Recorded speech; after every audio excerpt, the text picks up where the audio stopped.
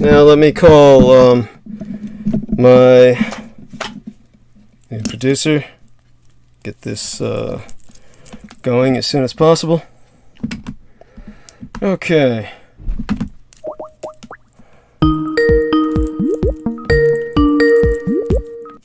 Okay, our man is here and we are live. So he's going to be helping me throughout as long as he can stand. And we'll see how long that is. Mr. Ty, introduce yourself. Say hello. Hi, how you doing? Excellent. My name is Joe Ty. Yes. Wonderful. Wonderful.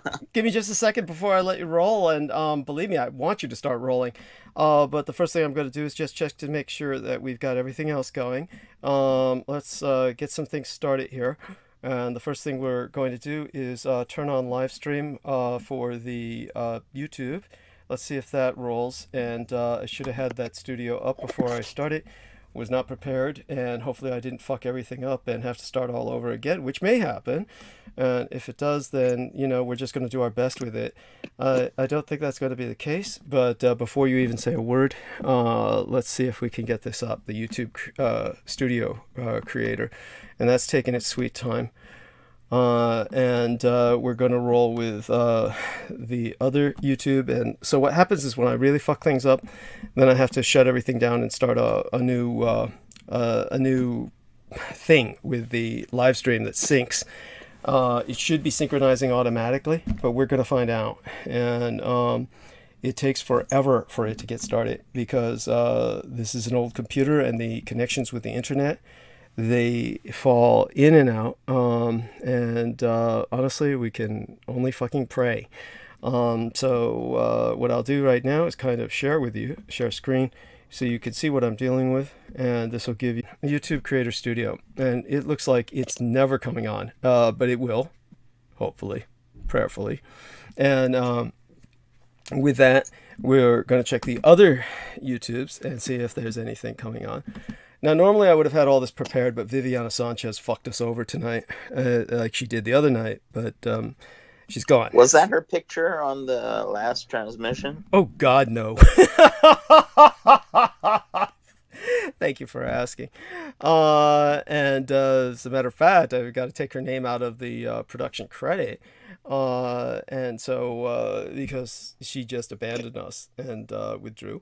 I'm not surprised in a sense. I mean, and so when she was approached constantly by all of the enemy,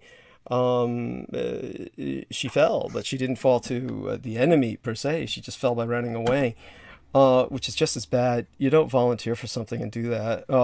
So believe it or not, T-Tank Barry's with us. Says, "What's up, Douglas? Greetings from Redwood City." And first thumbs up for the transmissions. God bless you, sir. Everyone else do a thumbs up. T-Tank Barry is the best. He's provided $280 within a single month last month, and he did that both by personal delivery, and he's all over California. So just a wonderful individual. He either thank you. Yeah. Yes, yes. And we need more of those.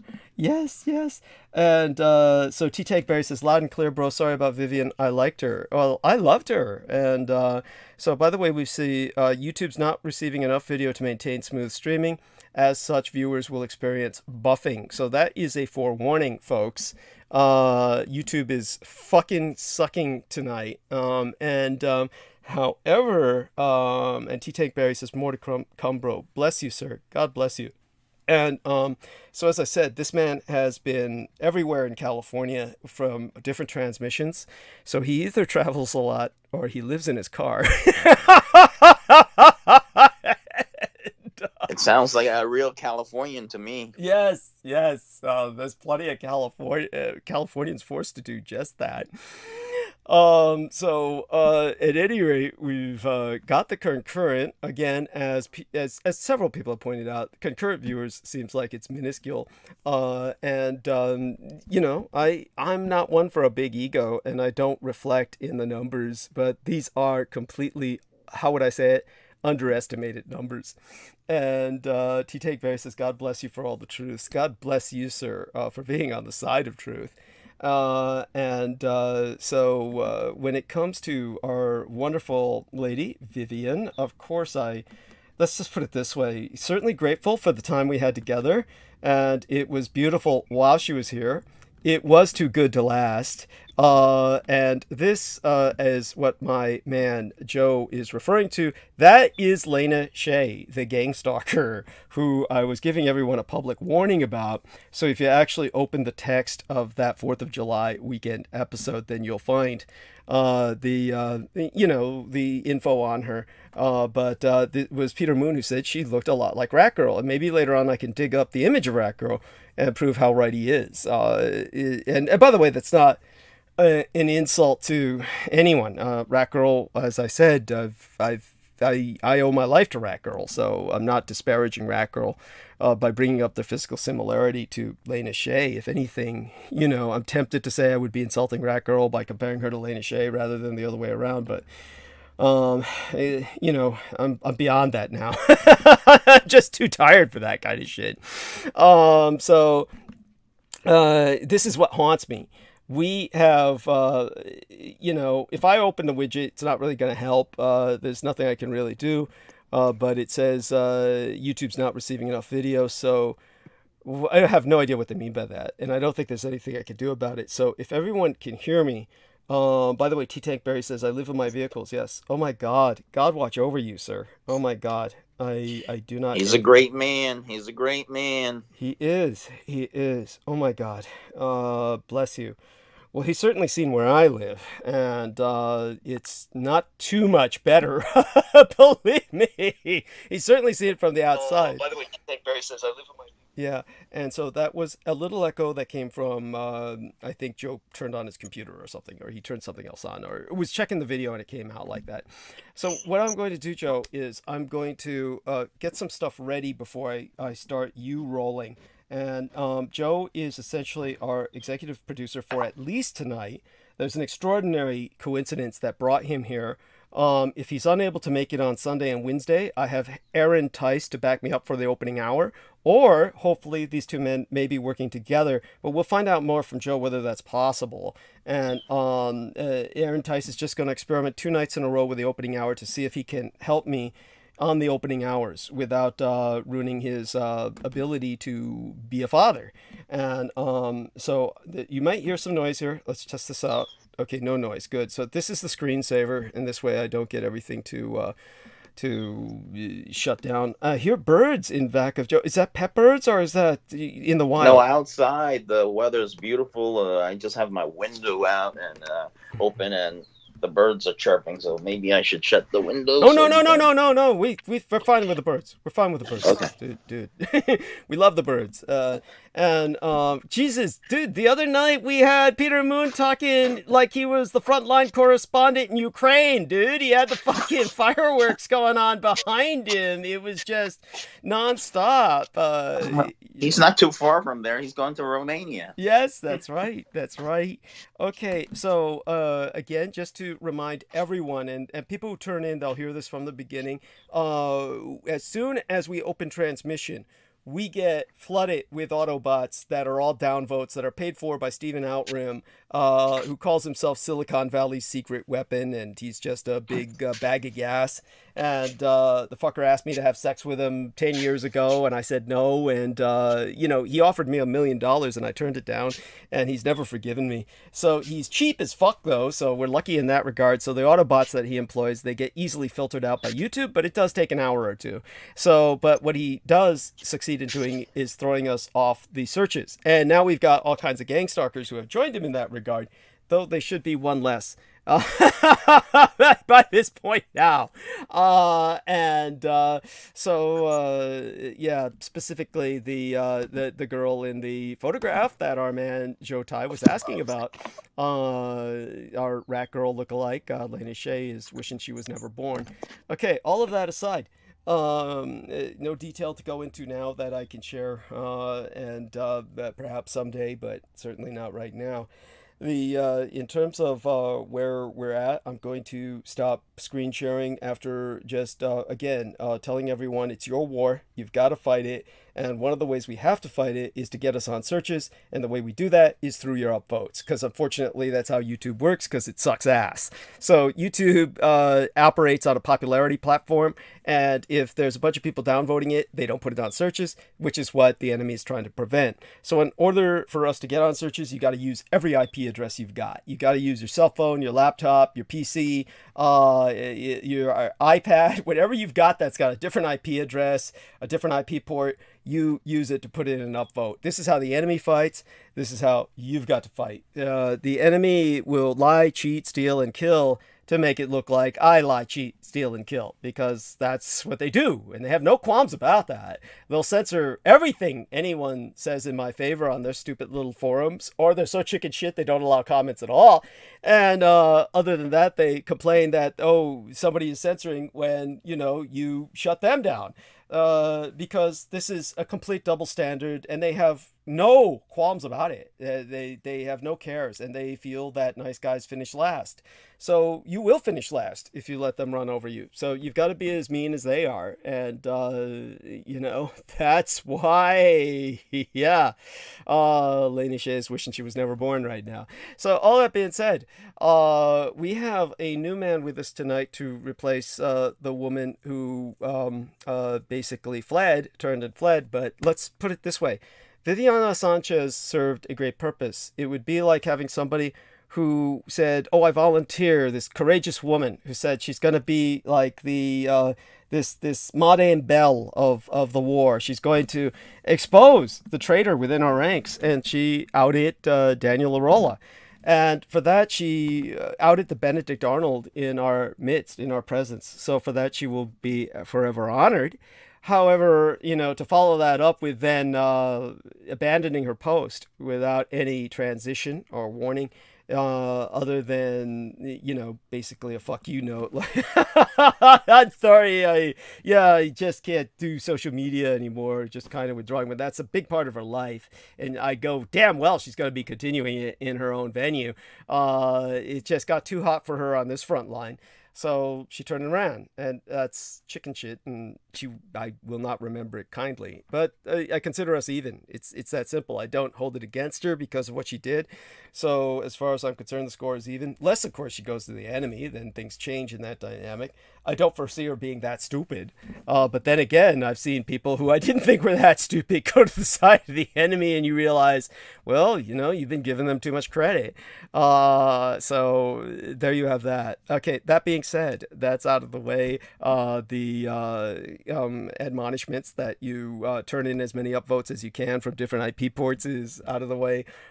We have with us a man who may be the permanent replacement for Viviana Sanchez, but it's entirely up to him and his schedule. I don't know what his work is like or how long he can stay up at nights, but he's certainly with us for as long as he can stand tonight. And that's thanks to a bizarre circumstance in which he was injured at work. So what I'm going to do is I'm going to try and see if I can bring any other people on, and I'm going to show Joe Tai how this is done while we're sharing screen. And then we're going to see if we can't get other people on. We're going to have Joe Tai pretty much introduce himself and dominate, you know, the next several minutes at least. But here, Joe Tai, is how we do that. Joe, I'm just going to say Joe, which ironically is the name of Lena Shea's husband, Joe Shea, which you probably knew. You probably knew that. And so here's Viviana Sanchez, sadly, not to be called. Selena Khan, interesting enough, says she's away as opposed to, you know, busy or something. Sammy Romero. Add him on. Peter Moon, we don't do that till the top of next hour. And let me scroll down here. Noreen Halpan, see if she can come on. And as you can see, I basically have people like Daniel Arola that I never bothered to take off. I don't give a shit. And I just leave him there to rot. And Justin White, just in case he wants to come on, the Curious Girl, who we don't expect to respond, but you never know. Brandon Young, George Knight, so you can jump on anytime during later. Aaron Tice will leave alone for now. And Brendan Zogit, in case he should ever want to. Judith Agert, of course. Why not? Is that? Trisha Whitmer should she want to, but I'll leave her alone for now because I don't know what's going on with her. She's in Australia. She's cool, but other than that, and there's Aaron Tyson, I'm leaving him alone. Amanda Ute, always try, but I never expect her, poor dear. She's on a dysrhythmia all her own. Other than that, it looks like we've pretty much got everyone. And you can see some familiar old names here that will never need Daryl Neely, David J. West, Derek Talley, people who are never going to be called. All right, let me see. Aside from that, Jason Knight. Now, he's cool, but I don't know if he's available. Joe Boyer, I don't want to bother him. John has got the red, so that he can't be called. God knows, maybe he's cruising for porn or something. And of course, Kane Lawless is nothing but Daniel Arola trying to look cool there. He actually almost manages in that photo, so that you don't see he's like this wrinkled, prunish looking, what would you call them? It's like who were the people who were the people in Willy Wonka and the Chocolate Factory? What did Oompa Loompas? You don't see him for the wrinkled Oompa Loompa that he is. Other than that, no one else to really pick on here. Old people like Salman Sheikh. Even Rocco Fowler's down there.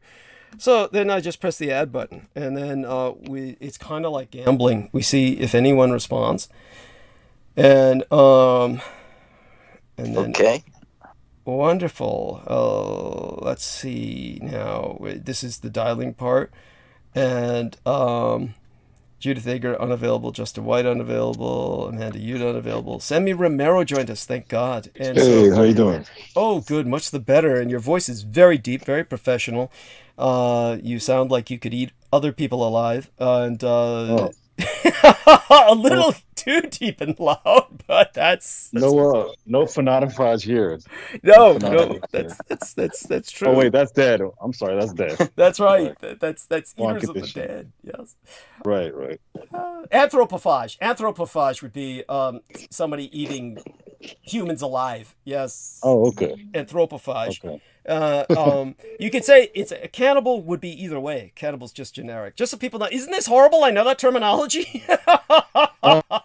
It is, Doug, but your background, I'm not surprised. Thank you. Yes. You can call them agories. Yeah, agories. Where does that come from? Is that like India? India. Okay. And is that the cult? The cult that that eats those dead people, or do they eat people alive? So it's just Sammy Romero and Joe Tai. Now these wonderful gentlemen. I'm going to ask Sammy to just tell us how his day went, and segue it to Joe Tai. And then when Joe Tai takes over, he's going to introduce himself and just tell us what happened with his accident at work. And what I'm going to do later on is I'm going to replay this so I can hear it myself, because I am curious and I don't need him to repeat himself to the sufferance of the audience. But he had an accident at work which enabled him to take a nap and then be prepared for tonight. And so that's very coincidental, but I definitely want Sam to tell us what happened with him today first. And while he's doing that, I'm going to put links up, and while I'm putting the links up on the various Facebook pages, I'll stop sharing the screen because there's no need for people to see that, but it'll just confuse everybody. But other than that, we'll go to Joe from Sammy. So Sammy, tell us about your day, how it's been, and what kind of mood you're in, and if you're at work or not. I'm at work, but I'm on my break, so it's cool. Okay. Really, my week's been okay. The only thing is I survived 4th of July. Yes. I was thinking that you had trauma from last year's explosion in Los Angeles that killed everybody when the cops blew up the fireworks. I mean, it's been only a year. Holy shit. Yes. Well, aside from the LA County Sheriff being under investigation for having their own gang, which is hilarious because it was obvious all along. I was driving on the 110 late to Tuesday morning, and the 110 freeway was lit up with fireworks. It's like you were on the 110 freeway. There was back-to-back traffic, but there was a fireworks show literally and these are all illegal fireworks on the 110 freeway, which was horrific at that. It was horrific because there was accidents all over me. So I'm like, what the hell's going on? And, you know, the 110 freeway, if you know Southern California, runs through a very urbanized area or ghetto. Inner city, and inner yes, city. you know, these inner city people, you know, love their illegal fireworks. And it was quite a sight, but it was it was horrific because, you know, there's accidents everywhere.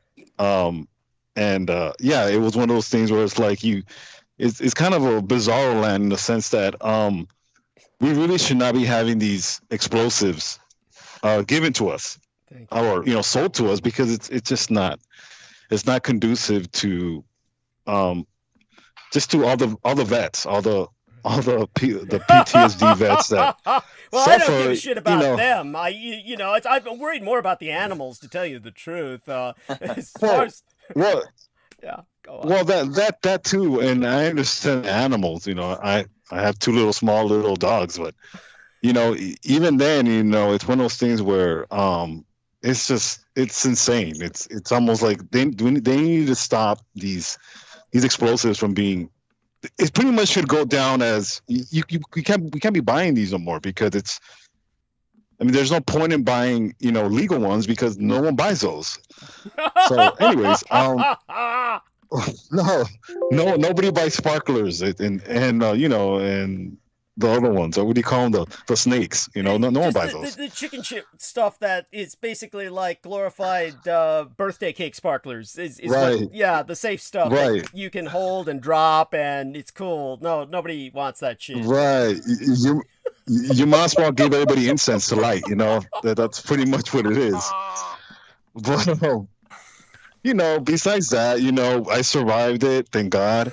But as I was going to my residence, not only was there a fireworks show on the 110, but also where I get off on the 110, these idiots were lighting up other fireworks and throwing them on the road, and they were exploding on the road right next to cars. So, you know, I don't know if this was some type of, you know, attack on me, or maybe it was a gang stalker. I don't know. You know, by the way, I can care less, but that potential is there, and it's terrifying. But go on, yes, please, by all means. You know, maybe it's to get it rid is of what the it is. evil spirits around you. You know. Yeah. Yes. Oh well, you know, possibly, but it was like I'm driving down the road and you have idiots putting, you know, lighting these explosives right next to my car, and I'm looking at them. I'm looking at them, and it's like, really, you know, all I'm saying is it's just, you know, you just have to laugh or else you're gonna, Cry. you know, I could have drove my car right into them, but for what? You know, there's no point. You know. I mean, that's probably what they want. So, anyways, yeah, I survived, thank God, and I'm just here to support Doug. And unfortunately, I've heard what Vivian, you know, it is just, you know, it is what it is. It's just at the same time, you know, we got to move on, and well, you know, it is what it is. You know, I can't say it was. It's bad in a sense that, you know, you could give the courtesy, but you know, it is what it is. She wasn't a bad person. It's just, you know, people have their reasons, but you know, all I can do is support Doug, and really that's also Doug wants us to do is support him. He's very reasonable in the sense of that person he is. Right, and I don't blame nobody. You can't blame nobody for what happens to you. It's part of being an adult. I think anybody can agree in that. But anyways, no. Oh God. Hello? He may have dropped off, so we'll find out if he's okay. Right now, I can still see. Let's take a look at what the screen's saying before I go and grab some refreshment. So Senator Romero looks like he's still on with us. Okay, and he's trying to talk. Yes. Okay, there we are. Got you back. Sorry, I got a phone call, so that's why I had to. Understood. That's what. that's what happened pretty much. Yes. By the way, just so people understand, Sammy's in management and he has to take these calls. So yeah, understand that, and that's important. And yes. Does that kind of round up your experience with what happened on the 4th of July, Sammy? Or Yes, pretty much. Pretty much, yeah. wonderful. And again, just so people understand, I consider the score even between Viviana and myself. And you know what? Like I said, I don't look kindly on the way she retreated. If she does come back, it's not like I'm going to turn her away. At the same time, she's going to have that question mark on her in the sense of it's not so much feeling that she would ever turn to the enemy, though in this day and age, nothing would surprise me, but more like, could I trust her to hold position. And that's essentially what I had grown to do. And then she just suddenly back, and the fact that no reason is provided, or what reason is provided just is bullshit as far as I'm concerned. Which here I am, I'll share screen with these two gentlemen, and basically it's along these lines of basically what she said was oh God, where is she now? Hopefully she hasn't like I said, she's still there on the list, so we just saw her, and there we are. It was just basically thanks, Douglas. I think I'm going to be stepping away from social media as the days go by. Just something I sense I need to do. I'm sorry to what's happening to you with these vile people. No opportunity to speak privately.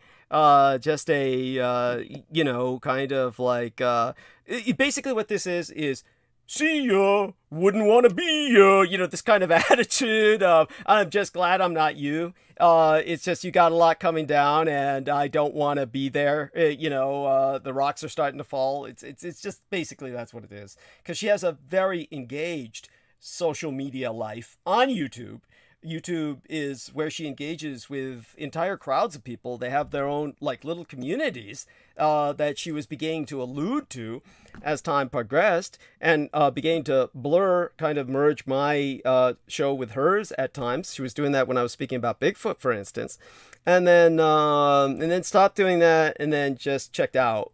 So when she checked out the other night, just as suddenly as she did, I figured something like this was going to happen.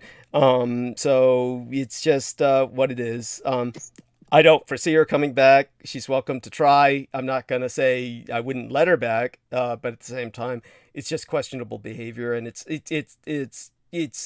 like I said, it's even, and we just let it go at that. There's nothing more you can say. She did us a solid for getting rid of Daniel Arola, and at the same time,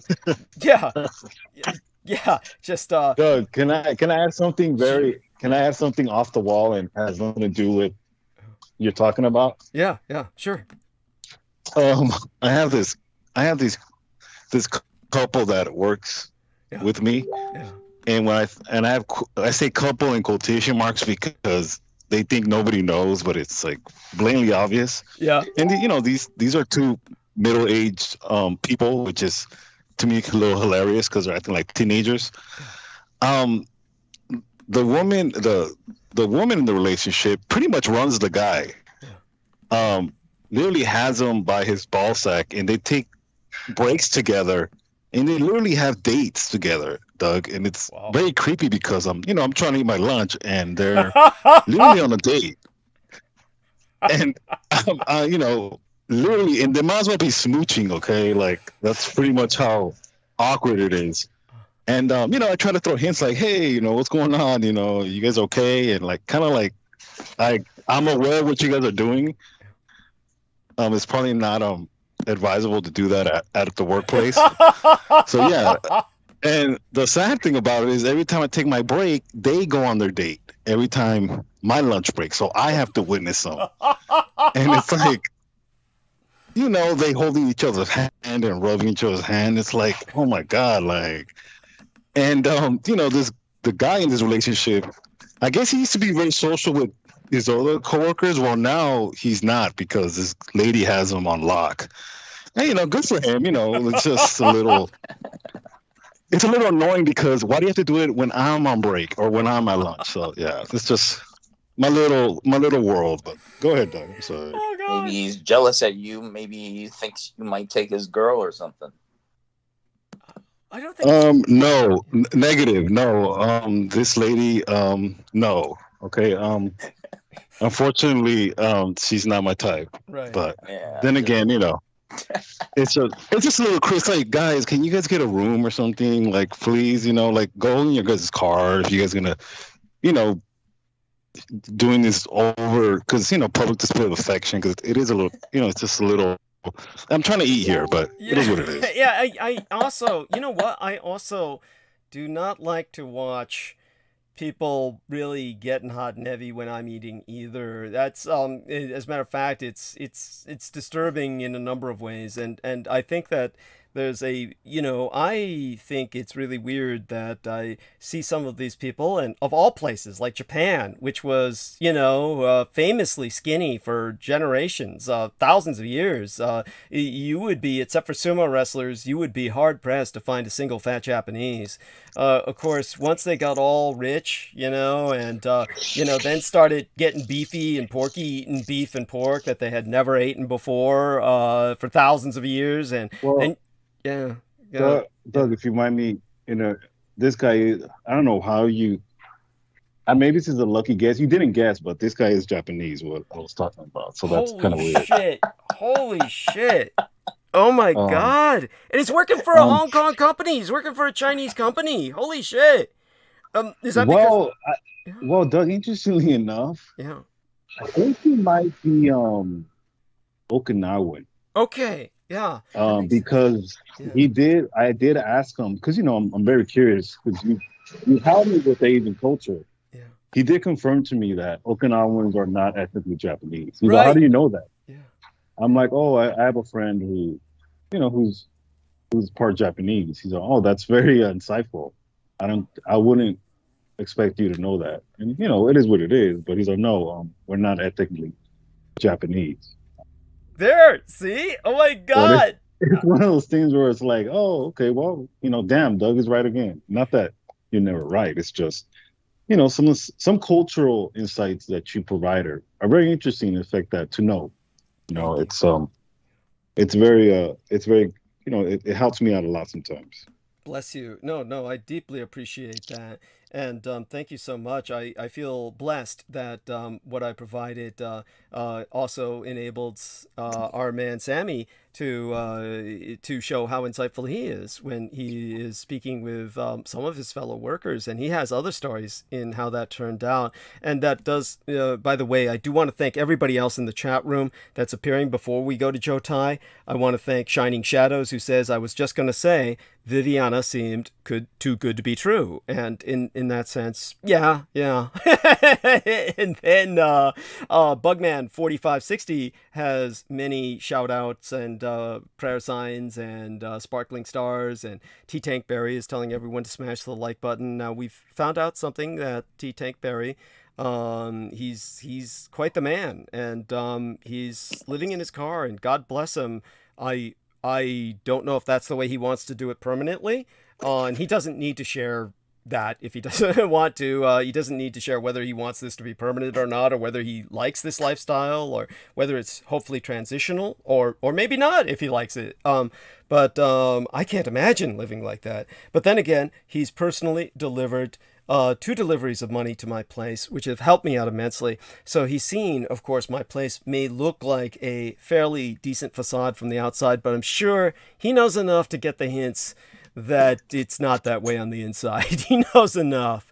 And by the way, because we're bringing up the Japanese and the Okinawans, so today is the Eve day for two things: the Roswell atrocity, and what I'll do later tonight is deconstruct Bill Burns by kind of listening to him here on air and deconstructing him while I listen to him after Peter Moon checks out for a bit. I'll do that because I didn't have any chance to listen to him before the show because of Viviana pulling what she did and my mad scrabbling for somebody until I found Joe. But when, you know, it is also the Eve day for the beginning of World War II. And the World War II began in Asia at the Lugao Bridge incident, which, of course, for some reason, no Westerners at that time could pronounce, so they called it the Marco Polo Bridge incident because, everybody thinks Marco Polo and then they know it's Asia. That's how fucked up they are.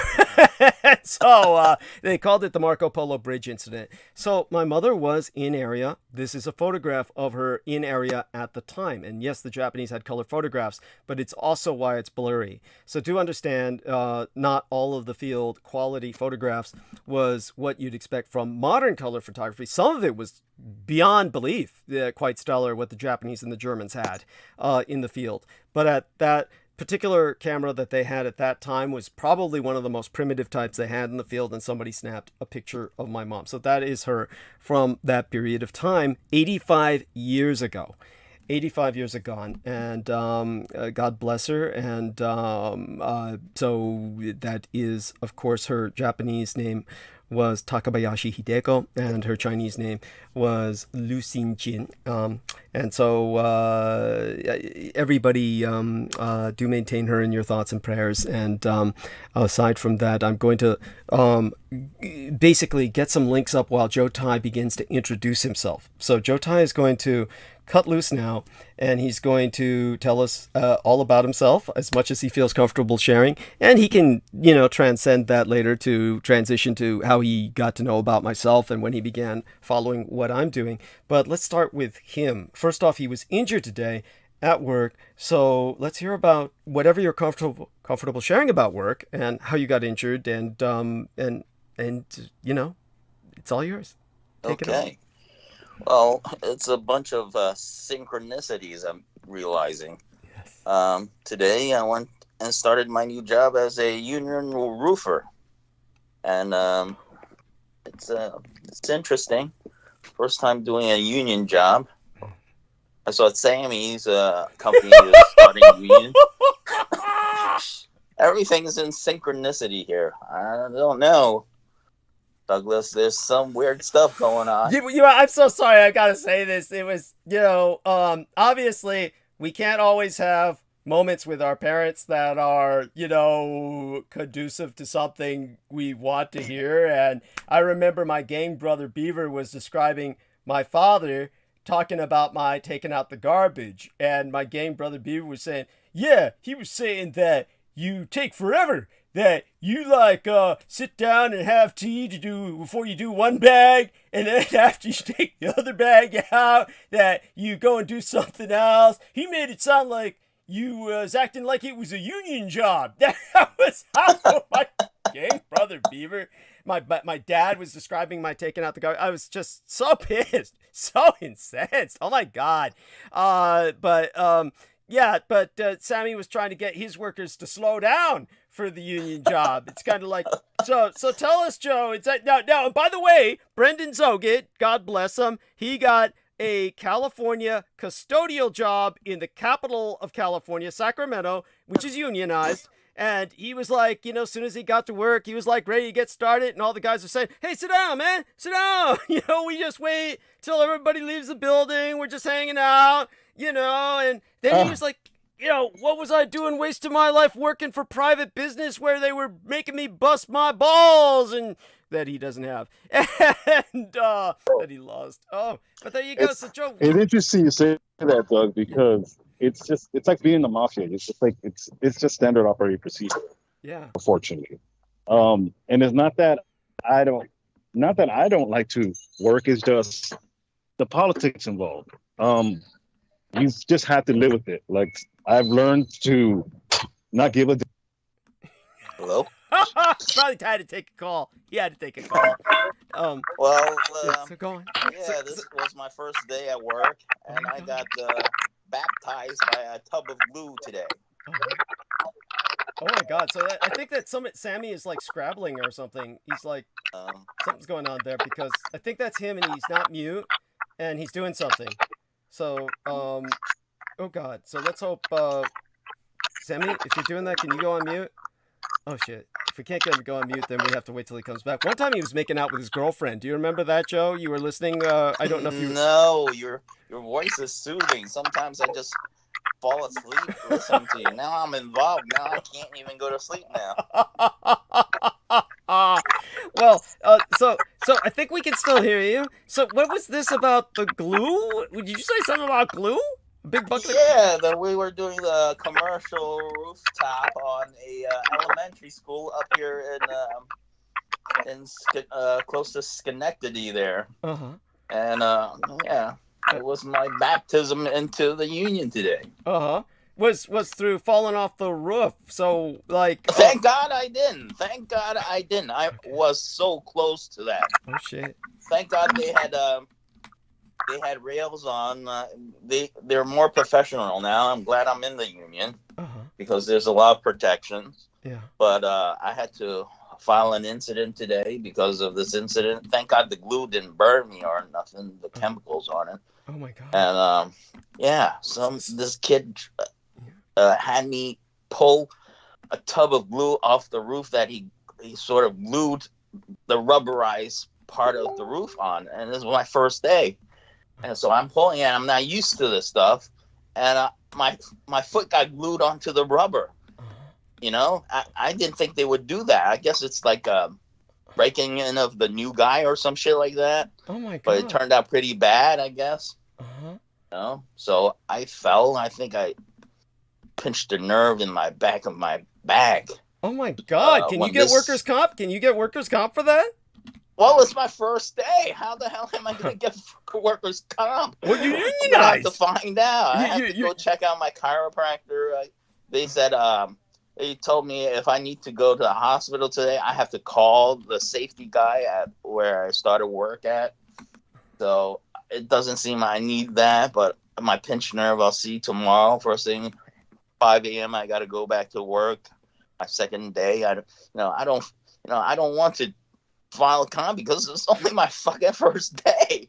But these guys were nice enough to take me on. You know what I'm saying? And but if anything happens, I'll have to do it. Yeah, yeah. I mean, I think that you should try just because I think that would be cool too. Then I'll have plenty of time to be you'll have plenty of time producer to produce right? Dietrich. Yeah, shit, yes. I like the idea. Yeah, and oh God. So and I just realized, of course, I've got to add some bio in about my mom in the the summary for tonight's show. Your mom looks like a Hong Kong star. Oh, you're very, very kind. You're very graceful. Yeah. And so in terms of now,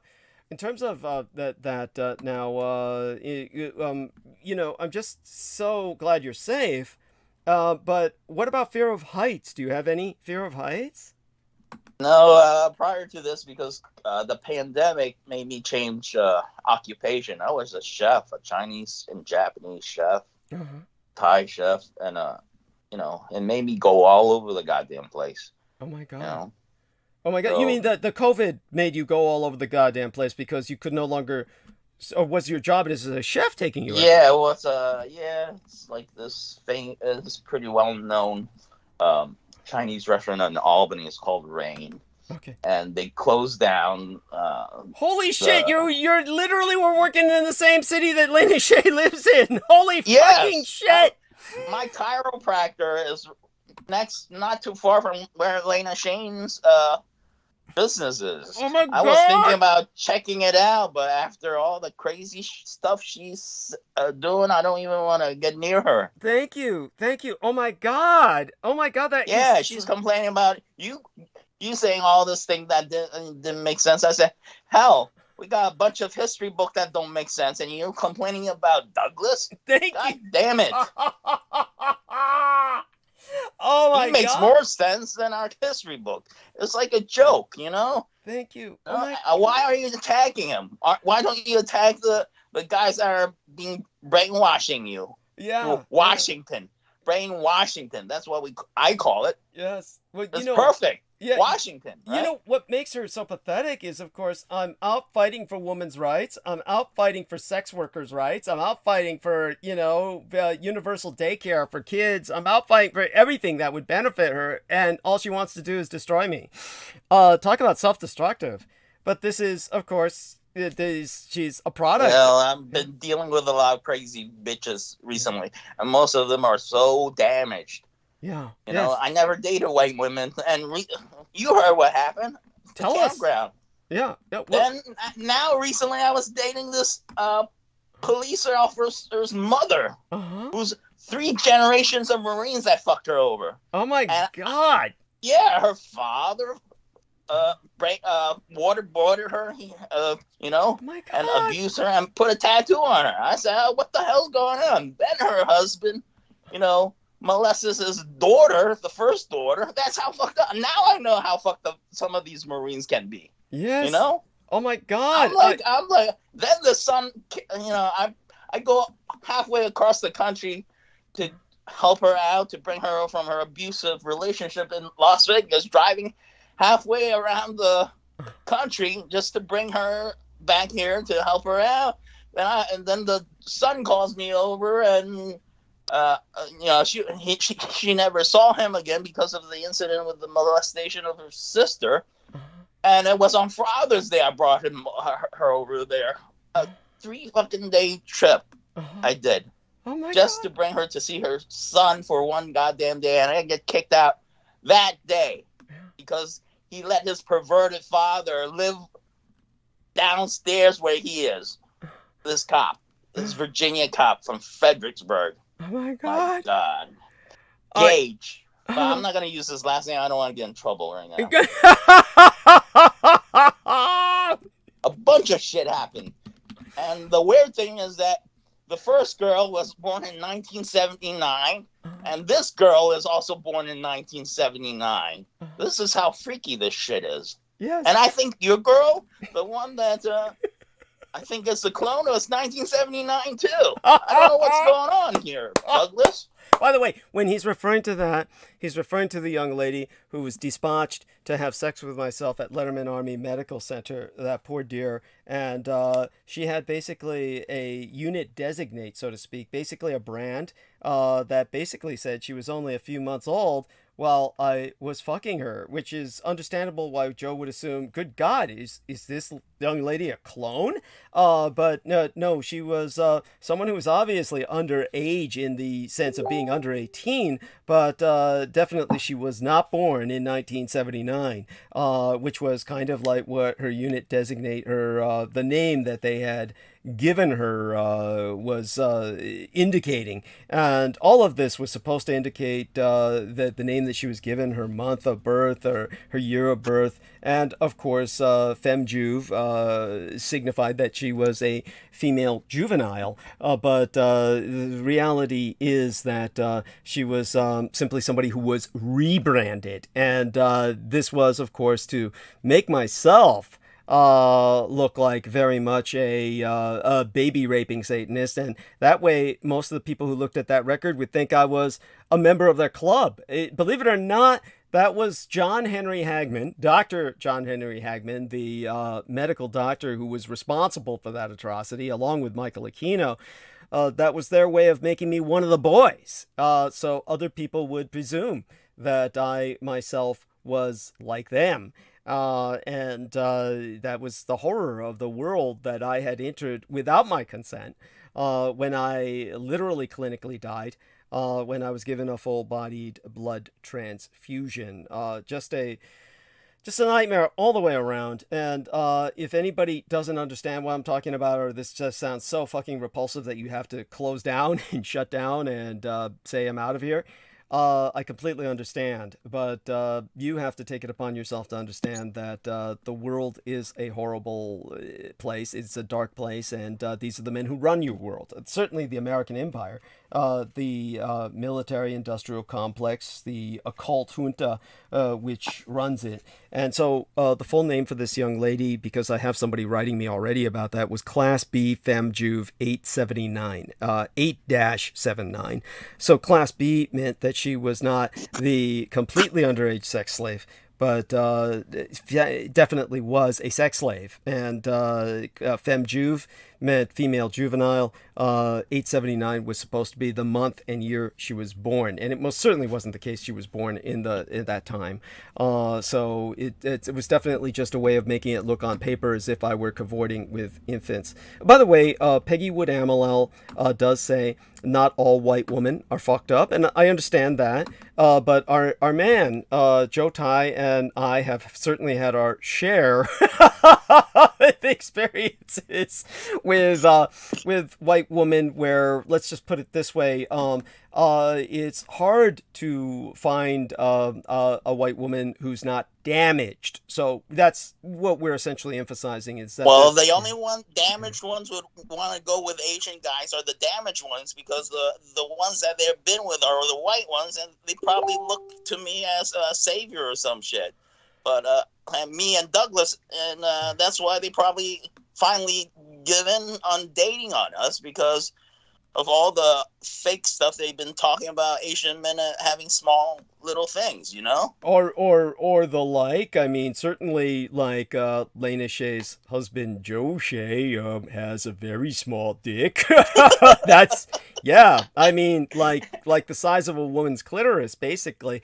But, yeah. That's why she has to go around. Yeah, and I'll tell you what, I mean, just to show you, I don't know, is Sammy still with us? I'm just curious, but...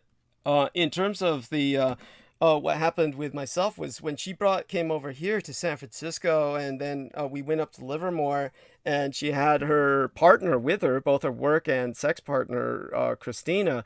When I got it up and running, and Christina has the nerve to say, "That's the white boy in him coming out." And I was just, oh my fucking God. To be so objectified like that. She called me an incel. You know that, right? She called me an incel. She doesn't even know me. I only said hi on her birthday, and that's about it. Lena called you that? Claims that I'm an incel. I have one son. How the hell would I be an incel? Lena called you that? Yeah. Oh my God. She called me an incel. I said I can probably outlast your husband. Yeah, thank you. Thank you. That's why me and Douglas, we can satisfy these women. Oh my God. I'm appalled. What year was this? Was this last year or this year sometime? No, just recently when I text you about her trying to talk to me, and I told her how she's a retard. Right, right. But you said you were wishing her happy birthday. Her birthday was like a week ago or so, right? A month ago. Month ago. Yeah. So you were wishing her happy birthday when she said that, right? Then she later on tries to contact me. I said, right. Then I said, and telling me about you and all these fake stuff. I said, America's been burning black people for centuries. Yeah. Why would Douglas lie about them burning a Japanese war victim? You know? Yes, thank you. So what's the big goddamn deal? You know what I'm saying? Absolutely. So your history book is filled with so much lies, I can't even stand it, you know? So why are you you know he's right. So why are you I'm not stupid. So stop. I don't even want to talk to you if you're going to be that dumb, you know? Thank you. I mean, oh my God. So first when you said hi to her, like happy birthday on her birthday, which was about a month ago, then it was around that time she says, "Oh, you're an incel," just because you were checking in with her and saying hi, right? And she felt when I cursed her out, I said, "Why would you want to talk to me about Douglas?" Right. You know, if you want to be friends with me, you can talk with me about it. Right. You don't have to bring Douglas into it, right? Right. I only brought you in because that's where I found her talking to you, and that's why I was sort of interested in seeing how she acts and what she's doing, you know. Why would she marry a Taiwanese Asian guy? You know what I'm saying? Yeah. Well, for the money, of course. that's like, why? How could you even ask? It's... Yeah, you're right. Yeah. Cornell University, right? Princeton University. Princeton? That's where I'm originally from. You mean the city, right? You're Princeton University, Princeton Junction. That's where I grew up. Uh-huh. I met all the top guys over there, from CIA guys to FBI guys that were handling the Tenement Square bullshit. thing. Right. Oh my God. So tell you what, do me a favor. Hold the show for the next 5 minutes. I've been so fascinated by everyone that I didn't leave to grab anything, and we're gonna bring on Peter Moon any minute. And I might ask Peter Moon to hold it with our man Joe, and basically, I'd like you to relate to Peter.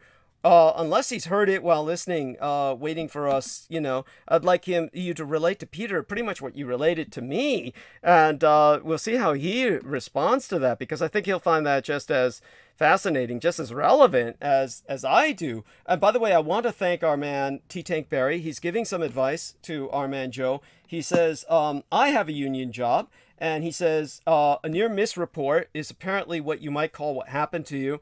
And he says, his advice is don't file for workman's comp. It's capped. Stay employed. Okay, so I see what he's saying. And, it is what it is. Yeah, I know. I wouldn't want to do it either. It's just my first day and things happen, Thank God I didn't die. That's all I'm happy about. Right. I wouldn't do it. I know they gotta. I bet you tons of people do that, and I can't stay at home. I can't do that stuff. I gotta work. Gotta keep my muscles moving and my body working. Yeah. Can't be. I mean, well, I don't move around very much, and so I seem to be all. You trained as a ninja, right? yeah. There you go. That may have something to do with it, but I think there's multiple other factors as well. But but our man Joe here, I think that I'm just sorry that you've had these experiences, but you're right. I mean, a lot of times white women who wind up with Asian men or are willing to date Asian men do have issues. And it's that can be the case, and it's not always the case. It's not always, but they're the ones that might give us the opportunity because they've been with a lot of really bad guys. I understand that. And when I try to help them, you can't really help them no more. It's like I tried, tried. I'm trying to be the nice guy here, but no, it's true, and I actually will have to stay on with our man Joe until we bring Peter Moon on, because I'm going to have to show him how to do it. So that being said, once I bring Peter Moon on, these two gentlemen, maybe three, will hold until I return, and I'm definitely. Well, I can give you some nice facts about Princeton University. Yeah, tell me. So are you a graduate of Princeton? No, I graduated from the Jadwin Gym over there where my high school was in West Windsor. I did graduate from Princeton, but not Princeton University. But I did go to Chinese school in Princeton University when they had it. Oh my God. Actually, it was run by our mayor, Shin-Fu Shea. Same last name as your girl's husband's last name. Yeah, he was the first Chinese mayor of our town, West Windsor, Plainsboro, and right across from Princeton University. He ran the Chinese school over there that had the Japanese prince that went to Princeton University. They have a goddamn portrait of this guy. Oh my God. Literally, they had a prince of Japan during the war going to school there that they're famous for these maple trees that this Prince of Japan donated to Princeton University. That goes from Washington Route 1 to Washington Road all the way into Princeton University. Oh my God! Yeah. Holy shit! Yeah. Okay, so what I'm doing right now is I'm sharing screen, and what we're going to do is we're going to bring our man Peter Moon on. So here we are, and we're doing basically a search for his name, and if we can't find him, then what you do is theoretically I should be able to type his name in to get it. So it's on this call. Here we are. Here we are. So I hope you noticed that. And then we're gonna bring on Peter. and press the call button here, and then press add. And I will tell our man Peter that we're calling him. Let's see if he comes on here, and let's go for Peter, and say calling. Well, the 4th of July is interesting, isn't it? Oh God, it is. It's a Chinese fireworks with American history. Yes, there we are. And the American history is the evil part, and fireworks is just to get rid of the evil. Yes, that's right. I like that. I love that. So true. For anyone who knows the history of Chinese fireworks, they're meant to scare the demons away. Now, we have the honor of having Peter Moon on with us. And Peter, my dear man, so Peter, what happened was Viviana Sanchez withdrew. And but our man, Joe Tai, was able to fill in for her because he was injured on the job. And he is Taiwanese. And he was essentially raised in Princeton, if not born there, where, of course, Lena Shea... No, I wasn't born there. I was born in Taiwan. You were born in Taiwan. So he was born in Taiwan, like myself. But I was adopted over. Oh, my God. Oh, my God. Yeah, so from a Cantonese family. Oh, my God. Oh, my God. And so... But Peter, what I would like you to do is just listen to what happened between Joe Tai and Lena Shea. He's going to share that with you while I refresh myself. I was unable to do that all throughout the opening hour because I was just too busy. Wait, you're getting... Oh, shit. Hello? Oh, shit. Wait, Douglas? Yeah, can you hear me, Peter? I can hear you now. Okay. There was some garbling of the transmission, but is Viviana withdrew for the evening or period? Period. Viviana withdrew permanently. She's always welcome back, of course, and I consider us even. I of course don't look kindly on the way she left. I feel that she was holding such a professional standard that for her to pull what she did the way she did was very unprofessional, and I certainly don't appreciate we can talk about that, but in due course. But let's get back to what you want. I just needed to clarify that for myself. So this Joe Tai, he spells his name T-A-I? Yes. Okay.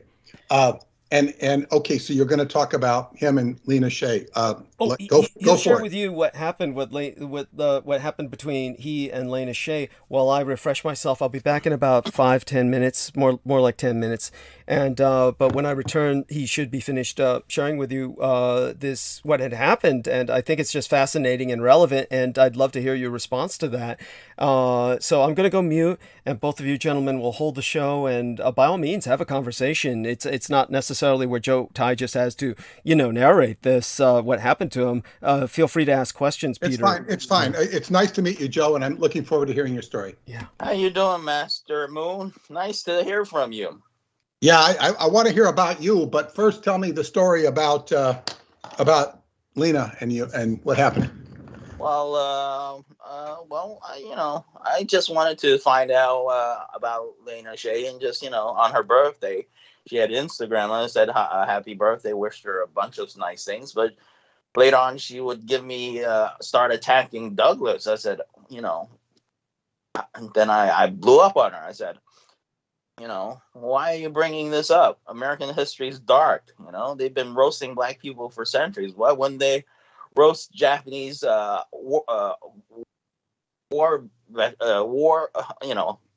prisoners of war? All the atrocities in your book that already showed it. Why would you attack Douglas? I mean, there's no reason for that. You can attack any other things besides Douglas. There's plenty of other things to attack on our American history. Thank God you brought it up for us to see how this book was wonderful. You did a superb job on it, Master Moon. Well, thank you, Joe.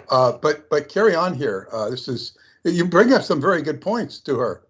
Yeah, I said, if she wanted to be friends with me, she didn't have to bring up Douglas. I only brought it up because that's where I knew where she was. I heard about her. I wanted to get to know her a little bit, how she got interested in all this stuff. But why bring up Douglas? I only wish. Did you know about? I never brought up Douglas. Excuse me, Joe. Did you know about all the acrimony between her and Douglas before you contacted her? Yeah, I didn't think that she was gonna be that crazy, but now I realize how crazy she is. So I don't even want to deal with her no more. You know, I cursed her out and she removed me from her Instagram thing. Thank God. I don't want to deal with her no more. You know? Well, that's yeah. I think that's one of the problems is people don't realize how crazy these gang stalkers are. They're not just unsettled. They're obsessively, compulsively crazy on this reference point of Douglas Dietrich. Yeah. You know, if you wanted to be friends, we could have been friends. But she had to bring up Douglas and all these stuff that is not relevant for me to know her. You know what I'm saying? So why I never even really contacted her. I only said hi, happy birthday, and when she did, song and it sounded nice, I said, yeah, it sounds great. You're doing better. But then she brings up Douglas. I said, well, we have nothing to talk about if you're going to talk about Douglas. You know what I'm saying? Well, this suggests it's her interface. Yeah. Her major interface with the world is the filter of Douglas Dietrich. The filter, and in this case, it's a filter of hating him. It's venomous.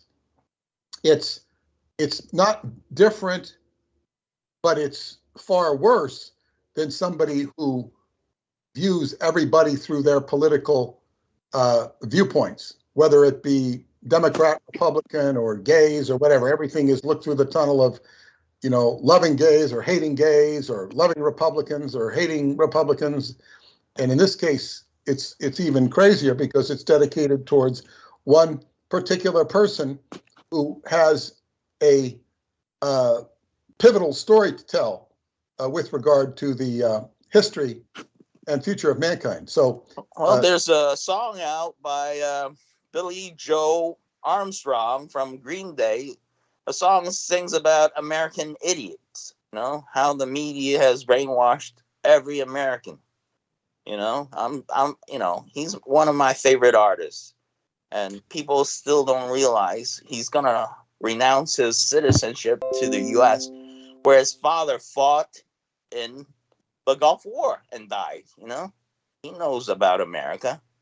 It's a all-American. I advise him not to do that, but for his own preservation, and because I have some friends that are looking for the United States to come over and be taken over. And what I would tell people, the United States, one of the most beautiful thing about the United States, not only that it has opportunities that other countries do not have, and people realize. You're right. There are plenty of things. That's why I stayed when Trump stayed in office. He's not going to run me out of the country just because he's a bad American and I should, leave to Canada. No, you got to stay and fight your battles here. Well, even you don't even have to fight here, right? It's great to fight here, but you don't have to fight here. There are still better opportunities in America, and Canada is, seems pretty benign, but it's not. It's not as nice as America. And America's great. I love it. Well, but this is my point. I don't love it like Douglas. We're pro-Americans. You're a pro-American. But Joe, this is just an point. Artist that's trying to make a statement. Because his father died in the military. This is my point about America. People, look at the founding fathers for all of their many faults. What people don't realize is the Constitution that they configured was based upon the Iroquois. That's right. A lot of these ideas did come from Native Americans. Yep, you're right. Yeah, so people overlook that, and it's that Constitution or the ideals of it which have made a more perfect union than a lot of other countries. Now, and one of the main problems in America is that the Constitution is not followed. It's circumvented. And although it's not perfect, it's a good system if it is actually honestly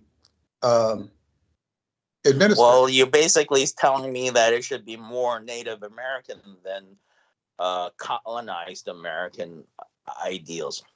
Well, that it's like the politics have nothing to do. I mean, the people don't follow the laws.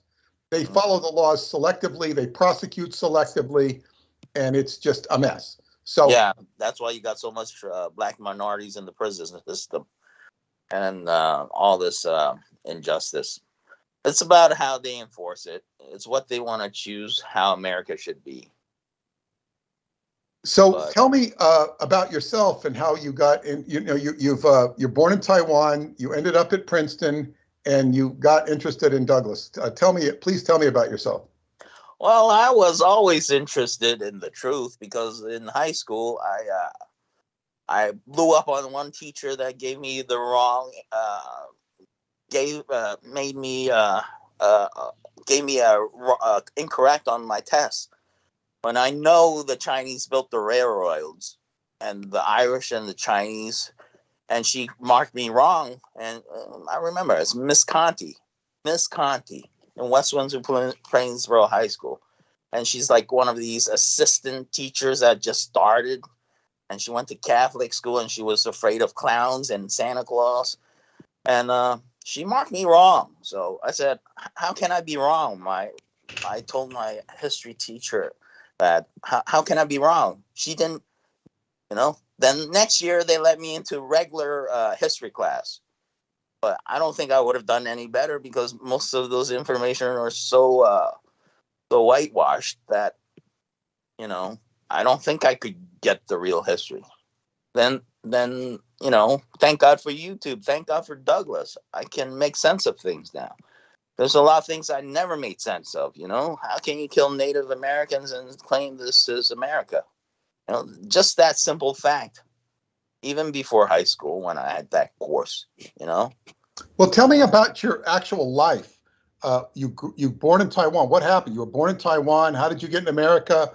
Well, it's in Princeton. Oh, well, it's fate. I almost died. My parents in Taiwan said, they did a fortune telling on the books that said I had to change my surname and I had to move out of the country to be safe to not have the. Wait, you had to change your surname, or they had to change their surname? I had to change my surname. How old were you? Tell me some circuit. You're not giving me any information. Oh yeah, I was born in Taiwan, and I slipped and fell on the stream, cracked my head open. How old were you? How old were you? Yeah. How old were you? I was 3 years old. Okay. Yeah. So that's my fate to America. I had two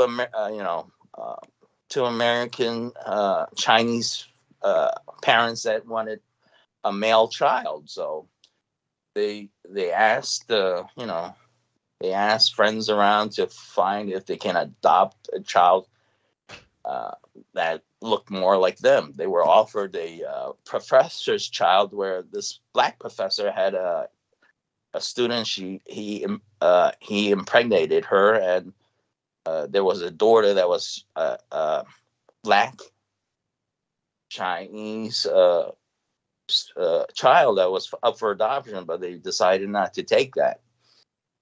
So my father was working for this Chinese general who was actually Lei Hon-Wan. That's the Cantonese. He keeps on mentioning Lei Hon-Wan. He's like the general. He was one of these generals that helped Mao kick so-called the Japanese out. So, now he's a general in Taiwan? Yeah, he was a general. He was one of these Chiang Kai-shek's generals that went to Taiwan, but he had actually emigrated to the U.S. Excuse me, Joe. He worked for Mao, and he ended up working for Chiang Kai-shek. No, he worked for Chiang Kai-shek. He was one of the guys that released to convince the Chiang Kai-shek to release Mao or something to help kick the Japanese out of China and all this BS. But I think that was a bad choice. But he was head of the the Chinese Association in Chinatown, New York. You know where the Confucius Plaza is, where Confucius is, the statue. Oh, okay. Yeah, he was the head guy over there, and he also had a Chinese restaurant in White Plains, New York, where my father worked.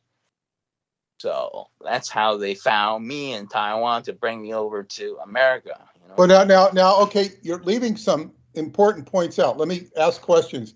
So this general who was now working as the head of Chinatown so it's SÖJÅN. It's Cantonese SÖJÅN. It's like the Unified Chinese Association of Chinatown.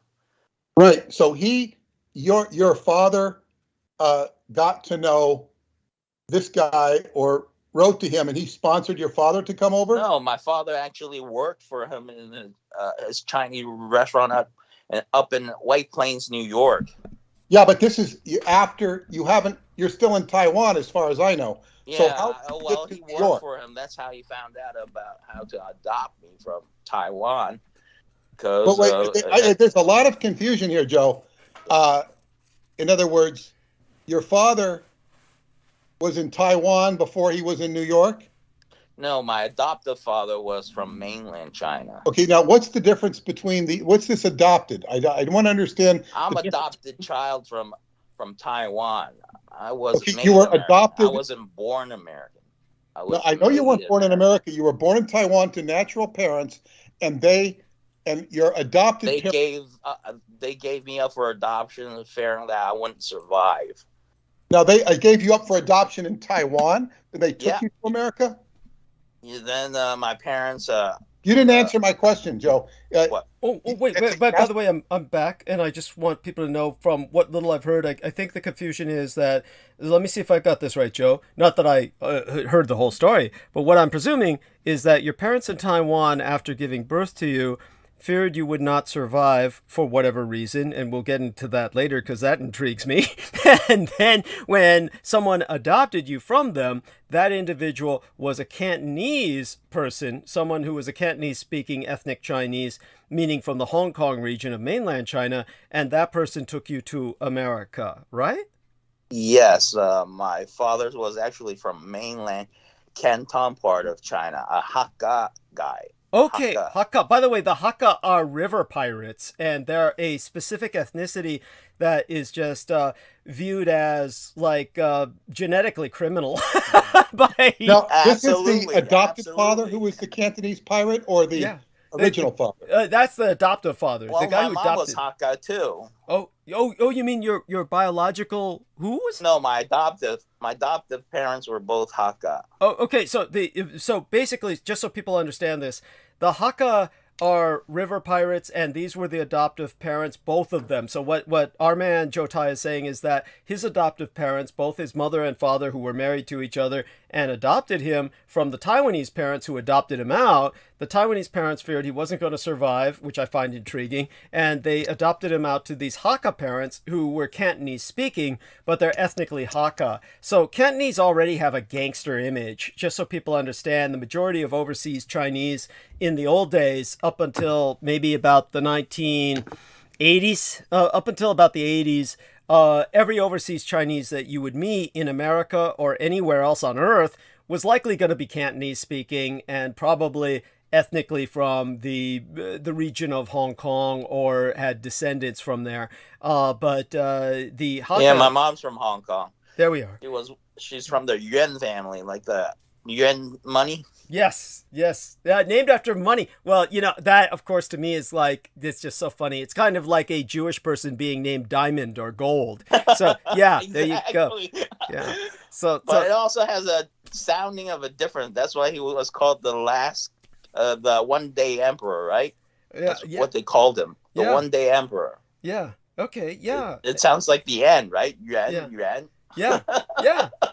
Got it. And so what his adoptive parents, the people who adopted him, they're speaking Cantonese, they're overseas Chinese, but they've already got the gangster kind of language down, but they're also Hakka, which adds this piratical element to it, meaning they're both ethnically from these river pirate ethnos, kind of like violent gypsies that go around, stealing from everybody. This is this is all pretty, you've got a pretty gnarly background. So when they adopted you, you're lucky they weren't like using you to hollow out your body to smuggle opium or something. Yeah, you're right. Thank God, right? Yeah. Oh my God. Oh my fucking God. So like, Jesus. So when they brought you over here, then what's so weird, Peter, is that he was working in Rain restaurant, very famous restaurant in Albany, New York, and Rain was put down by coma. Basically, the restaurant had to either close or downsize. But Rain, I knew of Rain, and that's a famous restaurant. As a matter of fact, I think that was run by the Taiwanese guy who would appear on. No, it's run by actually Cantonese. Okay, it's run by Cantonese then, so it's not the one I'm thinking. The father was actually the head of the Hakka Association. Okay. It's called the SÖJÅN. Actually, he was a gangster, yo. Of course. What else would he be? Yes. And the restaurants are just like the Italian mob fronts where, they basically are opening a restaurant so all the Italian mobsters can go there and eat. And yeah, this is what that restaurant was. But it's in Albany, New York. It's the same city where Lena Shea. Yeah. The funny thing is that the general that helped my parents adopt me was also the head of the Hakka, the SÖJÅN in Chinatown, and the guy I was working up here for was also the head of the association in Chinatown, the same organization. Is this New York City Chinatown? New York City Chinatown. Yeah. Okay. Yeah, which is like a can of sardines, and so you're what about? Why did your parents in Taiwan? You're younger than me. Why would they be afraid you wouldn't survive? Fortune was a fortune. I almost died. That's the reason. I cracked my head open. Okay. I was crossing a stream with my uncle. I slipped and hit my head. Then they did some fortune telling in Taiwan. You know how famous Taiwanese are for fortune telling. That's right. That's how my name was developed. Of course, yeah. So Peter, oh my God, so Peter had it down. So Peter, okay, so Peter, has this clarified anything for you? Have I helped? Well, it clarifies a lot because, see, Joe, you had a very interesting story, but you weren't giving all the details in the consecutive order. It's very interesting. So thank you for that. And now we know that we know how you got to New York. What age were you when you came over? Yeah. Well, they had a bunch of regulations where my parents had to stay and go over to Hong Kong to adopt me. So we had to stay like a couple years there. Probably I got here 1 year before kindergarten, probably like 6. Okay, so they had to adopt you. They had to go to Hong Kong to adopt you and take you over. Yeah, because of because my mom was from Hong Kong or something, and I don't know how it happened. But you mean your birth mom or your adopted mom? My adopted mom. Okay, I'm just clarifying. Yeah. Okay, so they could adopt you from Hong Kong to Hong Kong from Taiwan and then take you to America. Yeah, so they had to stay like a couple years there. They said I should have stayed longer. I wish I did, so my Chinese would have gotten better. But okay, here's a big question. Now, I understand why your birth parents gave you up. But why on earth would these people want to come all the way over from America to Hong Kong and go to all this trouble to adopt you? What was so special about having a kid or having you in particular? Well, the general that my father was working, the general of Chiang Kai-shek's Kuomintang government, he emigrated to the U.S. and had a restaurant where my adoptive father was working at. And he had some clout, so that's where, his surname is the same surname as mine, Lee. So my original I understand the clout, but I don't understand the motivation. Right. Well, that's how it was hard to find Chinese Americans to be adopted anywhere else besides Taiwan. Okay. And the general that owned the restaurant in New York over here had some clout because he was part of the Kuomintang. Right. So we understand. we understand he had connections to the nationalist Chinese government in Taiwan, and that your parents, due to your fortune and what happened to you, were going to adopt you out.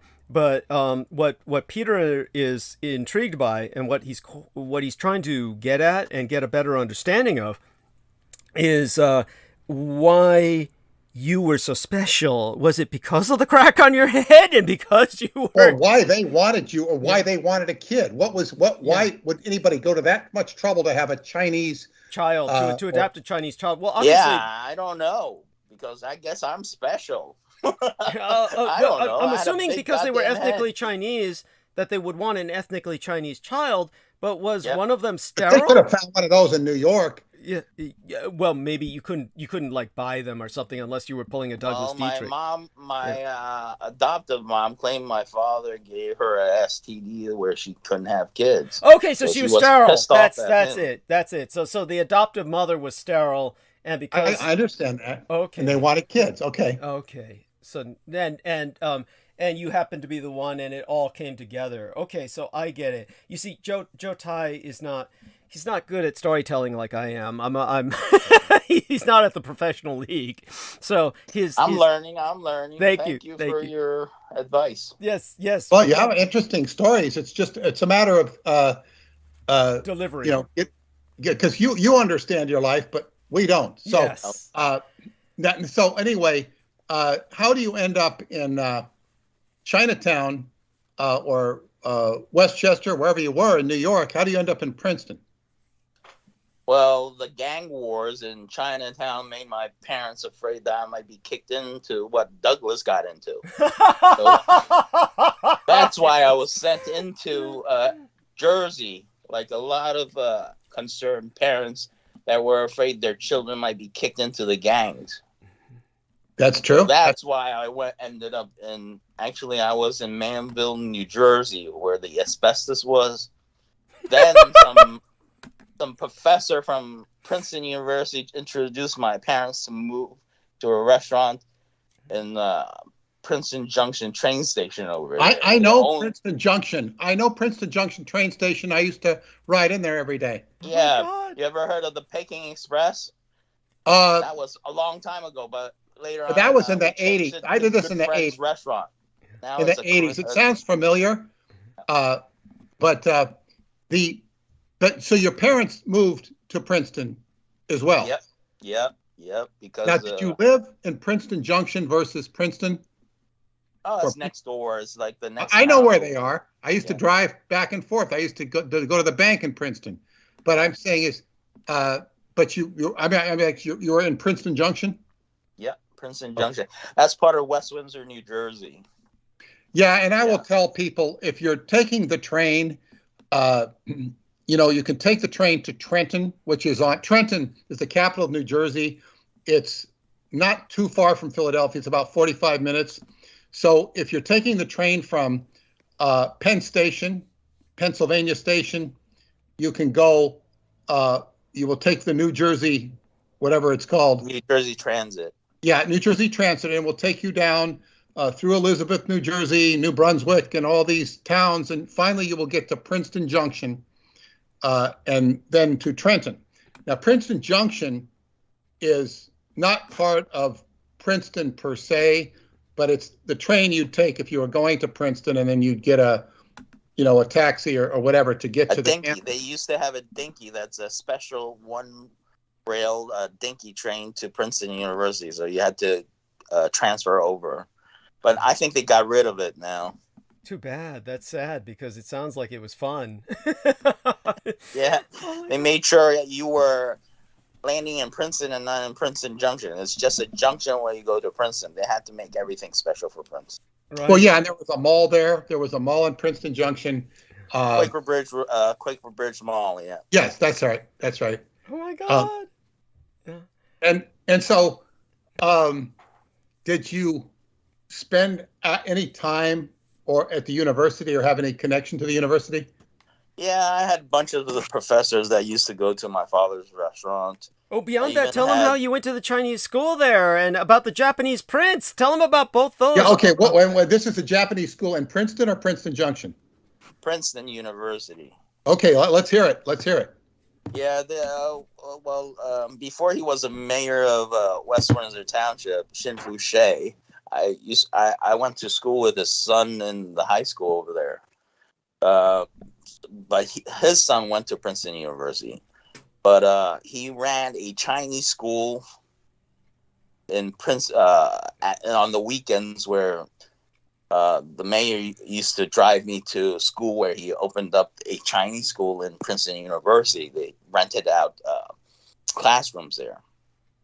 And that's where, but and you were studying Japanese or Chinese? No, Chinese. But I was working at my father's restaurant since I was little, and they think I want to go to school on the weekends just to learn more when I have regular school, and I'm basically almost falling asleep. Well, all Chinese kids were after work. Joe, you're studying Cantonese Chinese? No, that's Mandarin. When they started converting everybody to speak Mandarin. Right. I understand why they do that. I understand. Yeah, but by the way, I do want people to know that they forced all Chinese kids to do this. When I was young, all the Chinese kids were going to Chinese school as well as regular school. So this is part of the Chinese, part of the Asian tradition of just cramming their kids. But aside from that, tell Peter about the Japanese prince who went to Princeton and gifted them with all those trays. Yeah. So where you come out of the train station on going towards Route 1, and when you go across Route 1, that's Princeton, and all those maple trees were donated by the Prince of Japan during World War II. Okay. So he went to school there. I forgot his name. I'm not good with Japanese names, and even though I'm Taiwanese, I should know this stuff, but I wasn't, I didn't even know anything about Taiwanese culture until Douglas told me most of it. And, I learned a lot. Thank you, Douglas, for giving me my culture back. Oh, bless you. The least I could do. And you deserve that much. And so, yes, if you had been raised in Taiwan, you would have known this sort of thing. But tell Peter, so the Japanese prince basically attended Princeton around the time of World War II and gifted them all these trees that are there to this day. Yeah. So, but they're dying off now, so they got to replant them. So they got some disease, I think. But they have a portrait of him in the Chinese when they had the Chinese school right off of Washington over there. They have a portrait of this Prince of Japan that was going to school in Princeton University. They got very large Asian studies there. Joe, how old are you now? I'm old. I'm like 6 years younger than Douglas. But you're still younger. You're still younger than me. I mean, good God, I was born in 1966. So what year were you born in, Joe? 73. 73. Okay. Okay, and when Roe versus Wade came into play. Okay, are your birth parents and adopted parents still alive? One of each is alive. My mother passed away. The one that adopted me, my birth father, passed away in Taiwan. He was a fortune teller. He was the one that probably helped Douglas get his name. Maybe that could be true. That's possible. And that's incredible if that's the case. Oh my God, we're almost like family. Holy shit. Yeah, I'm sorry, go ahead. Yeah, did you know this? The fortune-telling style of this name changing fortune-telling is actually a Japanese fortune-telling style that the Chinese adopted. It was actually Japanese. Wow. It wasn't even it was taken from my father read this book, and that's how he know how to do the name fortune telling. Okay. Wow. Oh my God.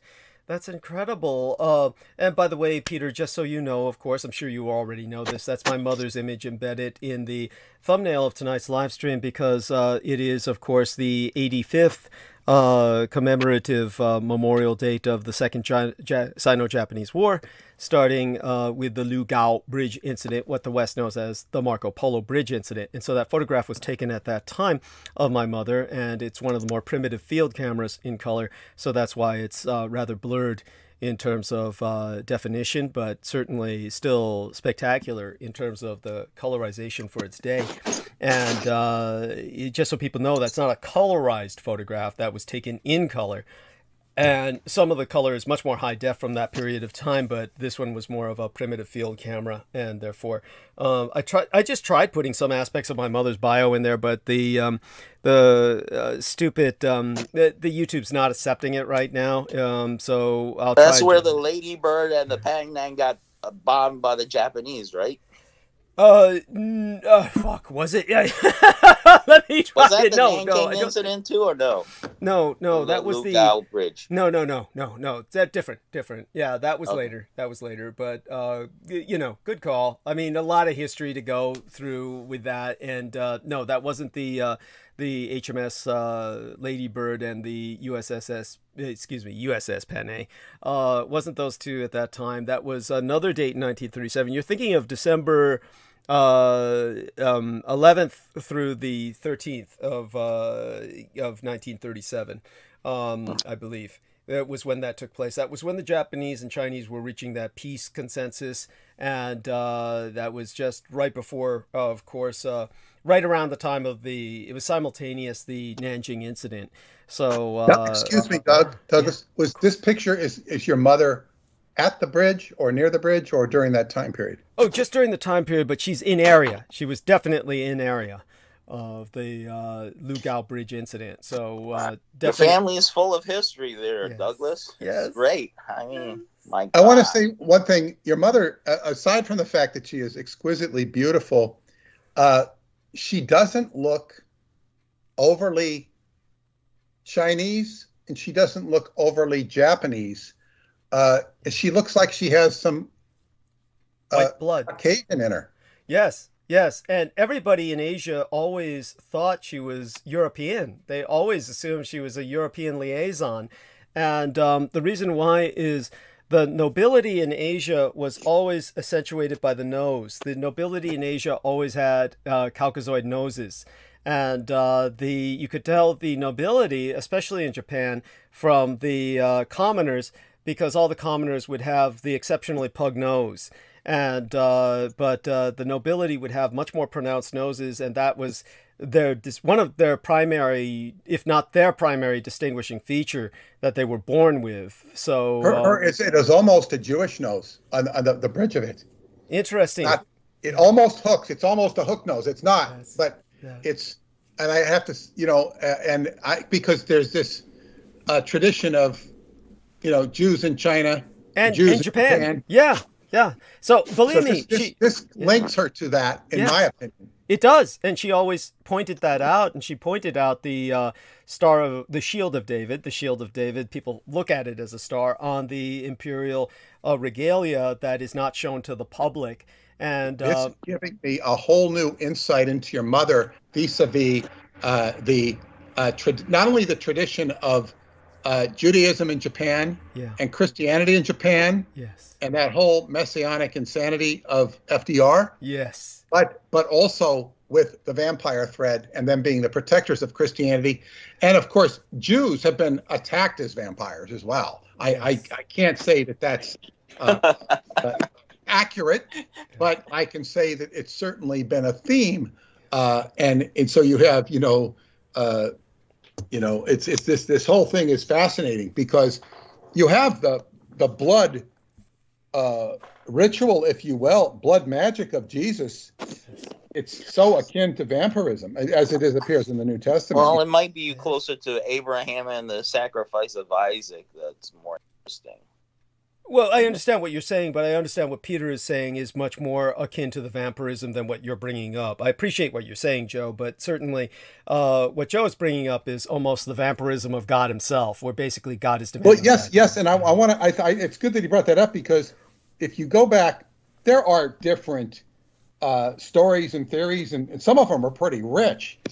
They're rich in their legacy or their metaphor, but you have the place where the Holy Sepulchre is the place where Abraham sacrificed his son, or tried to, is the place where Adam did something or rather, and that the tree that they crucified Jesus on was Adam's tree. This is a very rich metaphor in there.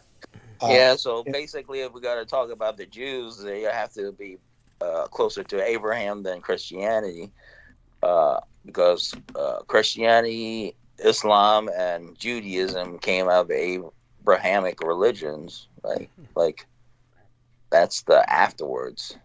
I guess. I mean, there's more complexity to it, Joe, that Douglas has talked about. Thank you. We won't go into it now, but this was sort of a digression because of what I saw in his mother's face. Right. And it's just, it's one of these points for me. It's like, what is it? When the light kind of comes in. Yes. You kind of see this like light when they had what was it? It's hard for me to explain when the light comes in, sort of like, and this is very significant to me personally, Joe. You may not know I may not have heard enough of my diatribes, but I had this dream when I was at Choclavina Cave, where I'm holding the staff of Ra, like Indiana Jones does in the movie, and the light comes through. His light comes through and shows him where the Ark of the Covenant is buried. And then in my dream, it was showing me a ray. And then the next morning I wake up and am told about this oriflame that appears, that comes out of the ground in front of the cave on certain holy days. So it's like, wow, it's this kind of light just kind of like hits you on the forehead. And it reminds me of, when the Magi see the Star of David, or whatever you want to call that star. Yeah. And it's just kind of like, I saw this picture, Dream interpretation, and then all the conversation that ensued was just gave me a whole new lens into his mother. And it's a very complicated lens. It's not like it's all simple, like she's this, sainted woman. She is sainted to Douglas, but she's sainted beyond Douglas. And it's not like she's all, wicked. Well, she has divine right. I mean, Douglas has divine right. Thank you. He's got possessed by the peacock angel. I mean, well, how else? He's endowed with certain knowledges. Yeah, absolutely. Well, that's definitely appreciated, Joe. But our man Peter is talking about my mother specifically before that. So, yeah. So, and it's not like she's all a predator either, because he's described her as a predator vampire who would kill for sustenance. But she's killing the bad apples. That's neither here nor there. Killing is killing, and I'm not endorsing it, and I'm not. He's not condemning. He's not judging. You don't need to say anything here. Yeah. It's just so it's like that predator aspect of her. She's not all that either, and it's like this. She's like a microcosm of the macrocosm in many respects.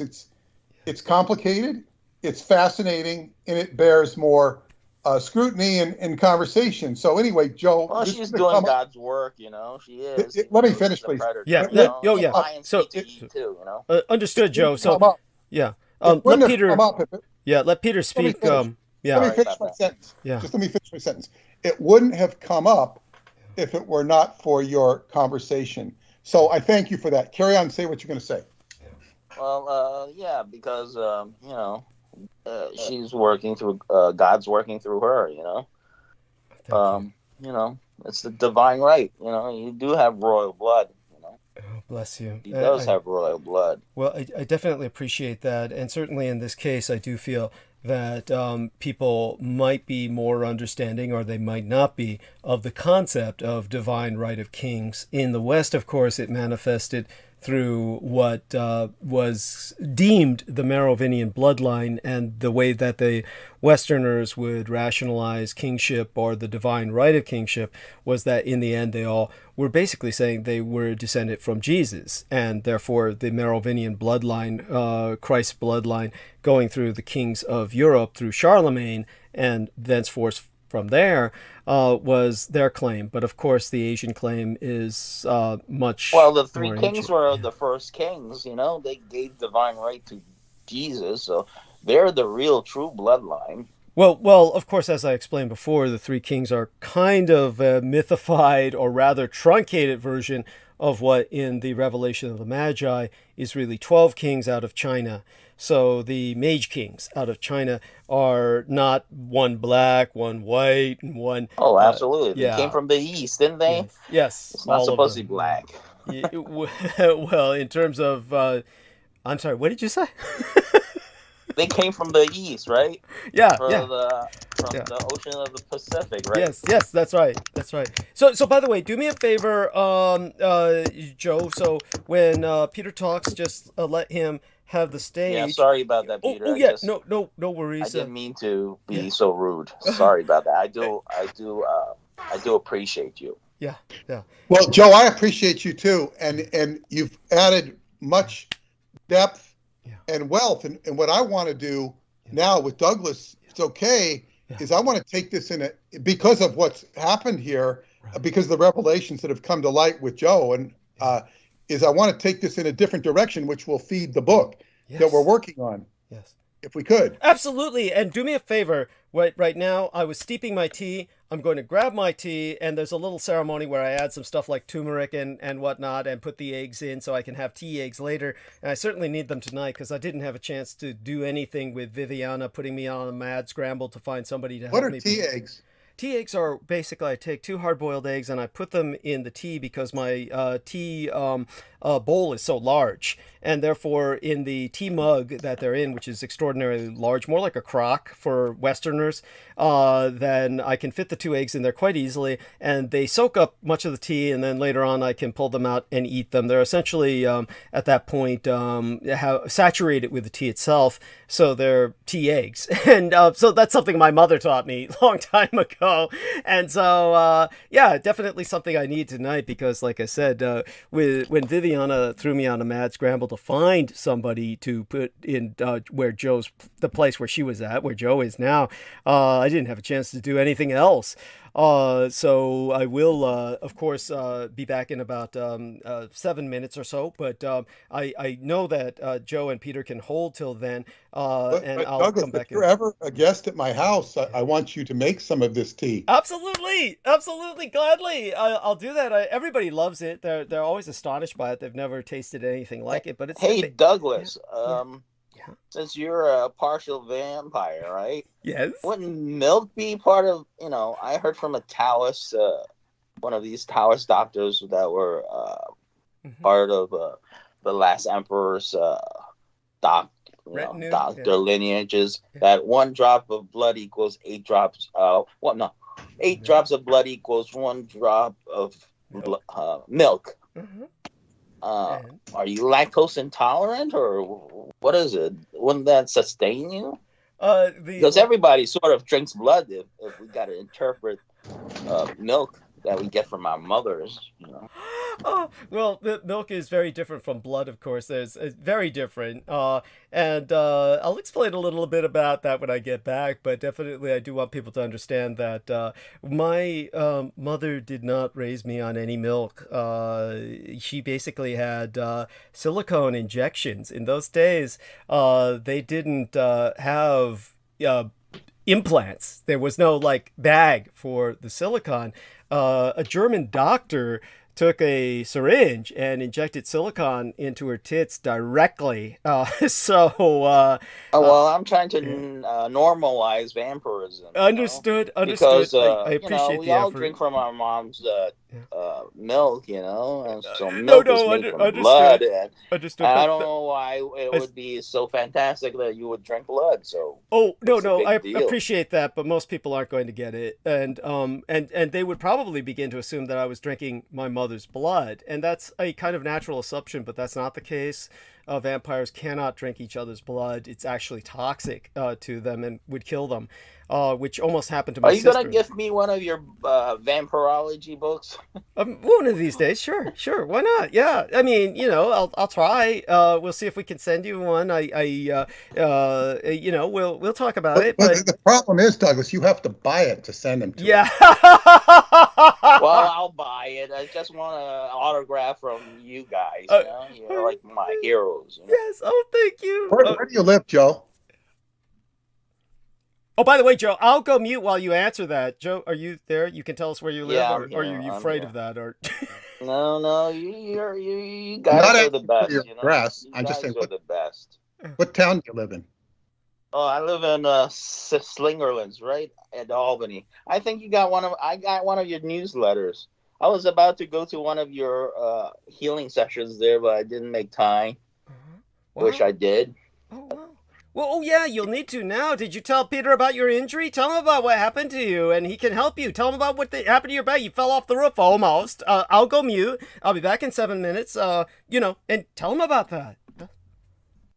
Well, yeah, it's like I started my first day as a union roofer today, and we were rolling down these glue to glue down this rubberized roof for an elementary school in Schenectady here, and I'm the greenhorn there, and they were rolling these rubberized roof behind me, and so when I pulled up this guy told me, I think he purposely did it, but just to, get the new guy, initiation of some sort, So I lifted up this glue. I got stuck where he shouldn't be rolling where I'm working, you know what I'm saying? So I'm stuck on the rubberized roof, and I'm pulling this thing up. He was pulling it all the way through. I didn't even touch it, but I think I got booby trapped. So I lifted it up. I got stuck. And next thing I know, I'm on the ground covered with glue. Thank God those glue don't burn, these chemicals. You're stuck. You were stuck underneath the roof or on the roof? On the roof, because he rolled out the rubberized roof right behind me. And when I grabbed it, I got stuck on the rolled out rubberized roof. So I fell back, and the bucket of glue landed on me. Thank God it wasn't that caustic. But you didn't fall off the roof. No, I was on the edge. I mean, if it did, could have happened. Thank God they got rails. Thank God they got unions to make things more safer. I like. So that's why I like you. That's why I. What injury did you sustain? And I probably twisted my lower back somehow and pinched a nerve or something, but and did you go to a doctor? No, I'm just resting up. Hopefully I can get to work tomorrow morning first thing, but I hope it's not that. I don't even want to go through all this BS. I just want to work and let me suggest something to you.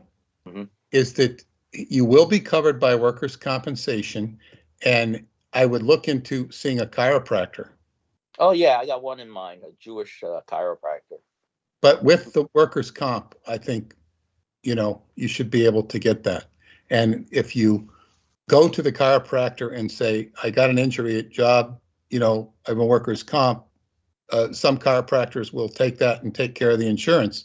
Mm-hmm. But I would definitely go, X-ray it, MRI it if need be, and then actually treat you with treatment, because you want to get that fixed. Yeah, I don't want that lower back problem. Yeah. No, and I gotta go tomorrow. Let's see if I can get out of. I'm not saying you can't go to work, but don't see, one of the worst things people do, and it's very suicidal, is they neglect themselves. They neglect self-care. Mm-hmm. And this is a classic case of self-care. This is, yeah, that's what I was thinking about. You're right. We're on the same page, Master Moon. Yeah. You're right. I take your advice. It's and very good advice. Technically, they're responsible for you. And I definitely get the impression that the guy who directed you or misdirected you was an idiot. He was just a young kid, It doesn't matter. It doesn't matter. Anybody who's had 2 weeks of experience roofing and has a new guy should have some sensitivity for the new guy who doesn't know what the hell he's doing. So anyway, I'm glad you're sustained. Your injuries weren't worse. So yeah, thank God I didn't fall off the roof. That's all. I'm still alive. But it worked out for the better. The next thing I know, Douglas is contacting me to talk to me about. I didn't even know I was going to be an executive producer today. How did he end up finding? Excuse me, Joe. Did he contact you because he knew that you'd talked to Lena, or? No, I think he just found out Vivian was not doing the executive producer, so he was scrambling to get somebody. But how did he know you? Why did he contact you? I don't know. I guess it's the picture of his mom. That's when I first made the donation to his mom. I guess it's a synchronicity. You know what I'm saying? So you made a donation in the last 24 hours? No. I mean, the same picture of his mom came up. That's why I realized his mom. But that doesn't explain why he contacted you. No, it's just synchronicity, I guess. I don't know. But why he contacted you? You didn't contact him, correct? No, I didn't contact him. It was out of the blue. I said, why would Douglas contact me? I was never on, I never called in. I never did anything like that. Well, he can answer that question when he gets back. But I'll do anything for the guy. He's the fighter of the truth. You're the fighter for the truth. You can't fix nothing if everything's based on a lie. It's a false foundation. Well, I appreciate your whole history, your whole story, and we're going to take this into a very interesting department here. So that's a new book, right? What's the new book is going to be titled as? So I will talk about the new book. In fact, I'll talk about it now. Hopefully Douglas was in earshot, but we talked about it previously. The new book. See, we have had such a, I guess what you call, we've had sales and they seem to be increasing. I'm doing guerrilla advertising. Well, we appreciate that, but what I'm saying is, I sold. This is 30 years ago, 3,000 copies of the Montauk Project in 4 months or something like that, or 3, and that just boom, boom, boom, boom, boom, and it's all word of mouth. Yeah. With this book, I haven't even sold 1,000 yet, so it's hundreds. So what I'm saying is, the information is far more documentable and shocking, and it's like people have a mental resistance to it. So what I'm saying is, I'm going to write all the books I wanted to write with him, which the next one would be about the expose at the Presidio. It's going to take me years to do what I want to do and cover all this stuff. So I'm not going to take years. I'm going to take 6 months or a year, whatever it's going to take, as I've already started the book, and I'm going to go right for the gusto with this stuff and talk about some of the most occult aspects, some of which we'll cover tonight because I'm exploring it. But it's apocalyptic in nature. It has to do with the Vox Arca, has to do with the art elect, and it's going to get to the nitty gritty, and it's going to be a limited edition with a very high price tag on it. I will make concessions to people who've subscribed to my newsletter and my website and offer it at a relative song compared to what it will be offered to the general public. And the reason for this is multi-tiered. One of them is to compensate Douglas, because I will split the profits with him. So for example, if the book's $500 and it costs me $20 to produce it, I'm going to split that, so Douglas is going to make a couple hundred plus per book. Wonderful. Oh, absolutely. Absolutely. Now, that that's going to afford him, and it's going to be a quality book, like one I've never produced, not only in terms of aesthetics, but in terms of content. And it's going to give something to the reader. Well, why don't you offer two types of book? One with a simplified and one more complex, so you can sell the simplified for less, so everybody gets it. And if they're interested in the more deeper version, they'll purchase the deeper version for more. Well, don't worry about that, Joe. Peter knows what he's doing. Let's just put it that way. This is a work in progress. In fact, I asked my clairvoyant friend. I spoke to her today. I contact her once a month. Yes. And I asked her about the book, and she got a big yes. Yes. Wonderful. And just says, go with the flow. Don't try and say it's going to be this way. It's going to be that way. Just why don't you do a trilogy? I mean, beginning book. The more they're interested, the more they buy. Joe, no need for suggestions. You and I will talk about that privately later. We can all talk about such things privately off the transmission if you're around with Peter and I in the morning, for instance, if Peter comes around in the morning. But Joe, your suggestions are appreciated, but Peter and I kind of Peter has experience behind him in this, believe me. Well, I believe it. He's a great author. Yeah, he's well, thank you, Joe. But so anyway, this is a figure out process, and I want it to have a lot of impact and integrity. And Douglas, just I realized that this might be the way to go with the vampire book too. Wonderful. Oh, bless you. Thank you. Yes, excellent idea. And of course, one thing at a time. One thing at a time. Yes, understood. Believe me. Got it. So let's go. Now, but before, I want to ask this question. Sure. Because I asked Joe, and he didn't know. How was it that you contacted him in the first place? Why did you contact Joe? Oh, yes. Oh, before I forget, I do want Peter to know that if you happen to be around in the morning and are able to drop in and I'm still around, or even if you're not, and if we talk sometime between now and Friday, I do want you to know that there's been some developments in the case that I've been keeping you up to date on concerning, Albany and everything that was going on. And probably it was that vibe that brought me around to Joe. Now, if you're talking about just contacting him today in terms of my mad scramble to find somebody to replace Viviana, it was just, I was hitting everybody who I normally saw in the chat and who was available through Facebook. And Joe Tai, of course, has been following me for a very long time. And Joe Tai is obviously someone who is has a lot of resonance, but we've never had an opportunity to really communicate. And so I'm just, very glad that it was another synchronous development, very similar to what happened with Viviana when basically I terminated Jameson and effectively picked her up on the same day. And when it came to Viviana just leaving, even she would probably say God provides. And Joe was just one of the people that I contacted who was on the list of people that I asked if they were available. One of the people I also contacted was Aaron Tice. And Aaron Tice says he's certainly willing to try to help me do the opening hours. He's going to experiment with me on Sunday and on Wednesday of next week, where he hopes to, perhaps be here with Joe, depending on what's going on with Joe. But definitely going to try and hold the opening hour at least. And then that way I have him helping with that.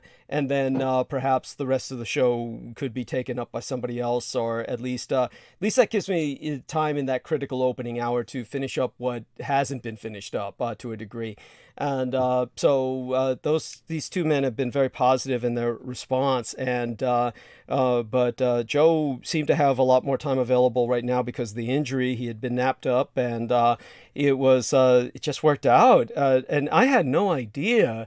Even though I had a vague idea that Joe was somewhere on the East Coast and somewhere to do with New York, I never really knew just how intimately involved, in a sense, he was. Not involved, that's the wrong word for it, but just, resident. Yeah, resident. Yeah. I mean, look at it this way. I mean, for those who haven't caught all the the bizarre coincidences yet. Lena Shea's husband graduated from Princeton, where, this Joe Tai grew up to a great degree. And then they're living in Albany. And Joe was saying he was working in the restaurant and was very close to Lena Shea's business and thought about, dropping in on her massage parlor. And then essentially all that went to hell when she began to basically harangue him about myself. And he was, he had basically dropped in to wish her happy birthday just about a month ago. And I think she kind of just flipped him off. And then when she approached him this time,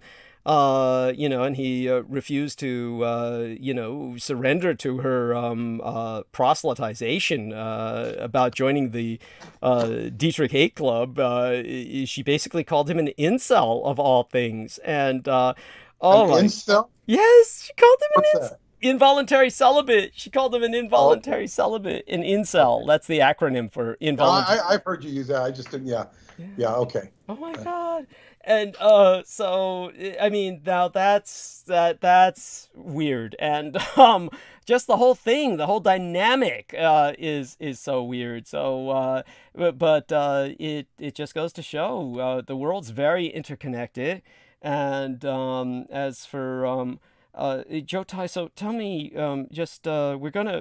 Peter and I are gonna kind of take over at this point, and but tell us, Joe, how long do you think you can stay up tonight? How are you feeling, and are you going anywhere tomorrow? I'll stay up all night. I don't think I have a problem. I got a nice little nap from my injury, so but do understand. But I have to leave at about 4:30 my time. Okay. So to get to the work. Yeah. 4:30 a.m. Yeah, which is 1:30 your time. Okay, yeah, 1:30 a.m. my time. So okay, that would be fine. You'll be with us. But if you're gonna stay, why are you going back to work if you're injured?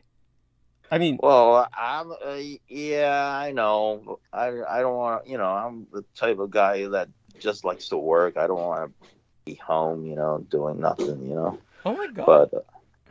You got to keep the body moving. You got to produce, Well, yeah. Got to be productive. Is that wise? Peter, did you give this man any hints as to what to do to kind of heal himself with what happened to his back? I told him to go to the doctor, go workers' comp, go to chiropractor. Yeah. Yeah, I'll have to set up a chiropractor later tomorrow. Okay. Today, I don't think he was at the office. I went by there, so. Okay. All right. Well, look, don't do anything stupid. I did a lot of stupid shit in my life, but yeah, but this is different. Right. You're on fucking roofs, dude. I mean, it's like, yeah, you don't want to fall off of it, right? yeah. I mean, granted, it's unionized, but that doesn't. It's also roofing is something that generally people start out when they're young, not when they're in their late 40s or 50s. Yeah, why did they even take you? I don't get it. Why did they take you? Well, there's a shortage of people that can work, and the younger generations, they can't really work. That. Oh my God. He's got a point. They refuse to work and they can't work. Oh my God. So yeah. They don't have. So they'll take anyone now. I think that's the reason why I got in. It's hard to get into the union. Yeah. Oh my God. I said I'll jump at it because then I'll have a retirement and I won't be stupid with my. Hopefully, I'll have enough in the. All right, let's move on. Yeah, understood. So do us a favor, Joe. Stay in the background, and if you fall asleep, don't worry about it, Joe. Don't worry. People fall asleep on me all the time. So just hang out in the background. Yeah, you got a really nice, soothing voice. After I hear it, sometimes I just fall asleep. All right. Yeah, so go get yourself some rest, Joe. And for God's sakes, if you fall asleep, that's cool because Peter and I will take over for now. And we love you dearly. Well, I'll be up. Okay. Now you got me active, so okay. I think I'll be up. All right. Problem. Well, thank you, Joe. I'll be here for you. All right. Love you. All right, I'll be here. Douglas. Yeah. What I want to first address is, and we'll get into the more interesting aspects, but the whole Viviana, I want to say, first off, in her own way, she left very gracefully because the way she has sort of handed the baton off and it ends up with Joe, it has arrived at a very interesting direction to take this in for tonight. Yeah. So I thank her for the work she did. Yes. I thank her for leaving the way she did because it has worked out. Now, what I would also say, this is one of the situations. She also is, responsible for kind of the jettisoning of previous. That's hosts. right. Yeah, like Daniel Arola, I'll gladly name names. Yeah, go on. Well, I was talking about Jameson. I mean, because she kind of, got in his face as well. Yeah. Okay. Yeah. But this is very, in other words, see, anybody who comes in has a shelf life. Yeah. They're only here for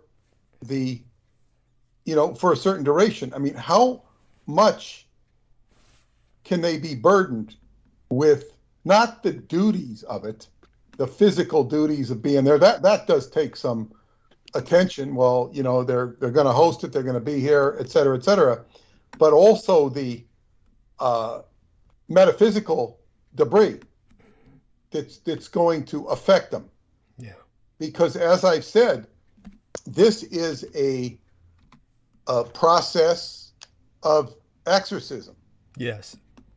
And I was discussing with Douglas today what I was having to deal with personally, and it's heavy duty. I'm not going to go into that. Well, I'm kind of going to obliquely go into it, not so much with my own personal experience, but with where we're going tonight with the bigger picture. Yes. Because when you uncover a truth that is of a rarefied esoteric nature, we're talking about the Shekinah glory, that the reason that's not shining into the whole Gaia matrix is because the frequency is being jammed. Yeah. The frequency of being jammed goes to the process of birth itself. So I'm studying Hinduism in high school. It's part of my Euro-Asian studies. Yeah. And they're teaching us about the trauma of birth. And there's all this trauma connected between birth and death. It's traumatic to be born. It's traumatic to live, traumatic to die. It's the great cycle wheel of life. And the whole idea of nirvana is to escape this wheel of pain and suffering. It's a perspective that was extant long before Christianity came around. And Christianity gets you off the pain and suffering by, accepting Jesus and going to heaven or whatever. It's a different context, different concept. But it's inescapable that so many people are born with pain and trauma, and death is accompanied. Not everybody. There are plenty of exceptions, and hope you'll be the exception and work towards being the exception. But when we consider the big picture of the Messiah, which is the big sort of macrocosmic healing perspective, often connected with the apocalypse, this is a birthing process. This is the birthing process that takes place in the New Testament, also with what Douglas has described as the Magi, the kings coming from the east, yes. Seeing the concept, more than the concept, but the realization of the concept of the Christos, and but the fulfillment of the prophecy. Yes, I'm sorry. Go on. Yes, and somewhere along the line, what, is that you, Douglas? It's not me. It's. I think it's our man. Either. Could you mute? It's me. It's me. Oh, yes. Please go mute. Just mute. Yes. Yeah. Thank you. Yeah. And so you have this jam frequency, and it could be looked at from a psychotronics perspective of a jam frequency that's we're all kind of stuck in or born with. It's kind of like an impediment. It's like a ball player who has a hitch in his knee. He can still hit the ball, he can still run with a limp, he can catch, but he's got an impediment. Yeah. And we all kind of live with this impediment. This is what L. Ron Hubbard called aberration. Yeah. I think he called engrams impediments before he called them engrams. It's like, what is it that stops a person from being a fully functional human being? And so when we look at it macrocosmically, well, what is the frequency that jammed the Christ? Why didn't that program work? There was all this evil. And Douglas has described in detail how trauma is used to terrorize and manipulate through magic, to create ghosts, to create phenomena. He's described this in the case of Eastern Airlines, where the Temple of Set sent people in at the direction of Aquino to take airplane parts and put them that were from a crashed airline in the Everglades, and then to take all of these parts that were still working and put them functional parts in functional Eastern Airlines airplanes, and then doing rituals where ghosts would appear and terrorize the passengers. This was a case of sympathetic magic. It was also used against Mae Brussel. As I said, Douglas has gone into this in bloody detail in other transmissions. The point being, what I'm bringing up here, is that if you want to haunt an entire continuum, a continuum of life on Earth or life in the universe or whatever macrocosmic type perspective you want to take, you want to traumatize the birthing process. So it's going to be jammed into the DNA function of the human being. And the DNA function is very important here, because if you look at the tree of life, Kabbalistic tree of life, and that is a effort to explain DNA. It's an abstract expression of DNA, reducing DNA to certain archetypal functions, which mimic the archetypes of the tree of life, which you see it in the planets of astrology, you see it in different forms. So basically, within that DNA structure is the Sephirot of Christ, or the Christ function, if you don't want to believe in Christian Christ. It's called Tiparet or Tipareth. And that function is the Christ function. It's embedded in everybody's DNA. So when that manifests, I think it's identified as splendor. It's the same function as Balder in Norse mythology. And it rises up the tree of life, and it's the resurrection. It's the flowering of life in its most exuberant form. And that is a function within everybody's DNA. I've described it in my book, The White Bat, as the function of the white bat. There's even more detail one can go into. But the point of it is this DNA function is, if you had a Messiah, and see, I don't know that you can have a Messiah that's absolute, that fixes everything. You might have it where it fixes most things, or a lot of things.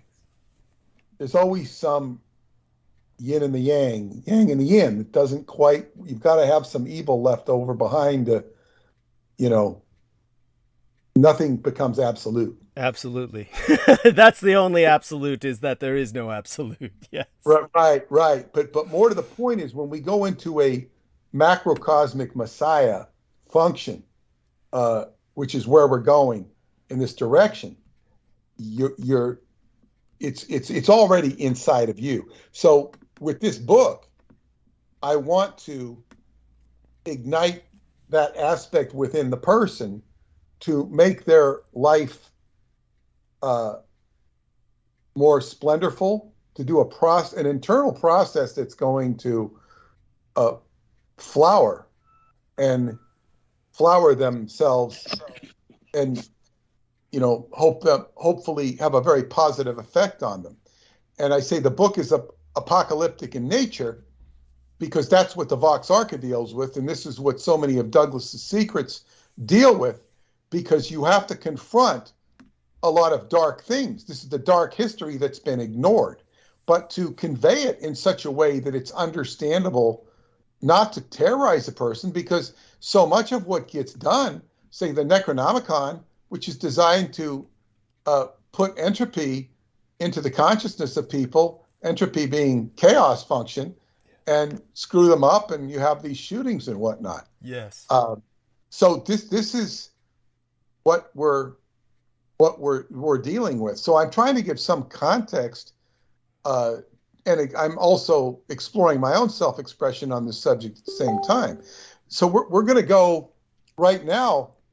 We're talking about Douglas's mother, who was 50% vampire, and the vampires were the custodians of the knowledge of Christianity and took responsibility for teaching Christianity to mankind, going thousands of years prior to the New Testament, and then fulfilling or recognizing the fulfillment of that story in the New Testament through the Magi.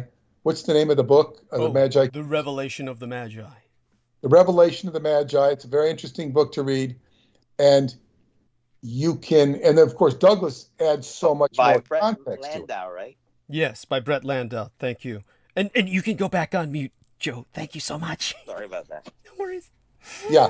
And so anyway, this, so we have a long, which Douglas has explained, a long identification of basic, not only Judaic principles, but Christian principles in Japan. And as I have explained before, the magic word of Freemasonry, the key word of Christ and also Wicca is Shin. The Shin, the letter Shin, which means tooth, but also means spirit or change. Shin is the changing of the four elements, earth, fire, air, water. But it appears in the word Shinto, the Japanese word for Shinto, which if you look at the English etymology in the English dictionary, it says Shin plus Tao. Tao is simplified to meaning way, and Shin is meaning spirit in Japanese. In Chinese, it means heart.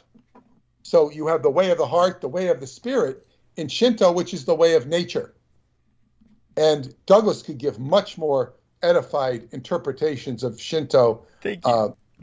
Yes, but this is just looking from the English vernacular, which is, of course, echoing the truth, which goes much deeper. So you have in Japan a ancient legacy, a messianic legacy, which would be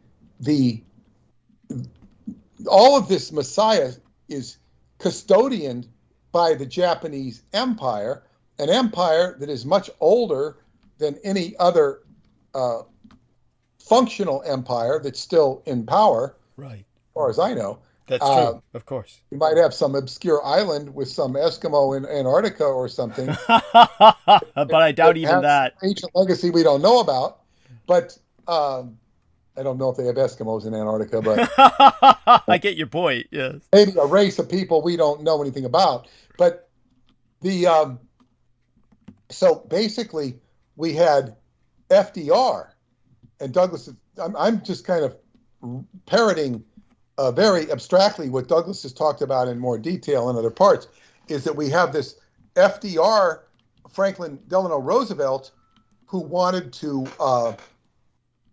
get the blood of the Messiah in Mongolia, this Christ or Christ-like child that had healing qualities, and he wanted to get this. He didn't want to bring, from as far as I understand, he wanted Henry Wallace to go, or Nicholas Roerich to go, under the direction of Henry Wallace, to go get this Messiah's blood and bring it back to him to heal his polio. That's right. As opposed to bringing back the Messiah himself, which might have actually healed him. Yes, think about that. Yeah, we wanted to get the blood, but he also wanted to kill the messianic energy of Japan, yes, and to kill all of their relics, much like Hitler in the movie. I'm talking about the movie, Raiders of the Lost Ark.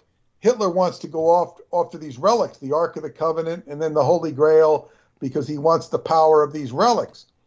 Well, I don't think, per the history of what you learned, FDR didn't want these relics. He wanted to destroy them. Yes. If I'm not mistaken. Am I? You are quite right. It was the stated intent of the U.S. government officially and overtly to destroy those relics. But of course, we see who won the war by the fact that that never happened. Please go on. Yes. Well, yeah. So this is people get understandably excited when they see a movie like Raiders of the Lost Ark, which is based upon the old cliffhanger serials of the movies, even before Steven Spielberg was a kid. Because Steven Spielberg and George Lucas were fans of all sorts of movies. So they take the formulas of the past and they reiterate them and make successful movies that people want to watch. When they start putting in the case of George Lucas, when they start putting in the ideas of the Ark and this like powerful magical weapon that is being sought after by Hitler, and then you have Indiana Jones coming to the rescue. This excites people because it's not just going after gold.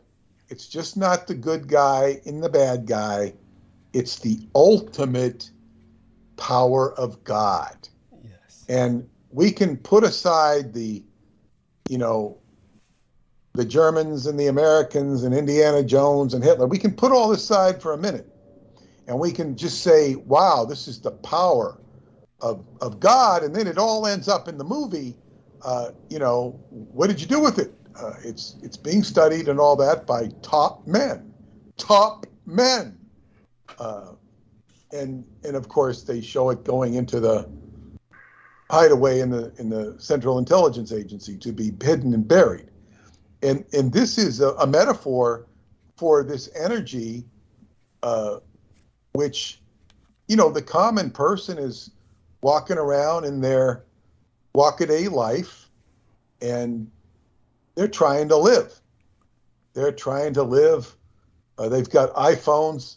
I didn't realize, and I'm going to digress, because I was talking to Paula this morning about how I don't have a watch. I haven't had a watch for 25, probably close to 30, not quite 30, but 27, 28 years. Wow. Because the watches I liked were the $10 plastic wristwatches from Texas Instruments or something. They were cheap and they showed the time. And why did I like that watch? Because I could wear it when I played football and I would know what time it was. And I could tell everybody what time it was. You're not going to wear a metal wristwatch to play football. And I figured out when I couldn't buy a $10 watch anymore, and I can't even find a plastic watch for 50 or 60. But the thing is, I don't need a watch any other time because I have one in the car, from the clock in the car. Right. Or I'm in the house, or I'm at a location that has one. Maybe if I go to the park, but then I have a cell phone. And I can look at my cell phone. So I don't need a watch. And she was explaining to me something about everybody has an iPhone at work, except for her. Wow. Everybody has an iPhone. And I'm thinking, like, an iPhone. I said, those things are expensive. And what do you do? Oh, they talk through their iPhones. They do everything through their iPhones. Though, to me, those iPhones are so small, they irritate the hell out of me. Thank you. I don't like a cell phone because I can't read it that easily. Thank you. Peter admonishes me and tells me I shouldn't bring this lower vibration angle up, but I can't resist. I cannot imagine how people view porn on those fucking little things. I mean, oh my fucking God. How could... I will tell you because you can put it next to your private parts and have it vibrate. That's oh my God. No, if you're gonna, but see, I see you've not muted. Yes, go mute, Joe. Sorry about that. Sorry. No So, but if you're gonna not mute, what you have to do is you have to learn the Ed McMahon laugh, being the sidekick, going, yes, Hardy. Yeah. So anyway, that's so funny, Johnny. That's so funny, Johnny. And that guy was a Marine Corps general, believe it or not. I'm sorry, go on. Yeah, he was. Yeah. Holy shit. But anyway, the so you know everybody's got the iPhone and whatnot, and yeah, as I say, I have a hard enough time with my existing cell phone. That why would I want to invest in an iPhone, which is going to cost me over $100 to. I get a free iPhone, but the service is going to cost me over $100, and I've got my current cell phone going off now, going click, click, click, and almost everything on it is from the football guys that like to jaw back and forth and make fun of each other. I can only participate, you know, to a limited degree, a very limited degree. So what do I need the iPhone for? Right. By the way, there was, and I don't know if that's Joe. So Joe, do mute if you're not. Bless you. I'm trying to mute it. First time. Do you know how to mute it? Do you know? Oh, that's right. This is your first time working with Skype. This is Joe's first time working with Skype, in all fairness. So Joe, do you know, what I'm going to do is I'm going to go on screen share for just a minute here and show Joe. Joe, right here. Do you see this, Joe? I'm on. Oh, fuck. Let me screen share. That would help. All right. So I don't know if you can see my cursor moving around, Joe. But right down here, I don't see it. Okay, look at your screen. Can you see your screen? Yeah. Okay, there. Now, if you take a look at the screen, do you see the cursor moving? Do you see the cursor? Nope. Okay. What you can do, you know what, Joe? Just shut it off? No, because I'm on with you and I don't want to lose Peter. I would have to call Peter again. So what you do is, can you do you know where the Skype is, where you click it and then the Skype screen comes on? Like what you see, if you look at your screen, you should be able to see what I'm sharing with you. And then that way we can, you know, proceed with the night, you know, without some mishaps. So if you take a look, Joe, and you see the Skype, it should say S. Do you see the S on your bar? Yep. There, click that and the screen should come up. There. Do you see that? And then you can see my thing moving around. Can you see it? Yeah. Okay. You do? Do you see my cursor moving? Yep. Okay, then you take your cursor and you bring it down here to the microphone symbol and you click on that. That's what makes you mute. Okay. There. I'll do it. I got it. Yes, Get it. Yes. And then all right. And get yourself an app. And oh, you know what? Also take a look in the chat room at what T-Tank Barry said for you. T-Tank Barry said something in the chat room for you. Do follow that. He does say you should take a day off tomorrow. I think you should go to sleep.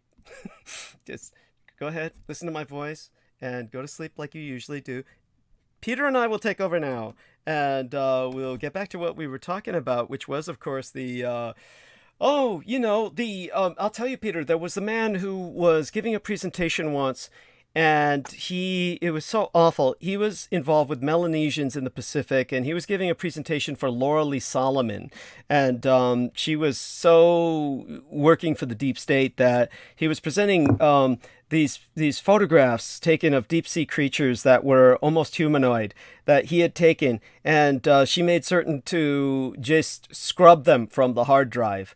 This is what kind of a cunt she was. But he was working with Melanesians in the Pacific, some of whom are black. That's why they call it Melanesia, from the dark black skin. And these Melanesians also had blue eyes. And so these Melanesians with blue eyes and blonde hair, but they're black, he was working with this ethnic group of people that the U.S. government was apparently trying to steal all of the children. And he was insisting the U.S. government was abducting all of the children. But one of the things he brought up collaterally to all that horror was the cell phones. They had a word to describe people's cell phones, which was they had little drowning pools, or what they called drowning pools, on their island culture, where there were certain pools that were very attractive and alluring because they were very small pools. They looked safe, and people would go into them, and then they would lead to a vortex, basically. People would wind up being sucked in and drown. And so that's what they would call cell phones, was with the same name that they used for drowning pools. I forgot what the name was in Melanesian language, but it was basically, you know, that's how they always saw the people walking around looking at their cell phones and being sucked into them like a vortex. So I think that's the best. I think that's very perceptive, because I see people, and I can have an issue with that. You know, I'll be sitting in the living room with Paula, and she's looking at her cell phone. Yeah. And I don't understand how you can sit in a room with somebody and sit there and look at your cell phone and ignore the other person. Yeah. I don't understand this. Yeah. I don't understand it. I mean, it doesn't matter whether I'm married to them or not. It seems like, let's tune out, you know, it's like tuning out other people. Right. I can tune somebody out if I'm sitting at my desk and I don't want to be disturbed, but then I'm working. Right. You know, not just sitting there amusing. It's like if I'm sitting there, you know, watching the TV with, so I'm sitting there with somebody and I turn the TV on and I tune the other person out. It's extremely, well, it's rude. To say the least. It's extremely rude, and it's like completely negating the life force in the person that you're with. Yeah. And it's kind of generational. Right. It's very easy for the younger generation to kind of, because this is what it is, their life. They've been sucked into the cell phone. Oh, it's horrible. It's horrible. By the way, I answered what you said in the private chat. I do want you to see my answer. I think it's relevant. Honestly, I had never realized until I found out. So it's in private messages in the Facebook, and yeah, it's we're dealing. Thank you. That's good. Yeah, and by the way, Peggy, can I share this? Peggy said to me in private messenger, my daughter was struck by a car because she was on her cell phone and thought she was safe in the middle of the highway. I am so sorry. I hope she survived. I pray she survived.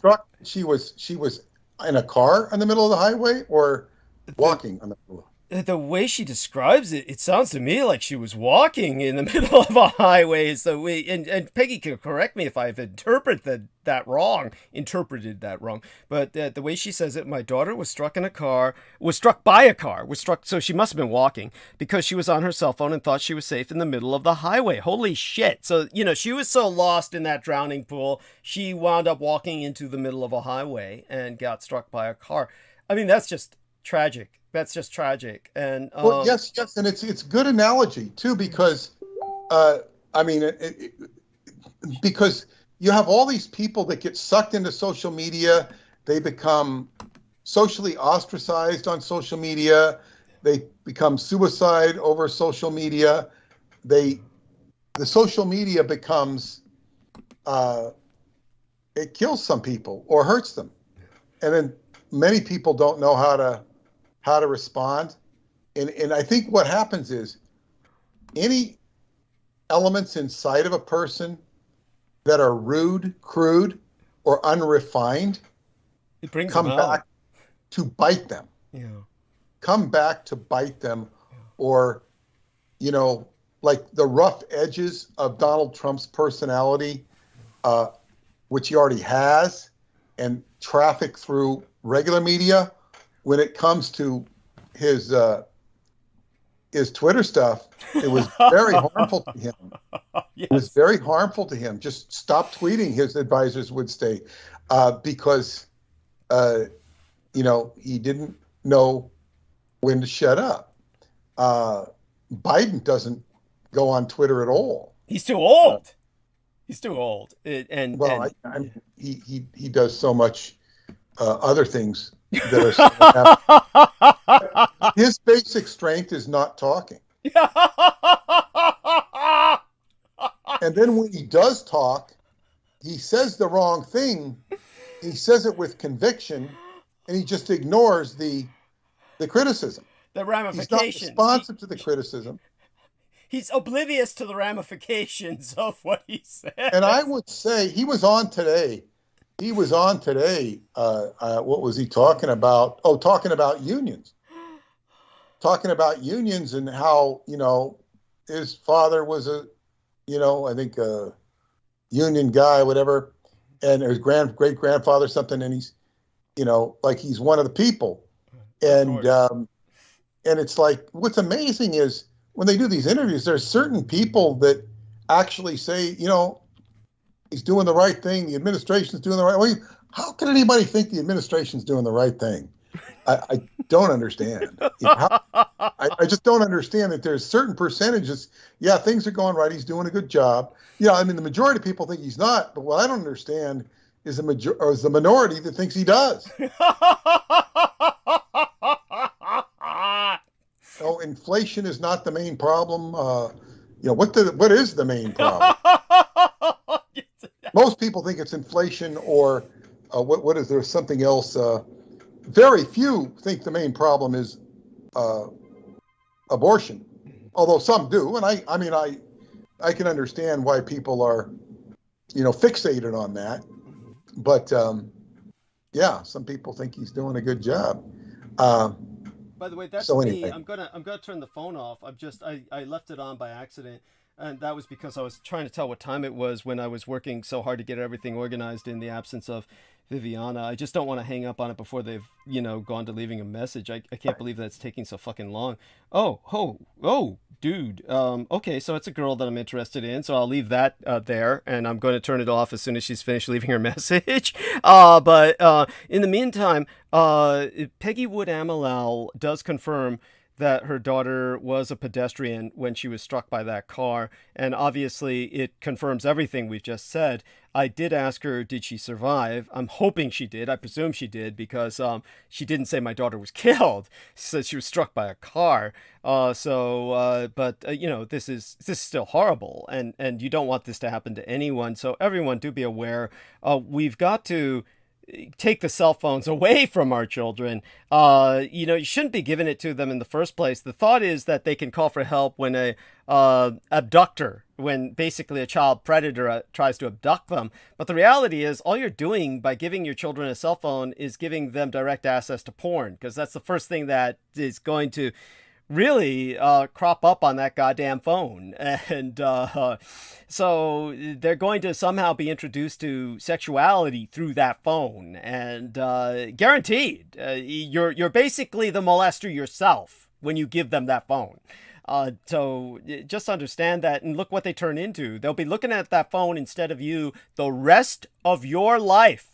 You will be the parent who's sitting across the table with your child staring at that phone, tweeting with all of their friends, and like Peter said, get to the point beyond all rational behavior where they will consider suicide when they get unfriended on various social media or something like that. It's or be driven to suicide by bullies picking on them or something. It's just you don't want that. And so all that being I don't know how you can avoid it, because when the kid goes to school, and the kids already know how to operate cell phones before they go to school, but then when they go to school, so much is situated around the phone, and they all know each other, and they all talk to each other. I mean, your point's well taken. They would be ostracized if they did not have it. I mean, this is true. Exactly. I don't remember cell phones creeping into my daughter's life until she got into middle school. And then I remember she bought me my first cell phone for $80 out of her own money. That was quite a bit. It was a very generous gift on her part. Pissed her mother off to no end that she bought, me a cell phone. Wow. And the reason she bought me a cell phone is that it was to her convenience for when I pick her up. I could call her or she could call me. Hey, I'm outside the mall. I'm coming in the mall, wherever. I'm outside so-and-so's house. So she bought it for her own functionality. She was doing herself a favor, but she was doing me a favor too. You know, I mean, I didn't want a cell phone. I didn't need a cell phone, but it was a convenience. And where did I use it? I used it when I went to pick her up, or I would use it when I go on vacation to California, that I could talk to my relatives and friends, and I'd have a cell phone number instead of her number or whatever. But that's how I got my first cell phone. Wow. And she was, you know, I guess texting. I don't think I could text on that phone, or I knew how to text, but it was a flip phone, and I took it with me to Romania. Wow. I even talked to Paula on it. And they don't even make those things anymore, do they? Flip phones. I don't think they exist anymore. No. And then one time it wouldn't work at Atlantic. They explained to me it was not a 4G phone. It had to be 4G from that location. And so I took the SIM card in it and put it in somebody else's phone and talked to her or something. I don't remember. But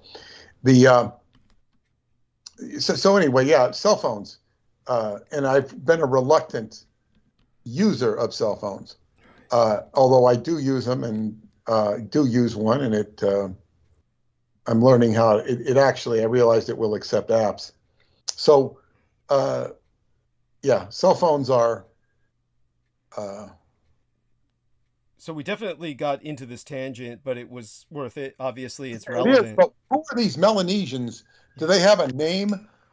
Because they fascinate me, and they seem to be very much with the ball game. Yeah, and let me look this up. Melanesians, black people with blonde hair and blue eyes. And the man who was working with them, he said that he was obligated to basically do something to avenge them, because apparently the group that he was affiliated with, they basically were all the children at least were abducted by the government. So here is what I can find on a search. And I found something. Okay. But it's interesting to look at them. They are black skinned. Yeah. They look Polynesian. Mm-hmm. They look Caucasian. They're very interesting. They look part Negroid. Yeah. They look part Caucasian. Yeah. They even could have some Asian in them. Yeah. Very interesting people. The Maluku Islands, East Nusa Tenggara, and New Guinea, all in the Pacific Ocean. This tribe are in the countries of Fiji, Vanuatu, the Solomon Islands, and Papua New Guinea. They are also residents in Papua New Guinea, the French overseas territory of New Caledonia, and West Papua in Indonesia. Yeah. This is all, and of course, New Caledonia is not that far from New Zealand. That's right. And it belongs to France. And just so people know, let me see if I can look up my map file here. And yeah, that New Caledonia appears in the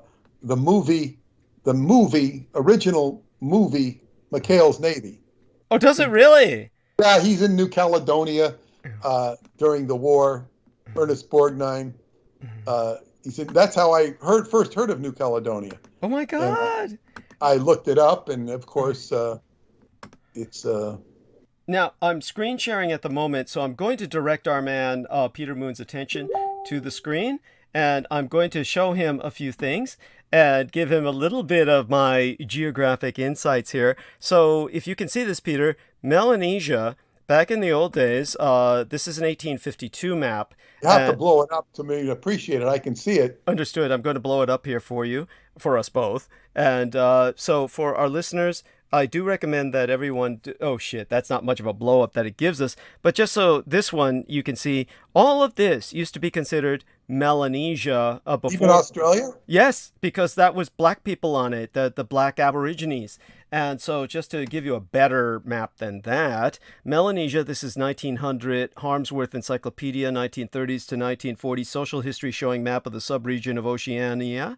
And so this would be probably in German. So this would show, this doesn't look too good because it's black and white. Let's look at this. Well, wait. I like that map. Oh, do you really? Okay, we'll get back to that. So this one would be as it is now. And let's go back to the other map. Oh, this one's fine. This one's good. That one's fine? Okay. Well, to show you something more specific, this one is beautiful. And this one shows it all. Australia, this is, you can see here, barely M-E. The yellow is all Melanesia. That was all Melanesia. Which is different from Micronesia, which is to the north. That's right. That's Micronesia. And Polynesia, which is to the west. Yeah, that's right. And over here would Indonesia to the east. I now I see all these Nesias. Yeah. These Nesias sound like Asias. Yes. Micronesia, Asia, and Asia. Yeah. It's interesting. This suffix. Yeah. They're all consistent. Yes, that's right. And this is also Malaysia. It's also Malaysia. Malaysia, Melanesia, Micronesia, Polynesia. And so in terms of another great map that shows us so much, and of course it's become smaller. Oh, this is important. This is something that I was pointing out a while back. This is, here we are. Let me push that up a little bit. Melanesia's least recognized area, the Torres Strait Islands off north coast of Australia. Today there be 4 sovereign Melanations, but 3 other categorically melanarias, basically what you would call ethnoculturalities in other countries, including West Papua and New Caledonia. But making that a little larger for us, and this should be much better, these are all these same kinds of black people between Papua New Guinea and Cape York of Australia. So right there between Australia and Papua New Guinea are all these islands of black people that are technically part of Australia, but they want to be their own nation and they have their own flag. So almost nobody on Earth knows that. I have a question. I have a question. Sure. Now, Aborigines of Australia, the black Aborigines, are ethnologically classified as Caucasians. Are they really? I had no idea. Yes, they are. Yeah. And because their skin it's their skin. Yeah. Now, the fact that they have flattish noses in many cases doesn't make them Negroid. Now, I'm curious as to the classification of these Melanesians and their relation to the Aborigines. The Maori, Mr. Ford, who's sometimes listens, he has directed me to the Melanesians, the Maori of New Zealand, being the descendants of, I think, Mu or whatever that place is called. Okay. And also, they were the sort of an origin source point of More, which filtered into what became Jainism. Okay. Jainism, which was older than, I think, the other religions, Jainism. But Melanesia, I'm only realizing, is definitely after the melanated people. I never really knew that. Right. And so I'm personally discovering a whole ethnic panoply of people that I knew nothing about, and it's quite large. Yeah. It's just something nobody talks about. Ever. Yes, I know. It's so. And by the way, I gave you a link to an article there, The Origins of Mysterious Dark-Skinned Blondes Discovered, so that they are likely talking about these people in Melanesia that this man was dealing with. So, yeah, they were quite psychic. And let me see if I can get rid of that stupid paywall here. And here we have them, black blondes in the Solomon Islands. There we are. I see. Yeah, and some of them, of course, have much more starkly blue eyes. So he was saying, this tragic individual who was British, he was saying that because he had bonded with these people and had been identified as kind of like a white protector, or kind of at least a kind of go-between between Great white father. Yeah, that kind of figure. And then all the children were abducted. He was going back and he was going to try and avenge them by basically killing as many Americans as he could. This is basically what he said. That were in area with the military, operating with the military, that he claimed abducted these children. He also said the American military had basically undersea aquatic humanoids working with them that he had encountered, and he had taken a picture of them, and that was what Lorien Ann Fenton burned out of the hard drive. So that puts her on a level of pure raw evil, working with the Now, Aquino would have known about these people. In fact, they would have wanted him to give them advice on how to deal with them, I imagine. Yes, absolutely. Absolutely. That makes perfect sense to me. And certainly I had heard Aquino allude to such things in the past. But the truth was, Aquino personally, he would probably have delegated it to someone else, because he personally just loathed colored people so much. He just didn't like working with them, or even to the point of exploitation or torturing them. He wasn't even enamored of doing that. He just found them to be so beneath his dignity, quote unquote, by his own standards of self-loathing racism. So it was one of those things where that's why I never heard about them much from him. But I did hear of them barely. And mostly I heard what I did from my father. So I could relate to you at some point later, perhaps, what my father said about them and what he knew.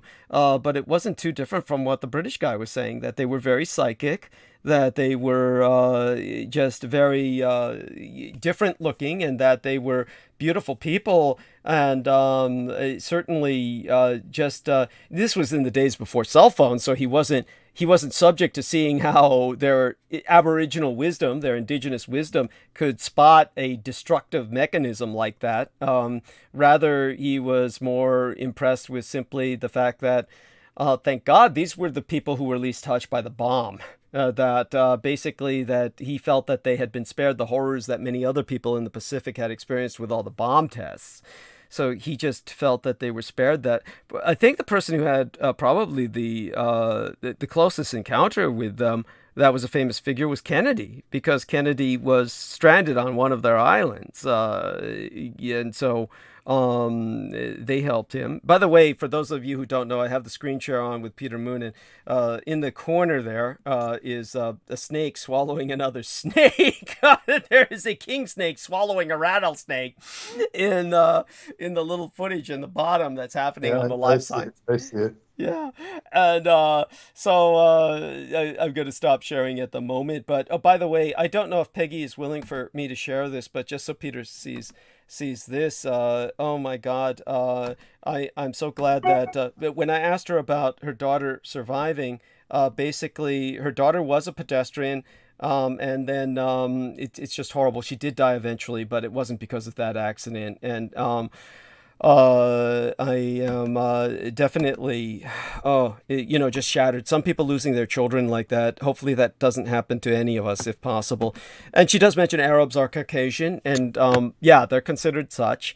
And certainly they consider themselves such, as do Mexicans in general. But even though that's mostly northern Mexicans, of course, who distinguish themselves in those upper northern regions more so from the Mexicans down towards Mexican City, the world's full of gradations.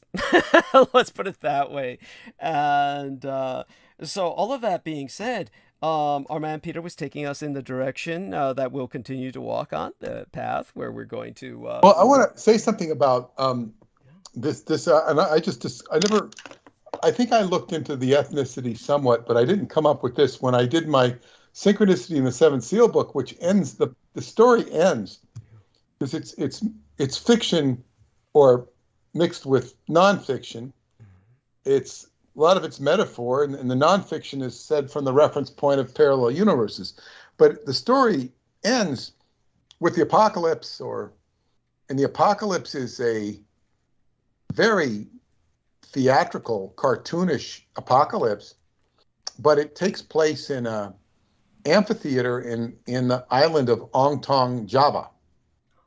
And Ong Tong it's the name of an actual island. And of course, I picked it because Ong, O-N-G, was in the tradition of the Ong's Hat book. Right. And it had, it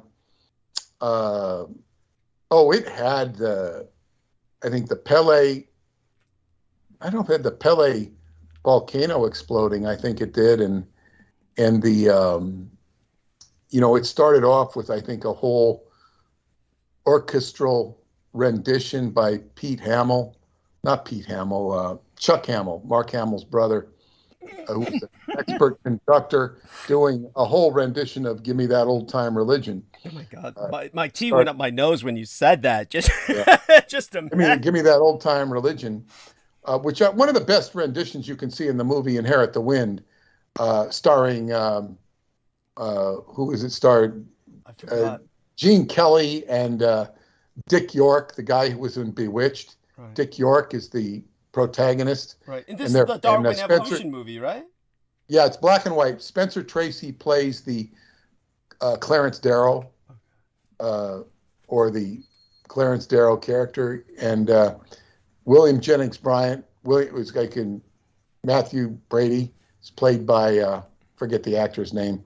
He was a popular actor at the time.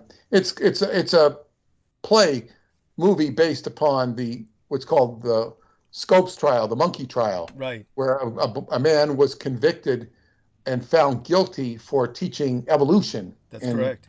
In school, and of course he lost the case. He had to pay a fine of $50 or something, mm-hmm. And it was ridiculous. But although he lost the case, that trial changed the world, changed the United States, because it was so, ridiculous. From what I remember, Clarence Darrow won the case for this. No. They ruled, no, he did not win. Okay.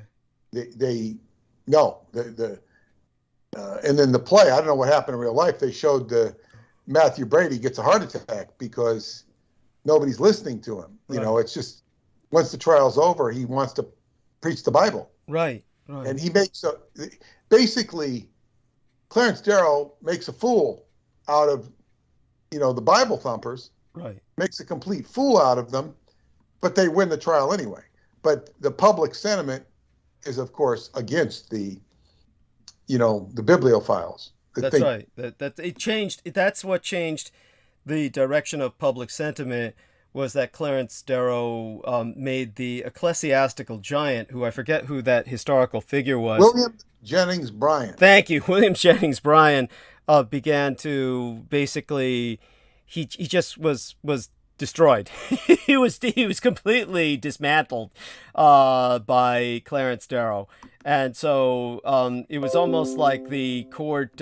So in other words, let's put it this way. I always think of it's like this: when the Arabs were asked about who won in North Africa, many of the Arabs, who of course Peter Moon understands differently, or has certainly had different sources, but honestly, many of the sources that I was dealing with, the Arabs would usually say the Germans had won, because that was simply the impression they had, because of Rommel's presence was so commandeering, and the British and the Americans fought such desperate battles in which the Americans broke and ran several times, like at Kasserine Pass, and the British earlier before that. But it was the public's case with the Clarence Darrow and Evans trial, was the Skokes monkey trial, as it came to be known, was that the bibliophiles, or the people on the side of the people who were against teaching evolution, were made to look ridiculous. And so that was how evolution got introduced into schools. And so that changed the world.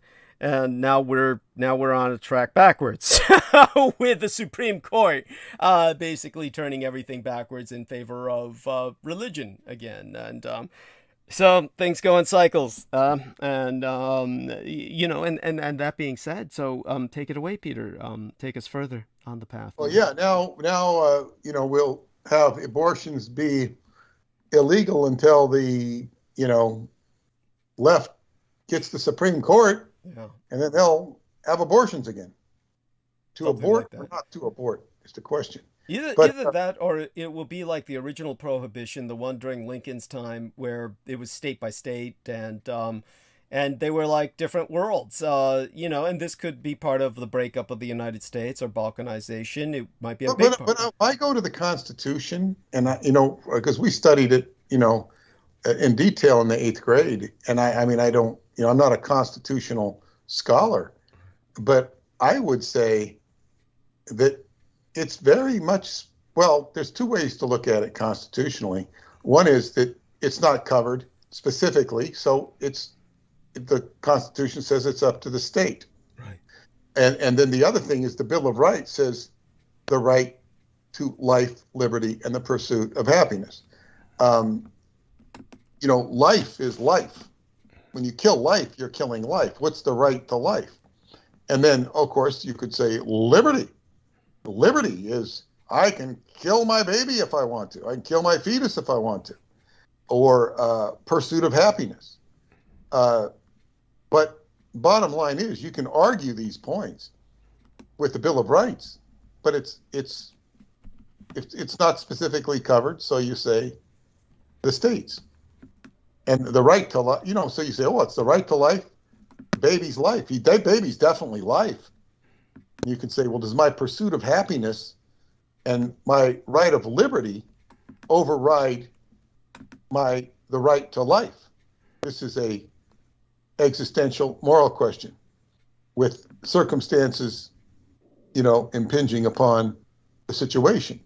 So, you know, it's a, you know, how can you, you know, it puts somebody in a challenging position existentially, morally, to execute a murder of a fetus. And there are ways to abort without digging into the woman's womb. Go back to nature. Go back. Yeah, you're talking about some organic herbal,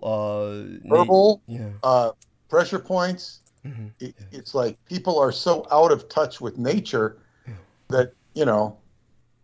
Anyway, so but just out of curiosity, is that, I mean, there's almost no other way to look at this other than personally. But do you personally find that more moral than the surgical invasion, the pressure points, or the herbal abortive formulary? Well, it's more natural than cutting somebody up. Okay. Yeah. And it's like, what are you doing? I mean, like, you know, are you, when you get rid of parasites from your body, you know, you're killing life, you know, it's like. That's true too. No, I mean, and that in a very real sense is what a fetus is, not in the negative sense, but a fetus is obviously parasitical on its mother. It's definitely that, and that is not to denigrate the fetus. It is simply the nature of the beast. By the way, just to answer somebody's question, they were asking about the Eastern Airlines flight that crashed. It was Flight 401. And as for the Viviana Sanchez, I've just now realized, I'm wondering if she was driven away by what I was saying about abortion. And if she was, I really wish she would have talked to me about it, because I've tried my best to put it into a stance where people understood that I recognize the fetus as alive based on what I had presented before about Asia's work with fetuses that prove that fetuses can definitely be educated. But at the same time, it certainly is a different kind of life. It's not life as we know it, and it certainly ends at the moment of birth. The birth is so traumatic that whatever the fetuses are educated in before birth, they forget it all on trauma of birth. So it's whatever existence is in there is certainly vastly separate from what happens outside of that womb. So it's not life as we know it. Not that rationalizes the killing thereof, which I recognize as killing. But as I brought up before, the Asian perspective is because of their belief in reincarnation. The concept is that the soul that was there waiting to be born will reincarnate and therefore the mother will buy a gravestone that looks like a little baby, and she will usually comfort herself by going to visit that on the anniversary of its death, to pray that the soul reincarnates in a better life that she could Are not. abortions common in Asia traditionally? Absolutely common enough where that tradition started. Understand that in Asia, they always knew the baby was alive in the womb, and that's why they consider a person a year old when they're born. They consider a person Right. But I'm saying I didn't know it was a traditional practice in Asia. Oh yeah. But yeah. it's Yeah. Enough so if you go to Asian, like especially in Japan, you'll go to the cemeteries and you'll see all these like little Buddha statues, and most people don't understand what they are. They just think, oh, little Buddha statues inside of a cemetery. Like they'll think it's gift slip for the dead or something, like an offering. But no, those are there for the children that were aborted. The little Buddha statues are like representative of the child that was going to be born, but a mother aborted it, and so that statue is placed there as its memorial, so that she can return to it every year and say, I couldn't give you a good life in this life because I don't have the capacity to do that, and so I pray you reincarnate into that. You've reincarnated into a better life. Yeah. You know, abortion is a very, of course, it's a tragic issue. I would say the greatest wisdom I could offer is what my Qigong teacher taught me about a story of how they would pick the king in a ancient Asian community. It's a story, it's a metaphor. It's they have a sword juxtaposed over the archway where you enter the town, and it's there so that, you know, somebody walking into the town, they're gonna trip on a little cord and it's gonna fall down and the sword's gonna hit them and cut them or decapitate them, right? Well, it's not sort of set up to decapitate, but it's there to injure, perhaps kill them. And the tradition is next man to come in and survive it is to be the king. Mm-hmm. So some man comes in and it falls down and hits him on the head, bounces off. It doesn't hurt him, and they say, "Oh, he's to be the next king."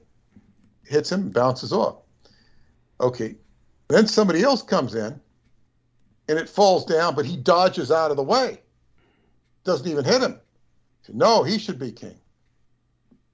And then next guy comes up and he removes the sword before he walks through. And they say he is to be the king. He removes the danger. And this is for, abortion is don't put yourself in a situation where you're going to make a mistake.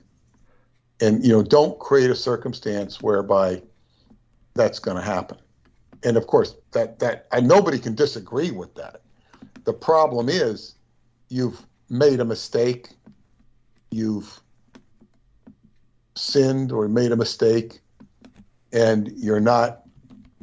And of course, if you were ruled by Jupiter and you had your baby, you'd say, "Oh, great, we'll have another baby." It will make its way for abundance. I felt my daughter brought in abundance when she came in. She was born in January. I had met Preston the previous November. I signed a contract with him the following April. She came in with the Montauk Project. Wow. For me.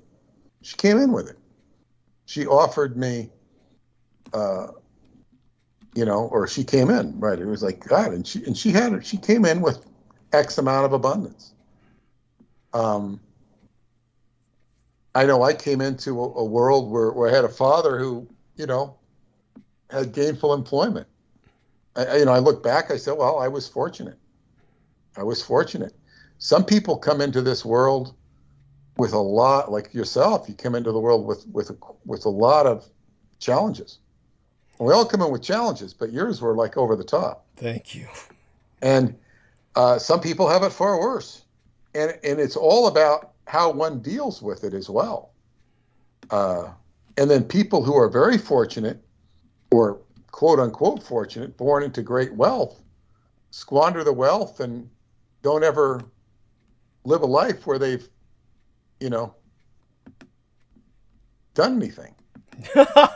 Yes, they live a parasitical life, and it's how life goes. It's so sad. Yes. Some of the people who inherit wealth act with either a degree of responsibility or sometimes a great degree of responsibility. Everybody has a different path. So, and then you have cases in China where you have such overpopulation that their whole attitude towards everything is radically different from what we know. And, children traditionally have generally been thought of as a blessing. In Scotland, in ancient hard times, they were declared a great liability, especially if they were a woman, because they couldn't work the farm if they were a woman. So they would sometimes, eat them as food. It's like hard times bring hard situations. And some of the woman doesn't want to have a hard time. She doesn't want to lose her freedom. This is nothing like, compared to what happened in the ancient days. It's much different today. Some women will have kids because they'll get money for the kid. The kid is, I'll get another $100 from the government per month. That's true. Yes, that's true. The traditional welfare mother. Yeah, so there's all sorts of different people with different considerations, with different this, that, and the other thing. And then you have people that just, become, and I can understand women who are very passionate and adamant about this. It doesn't mean I agree with them, but I can understand their passion. What I don't understand is men being passionate about this issue, unless it had to do with their own birth. It is strange. I can understand them being passionate about not killing fetuses, but I can't understand them about passionate for sticking up for women's rights in this aspect of women's rights. I don't understand that, because it seems to me they have an issue or they're trying to exploit the position. I'm passionate about it to a degree because I understand just the burden that children can bring on a female. I can't really imagine it, but I can certainly see why women don't want to be burdened with, say, for instance, a child from an abusive partner and the like.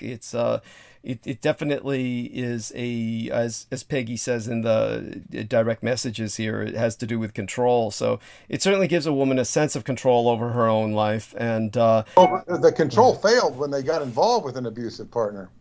There's that. This is you have to trace it back to the origin of, what the hell are they having sex with an abusive person for in the first place, which is their own, issue. It doesn't. It gets complicated, and yes, yeah, definitely. It's and I know my qigong teacher, he grew up into a family of girls. Wow. He had a brother, but and that's one of the reasons he studied martial arts, was to protect his sisters. Wow. It's so yeah, it's but anyway. We're kind of getting off. Well, Understood. We are off the topic and aren't off the topic, because I'm talking about, the grand abortion. Yes. The grand abortion is the abortion of the moon child. So if one sets out to have a moon child, the perfect prototype, which would be a Christ-like being, right? That's a product of the alchemical marriage.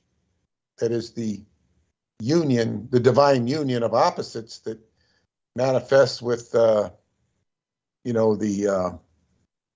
analogy would be the white gold manifesting out of the third eye of the person in Egypt, the initiate in Egypt, and it's like the crystal skull come into fruition.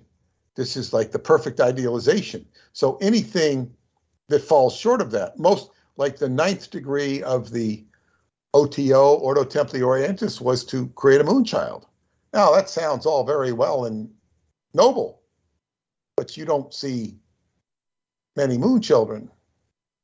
Apparently there was one in Mongolia, right? That was high towards that ideal, and it would be very interesting to see, how that came about.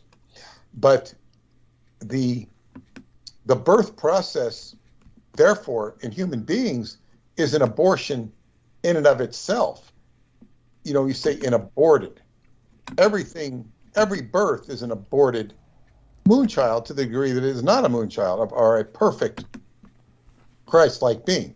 As I said earlier, the DNA has this Christ-like potential, template, manifestation, ability to manifest, but it doesn't manifest because it just doesn't. So what is the programming? If I go back into some of the stuff I've written, this is correspondent with what's called the 24th gene pair, where the DNA of humankind once had 24 gene pairs. And this is biologically scientific from what scientists have told me, and biological scientists. And the 24th gene pair, which would be like a fully lit up human being. And it's been, I guess, DNA has been downgraded or compromised or jammed. This is, more of a theory. It's like, so what do you do about it? What do you do about it? And this becomes the existential question you can go ask the Sphinx. And of course, if I was in Radu Cinemar's position, he wrote his book on the Forgotten Genesis about the history of mankind and how DNA evolved from what he learned. And he is very specific. He goes into great specifics. And I translated all those specifics, and I translated the diagrams, with their captions and their, I had to take all the different words in Romanian and put them into English. And it was not something, if I was in his position, I would have been asking about the 24th gene pair. I wouldn't even have cared about this stuff. Right. I might have been taught it, but I said, what about the 24th gene pair? This is what I want to know. He didn't address it. So, and the reason for that is either because he wasn't aware of it or they didn't teach it to him. And so, and it all has to do with your orientation. So it's, and are my theories, I know my theories have legs. It's a question is how far can you take it? How far can you take it? And I could even say, well, I could become very, what's the word? Selfish I don't know what the word selfish, self-referential, and say, well, why can't I go into those? Why don't I have access to those incredibly holographic aided teaching instruments? And how come he does? How come I don't? Because I could then, theoretically, take the, explain the 24 gene pair. I would see it in I'd be seeing holographic documentaries where it would be being explained to me by these beings that are more enlightened than I am and give me more insight to it. And then I could write about it and convey it to my readers where they'd all go, aha, and they'd wake up. Well, this is just, the fact of the matter is I'm not in his position. I don't have access to those things, and why don't they give me access to those things, I could say. very interesting. You know, I mean, I don't spend much time thinking about this. I have thought about it because perhaps, and then I'm saying my insight's better than his insight. Well, maybe there's reasons he's in that position and I'm in that position, in this position. And if we were to switch positions, I'd probably be doing more good in what I'm doing now than he would be in my position. You know? Right.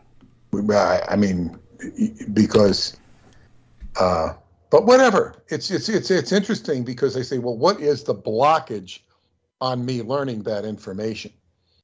And it might have to do with the work I'm doing with you, because it doesn't all have to be expressed through the 24th gene pair.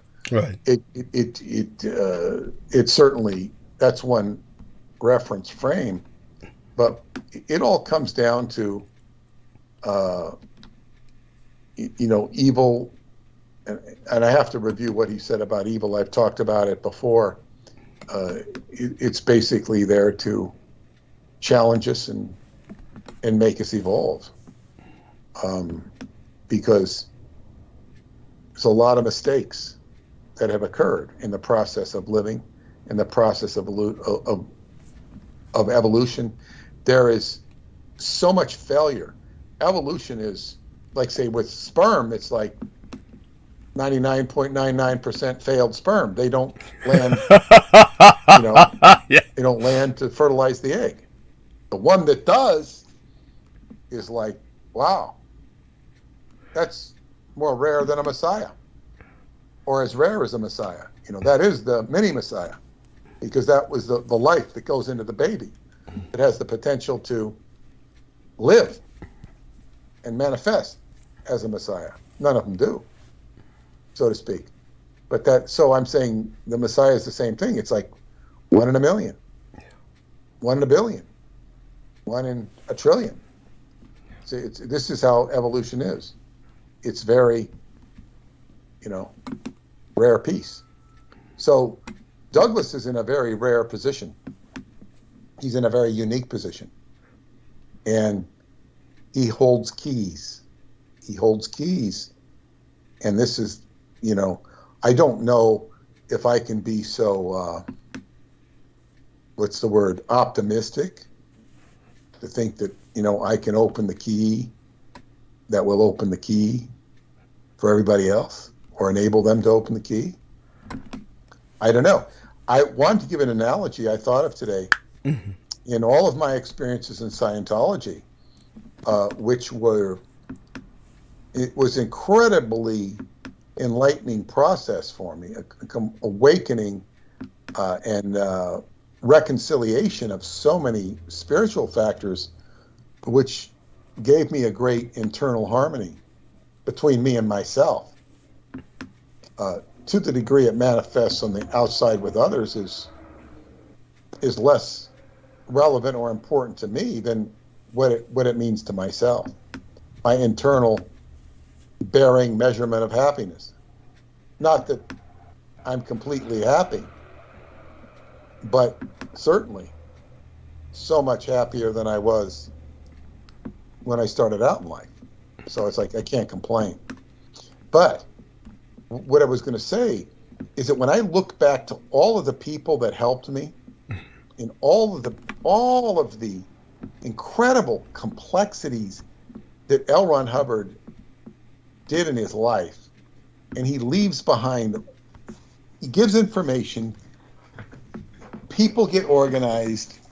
It's like a whole movement of people who are like props that are set up to do certain things. Yes.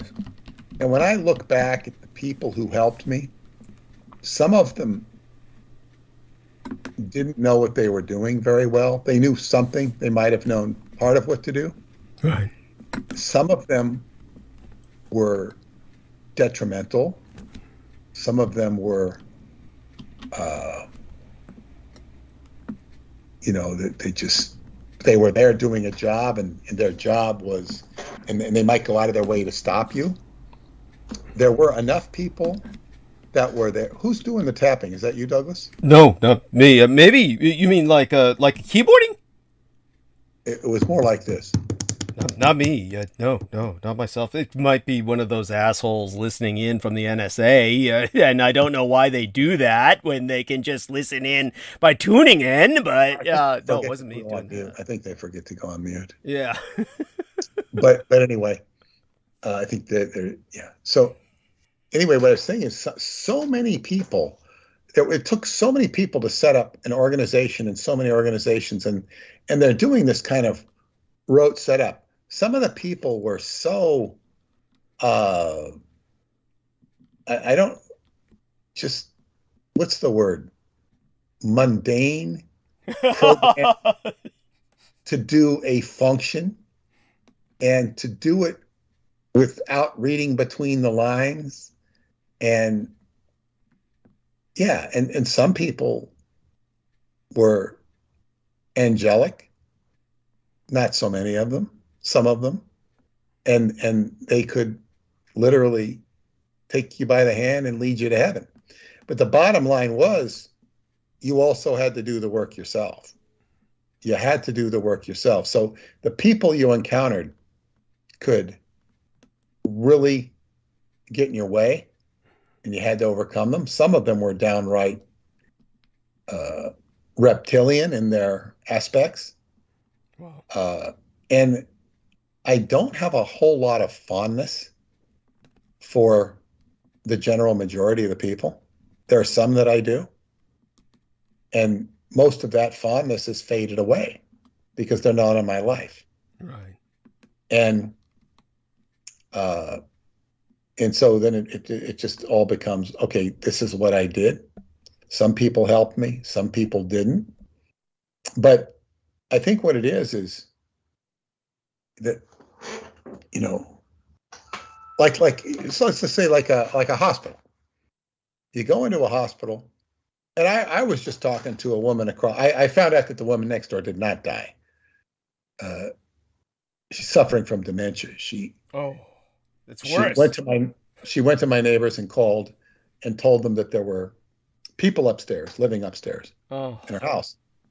And they went with her and they took her back home. And then she found somebody on the street, to ask them to call the police because there's people. And the person didn't know her. He called the police. The police came down and, they took her to the hospital and diagnosed her with dementia. Right. Beginning stages of dementia. So what's her son going to do? I heard he was poking around the house today, looking in, and I think he's not made a decision. I think if he doesn't make a decision soon, he's going to be forced to make one, right, by circumstance. Yeah. Because I don't know. It's like it's to be determined. Right. And it's they diagnosed her with the beginning stages of dementia. He said he should act quick. But another neighbor was telling me, because I asked, she told me everything that happened because I did not know. I went over to ask because I hadn't seen my neighbors. Right. And she said that she talked about her husband, who was, he had an accident and he was they put him in a home in a very nice part of Long Island, which was this horrible home. She said they wouldn't even turn him over. Oh. He had bed sores, and, right. And, they were getting paid big money to keep him in there. They didn't do anything. They just let him there and vegetate. Oh my God. And I think she finally got him in a better place, but even that was tough for him. Right.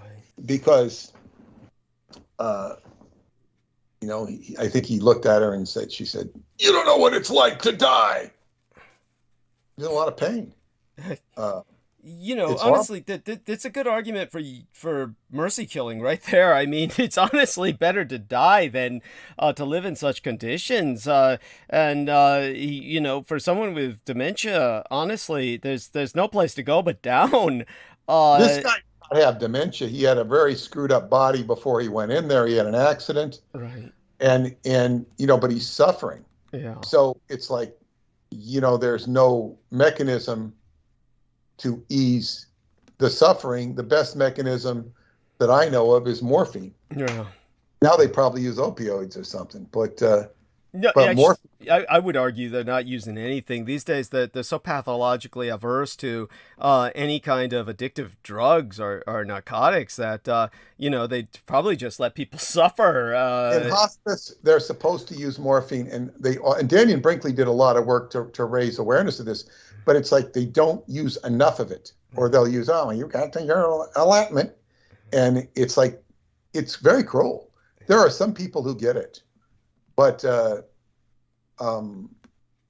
I think she had her mother, when passed, she said they had a sweetheart of a person who was dealing with it. They had morphine there that they gave her, and it all worked out, but you have to reduce the pain.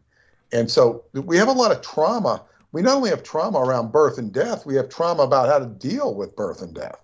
So people become very, inappropriate in and around it. So we're dealing with, a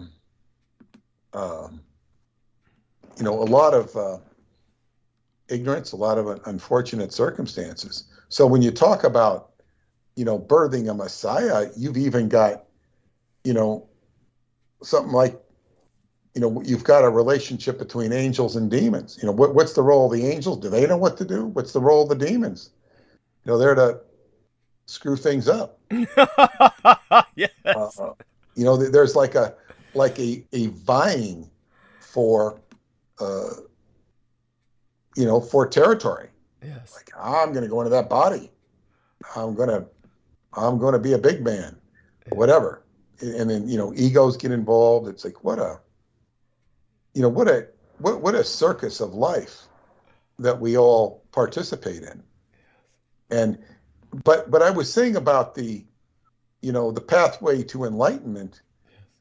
There's all of these characters. I was going back to the analogy of the hospital. You can go in a hospital and you can have very problematic people to deal with, but you also have the potential to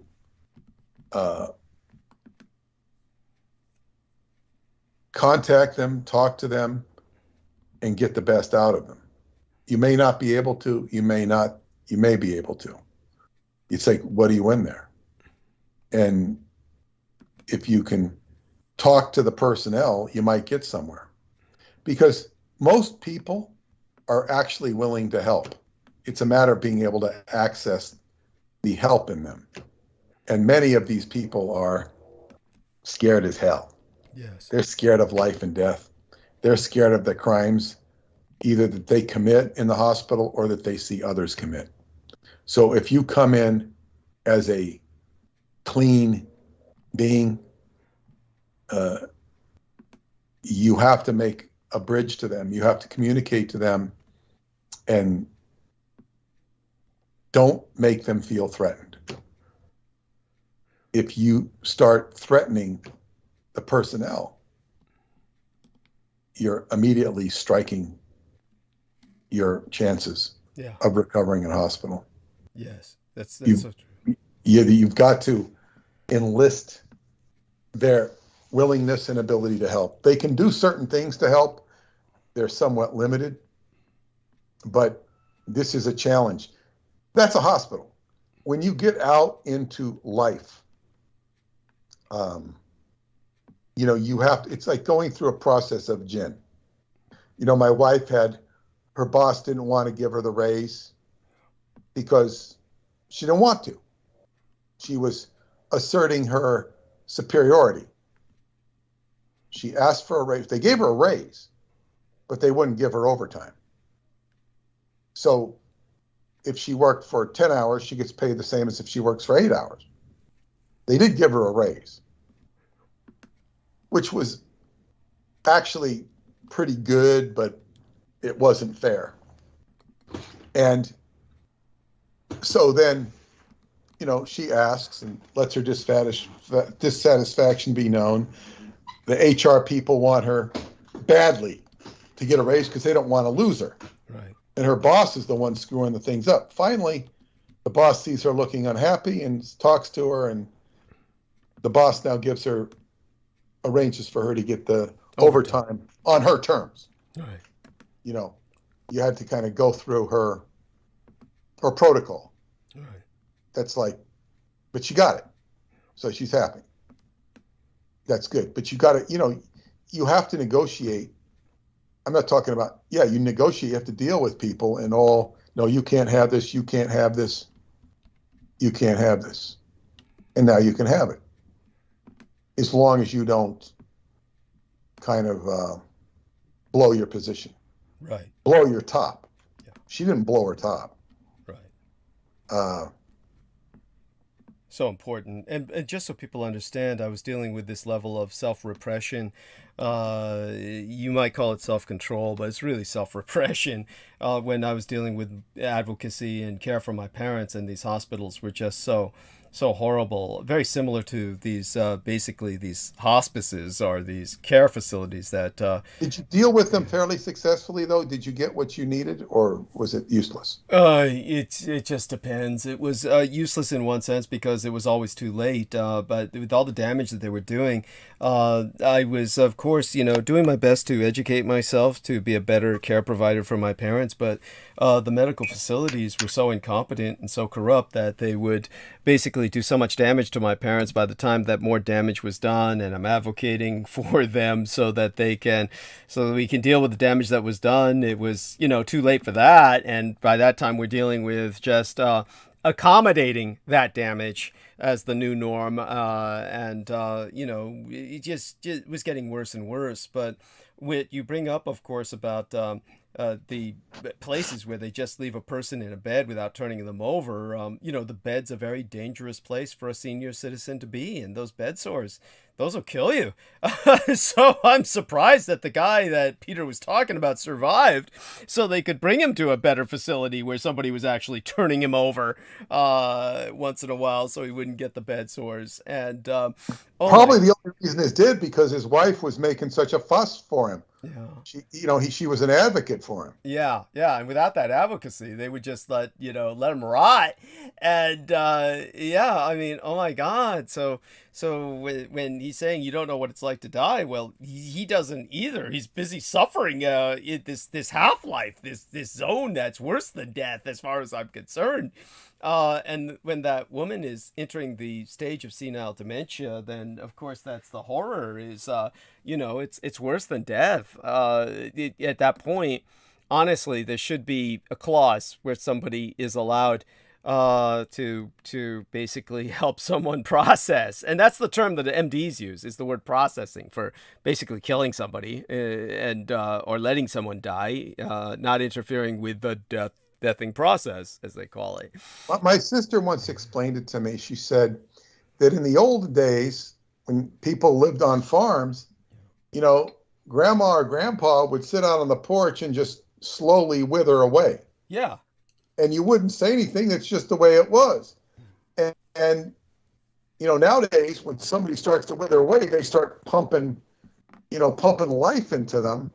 When you're pumping life into a dying cause, keeping alive. In fact, one of the, I once saw a rerun of a show that was before your time, 1962. It was, I think, one of the top-rated shows. Ben Casey. Ben Casey was the star of the show was Vincent Edwards, and he was. It was a show about. He was a doctor, and I think he had this really zany-looking senior medical person over him who had all this crazy hair. It was an old white man with like sort of an afro-ish type of hair. and everybody remembered him. I never really watched the show. I was kind of too young and couldn't get interested in a doctor show. But one time, I think they used to show it at 4 o'clock in the morning in the 1980s, and I happened to catch an episode. And Ben Casey, it's about keeping somebody alive on a life support. Mm-hmm. And, I think the person whose relative it is, they're very frustrated that, I think they want their relative to die, get him out of his misery. And he looks at her and he says, "Life is so precious. It's the most important thing in the world. and we know so little about it. We've got to keep it alive and preserve it until we know more about it. In other words, the worst thing he could do was, take somebody off the respirator, and they don't have a chance in hell of surviving. In other words, this attitude of we must keep life alive when it's clearly, Doctors don't have that attitude anymore, I could tell you. No, but this was the moral dilemma of the day in 1962. Right. And here I'm watching it in 1980, which it had evolved far beyond that. Dr. Kevorkian, but I'm saying is that the attitude about it was just so stupid, so inappropriate. Thank you. Yeah, and it's like, wow, because this is what the culture struggles with. And I don't work in hospitals, never have. When I went to see one of my Moorish friends in the what do you call it? It was people on their way out. Right. And I'm walking through these palliative corridors. Palliative care. Go on. Yeah, and there's all these people. They're old people that are sitting on beds. Most of them are out in the hallway. Uh-huh. It's a nice place in South New Jersey. And I'm walking through, and all these people, they're like, most of them are smiling at you. Really? Holy shit. They see life. Wow, life, a live person. Okay. And then I go to see him, and I see these people are on their way out. This is where you go when you're checking out. Instead of being by the watering hole and zebras like starting to get lame, he gets eaten by a lion. These people are waiting to die. And I went to see my friend, and he was an herbologist. He was a Moorish herbologist. And he was my first contact with the Moorish community. And I visited him twice. And he was so, I guess, type A personality. He'd want to tell them what to do. He wouldn't listen.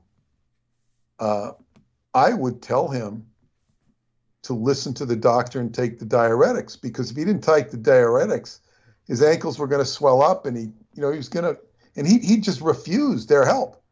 And doctor was so compassionate.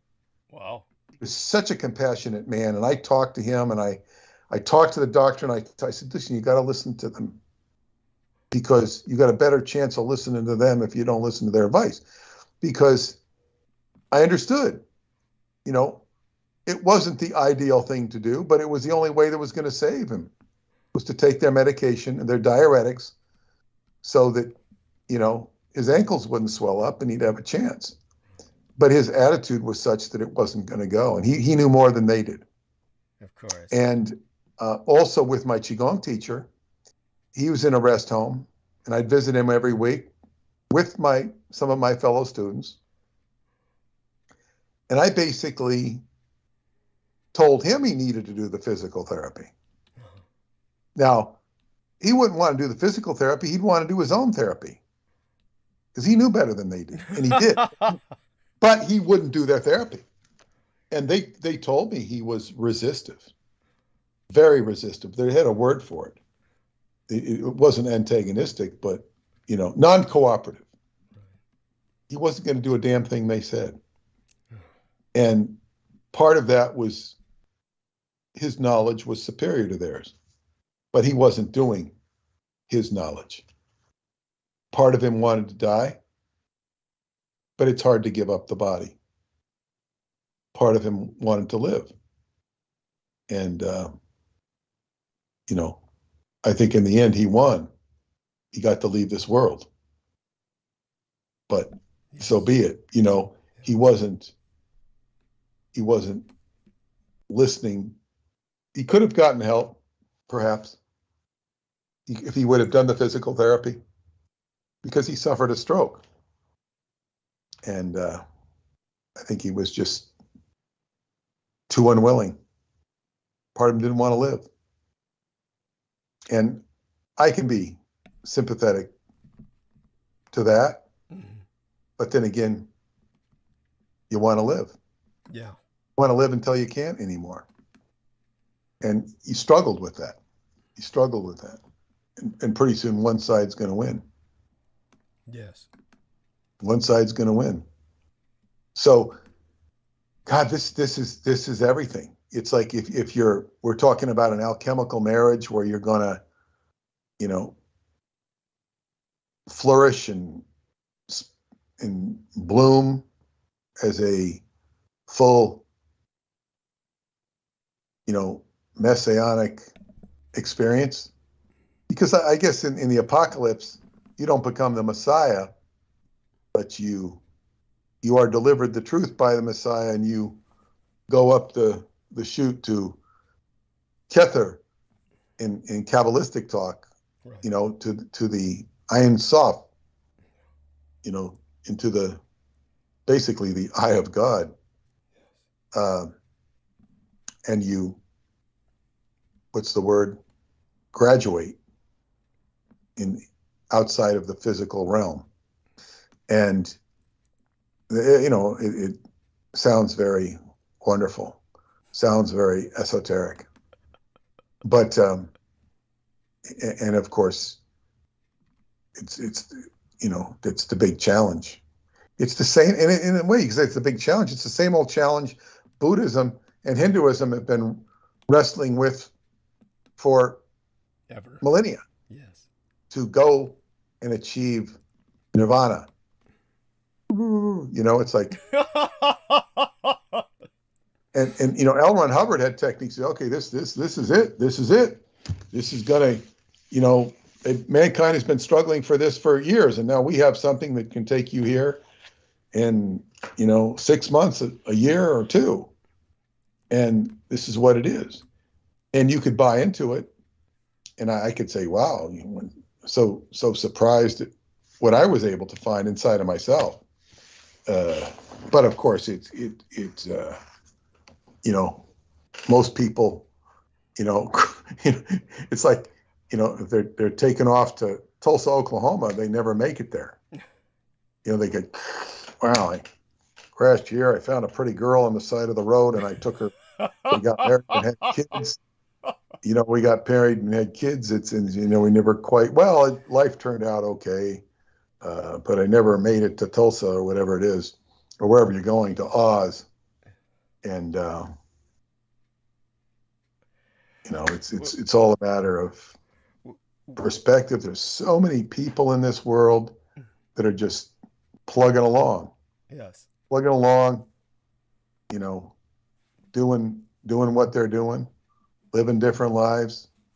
And I hope that this, you know, of course, everybody's listening to you, or for me, for that matter, is they're zoned into this idea that I'm talking about. It's not a foreign idea to them. They know what I'm talking about for the most part. Yes. And it's like, okay, what step closer can we get to this idea? I talked to somebody who had a completely different viewpoint on me than I did about me. Yeah. And I sort of curiously was listening to an interview with Bob Dylan. And Bob Dylan is this incredibly iconic character who I never really had much. He didn't impress me. Thank you. Thank you. Yes. He didn't impress me. You know, he had a gift, and he was talking about, your songs, they changed the world. He says, he says, I wrote these songs. He says, I can't do it now, those songs. He doesn't deny that they changed the world, but he said it just came through him. You know, blowing in the wind. I'm so sorry. Those always strike me as kind of funny. You know, my mother loved some of those songs, the folksy kinds of songs, because she came over to America during that time with, like, you know, the Sounds of Silence and some of those songs. Well, the Sounds of Silence were Simon and Garfunkel, not Bob. Yes. And but Bob Dylan's Blowing in the Wind and The Sound of Silence were two songs that my mother had on records that she enjoyed. Well, Blowing in the Wind. Well, see, Bob Dylan he said he saw his destiny when he was still, up in Minnesota. He said I saw I was slated for things, and somebody told me about his birth chart. It was just the way he was just like right on top of that. It was kind of in his chart, and he's kind of admitting. He says people see him as all sorts of stuff, and he says, he's just a human being with his faults and this, and he's just, but he can't relate to people. They can't relate to him because of all this fame and iconography that's been projected onto him. Right. Because he's like, wow. And I never forget, I mentioned it, I think, in my book, Montauk Book of the Dead, when I was in high school, and they'd have big acts come to the Freeborn Hall at UC Davis. And one of them was Joan Baez. And I don't even know why the hell I went to see Joan Baez. I don't know. But I would say she's one of the prettiest women I ever saw. Wow. She was pretty. And she was in her prime then. And of course, she's very liberal. She was more liberal than AOC. And she was, out of that whole, her roots, not necessarily her personal roots, but the roots of the movement she followed went back to communism in the 1930s, the pro-communist, which was basically anti-capitalist. Right. I think the capitalists of the 1930s were very much worse than, anything that would be, right-wing capitalists of today. And what was it? Robert Heinlein was a big political operative with Upton Sinclair. Yeah. Heinlein even tried to run for office. But Joan Baez was on the people's side, Grapes of Wrath type, sympathies. And what was it? Her father was heavily involved in Cornell University mind control. Oh, wow. Joan Baez's father. But Joan Baez, okay, so she's like this, and this is the anti-war time. Everything's anti-war, so there's a lot of sympathy. And Joan Baez symbolized the anti-war movement, which, practically everybody was anti-war. Right. And so I went to see her. I don't remember if I was with anybody or not. I can't imagine going alone. But I remember she says, "Wait till you meet Dylan. Wait till you meet Dylan. Dylan is so cool." Dylan. Now, she had been Dylan's girlfriend. She wasn't then, but she had been. Wait till you meet Dylan. And I'm thinking, like, I'm not going to meet Dylan. What do you mean, wait till I meet Dylan? I'm not going to meet Dylan. I don't even want to meet Dylan. She was really impressed with him. Of course, he was a poet. But the point I'm saying is, people will project. I'm really glad I saw what he said. Of course, I don't have anywhere near the notoriety he has. Only a microcosm of notoriety. I know I wouldn't want to have that notoriety. In fact, that makes me glad I turned down the media offer that wanted to have the world of Peter Moon. Right. Because then I'd be like Brad Metzler, whatever his name is. But he's not that well known. I mean, he made a name on the History Channel, but I don't think anybody cares about him anymore. I really don't know. Yeah, I don't. The name doesn't even really ring a bell with me. Yeah, but then what happens is you become more of a cartoon than an icon there. Yes. Or like that guy with the frizzy hair from Ancient Aliens. It's like, oh God, that son of a bitch. Yes, with the impossible. Well, it's like, but he's a spokesman for the aliens. Could this be aliens? And I'm in my own way an icon for paranormal stuff. So people will, think that I'm interested in anything paranormal. Yes. And it's just not true. you know, I represent the paranormal, and it's like, no, I don't, because much of it I reject. Not that it doesn't happen, but, you know, do I want to go be chasing Bigfoot? No. I will be meeting with somebody who cavorts with Bigfoot. He knows them. And I'm not joking, but that's part of my professional path. You know, I'm not necessarily going to ask him to go in and introduce me to them. I would hope not. Yeah. No, he knows them because he's interfaced with them. They're interdimensional. And it's like, but it's not something I want to exploit or, you know, go in and find evidence of. But nevertheless, what I'm saying is with this iconography, it distorts you from who or what you really are, because people project, okay, you are a spokesman for XYZ, because people have expectations. I don't know what it is. And I think this was something that troubled the Beatles, because people projected all this stuff onto the Beatles, like they were the trendsetters of the 1960s and even beyond that. And they could not live up to the expectations of the audience. And that's why they left. The audience wanted more and more and more. And the next step, you know, I think John Lennon tried to do what he could to facilitate world peace. He really tried. Yeah. But he had a very limited experience in even having to go about it. Yeah. And one of the most telling things he said, and I read in the book about what he said, he was quoted, he says, you have to control the people. You have to, in other words, he understood the genius of Joseph Goebbels. Yes. In other words, you have to, you know, use laws of promotion, laws of PR. This is what Hubbard did. You can't just go out and speak with your heart on your sleeve, because it doesn't work. You can do that, but nobody's going to, and this is what that William Jennings Bryan was doing in the Scopes monkey trial. He's speaking with his heart on his sleeve about the Bible.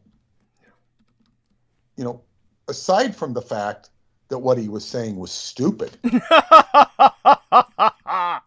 he wasn't reaching his audience. He wasn't hitting his audience. He lost his audience. Yeah. He won the trial on technicality, but he lost his audience. So, you know, what is your audience? So your audience wants the icon to speak. And, you know, to say something. Mm-hmm. There was once a, what do you call it, a pontiff on Wall Street. Yeah. I think his name was Henry Kaufman. Mm-hmm. And he worked for Salomon Brothers. And every time, and I was taught this by the guy who taught me stockbroking, he said that every time this guy would get up and make an announcement about interest rates, everybody would, oh, Henry Kaufman talking about interest rates. They're going to go down. They're going to go up. They're going to go down. And he would just kind of like be the bellwether for the interest rate market. Wow. It was like everybody would listen to him because he'd get up and say something about him. And it's kind of like, okay, everybody will listen. He became an icon for interest rates, where everybody would listen to him. So everybody wanted to hear what interest rates were doing from this guy. So it's kind of like, you know, the Beatles get up there and it's like, okay, you know, and people are all inspired from whatever drugs or what. All you need is love. And this is taking aside any MK Ultra programming that was going on through that. You know, but it's like, okay, it's like, wow, this is like the hope of the generation is through all of this music. And and then it got really weird with the White Album and Turn Me On, Dead Man, and all that stuff playing backwards. Paul is dead. All that shit. It became very manipulative, and then, at the same time, purely satanic. Well, and then there was, All You Need Is Love, and then what was the one?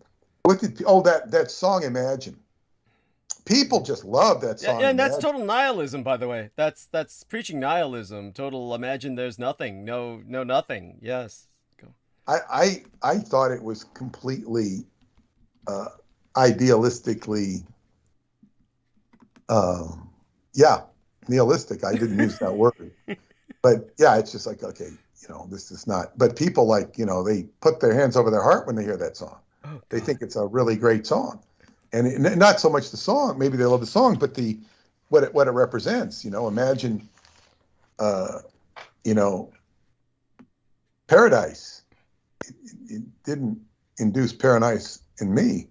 I suppose I did think of it as nihilistic, but nevertheless, people look up to the Beatles. They're this, incredibly,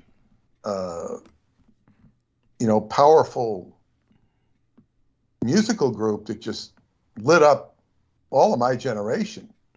And you still hear the music, and it's still very prevalent in our culture. But people, expected more. They want more. And, it's like how much they were basically just musicians. And John Lennon tried to be more than that. That's right. And that probably is what led to his death. Yes, that's what got him killed, was because the individual who killed him, whose name I always forget. Mark David Chapman. Thank you. He's, again, the three names. Names, yeah. David Chapman. And what was the one that called Robert? Hinckley didn't have a middle name that they pronounced Robert Hinckley. What was that? Yeah, that's right. Did he? But then again, they let him go. He's free now. You know that, right? Yeah. Yeah, he looks good compared to these other shooters.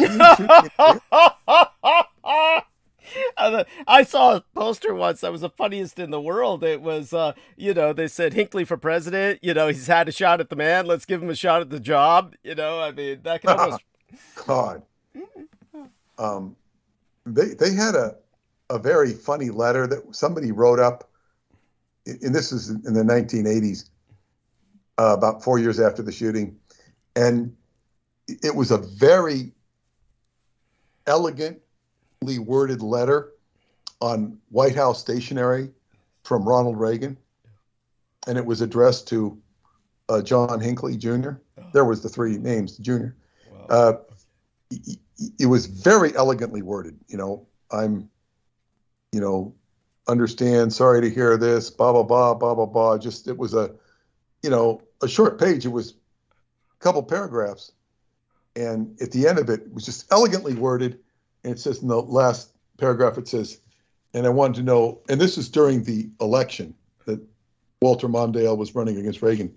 He says, and by the way, I wanted you to know that Walter Mondale is fucking Jodie Foster. But she had a big trigger towards Jodie Foster. Yeah, that's right. He did, and I still don't get that. It was bizarre. And for those of you who don't know, of course, Jodie Foster is quite gay, and God knows what he thought. I don't think anybody knew that at the time. Apparently not. Yeah, that's right. It was like he was inspired by the Taxi Driver film. That's right, when she was still jailbait. She was basically thought of as jailbait, and. So yeah, he was, that whole thing was so fucking weird. And he didn't have a man's gun. He had a homeopathic pill dispenser, and as I call it, as opposed to a heavy duty Magnum or something that would have blown Reagan away at that range. But yes, it was, the bullet went into Reagan and they had to get it out. But oh my God. Are we sure that he actually is the one that shot? I mean, you know, your point's well taken, I but don't know. it seems like it must be because there's no way it could have been. Nobody else could have gotten the bullet in there, and it was such a chicken shit little bullet. It was such a low, how would you say it? Low velocity, low caliber round that he pumped into him almost at point blank range. So it was like I thought it was a ricochet that hit Reagan. You know, again, you may be right. You may be right. I mean, that's what I remember. It was a ricochet that hit Reagan, and Reagan didn't even know he was hit for a while. That's quite true. No, Reagan did not know he was hit. And Brady was the one that got it. That's right. Yeah, that's right. Yeah, I'm so sorry. That's awful. And when the Secret Serviceman pushed Reagan down with great force, understandably, Reagan said, "That hurt, you idiot." Yeah, he was bitching about, you know, the Secret Serviceman, you know, throwing him down more. So that hurt more than the fucking bullet did, which shows you what a piece of shit that bullet was. So there you go. I mean, honestly, I'm not saying Reagan should have been killed, but you know, you get my point. I mean, I don't even know if that was a serious assassination attempt. You really have to ask. But again, well, you know, it was said it was. I mean, Bush. I mean, listen, you have to happen. I mean, Bush was fingered in that. George Bush, because I mean, this was only a couple months after he took office. Yeah, I think it was March 30th or March 31st, and Reagan had just taken office, you know, a couple months earlier. Yeah. And it was like, you know, a little quick, and George was going to be president. Yeah. And it was like, it just looked so suspicious. And Dick Gregory, you know, I pointed out that John Hinckley's father was his father was having dinner with, I think, George Bush's brother. That's right. Something like that. Yeah. Same night. And then Hinckley was tied to the Mormon church because the head of the Mormon church was Hinckley. And they had erased all of, this is what I learned from one of my Moorish friends, my Moorish friend who was Mormon, that they erased this, they rubbed out Hinckley's, because they have perfect genetic records. Right. They rubbed out all the connections between Hinckley and the LDS. Interesting. Because the head of the Mormon church was Hinckley, and he was tied to Satanism as well. So it's like, you know, it's like nobody spent as much time on that as they did with the JFK assassination. Of course, Reagan didn't die, but right. And then not only Bush, but True Ott had communicated with JFK Jr. He was communicating with him before he died, and JFK Jr. was convinced that George Bush, the father, was the one who killed his JFK, and this is why he named his magazine George. Right. Okay. Interesting. There you go with that. I mean, that's fascinating. And by the way, Holly Kaditis Kiefer is asking in the private messages what I was going to say about the guy's name again is Mark David Chapman, right? Is that the guy's name? Yeah. Who tried to, yeah.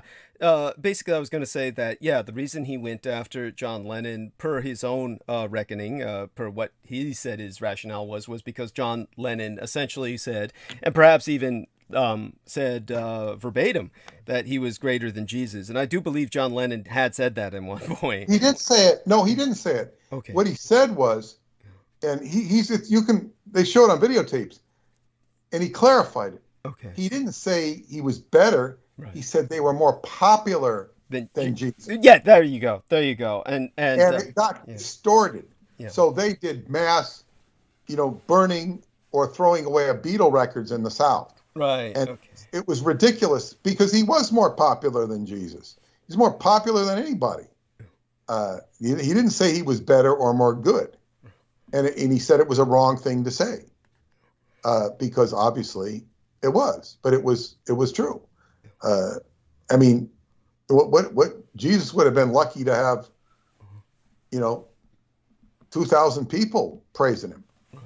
Yeah, no, Jesus was not, definitely not in his day necessarily the most popular man alive. Now, in terms of something that comes to mind with Viviana Sanchez, she had so much potential there that she was promising. She was like promising, say for instance, she wanted me to kiss and make up, her words, with I call him the cheap detective or the sleazy detective, Ed Opperman. And this has to do with Why? Why? That's why. What does she know about Ed Opperman that you don't know? Or what is her viewpoint that you do not share? Oh, she was just a fan of Ed Opperman, and I could see why he's like I said, he's sleazy, and I think he's sleazy as hell. But well, I don't remember all the details, but didn't he prove himself to be utterly despicable with you? He wasn't as bad as, say, for instance, the gang stalkers, but the reason he was utterly despicable was because he's just a piece of shit. Of course, one of but I don't like look at him like I do the gang stalkers. He's just basically someone who was sleazy in the sense that when I did an interview with him and then published that interview, he called copyright claim on it, saying that, oh, I want total control of the interview I did with you because I make money off it.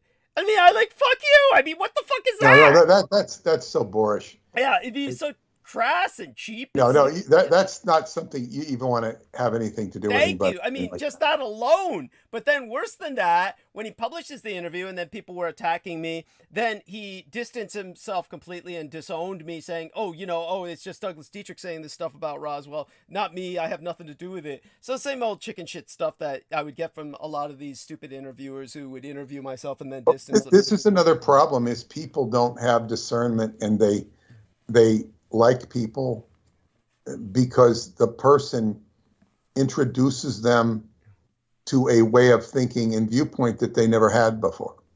And they identify that, and it's understandable that you like somebody.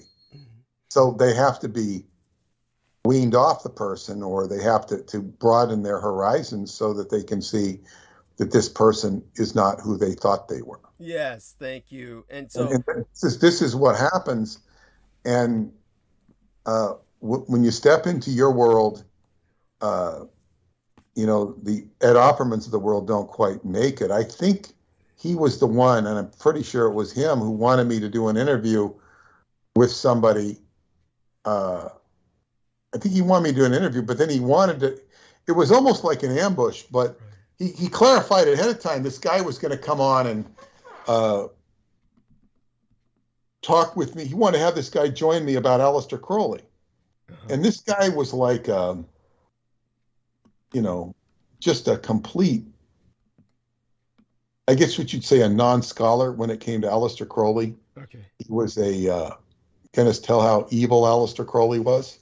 Right. Your usual trip. Yeah. I said, this is. I know who he was talking about too, because that guy was like, he was like a Facebook friend of mine who just like was recommended to me, and then I probably had him as a Facebook friend for a little bit of time, and I think he probably then wound up blocking me, probably assuming I was as evil as Crowley was or something. But he was one of these guys. Yeah, I didn't want to have anything to do with him because it's just the guy doesn't, Well, he's coming from the perspective that he's here to hunt down evil and point out, And this is the tricky business though with your stuff, because it's like people can't, they enter the realm and they're going to get burnt by the flame unless they know what they're doing. Yeah, and everybody has a shelf life, but the shelf life becomes much more short when they get burned by the flame. Yeah. When their knowledge comes up and it's like, okay, I can't handle this anymore. I can't handle it. And that's what happened with the gang stalkers. They get so far, and when you start confronting the evil, it fades away. It's very interesting too, because all of this is coincident with this focus on what we're talking about now. It's like we're not really bringing up details of the book. Right. We're talking about sort of where it's going, the energy it's going to process. It's going to process the things I've been talking about in perhaps a more cogent and succinct way, but it's going to be with the background of everything we've been talking about. By the way, just so people understand this, and Peter Moon, of course, is accused of being my handler, and this is somehow supposed to demean us and degrade us both, that somehow he's working for the deep state, and that somehow I'm basically being strung around by, your... To what end am I handling? Well, it's like I'm trying to take this and get his information out in such a way that it educates and transforms people, not to give more of the gory details of how the kids at the Presidio were tortured. Understood. Thank you. Or the, dark magic grimoire that Aquino was reciting and terrorizing. Which brings us back to the other point I was going to bring up. And just so people understand this, obviously, he's a very poor handler in so many ways, if he is a handler, because we're at total opposite ends of the political spectrum in so many ways. And also, I certainly don't lead a healthy lifestyle as he does, where, of course, I would be deep breathing and exercising and disciplined and all that good shit. Instead, pretty much the opposite of our man Peter. We're kind of like the odd couple in that regard, which, if anything, should really point out to people, obviously there's no handling involved, but such being said, that's almost beside the point. It's kind of like, if anyone does want to see it that way, they're idiots. But in terms of what has been the new angle of the gang stalkers, and I showed Peter a bit of this, where they're apparently talking to people. Well, they're evidently, by that I mean literally, they are doing this. It's not something like I heard this or this is rumored. People are reporting it to me that they're approaching them like, basically proselytizers for a new religion, and they just are hammering people with this kind of fanatical, Douglas Dietrich keys. And the thing that they're using now is they're trying to claim that I'm very involved in the occult and I'm using magic to assault people, and that, oh my God, don't put up pictures of your dog, your cat. He's going to attack your pets and make them. Oh my God. I mean, like, I would give a shit about somebody's fucking pets. I don't even notice most people. But this one woman who asked not to be named, different from what I showed Peter, by the way. I showed him an example of this already, but another woman brought up, oh, hey, I know a woman who's convinced you're attacking her occult-wise, magically. And I said, well, just for the sake of morbid entertainment, who is this? And she was definitely didn't want to say who it was. Honestly, if she had asked me to keep it a secret, I would have kept it a secret. But just the fact that somebody would believe that, when did anyone... It's a projection. It's people just start thinking overtime because they're way over their heads. Thank you. Yeah, they're way over their heads. They don't know, they might have, oh, that's an evil spell. Well, must be Douglas Dietrich. Oh my God. Yes. And just the thought that I would be attacking random people, investing that level of energy or even interest. You'd have to have the interest in the first place for me to invest some sort of energy into attacking them. Just, oh my God, just honestly, if you believe that, you're really full of yourself. How full of yourself must you be to believe that I would care about you enough to invest that level of energy into attacking you? It's preposterous. So I do think that this is them projecting. And by the way, we did bring up that I suffered an occult assault the other day, and I think Peter and I will go into that more on Wednesday of this week. We've got that. Maybe we'll go a bit more into that. What I am going to do today, because I did mention to Peter, today is the eve day of the Roswell atrocity, so I'm obligated. And because Viviana basically left me in this mad scramble to find a producer, and I didn't have a chance to do anything. What I will do when Peter retreats into the gentle night is which I should do now, and you can go into your diatribe. It's 12. Understood. Is what I'll do is I will at some point tonight likely play the Bill Burns thing and basically rip him to pieces while I'm playing it, and then Peter can listen to that to his bemusement tomorrow. Will claim copyright on that though? if you do that? Oh God, that's a thought. That's a thought. So maybe I'll have to do it, Wednesday, maybe, which is basically tomorrow. For all You intents. can just rip him without Oh playing. no, yeah, I'll listen to it and then rip them, but I'll rip them a little tonight anyway. Either that or I can wait till Wednesday. Honestly, this is again, and I do blame Viviana here. What was the other thing she wanted to do? Then she also gave me hope, and this might be, I mean, she was so full of hope and just saying, oh gee, Mēnsis is here, and I can't promise anything, but if I were able to get you to talk to Judith again, would you be willing? I said, oh, of course, if you could get her. But it was just interesting that she was kind of making these promises and then took off. It was like to have that level of investment and kind of like, poking around with different ideas and then taking off like that. And who knows? For all I know, it might be my policy. Another way to look at it, and I'm saying like, well, when will I not talk to Douglas? Well, it's like when I finish my business with him. Okay, that could be years from now. Yeah. You see, we have business to do together. Yes. It might be a little more business than other people's business, but but people have business to do with you, and they come and they see and they have what they have to share. They do their contributions, and that's the end of the road. Yeah. And some of them may have, ill agendas. Yes. So they come and they execute their ill agendas to the best of their ability, and then they can't do it. And, these other people are pissing in the wind. I had mentioned, not briefly, I only in the context, I wasn't trying to ask questions about the gang stalkers, but I was trying to give an idea of what was going on. And when my clairvoyant asked him the gang stalkers, he said, she says, this is going to blow back big on them. Yes. Blow back big. I wasn't asking her. I said, of course it's going to blow back big on. She was saying this, she feels stuff. Oh, so, she's right on that. Yeah. If you happen to be up tomorrow and I'm still up myself, we can talk right after, I'm done. And even if you wake up, I'll probably be up for a few hours after transmission just for being so amped. I'll be still amped. So check in with me, and we'll talk privately about what's already happened. And aside from that, we love you dearly. Share that love with Paula. And, you were wonderful tonight.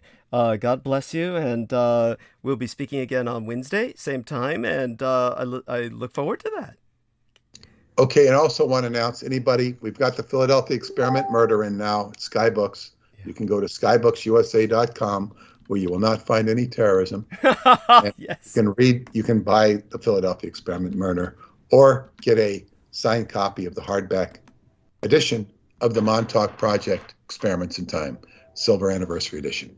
With that, skybooks.usa.com. I will say good night and talk to you in the morning. Yes. Bye-bye. Yes. Love you dearly, and blessed dreams. And that is our man, Peter Moon. And don't forget Skybooks USA. So glad he announced that. Now I'm going to probe around a little bit and see if we can bring back on for a few minutes at least Sammy Romero and Joe Tai. And oh my God. So that was a bit of an experiment earlier with Joe Tai just getting kind of used to the Skype. And let's see if we can bring Sammy back on, because Sammy dropped. And with that, maybe I can, give myself a bit of a break before I go into all of, what comes to mind in terms of a diatribe for tonight. And rest assured, to our individual who asked not to be named, I will probably be going back into zombies. Or yes, they asked. I was requested by someone to start talking zombies again for an episode at least. And I will be doing that probably fairly soon, especially when Peter goes to Romania, and and I'm going to be here by myself, and just won't have him to provide me that time to just catch up, so to speak, or to pull my head together or pull my head out of my ass. Instead, I'll be basically burning bandwidth for probably a shorter period of time. I'll probably end the transmissions earlier, to tell you the truth. But All right, let's check in with Sammy Romero. Now, that was an interesting face I just saw there. Who was that? That was let me take a look. Somebody named Samantha. Oh, it's probably someone I don't know. Either that or a call girl. Okay, all right, let's take a look at our usual suspects here. Sammy. Why isn't he not coming up? Why is he not coming up? What the hell happened with that? Did he oh, Jesus. Couldn't have. Let's see now. Well, if you're out there, Sammy, let's see if you can jump back on the call. Let's see if... Let's contact him in the messenger then. Where are you? Oh, yes, here we are. Are you able to jump back on call? So, there we are, and we'll check into the live stream as well. Okay, so Mirthling is in there, and Gordon Fiala was talking earlier, and not quite sure what they're saying. T-Tank Berry was saying hardship seems to be on the rise, and how far is away is our dear Mirthling, and so T-Tank Berry was talking about people playing Pokemon and walking off cliffs. Cliffs, yes. Karmic Dead. Oh my god. So Mirthling was saying there's absolute vodka, Douglas Dietrich. Yeah, Douglas, are you clever enough not to use cliche? It's a Terra, so... okay, so stuff still going on in the chat. That's good, and we've got a good number of listeners, which is heartening. I'm so glad to see that. Let's take a look at somebody maybe answering me. Oh yes, thank God, Sammy's there, and that can help us a bit because I don't know about our man Joe Tai. He probably fell asleep. But Joe, if you're awake, Joe, you're welcome to come back on and start talking again. If you're out there. And we'll also find out soon enough about our man George Knight, who gave me this little heartbroken saying, when I told him Viviana Sanchez had withdrawn, he said, I suspected as much. It was my fear she would, as she wasn't there on Sunday night, which was pretty much, my fear as well. And our fears were realized. It's sad. It really is. At the same time, you do move on, and hey, I got another young girl that called me in the cell phone, and she'll probably never serve as an Executrix producer, but you never know. So I'll be anxious to follow up with that. And she's pretty sensitive to that which goes on in our world as well. Very much a psychic in her own right. So all of that being said, I'm just burning bandwidth right now until I get a chance to relieve myself. Not that I'm, Hey. There we are. Oh, my man, Sammy. So, oh my Hey, God. how you doing? Fine. Oh, infinitely better for your being here. You have no idea. So I will refresh myself in a few minutes. But first, I'm not that bad off. I'll refresh myself in a few minutes. But I definitely want to get you eased into the space where you're able to hold the stage for a few minutes by yourself. So how are things at work? Is it busy? Or are you at home now? Or what's going on? No, I'm still at work. It's kind of up and down right now. Okay. But I can manage. Okay, and that sounds good. And maybe I should take advantage of that now and refresh myself for just a few minutes. Is there anything that you're going to talk about specifically, or you'll just roll with it? Just kind of. I'm just going to roll with it. Am I going to be alone? Is Joe Tai going to be with me, or he's going? I think he fell asleep. So, yeah, by the way, yes. I love Joe Tai, and God, Joe, I mean, if you're there, come back to us. But I was wondering, maybe it was painkillers. It was he did seem to be a little altered. Or did you get an impression? What was your impression? Did you feel he has a very interesting story. I was actually pretty fascinated by it. It's just, I think you had to get it out of him as far as the details involving his background. Yeah. But he has a great story. That's really all I got. Maybe if he was, maybe into some painkillers, or I don't know, maybe sleepy. Yeah. Then maybe that can atone for it. But he seems like a nice guy. I'm really worried about him working on those roofs. And like Peter Moon said, gee, that's usually a young person's job. And then, then he says himself, yeah, well, not any young people applying for jobs these days, and they're taking anybody. And I'm like thinking, oh, holy shit. It's like he's this guy who's been a chef the majority of his life, and now he's like doing roofing. Yeah, it's a union, but I hope he takes tomorrow off. Really, he can do that. Yeah. He's legitimately injured. And he's talking about going back to work. It just doesn't make sense. So I did leave him a message to that effect. T-Tank Barry, who is the man who's basically moving around California in his car, he basically was telling him, yeah, don't go to work tomorrow. You may have heard me say that. So yes. Yeah. So I love you dearly. I'm gonna let you hold the stage. Talk about whatever you want, and you can rip into just how a year after that, anything you want. I was gonna say a year after that Los Angeles explosion where the cops blew up half a block of people and shit. It's Los Angeles. Obviously wanted to go beyond that by doing worse damage to itself, as you personally saw. And, right. You can go back into that or whatever you want. I'm going to go mute. I'll be back in about 7 to 10 minutes. And thank you, everyone. And Sammy will educate and inform you and entertain you all for that period of time. And I'll come back and start screaming at everybody again. All right. Be right back. Thank you.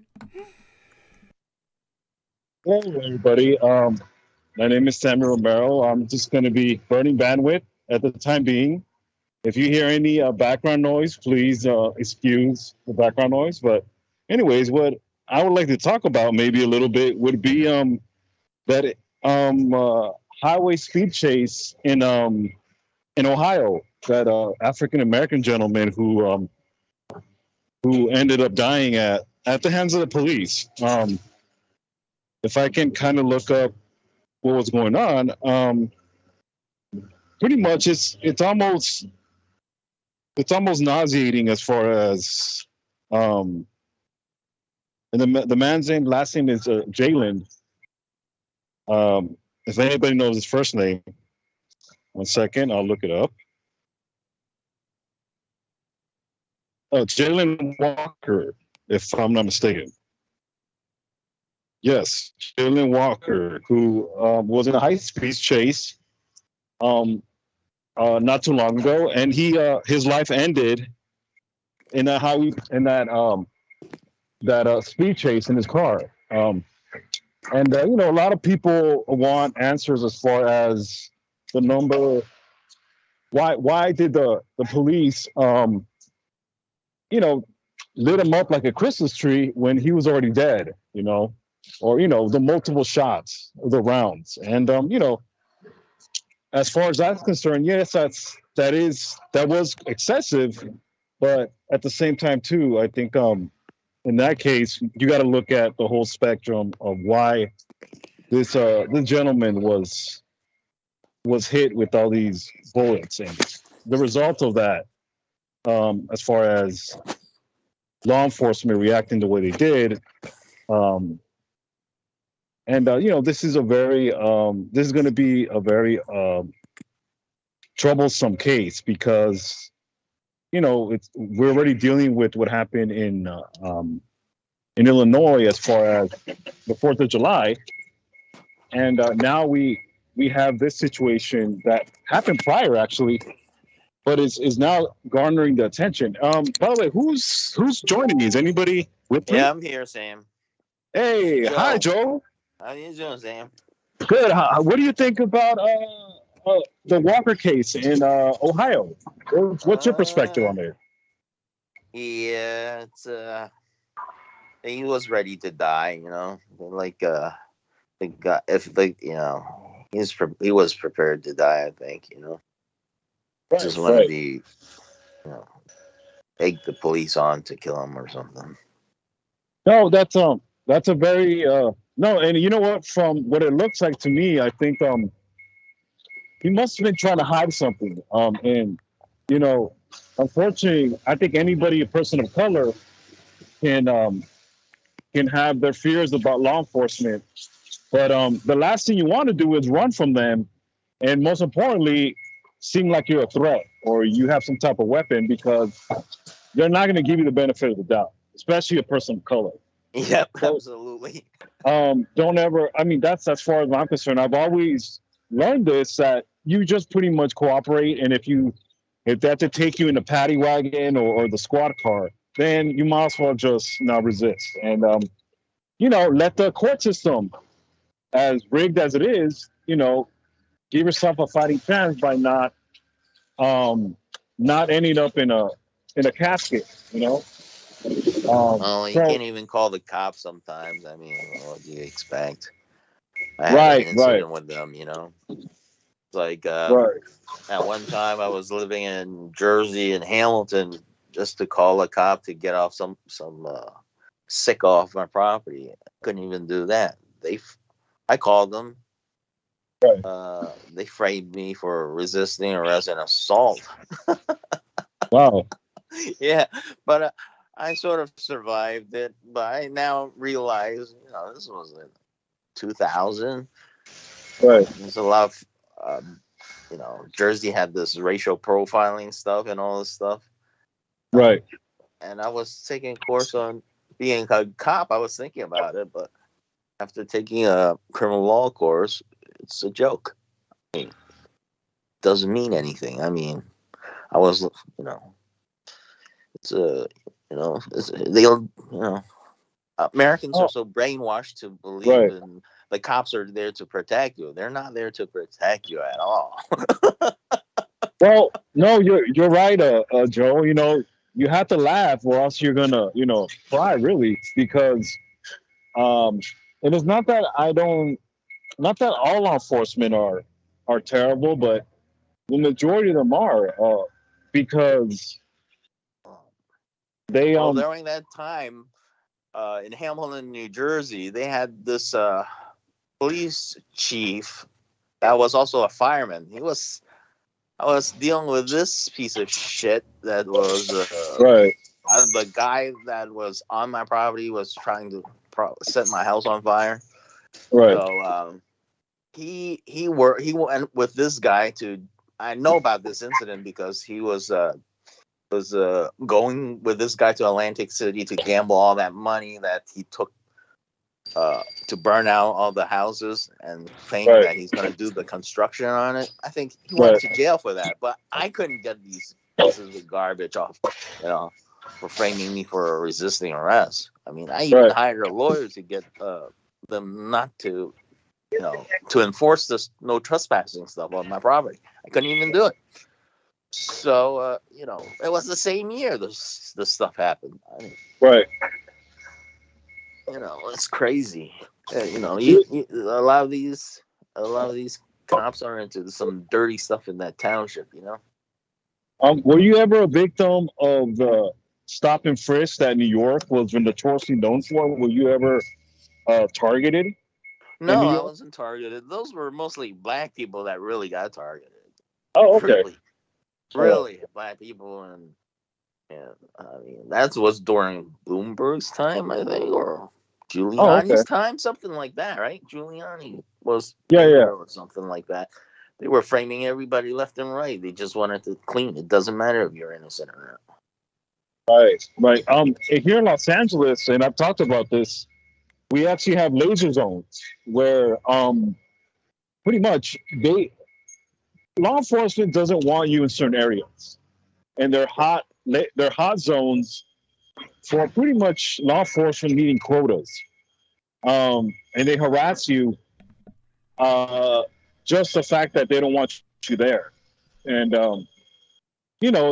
this is very notorious because the software that they use, you pretty much end up in their system, and you're really victimized because of their system they have, and I'm talking about their software. This is in LA or where we're talking about? Los Angeles. Yeah, they even have the gang cops, right? Remember that over there? Right. This all has to do with it. You're in their system, even though you may not be gang affiliated, because you happen to be at a certain location. They're gonna add you in the system, and you pretty much have to pretty much lawyer up, and even then, you kind of have to extract yourself from the system because pretty much they don't want to police. What they want exactly. to do is, they don't want to write more paperwork, but they still have them writing paperwork.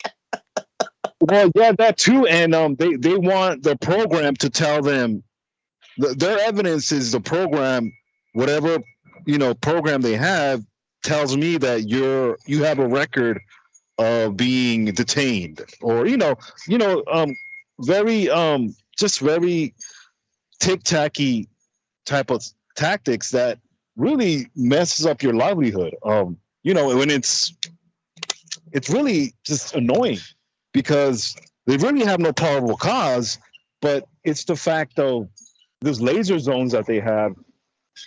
They're pretty much it's pretty much a stop and frisk, but it's mostly on the database, and they need to get rid of it.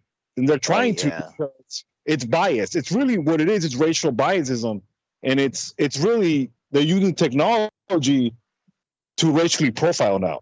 And because of this programming, you're pretty much screwed.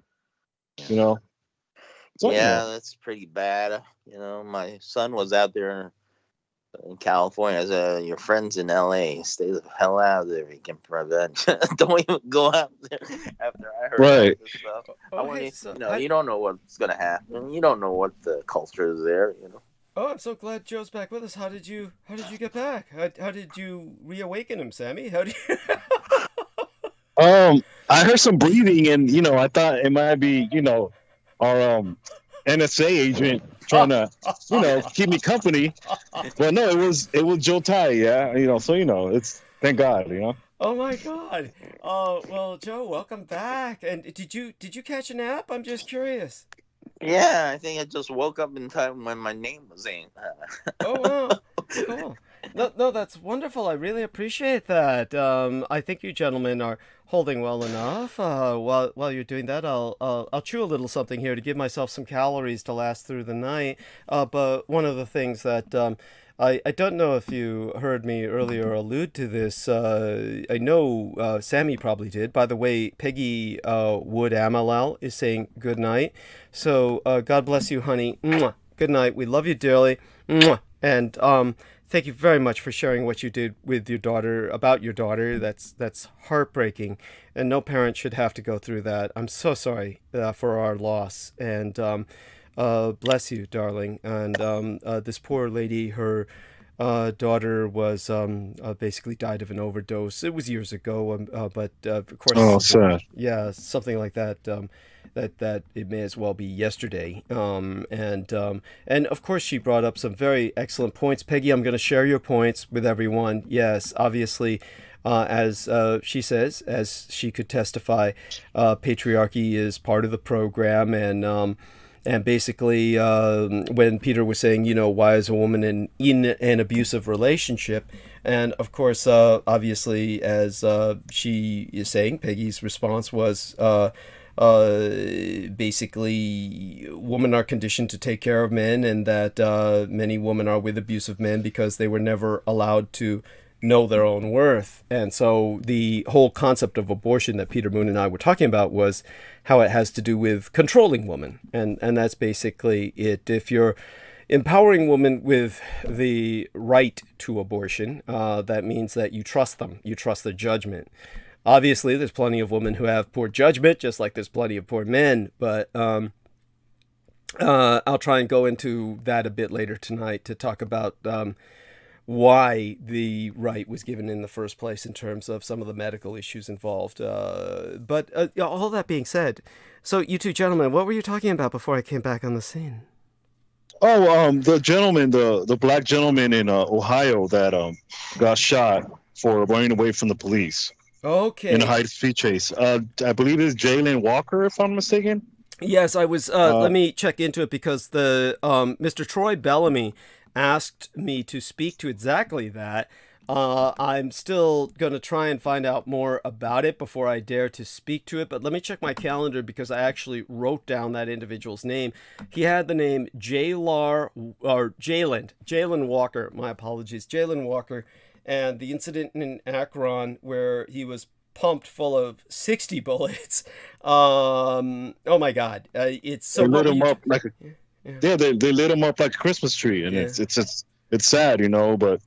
To me, it's just it's not that I don't have sympathy for the gentleman, but you have to use uncommon sense, and I call it uncommon sense because it's uncommon now. Yes. If you're a person of color, you don't resist. It's just you kind of, in other words, you try to let the court system kind of do its process. As effed up as it sounds. Cops don't care. They just don't care.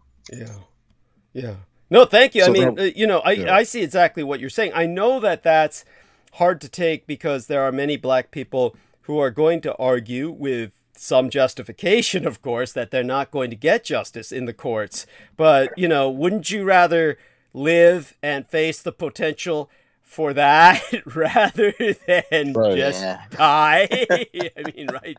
Yeah, you get knocked in the head and crushed in the back, and that's about it. And they'll frame you for something. That's about the worst. Yeah, can't win, really. Yeah.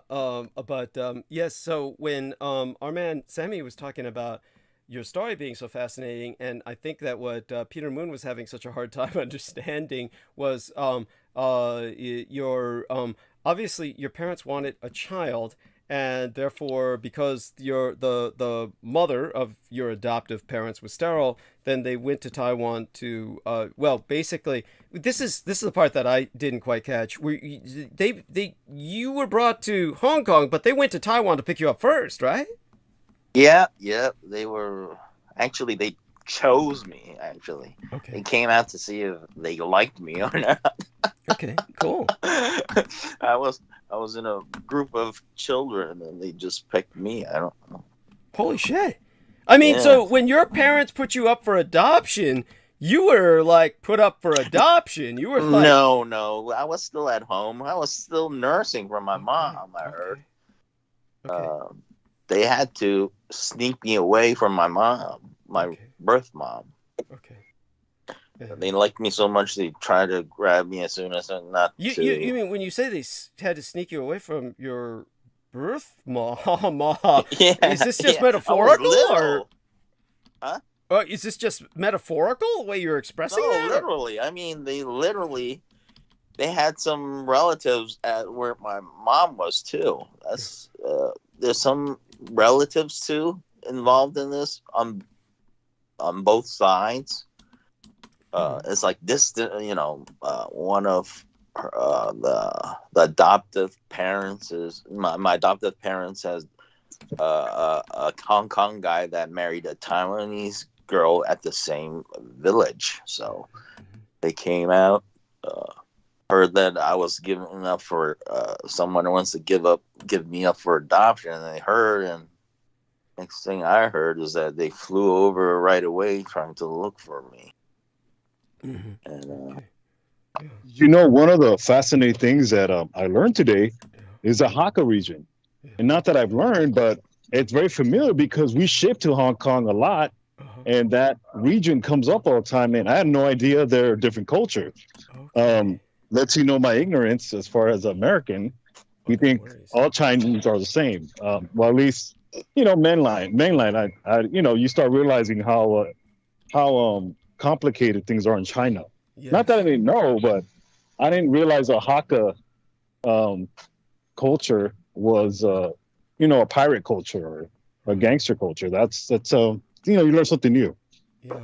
Hakka women are nice, great workers. I saw my adopted mom. She was, you want one of those girls, but I married one and I got screwed. You did? Oh my God. Oh my God. So just before you go into that, because I really want to hear something about this, just so people understand, and what I'm going to do is I'm going to do a little screen share here, and this is for both gentlemen involved. I don't know. This is like we said earlier. This is new for Joe, but Joe, you would have to like hit the little Skype symbol, and then your screen pops up, unless you've got it up already. Can you see the cursor moving? Just curious. I mean, no. Oh, don't worry about it. You're not missing anything. So this is Okay, more I for. see it now. Oh, do you now? Okay, good. So I'm showing Sammy here. When he speaks of Hakka region, Sammy probably already knew this.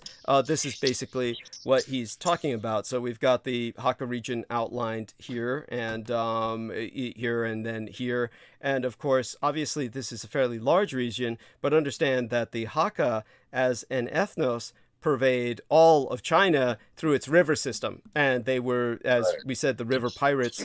And so and definitely there are Hakka who were into the island of Hainan and the island of Taiwan. So their settlements obviously were spread across the seas, across the Chinese Straits. So that being said, obviously there's no way you could have known this unless somebody explained it. So don't flagellate yourself. Were they aligned with the nationalists, or were they aligned with just themselves? With communists? They were just aligned with themselves. All they were out for was their own. Whoever won, they were just going to rob and steal from from whoever was nearby. Yeah, and as was the way throughout history, but at one point they were essentially, as you can see here by this map, there were 5 historical Hakka migration waves. So as they say, these are the 5 barbarians from the north. So they had to do something with the fall of a particular ancient dynasty, where they began to, go south and just kind of do what they did, just become what they became. Right. Doug, it's very interesting. My Thai ancestors came from the Confucius, right next to the Confucius. Okay. So they were from the north. Okay. Right. Doug, if you it's very interesting you said that, as far as being pirates and being criminals. Yeah. And I hate to sound like a dork, but it is what it is. George Lucas actually Jabba the Hutt, and when I think of Hakka now, I wouldn't be surprised if there's he took that and kind of integrated it into Star Wars, as far as the Hutts being a criminal syndicate or enterprise.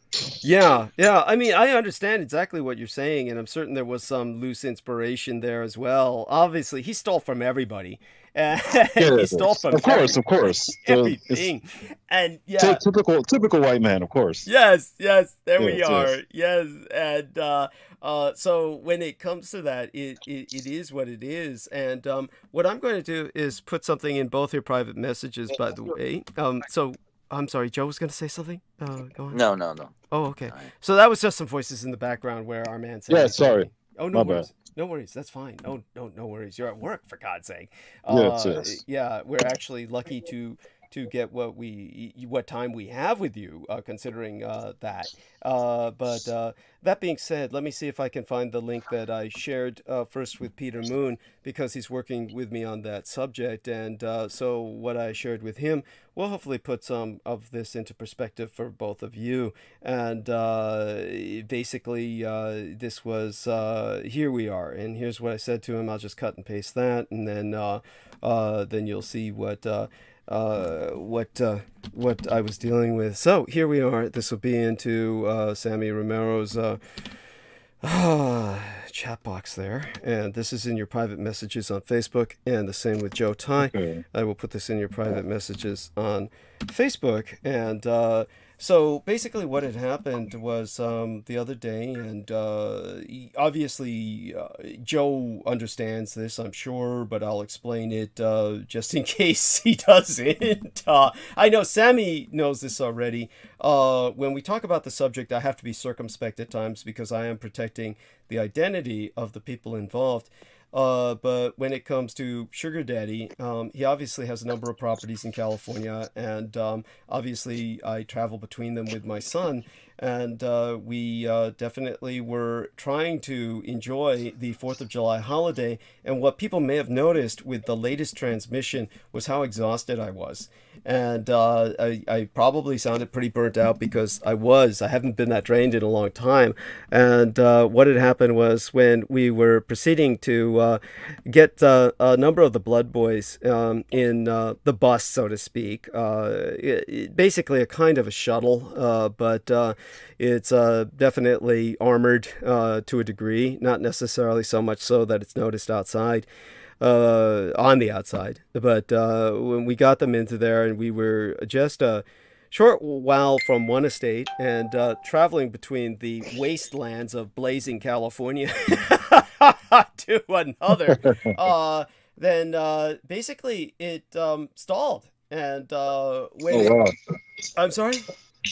That's crazy. Yeah. And when it stalled and I stepped outside, just having nothing better to do, and the individual who was handling the mechanics, which was not my son, just an individual who's a technician working with that sort of thing, and basically many of the Blood Boys were still involved, talking to each other in the bus, playing games with each other really on their stupid iPads and shit, the laptops and stuff like we were talking about with Peter. The kids get lost in that shit.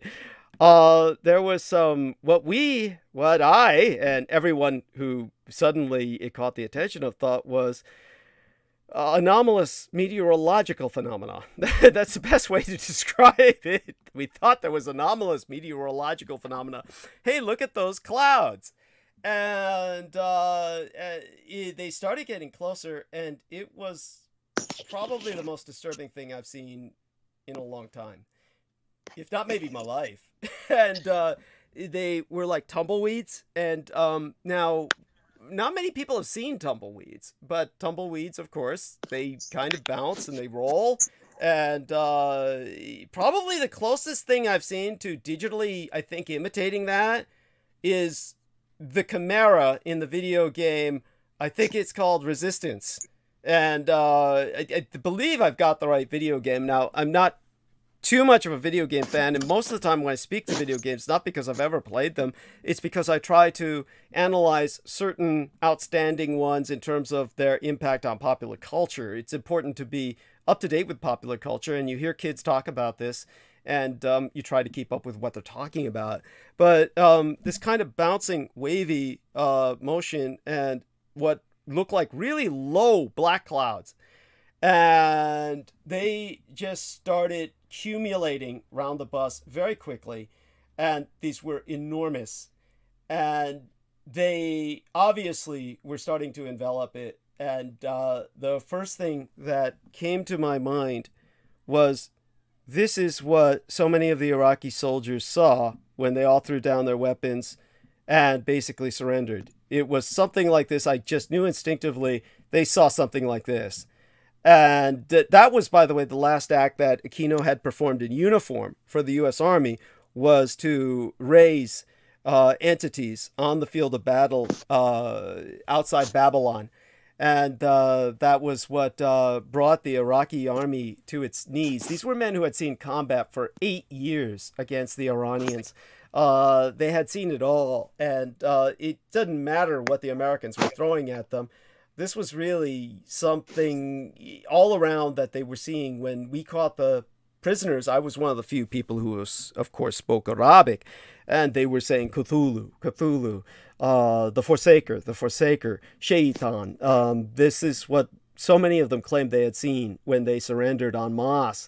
And the first thing that came to my mind, it was something like this. It had to be maybe even just this. And the second thought that came to my mind as the bus became enveloped was my food.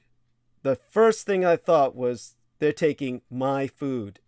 And I was just so enveloped in rage. The world turned red.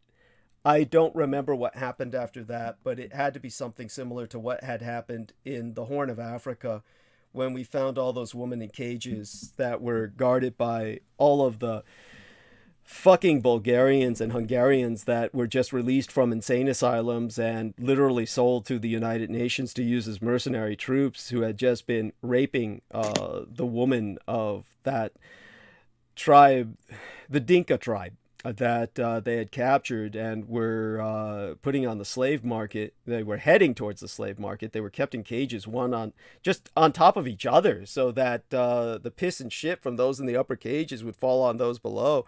And beside them all were all of these used condoms, just a pile of them that had been issued by the United Nations. Sky blue, baby blue, powder blue condoms that were all used by their captors and just discarded in a pile beside their cages. And I blacked out at that time too. And whatever happened, the one thing I do know is that I had a automatic weapon that was full of ammo when I blacked out, and it was still full of ammo when I kind of came back into awareness. I hadn't expended any of the ammo, but certainly there were many men who were dead at that point. And it was after that nobody in my unit would speak to me. It was all I could get was, granted, I was of a higher rank, but granted, all I got from them after that was yes, sir, no, sir, and I don't know, sir. Now, whatever happened this time, the weather cleared up was the best way some people described it.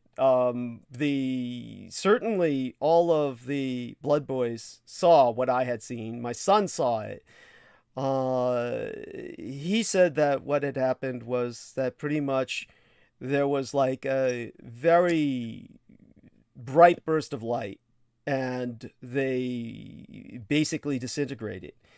Now, what was interesting was after that, Sugar Daddy was looking around feverishly, and I have no idea how he traced this, but he brought to my attention something from Google Maps, and he brought it basically from my Facebook timeline from a Facebook friend of mine whom I've never interacted with.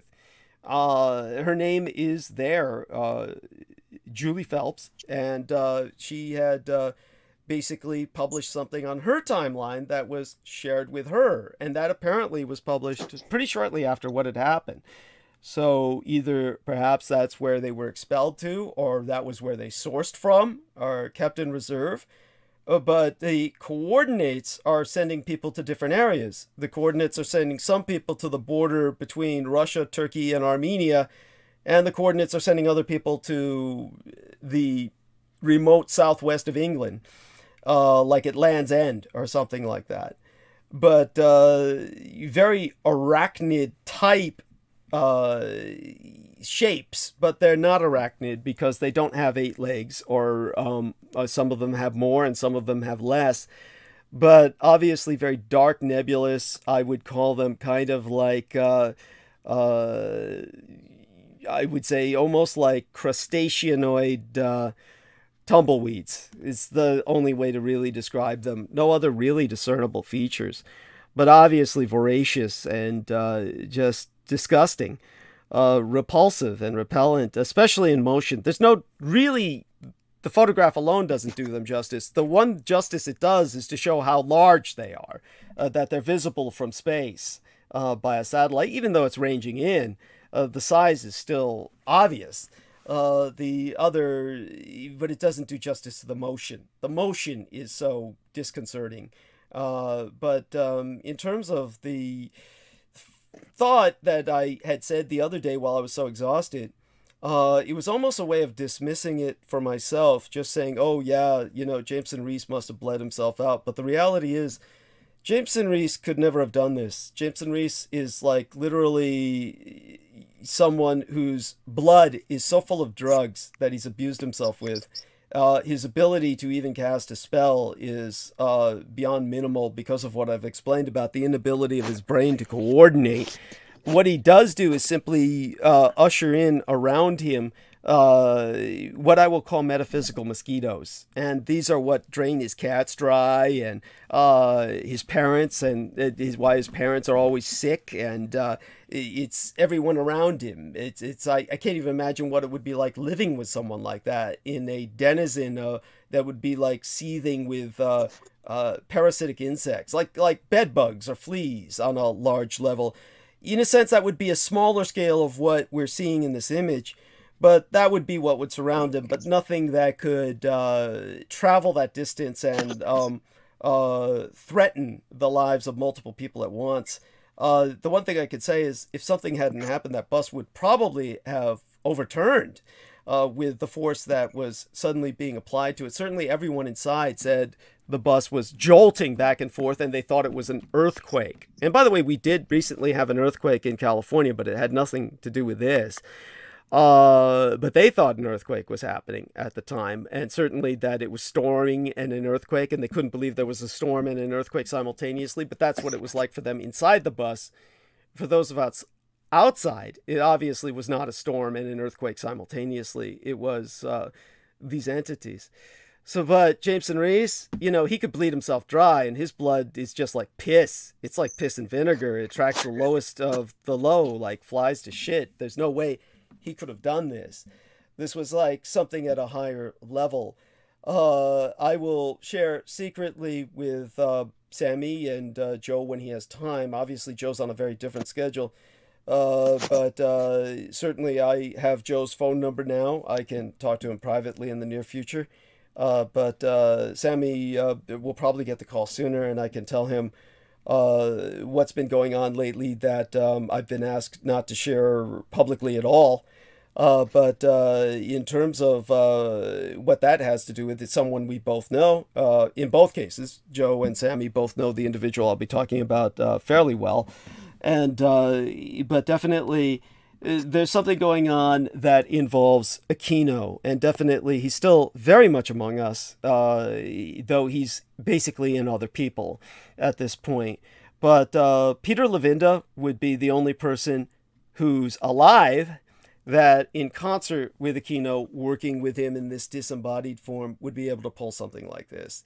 So it's definitely that. And by the way, the blood it would have taken would not be from Peter Levenda or any people Aquino's inhabiting. It would have to be the kind of blood that really is required for this kind of manifestation would be like the blood of a great hero or the blood of a virgin.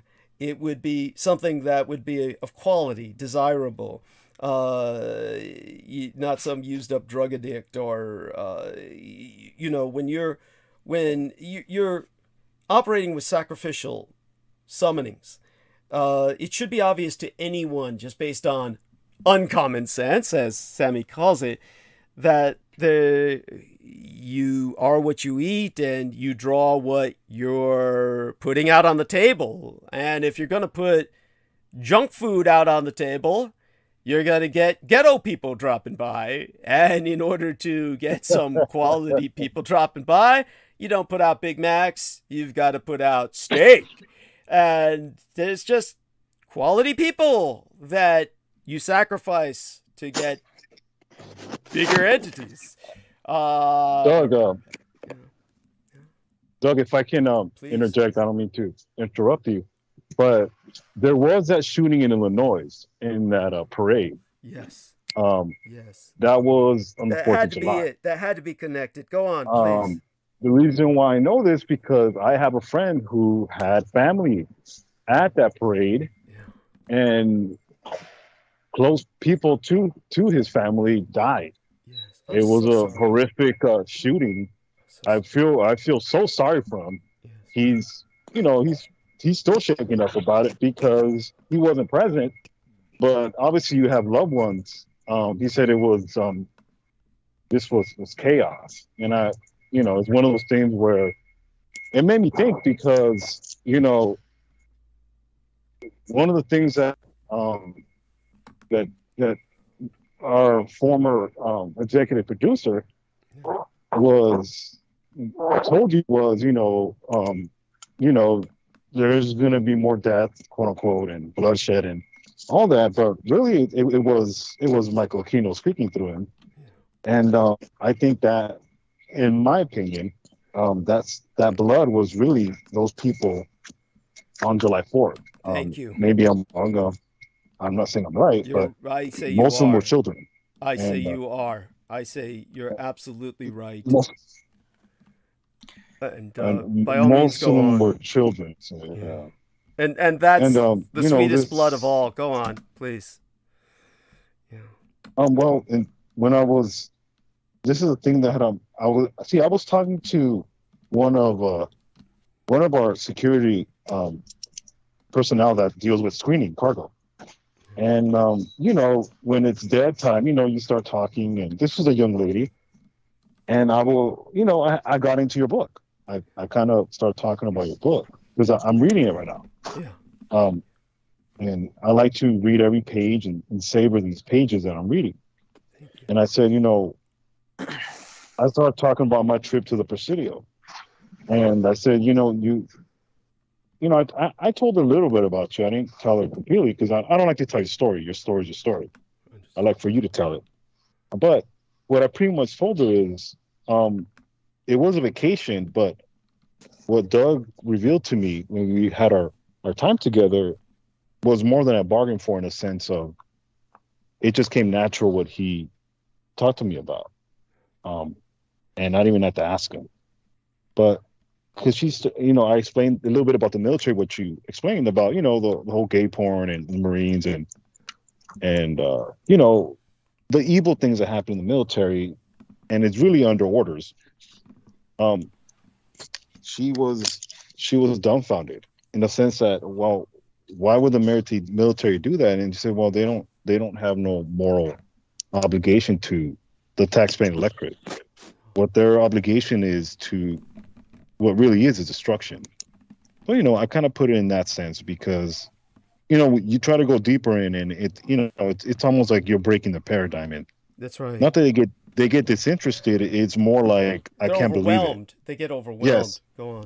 And I said, what my friend revealed to me when I was at the site, the Presidio, is like I was living it, because he pretty much took me in to that night of the broken circle, so on and so forth, and it's like I was there. And this is not a laughing matter or something that it's not. We're not telling ghost stories here. This is where we were at. This is saturated in blood and blood of the innocent, going back to Native Americans. And it's one of those things where she just was like dumbfounded. I mean, what can you say? You're left at a standstill, and she was just thinking like, wow, this is a lot. So I told her a little bit about you, and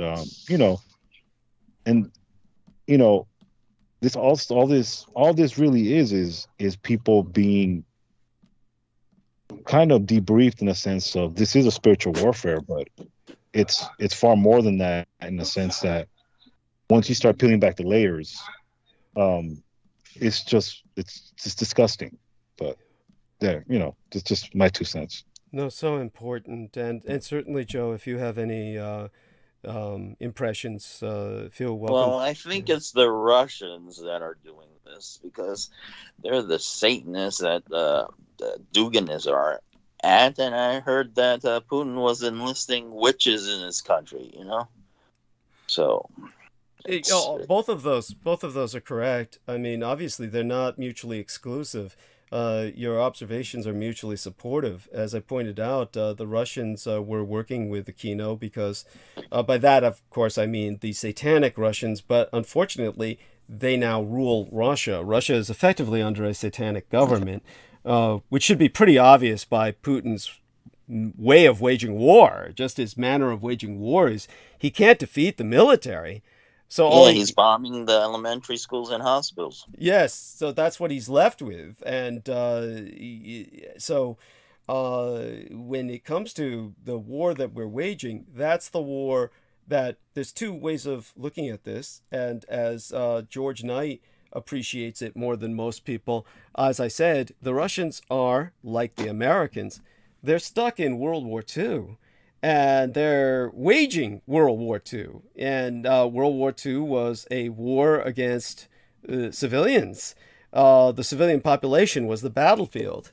And so here the Russians are stuck in World War II. They're waging World War II in a third world war that the Ukrainians are fighting the Third World War, and they're wiping out all of the Russian conventional assets.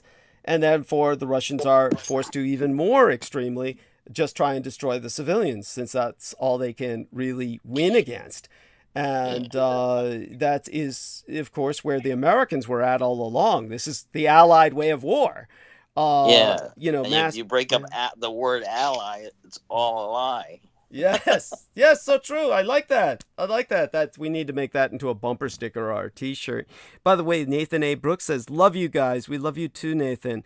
And oh, that was so funny the other day. It was Diane Buchberger who innocently asked when I had Lena Shea's picture up there. And then Nathan came on as the first person in the chat room saying, "Hello, beloved," you know, just his way of saying hello to everyone. And so Diane thought, "Oh, is that Nathan's girlfriend that you've put up in the image?" And I was thinking to myself, why on earth would she think that?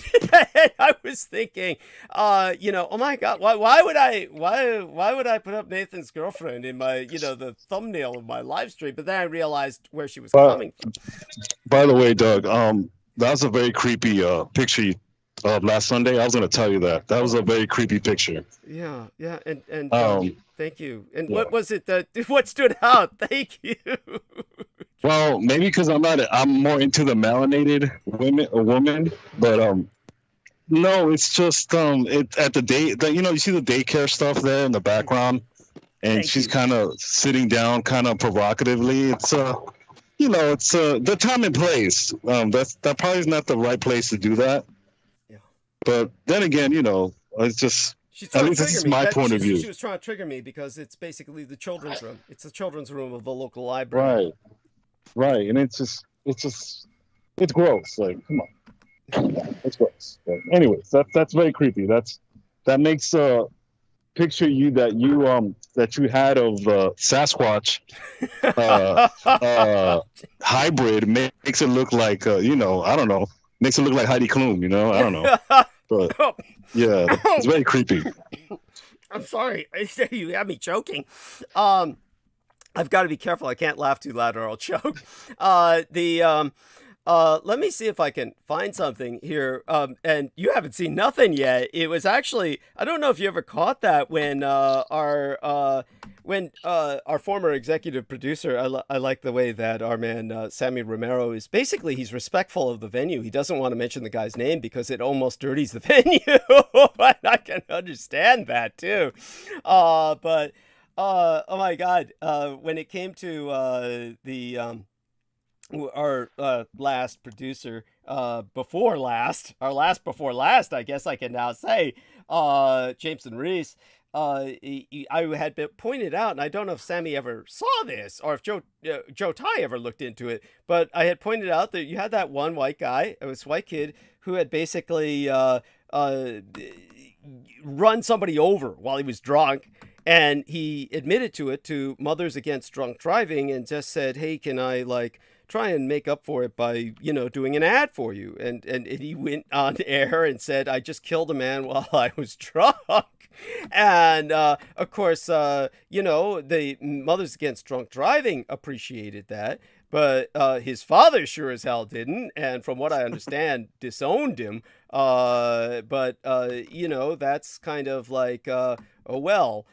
Such being said, he went to jail for what Jameson Reese was claiming was, just a small amount of time. I mean, you know, the guy went to jail for like maybe 5-6 years at least. It didn't seem like a small amount of time to me, but I guess for killing a man, yeah, I guess that's a kind of small amount of time. But, you know, Jameson was racializing it and saying it was because he's a white guy and all that stuff. And maybe that had something to do with it. But the thing that was outstanding to me, not necessarily in a positive or negative sense, but what stood out was the guy looked very much like his behavior, his mannerism was exactly like that of Dr. David Lewis Anderson. So if you've ever seen that video, which I know Sammy has, where David Lewis Anderson looks cheesy as hell and he's kind of glowing, and, you know, they got him talking, he's kind of moving his head back and forth and being rather emphatic in this kind of, then this guy moved and talked just like that. So if you ever look about the young guy admits to killing a man on the Mothers Against Drunk Driving video, if you look that guy up and then compare it to Dr. David Lewis Anderson, so did you ever do that? Did you ever compare the two, or? No, but I can kind of already picture it because when Dr. David Lewis Anderson was talking, it was like he was It's almost like The Simpsons when Mr. Burns got injected with radioactive, and he looked like a alien. Yeah, he was glowing. He was glowing, right? He was glowing. Yes, it makes me kind of realize The Simpsons must have, whoever's the writers, they must know a lot. They must know something, because some of the stuff that they predict really, it's too gotta say it's too close. But anyways, no, yeah. Dr. David Landstrom looked very cheesy, and then he had this background noise, which was very like how can I say it? It almost like a very shitty Christian Left Behind type of ambiance. The series Left Behind. I don't know if you know that, Doug. You know that Left Behind. So you know what? I don't know if I'm making sense, but it was just very cheesy. Like, you know, for you to be an Evanescer, I would think you kind of the production value. Come on, you know, like step it up a little bit. You know, maybe have a hot chick, you know, next to you. I don't know, just. You know, then again, you know, I digress, because, you know, that's Peter Moon's guy, and I don't want to be disrespectful, but, you know, the way his presentation was, it's almost like welcome into time. Today I will talk about the dynamics of time travel. You know, it was very like, who is this guy? Who's your audience you're trying to pitch this to? Because it's not the regular you know, it's definitely not millennials. That's one thing. You know, it's just you're going to be made fun of. Like they're going to laugh at you. They're not going to take you serious. And I don't mean to be mean. It's just what I'm trying to say is, even talking about what you talk about, Doug, yeah. I have to put it in the sense of make it practical to somebody and not overly share, because it's, you know, people, they're just not going to believe you. They kind of have to digest it themselves. But when it comes to Dr. David Lewis Anderson, it's just, yeah, it's he seemed a little off, to put it nicely. And it's not to be mean, it's just I don't know who you're trying to reach. Right. So yeah. But then again, you know what you're doing is you're imposing human sensibilities on someone who's not human. So that's yeah. Look. And if I'm mistaken, Peter Moon can correct me. He can do all that. But when he talked about he had a female friend, and you know he was in a quote unquote relationship with her and needs to work out with her, well, why weren't you hitting that like I would? Like, you know, you're just, you know, there's white successful scientists, and you have this physique. You know, you're ex-military. / time travel / whatever, kickboxer, don't forget kickboxer, you know, you have all these dynamics with you. You should be getting as much tail as possible, you know, like almost like you know, and I hate to say this, but 7 or 9, you know, in the Star Trek series, they try to write her as, oh well, she's researching, you know, human sexuality. We're like, come on, really? But at least she had more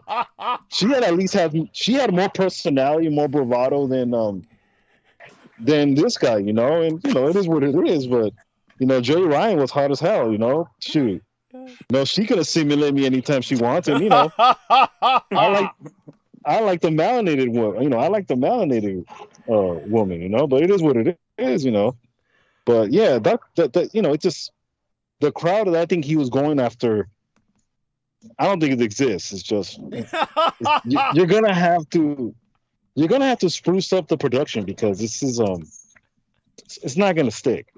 But you know, this is just me. You know. Well, it was definitely, how do I say it? He's yeah. Whoever produced that, they were definitely not on a. It's like they weren't thinking in terms of mass marketing. They should be fired. I would have fired them.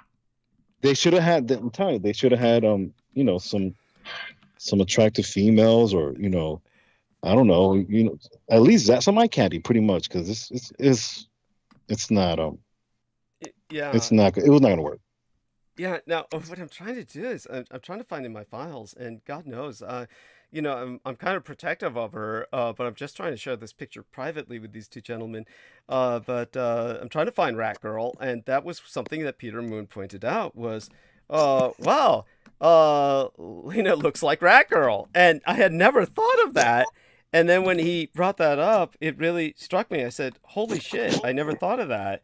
But, this is one of those things where our man Joe Ty's cloning theory might even come into play. I mean, they're kind of in the same age range. Maybe they came from the same test tube, but it's one of those things that, fuck, if I can find a picture of you, and I can always, if I find it, I can always stick it in the private message box later, with either of you gentlemen, both of you, but definitely, I was hoping to find it down. I just can't seem to find it anywhere. But in terms of that, it just that was something you may have heard me and Peter talking about with the latest episode, was when he came up with that and said, gee, she looks like Rat Girl, and I was like tripping off it. But it's something that she's oh, by the way, I think our manager Sammy is being called to work, and sorry, no, this is just someone talking to me. I kind of have to nod and act like I care. Hey, don't let him hear that. Holy shit! You know what I mean. You kind of have to act like you have to muse them and say, yeah, thumbs up, and just keep it moving. Yeah, no, I get it. I totally fucking get it. And Sammy's the boss there, that. Yeah, no, definitely. It's good to be manager and unionized at that. And so we do hope our dear Joe Ty here heard what we said earlier. Basically, our man T-Tank Barry left a message for you, and I also put it in private messages for you what he said. He says you really should take a day off tomorrow. So meaning today at this point. So because you're on the East Coast, so it's already today for you. You really should take a day off today. Like he says. So read what he said. I cut and pasted it for you into the private chat. And as well, it'll be harder to find in the chat for you, so I cut it and paste it for you into your private messages. But definitely, we agree on that score. Honestly, you've got a legitimate reason to take off. So at least for today, you should take a day off. Does that make sense to you, Joe? Is that what? Absolutely, it does make sense. I mean, okay, of course. Oh, thank God. Yes, Joe. I mean, a back injury is very, very serious. Yeah. I mean, you tweak a little bit and you're, it's like hell on earth. Yeah. Now I know I'm getting older.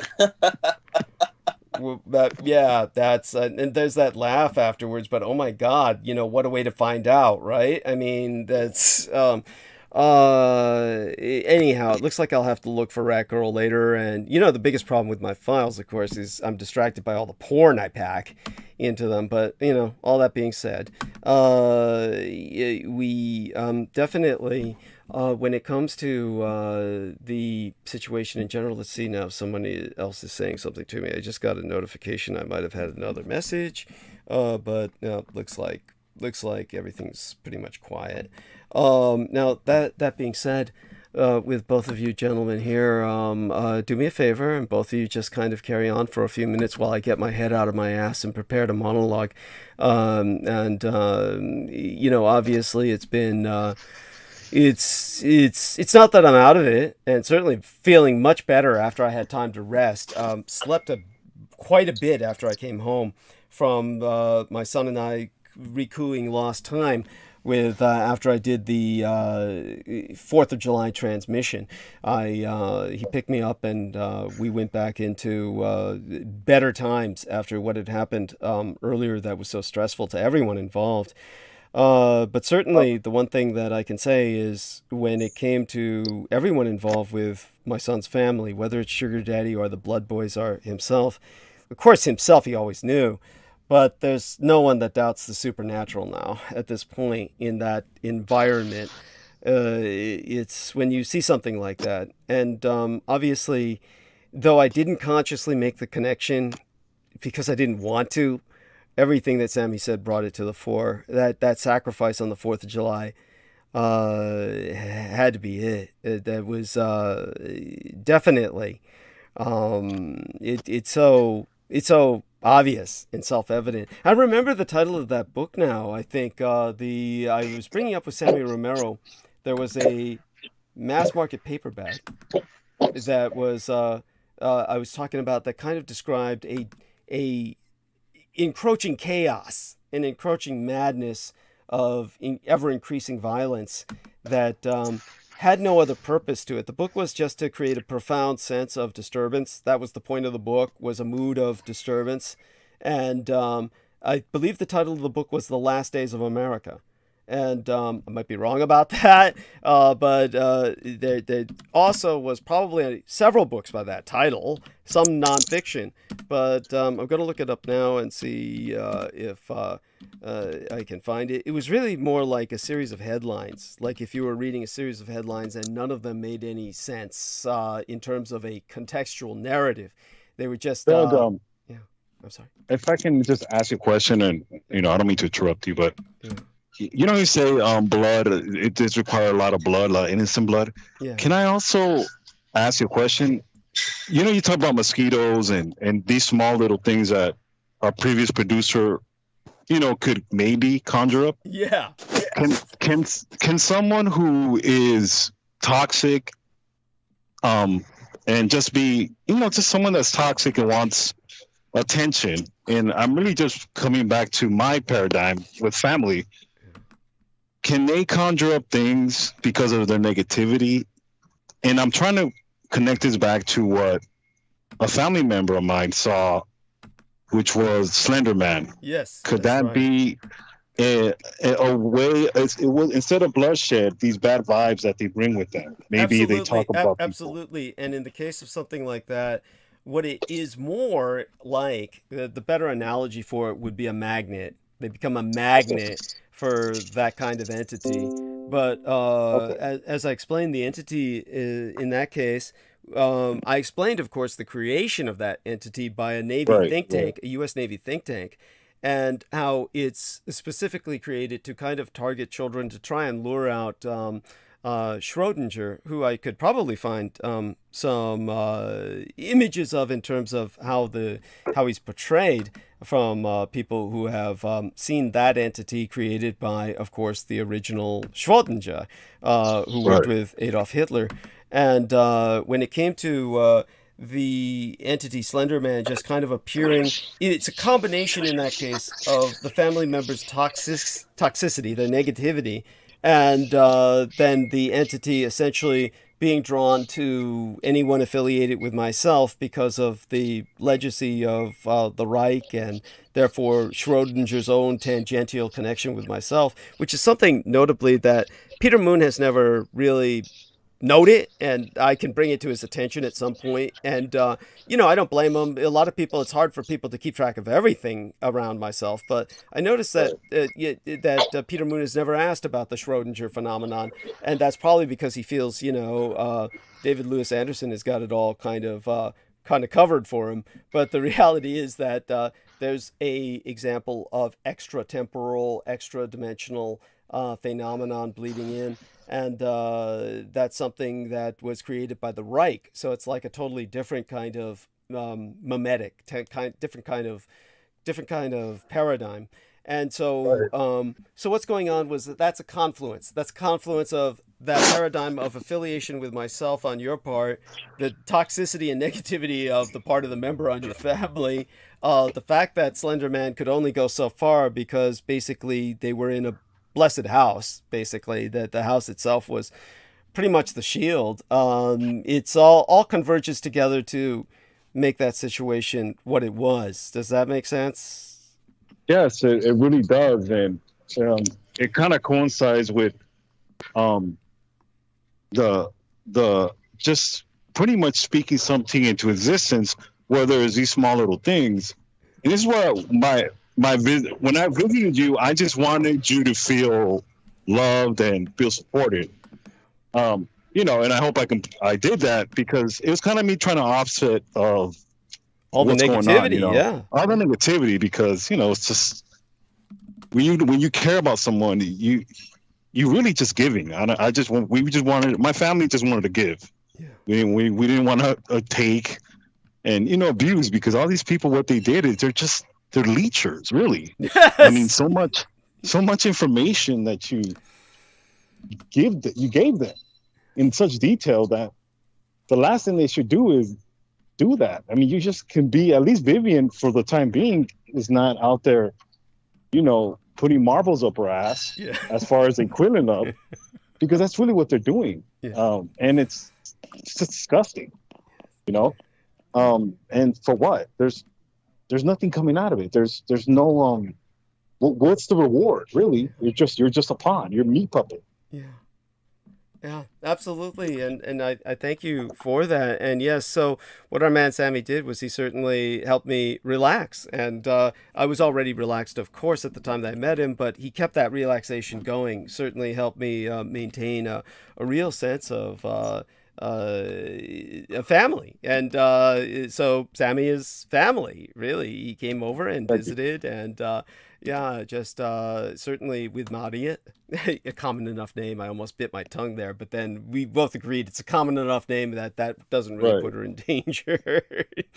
But certainly, and by the way, that hiker's trail mix is marvelous. Let her know that. Yes, perfect. With I'll be digging into that bag again as soon as transmission is over. All of that being said, I just think that there's no way to do it justice, and hopefully Joe Tai and I will be able to meet at some point in the near future. I think that, Joe, you've been through so much yourself, and, tell us a bit about this wife of yours. So you married a Hakka wife, and what was that like? How did you meet? What is... Oh, well, I was arranged at 13, so it was, to my adoptive family's relative, so he should have some blood in the next generation. But during that time, remember AIDS? That's what scared the hell out of me, and that's why I didn't even have any the AIDS epidemic. It's like when Eddie Murphy said he was going back to Africa to find him a African wife that was going to be, going back to the farm village to get you a wife because you think it's cleaner. Think again. So yeah, go on. Yeah. So that's why I agreed to it, and it was I sort of knew that I was adopted, so. But the women and she was fascinated about America and how it's like you don't know what I got myself into, Well, she was fascinated with America, and you obviously were going to tell her that it's not all it's hacked up to be or something, right? I mean, wasn't that kind of that dynamic there? Or? Well, she was just 1 year younger, than me. So it's just the fascination, So I can get out of China. I can see the world, this bullshit, But I brought her here, and it didn't work out. I mean, there was, things I don't want to talk about, but I can imagine. I'm sorry. Yeah, that's complicated stuff. Yeah, but it's a life learning lesson. I love, it's interesting, But I had a girl that had a crush on me where I was, at my father's restaurant. Another girl came after me. It was weird, man. I was marrying a Thai, and a girl out of the blue has also the same name as Thai. That was hot and hots with me at the same time. So it was weird. It was weird. I didn't, I was planning to keep my kids, to have kids clean, not be polluted or anything. I kept my virginity for a long while, And just okay. Yeah. I'm so sorry. I lost I lost my train of thought. I'm like this purist. You understand what I'm saying? Like Peter Moon, when I was a kid, it's like the bullshit, believing in purity and all this stuff, like the Christians and second virginity bullshit type of stuff, thinking what a purity is, you know what I'm saying? Well, that raises a question. Were your parents obviously ethnically Hakka Chinese? Do they have a religious denomination here in the United States?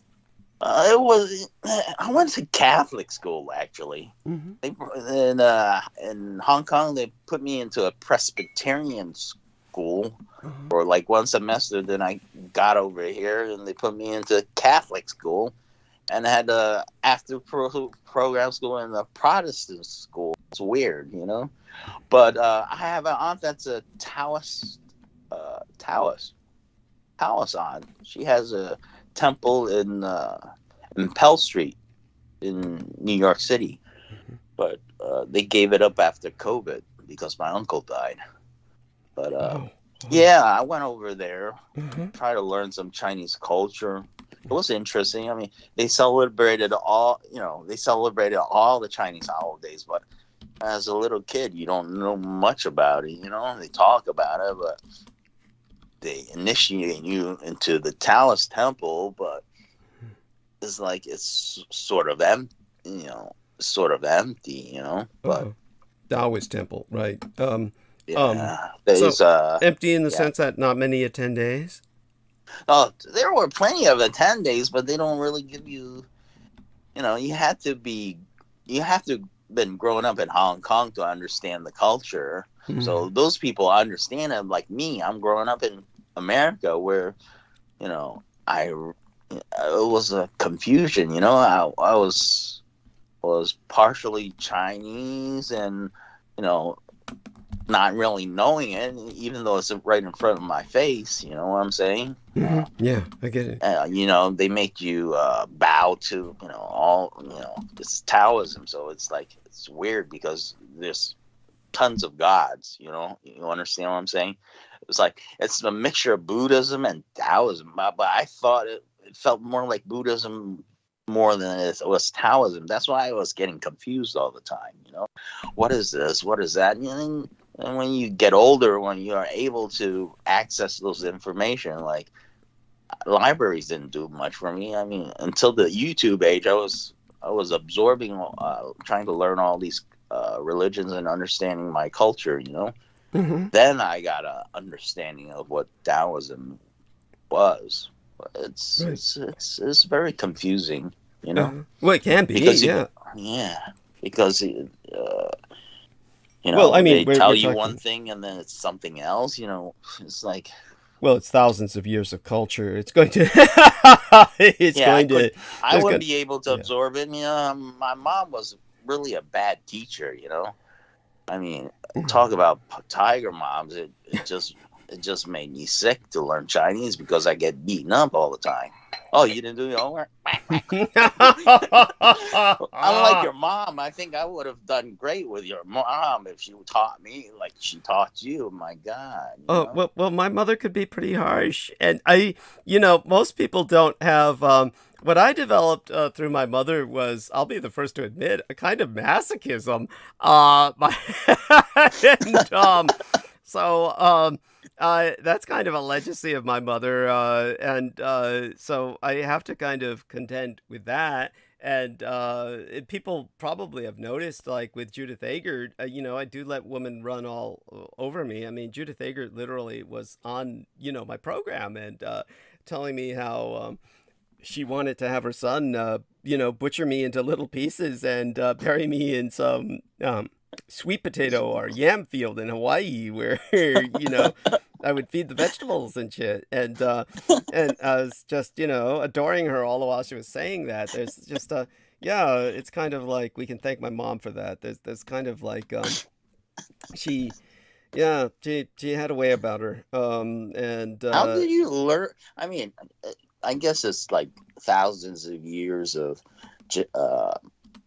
genetic, information that's passed through you, right?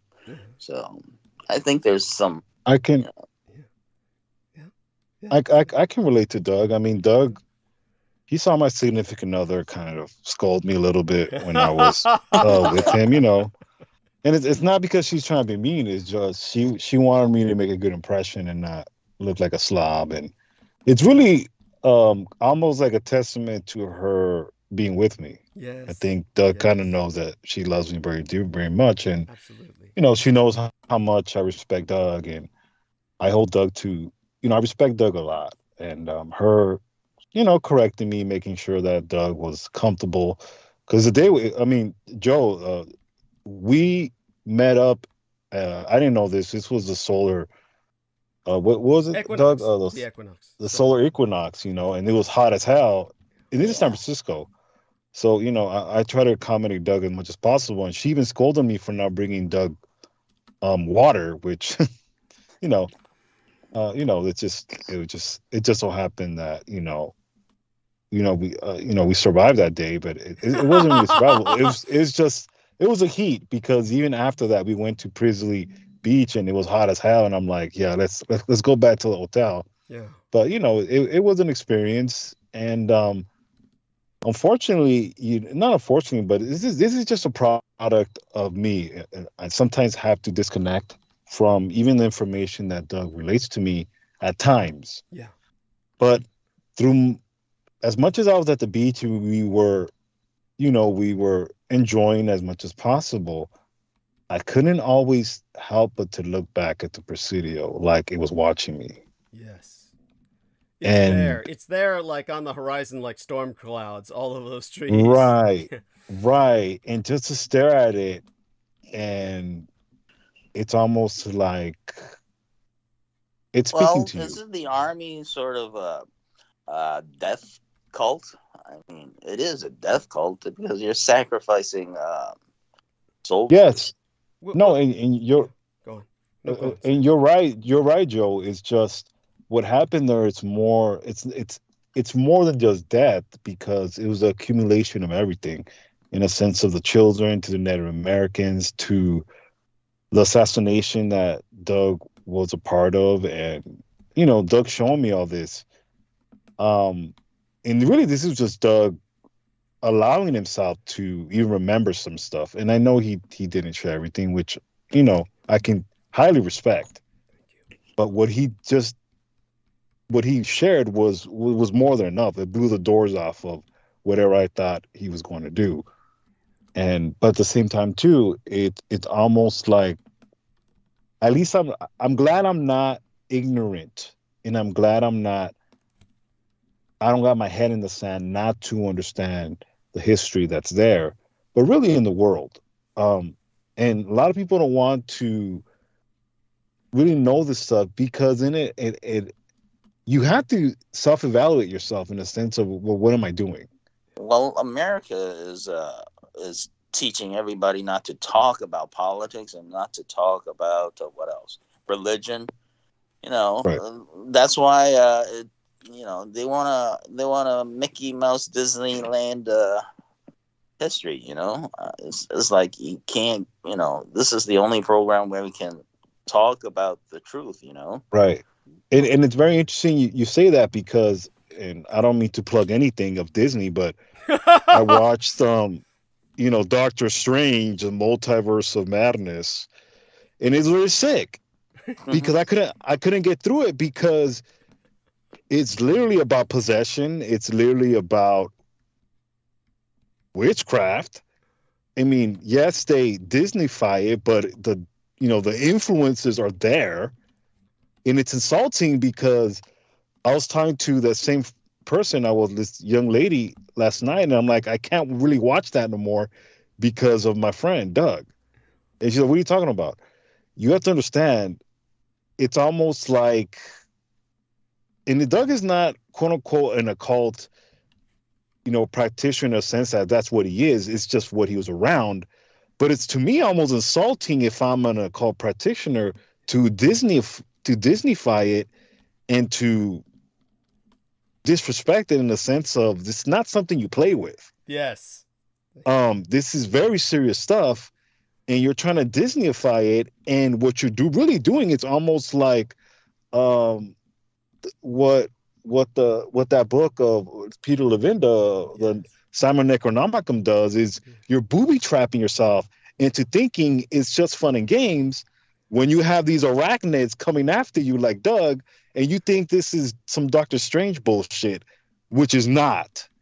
This is very much real, and it's insulting something happened to me on 4th of July too, so there was some weird stuff going on. Right. My water pump blew on my truck while I was going to my friend's house for my tradition of fireworks in Jersey. Interesting. I think that was what happened to the bus, but anyhow, go on, Sammy, please. I mean, I was attacked with fireworks. So, I was riding on this main street in Los Angeles, and I had these goons throwing fireworks at my car. Right. These people were wearing hoodies. I couldn't really take a look at them, but they were looking at me. Yeah. But I'm looking at them like, you're really going to throw these fireworks? And these were very explosive. I mean, I don't know what they were. Right. But what I'm trying to say is this Disney movie, it's an insult. It's worse than I mean, Harry Potter can probably be as worse, but I mean, people like to be entertained by Disney. That's the thing. Well, you don't concentrate on reality. You're given something to not concentrate on. You understand? Well, they're giving you alternate. But what Sam is pointing out is the sinister nature of their so-called entertainment. Right. Go on, Sam. It's not. Well, Joe. The problem is they in that bullshit movie is they talk about, well, I need a dream walk. Really, what it is possession. Mm-hmm. So you have this, this sorcerer, quote unquote, possessing a corpse, walking around like, he's what is that one movie? Weekend at Bernie's, whatever. That's right, Weekend at Bernie's. That's right, with the dead guy. Right, but it's insulting to me because it's almost like someone took a little bit of what Aikido kind of taught you, Doug, right? But took a shit on it even worse in a sense of, they're crapping in American brains, basically. You're Disney-fying it, but at the end, it's dumb because you're really setting up people to not believe it when all this stuff is very much real. And to me, I think it kind of gives the audience a belief that they can go out and play with the stuff when it's nothing to play with. That's right. It's just, leave it to the professionals, in other words, quote unquote. But really, even Doug says, even the professionals have problems, that. Yeah, well, even Doug, to a certain extent, has to roll his eyes because in the context of whenever Doug does it, it's not because he wants to. Yes. It's because he has to. Thank you. Almost in a sense like Aquino always had people trying to be his acolyte and him almost rolling his eyes and saying, you're not even worthy. Yes.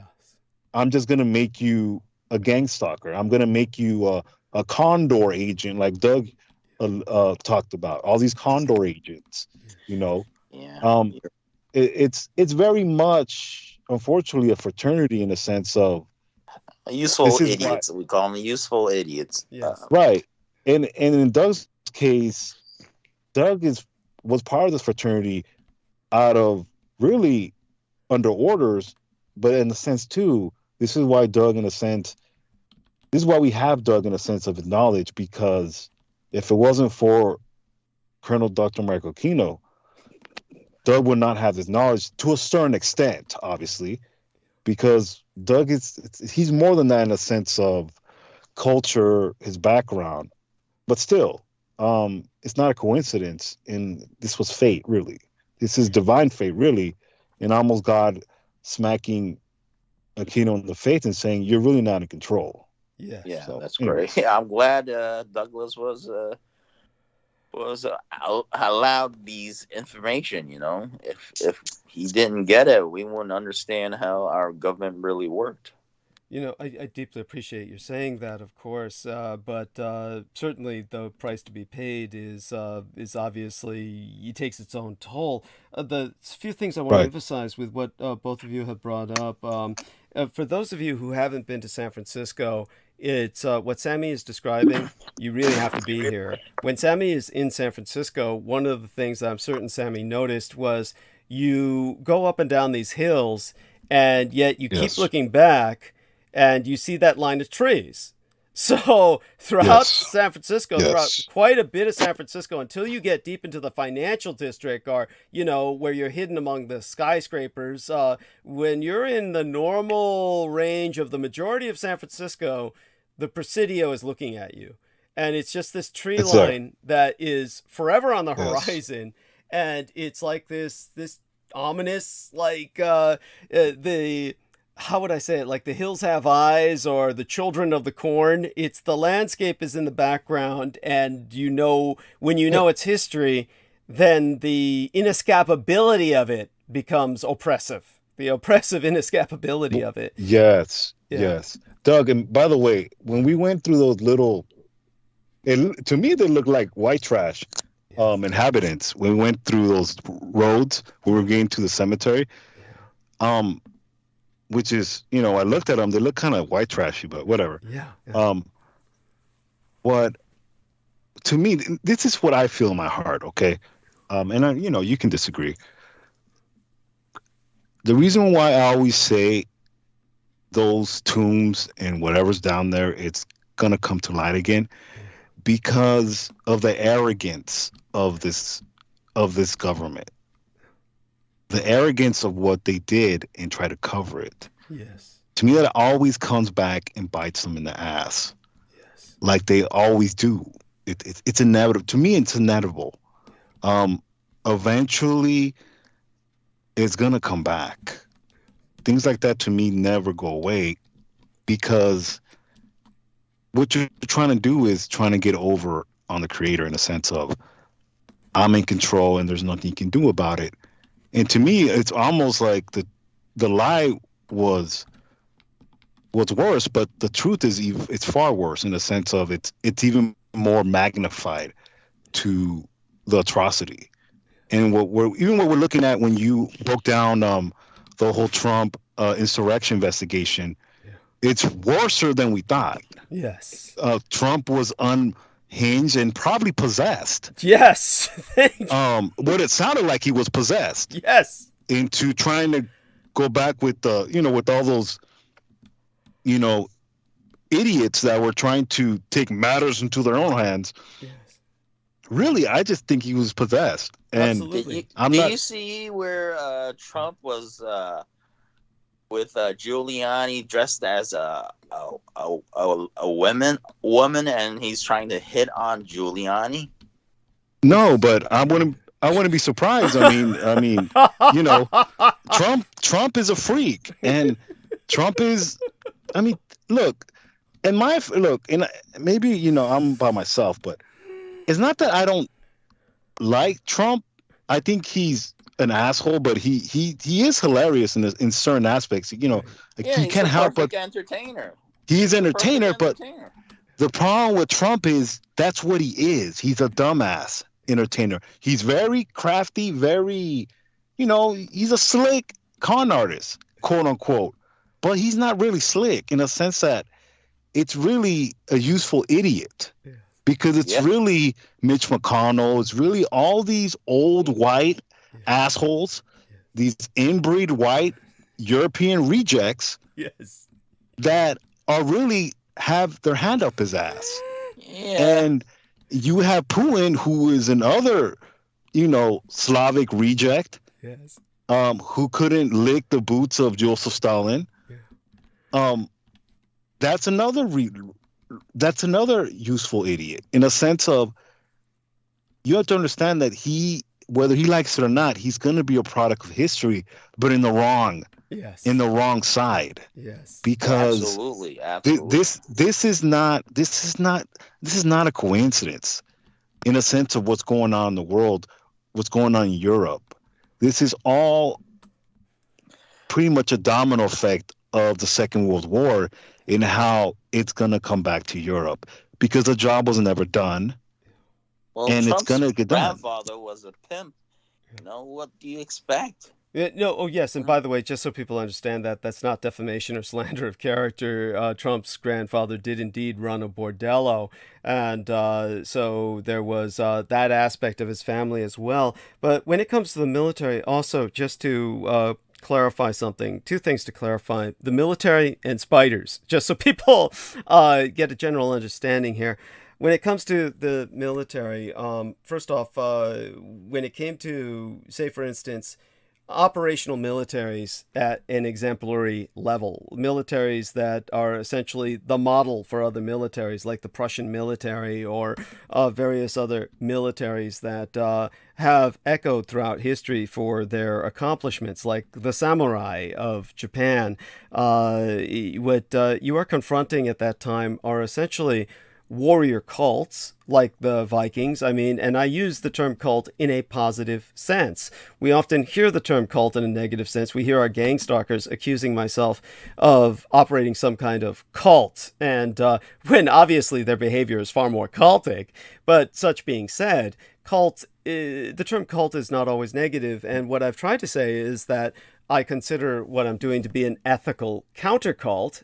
In other words, an open, ethical cult, in the sense that we do have a common stated purpose, which is the survival of humanity, a world in which our children can inherit the potential for a future in which they can accomplish something.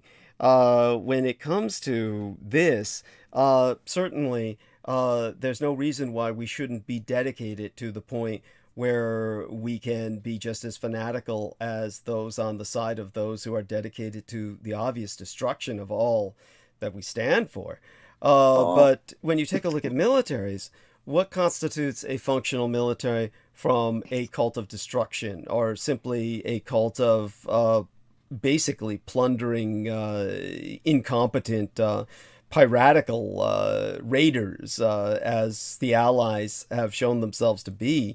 It's basically, when you take a look at these accomplished militaries, the militaries that really are able to succeed in adversity. It doesn't matter what one says about, quote unquote, the Germans losing the war. The German people obviously survived. And despite 2 world wars, they not only survive, but they have a military that they're now pumping 100 billion euros into. This is like something like, is going to be like drinking from a fire hose. It's really too much money for the small military that they have to do much with. They're going to have to reframe their entire national economy. And so this is obviously Germany reasserting itself as a superpower out of necessity.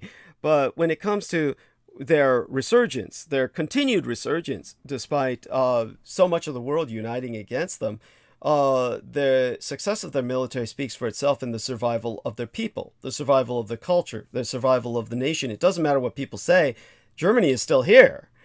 And so when you think about that accomplishment, which for all intents and purposes, when you take a look at what was arraigned against them, really should have been impossible. The German people should not be here anymore. They should be extinct by all logic because of the forces arraigned against them. But that didn't happen. Then, of course, you realize the true depth of their professionalism of their military. Now, what is it that makes their military different from the Allied militaries like you have in the United States, which is obviously, from everything I've described, so incompetent, so evil? And in all fairness, when Sammy brings up, of course, our loss in Afghanistan and Iraq, of course, I try to bring this up in a certain context. This is America in retreat. But in reality, also, in all fairness, as I said with Vietnam, that isn't actually a failure of the military. That's a failure of the politics, because the military, of course, had they been given the order while the Taliban was overrunning Kabul, and that was the first time the Taliban was amassing, in all those years, all of their assets put together on all those roads so they could just flood into Kabul. If they had been given the order like I suggested, America could have saved Afghanistan at that moment if Joe Biden had just ordered the bombers to be deployed, and they could have just wiped those men out and created another highway of death like they did in Iraq. But that was the kind of warfare at which America excels. And yet the Americans didn't do that, but that's more politics. And that's Biden's great failure. That's Biden's great failure as a commander-in-chief. But that being said, the real difference is that America's military is something no other military has ever been, certainly never to this degree. America's military, what makes it so evil, what makes it so profoundly perverse, what makes it so profoundly incompetent and incapable of operations regardless, is the fact that it's a family environment. There is no other military in the world that has a month of the military child, which I forced into being by exposing what I did at the Presidio. There's no other military in the world that would need to have that. Because there's no other military in the world that allows its men to be family men while being military men. That's yes, I see that. I see it with my recently ex. Tell us about that. Please tell us. 3 generations of Marines. Yes. One fucking over the other, you know? Yeah. The girl I was dating, yes, her father drowned her and waterboarded her. She can't remember half the abuse she has. Yes. She can't. Yeah. Then the husband was a naval in the Navy, then went into the Marines. Then he comes back, you know, I think he was in the Iraq War with you over there. Okay. Then he comes back abusing the wife, you know, and molesting the daughter. Of course. It's crazy. I mean, I'm beginning to see what you were talking about. I was running into these crazy military people that had children. I mean, they're crazy. Thank you. And Sammy, tell us about that sense of entitlement when you run into these people. That sense of entitlement. Oh yeah, I fought for you. You know, all this BS. I mean, they fought because they had no other choice but to do what they chose to do. Yeah, that's the bullshit part where they make it. Yeah, it's for you. Fuck you. It wasn't for me. You did nothing for me, you dumb son of a bitch. You're under order. And they come back and steal shit from me. You know, this is the crap I have to deal with. Yes. Damaged and PTSD and all this bullshit. Yeah. They should have died over there. Most of these fuckers. Instead of us paying to keep them alive here. Go on, Sammy. Yes. I was thinking about sending them to Russia, man. Yeah. I mean, you retire, send them to Russia. You know, destroy it from within. I mean, didn't we have like a Marine that got sent back to the Americas because he fought with the cops in Russia there? Yeah, that stupid piece of shit. What he was doing there in the first place, we should leave him there. Anyhow, so Sammy, do pitch in here. Yes, please. Well, no, and if you break it down really, and what it is most of these military guys they're non-commissioned officers. Yeah. So they got paid to fight, quote unquote. Yeah. And really most of them didn't fight. I mean, no, they I mean, that's what I mean. If you get paid to fight, then it's not this is not the old days of the draft. This is what I like about what Doug talks about is reinstating the draft where you didn't demystify the military. Yeah. Because what these people do is because quote unquote they signed up and you know they're chosen few. Well no, you're getting paid. Yes. So you know the problem is the media with the media machine or the Office of War Information, you know, in black, really, what they're doing is they're trying to prop up something that's never there. It's not there. Yes. The GI that, you know, comes and you know, is a good American and who, you know, rescues your cat from a tree and so on and so forth. This is non-existent. You know what these assholes really want is the military contract. I want to be part of Northrop Grumman, aerospace, yada, yada, yada, so on and so forth. I want this cushy job. I want the VA loans. I want my house and all these benefits. It's really what it is. It's a mafia. It's the same thing as law enforcement, you know, and to give you an idea of this is what pisses me off really when I start realizing this. You know, this was Doug's deprived of. Let's keep it real. You know, besides his humanity, but really, he was a part of this. He was a part of this mafia. Yeah. And really, the reason his dishonorable discharge is an insult in a sense of what he did, you know, in Al-Jabail. And anybody wondering what I'm talking about, you know, Doug will lead to that, so, you know, whenever he wants to, but it's disgusting. It really is, because you have someone like Herman Perry who was hunted down like an animal for what? For doing what he thought was right, but it wasn't what the military wanted him to do, in the sense of just being a whipping boy. Yeah. It's disgusting, really. It's disgusting, because when you think about it, it shouldn't make sense. It's just all this system really should just be abolished, because it's yes. what it's doing is just draining really the economy. Yes. It's draining the taxpaying electorate, and for what? Yeah. For nothing. Yeah. But you know. Thank you. Worse than nothing. These are people who are actually coming back and doing damage. Right. So, just to put that into perspective, so we understand now the disambiguation of what we're pointing out about the American military is that it has become a family environment, which is just this is just unacceptable, and this cannot continue. We cannot continue abiding by this. And for the spiders, just something to point out here. Now, just so people understand, spiders are a noble animal, and you should be glad if you have them in your home. Obviously, there are certain spiders that are dangerous, especially if you're in Australia and you happen to have, like, recluse spiders or something like that could potentially kill you. Of course, there's black widow spiders. There's spiders everywhere that are dangerous. The majority of them are not. Try and look up what you've got. In other words, if you've got spiders, generally, I'll tell you something, the thinner that they are, the more fragile that they look, then the more safer that they are. It's when they get thicker and bulkier and you look like they might weigh a little bit between your fingers if you pick them up, then they're probably a bit more dangerous. And it's just generally common sense. You usually can see that a spider is more dangerous by its kind of built. And but they're actually the sign of a healthy home environment. You really, if you have them, they're your friends. Generally, don't kill them. If you look it up and you should always recognize a black widow. They've got the hourglass sign.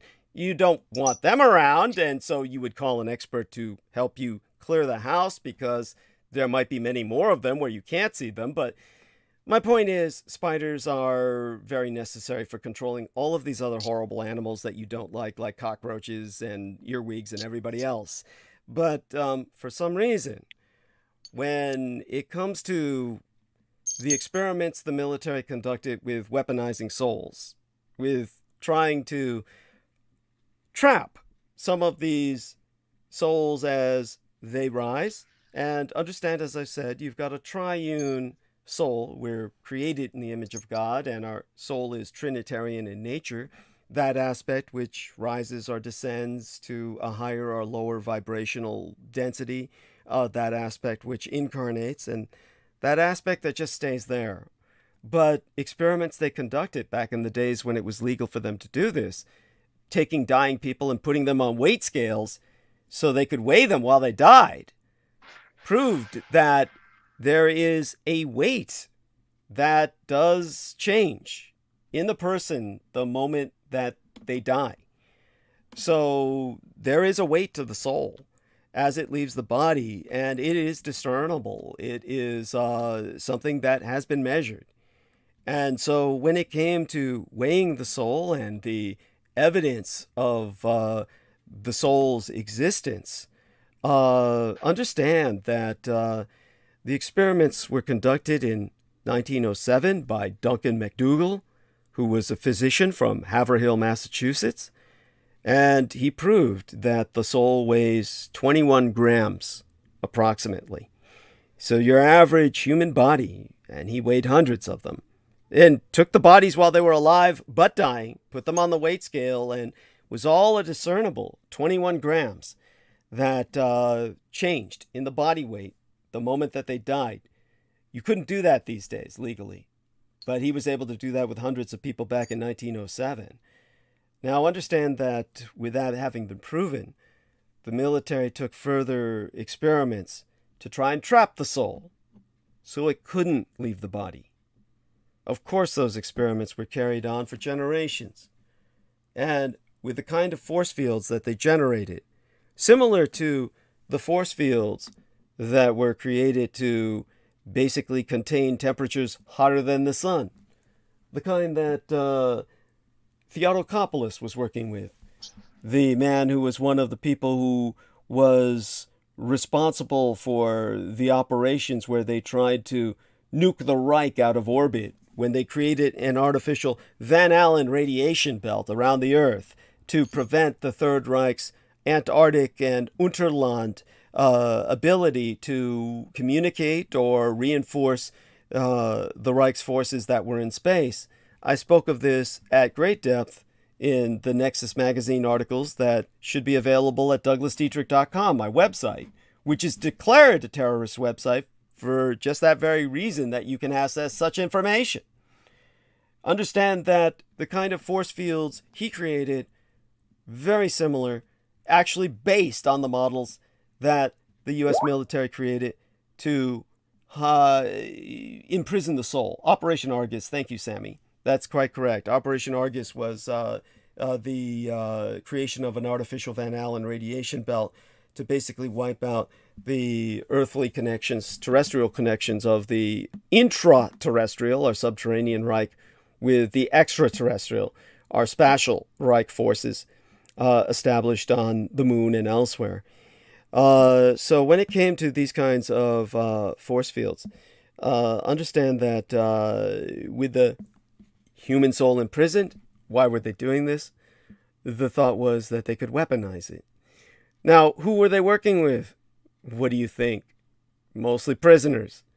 So when the U.S. military, Letterman Army Medical Center, and other areas where they trapped these souls of these prisoners who were volunteering in the hope that they would get revocation of death sentences or relief from life sentences on death row, which is a fate worse than death for anyone who's ever seen what these men on death row live like. A completely subhuman existence. The end result was that the souls took a different kind of shape depending on the criminal. And for child molesters, child predators, they always came back as something that looked like spiders, trapped within those force fields. So not came back as something, rather never left. So when you see this kind of personality, this is not arachnid in the sense of anything nature produces. This is the unnatural kind of web spinner that entraps people, entire generations, in the cycle of abuse that produces more and more predators. As was, of course, the case of Léniché's family. And that's something that I've gone into only tangentially before, and I cannot go into it now due to the situation essentially reaching the point that it has. Now, such as it is, these kinds of entities that came rolling towards us, this obviously had to be from a child predation summoning. And that's where the execution of those children at the July 4th parade makes perfect sense. Does all of this seem coherent to you now? Am I coherent? Do you understand what I'm saying? Yep. Okay. Yes. Thank you. I got cut off. Yeah. And thank you very much. With that being said, I'm going to take a short break. I'm going to let these two gentlemen hold the stage. Both of you can do that, right? For about 5-10 minutes or so. Yeah. Wonderful. I'll leave you to it then. I'll be back in about 5-10 minutes. Thank you so much. I'll go mute. So Joe. Yeah.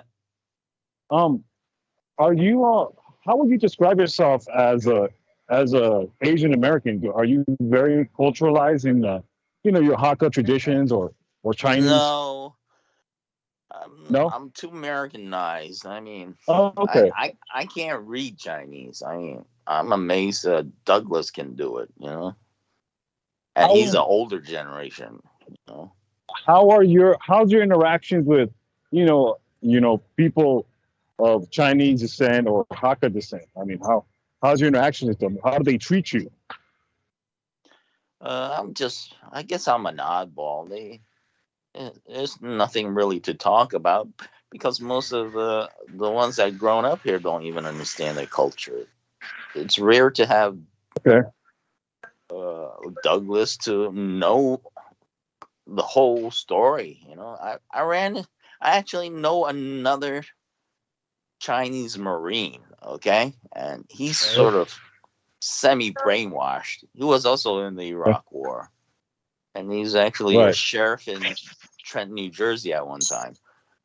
So I was dissecting his brain. I was asking him, what is your idea of your history? Where are you getting your ideas of your culture from? And he was talking to me about the communists and how great they were. I said, aren't you a Marine? Aren't you Americanized? You know, but this guy was unique. He's also was able to write Chinese and read Chinese. Okay. But he had more. He was also born in Taiwan. Right. But there's just some programming that's really messed up about these Marines. I don't know what's going on. And but maybe was like pro-communist and pro-Russian. I was surprised.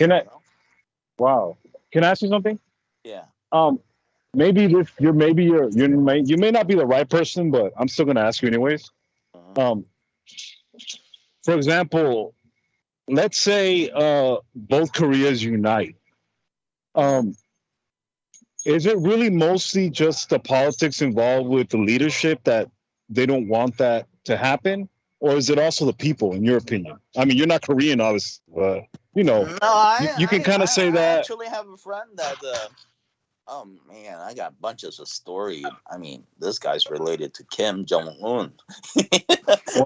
But he's an American. He's American. Right. Yeah, but they have, I mean, I wouldn't wish it on the world to have communists. It's just as these people are just useful idiots that have been brainwashed through the communist system, you know. They may look Korean, but they're Russians. Okay. They're Russians. They're not even, they might have the culture, but it's like a banana. Yellow on the outside, white on the inside. And communism is a Western idea. It's not an Asian idea. These guys are brainwashed to believe the BS, you know? Marxism, I mean, that guy was a drunk, a true Russian. I mean, he was a drunk. He was a Jewish drunk. I mean, with his ideologies that brainwashed all these Asian countries to believe that. Right. So in a sense, they don't even know their own culture. No. They think they know their own culture. But when your government is run by these ideology of communism, America's better. America's 1,000 times better than, I'm grateful for America for its things. It's 1,000 times better than communism. That's for sure. It's interesting you say that because Doug actually talked about the third kingdom of Korea, which was actually in Manchuria, if I'm not mistaken. There was actually a third kingdom, I guess. I forgot what it's called, but this is all. Well, the Koreans believe they're Mongolians, the Northern Koreans.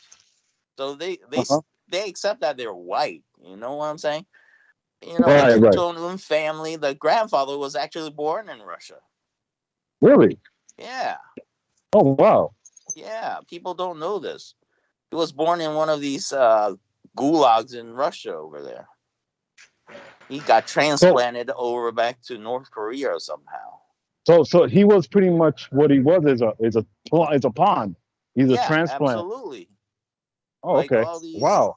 these Chinese commies, they may look Asian, but they're like Mao was goddamn tall for an Asian guy, but his brains was brainwashed so much, you know. It's like it's amazed, you know, what is accepted. I wouldn't touch it. I wouldn't touch it no Right, more. right, I was brought up to believe communism was a good thing until I realized what we mind fucked with, you know. Thank God right, for Douglas, you know. right. But yeah, I love America. Why wouldn't I love America, you know? Well, But there are to things me, that we gotta fix. I mean, shit. no, and you know, now that you put it that way, as far as, you know, now I kind of start not understanding, but it's good to, in a sense, that to realize that. Yeah, people don't realize that. That's the problem. That's like the worst ideology that you can get. It's like a bunch of failures. They still don't see it in front of their faces in their country. That's the sad part about this.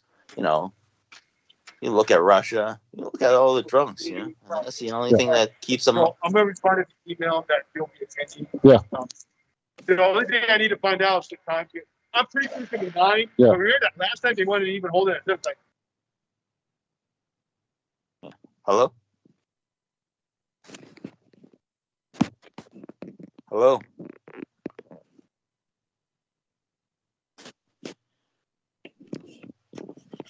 Hello?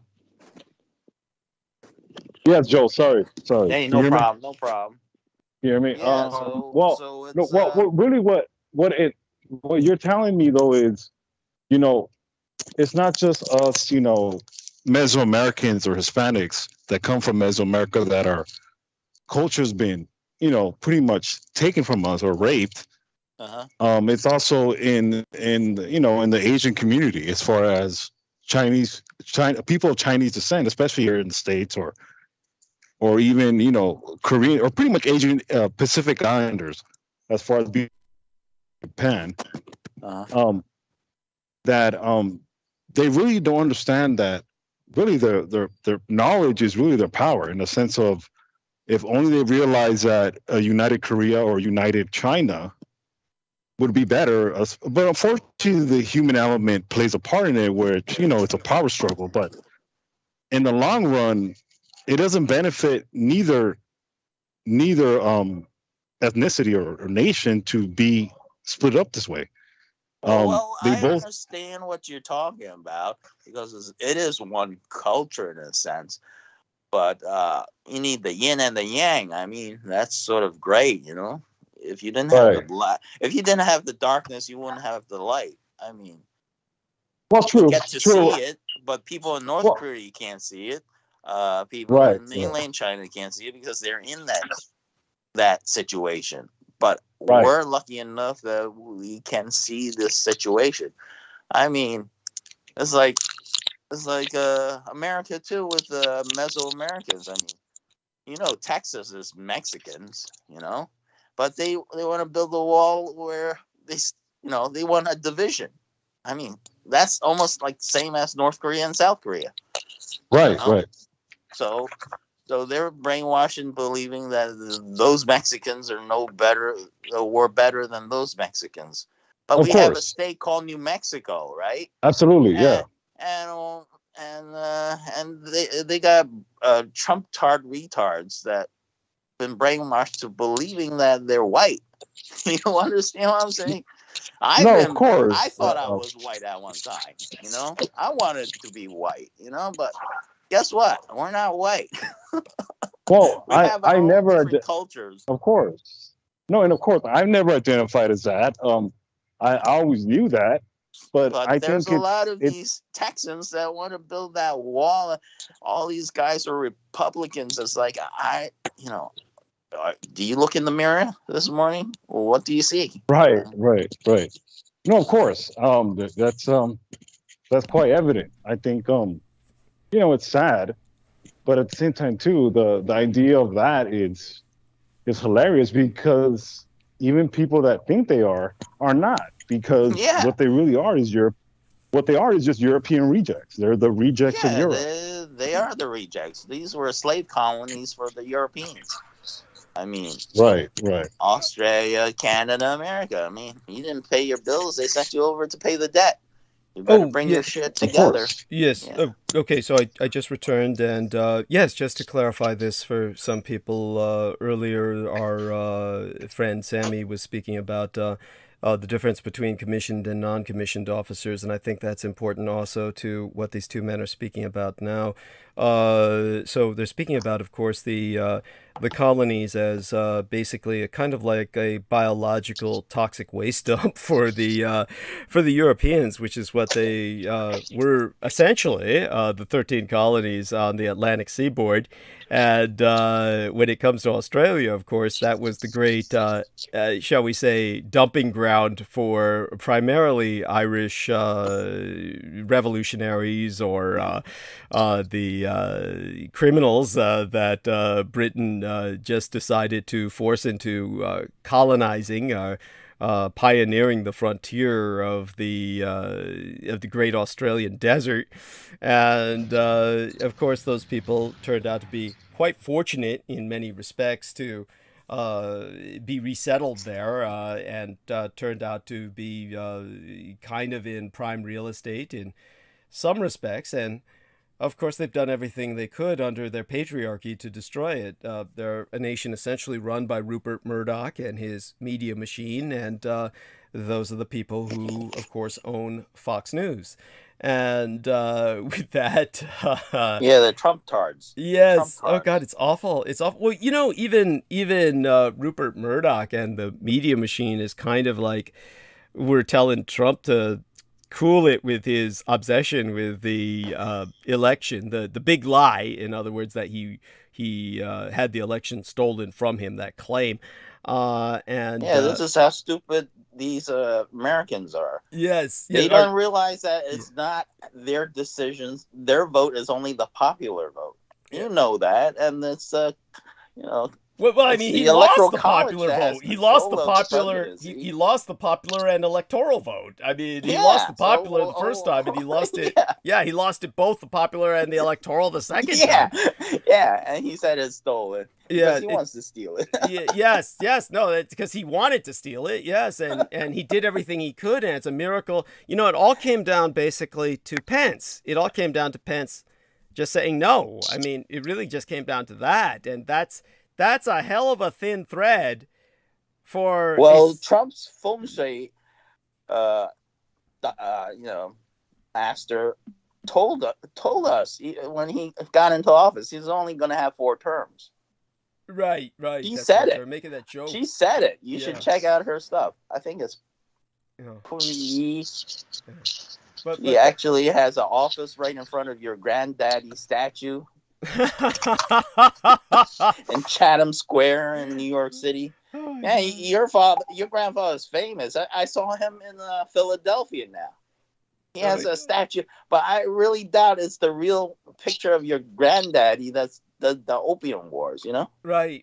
You mean Commissioner Lin? Thank you. Yeah, Commissioner Lin. Yeah.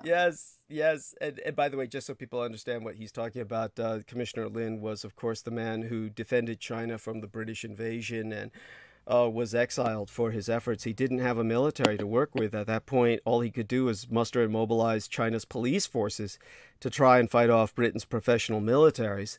That was the horror of the situation. As for the commissioned versus non-commissioned officer status, which Sammy had brought up, understand that the difference between in the United States, as opposed to all other nations on Earth, the United States has a very straightforward system that is brutally indicative of its culture, which is if you're a commissioned officer, meaning a lieutenant all the way up to a general, or a lieutenant all the way up to an admiral, you basically have stock in the nation. And that means that since you have stock in the nation, then that is where the concept of the officer's family comes in. In other words, there it is proper for a officer to have a family. Have a family. Yep. Yes. That's a good idea. Yep. Yeah. And so you are invested in the nation, and therefore you will go down with the nation. Whether you're paid or not, you must continue fighting until the nation falls, and you fall with it, like a captain going down with the ship. But when it comes to the non-commissioned officers, everyone from a private up to the level of a master sergeant, or a sailor up to the level of a chief petty officer, then you are fighting, theoretically, according to the Uniform Code of Military Justice, only as long as you are paid. That if you're not getting paid, you don't need to fight. And you really don't have to fight. That theoretically you can walk off and check out. You can clock out and say, well, I'm not getting paid, so fuck you. You're basically a mercenary. So this is how the founding fathers considered all of the people beneath officer status, and they considered them nothing but mercenaries. And therefore our military reflects that. And and whoever doesn't believe me, don't take my word for it. Don't just look it up yourself, but look specifically to the Battle of Gettysburg. And what happened at the Battle of Gettysburg was the Union Army was so corrupt, and its generals were so basically criminal, that they were raiding all of the tills that were meant to pay the troops. And therefore the troops hadn't been paid for probably around 3 to 6 months. By the time of the Battle of Gettysburg, and the generals had to go around begging, hat in hand, we know we haven't paid you, but we're asking you to fight one last fight on behalf of the Union, or it's going to fall. I mean, this is true. This really happened. And they wanted those Union soldiers dead so they can keep their money. Yes, thank you. Thank you. And the dumb fuckers, these dumbass motherfuckers went for it. Well, listen to this. The South has a special hookworm that makes them lazy and dumb. I just found this out. Oh, my tea went up my nose with that. I mean, I'm sorry. That's there is a hookworm phenomenon in the South that can do that. Yes. You don't want to walk around barefoot. This is why in the South, by the way, the attitude was, and certainly my father explained this to me, who was very deeply exposed to the Southern culture because of so many military bases throughout the South. My father had taught me that, certainly in the South, the attitude was that a white man without shoes is no better than a nigger. And that's their attitude down there. And that was because of that very fact. In other words, white men wore shoes specifically so they would not get that hookworm. And so white trash who could not afford shoes, that's any white man seen without shoes to your other average white man would be looked on as a piece of shit. They just say, this guy's just a white nigger and I want nothing to do with him because he's got the hookworm. So it's important to understand the nuances here. And because blacks were not allowed into shoe stores, that was how some black genius took some tent canvas and stitched it together and invented the so-called tennis shoe, the sneaker. So the sneakers were invented by black people. Of course, it got to the point where black culture is enamored of sneakers, and to the point where they will kill each other for sneakers. Some kids, seen wearing a fancy pair of expensive sneakers. There are other black kids that'll kill him and steal his sneakers. I mean, this has happened. Happens all too often, actually. So, the point is, if you talk to any of them, none of them would know a black man invented sneakers, which is even more of a tragedy. It's like a total ignorance of their own history that the sneakers they value so much were invented by a black man. It's like, isn't that awful? So that's what I realized. The Republicans down there, they're all hookworm infested. I'm guessing this is what's going on down there. You're giving them an excuse. See, what's happening here is that Joe Tai is giving them an excuse. No, don't give them an excuse. It just rationalizes their insanity. No, the problem is they have all too much energy. They're possessed by demons to an extent. They have a demoniacal frenzy to basically do what they're doing, which is, of course, to destroy the rest of us and all the world, just take everything down. And these people think they're doing it in the name of some perverse interpretation of Jesus. You're right. You're right. Yeah. It's only, they said it's only 40% of the South that's infected with this, but I think it's more than that. But yeah, you know, not everybody's hook infested, at least, right? I'd have to look those statistics up. I'm not denying it may be true. I don't know. Holy shit. It's all I can say is it's you know, basically the South is very beautiful down there. If you take a look at the landscape, it's a very beautiful landscape. It's obviously, yeah, but I wouldn't drink the water there. I wouldn't put a lock on there, man.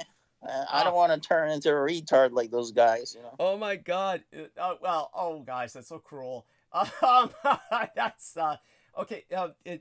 There's a bit of northern bigotry going on with Joe Tai, and I do want to point out that they're nice people. I know. They can I met a coworker that was in the army in there. Well, let's just put it this way: there is always that lurking nightmare of, what was that film called? 10,000 Maniacs or something like that.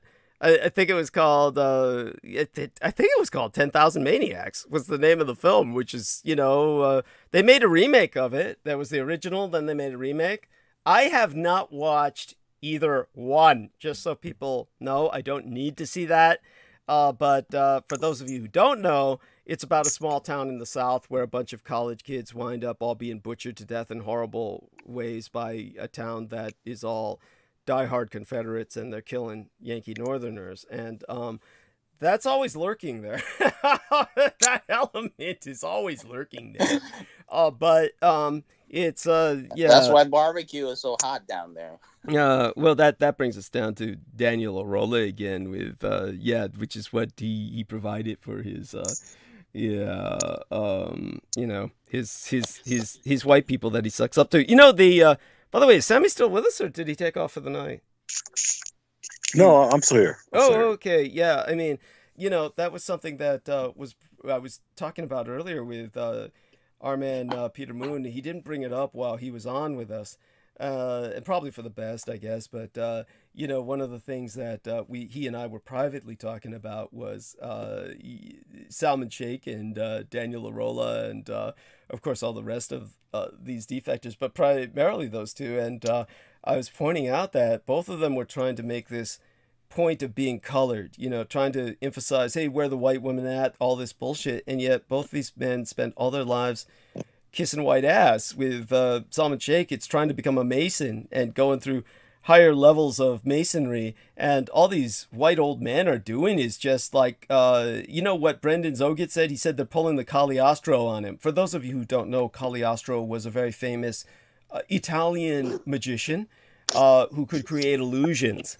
And so that's what Brendan Zogit was insightful enough to say they were pulling on Salman Sheikh. This idiot just thinks that these people are accepting him, and you know, to them, he's just a buffoon, a clown. And with someone like Daniel Arola, of course, with his sugar mama, and his finally realizing all the shit he was saying about white people all the time with his memes, like, oh, if white people can't figure out who built it, they say it was aliens, and all this bullshit. And then he realizes finally, gee, I'm you know, cooking barbecue every day for white people, which is what he does. He practically eats, and he told me this over the years that I knew him, and it was 10 years I've known the son of a bitch.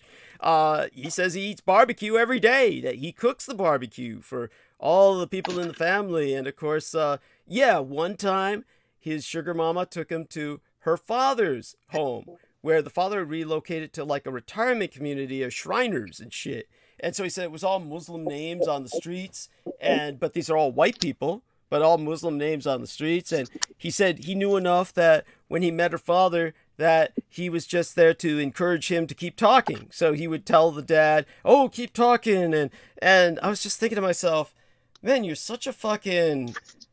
I'm not quite sure what the term for it would be, but he's just, you know, the white guys. Well, yeah, just like it.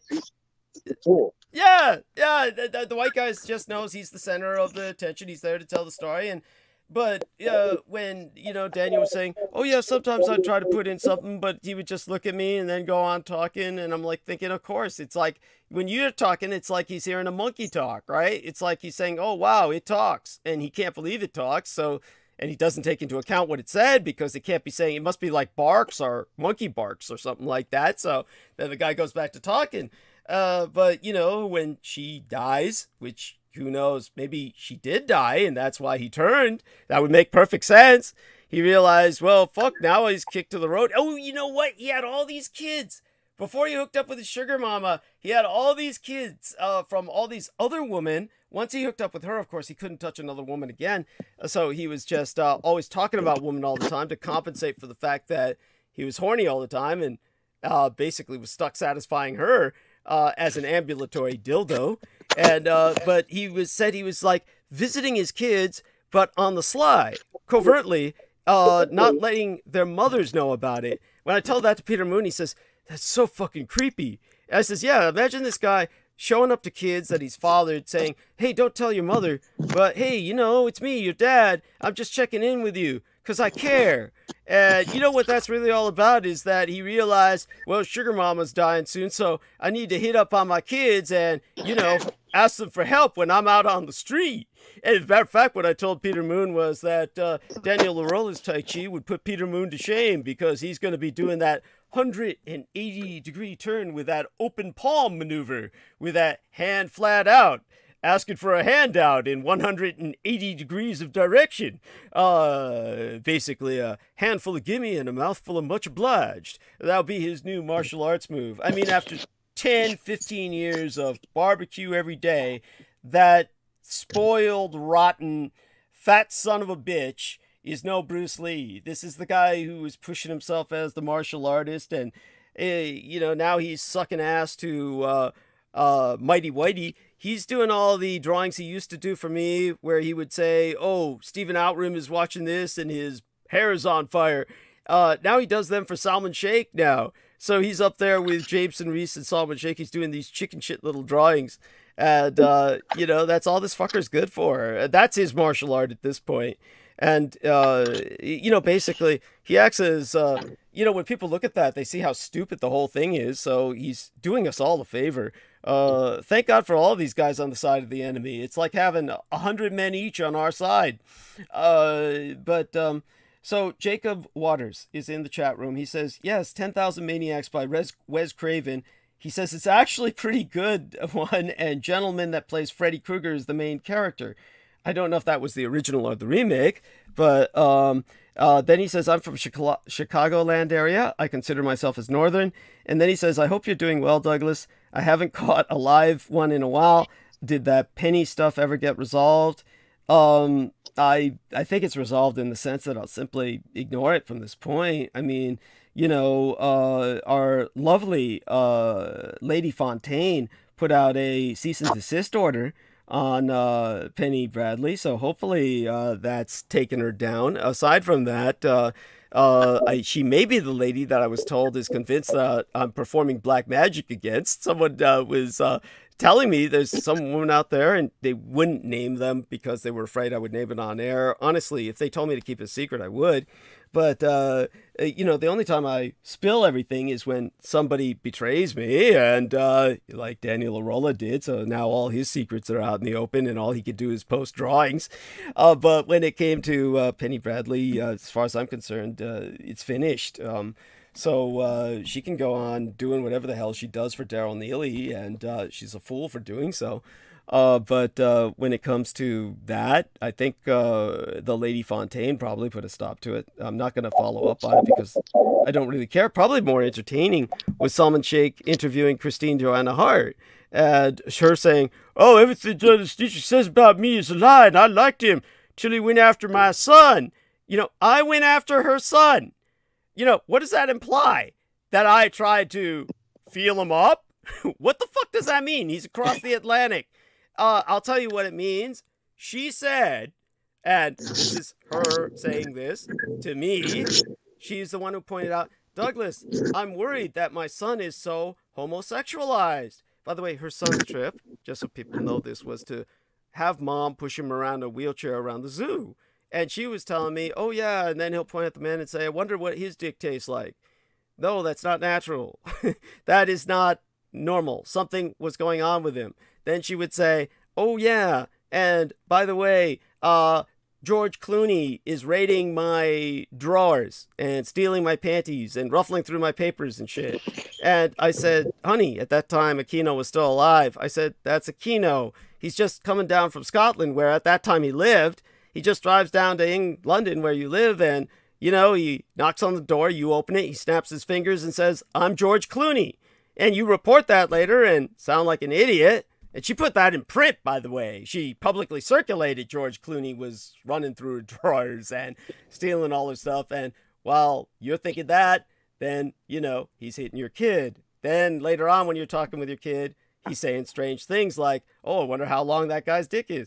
Okay, so put together the dots. There's like, what are you going to conclude? This is a woman who said on record on my show her earliest memories were of Aquino raping her. So connect all the dots and, you know, there's no other picture that really forms. It's kind of like the dots go this way or that way. It's only like so much you can do with that. So she says all that is a lie. And so, you know, if people want to play these games, everything you said on record before, you can suddenly deny and try to revise history like the Allies did about World War II. But facts are facts, and what you said earlier is simply what you said earlier. If people think that somehow I groove off this or somehow take pleasure in relating what I've just related, you're out of your mind. This is something like, you know, for those of you who don't know, by the way, unless Penny is lying and everything she said is all made up, according to herself, she was deployed by the British government to take out the head of the IRA. So she was sleeping with the head of the Irish Republican Army and got him into such a compromising position that they were able to capture him, and he's spending the rest of his life in a concrete hole. Now, his child is her son. Her son is the child of the former head of the Irish Republican Army. Now, when I told V about this, she said, oh, the Irish Republican Army would kill her. How could she possibly be alive? They'd take her out for taking down their man. And I said, well, he's raising her son. And then she says, oh, that's the only reason she's alive. The IRA is allowing her to live just to raise the guy's son. And I said, well, if they knew what at that time Aquino was doing to him, you know, maybe they would be thinking twice about that or trying to interfere with that. But nevertheless, she lives in Embassy Row in London, the most expensive district in the one of the most expensive cities in the world. And her son goes to an elite school. And where does the money come from? And again, she told me, and has been pretty public about this, all her neighbors think she's a prostitute, because they're all wondering the same thing. Where's the money coming from? Well, it was coming from Aquino, and after that, whoever succeeded Aquino, so she's sponsored in that regard. At least the stipend could be coming from the British government for taking down the head of the IRA, but for what she does in journalism, which is essentially, you know, selling little gossip articles, that can't possibly pay for that. It's just, let's be real. We're in a patriarchy. Women have a glass ceiling.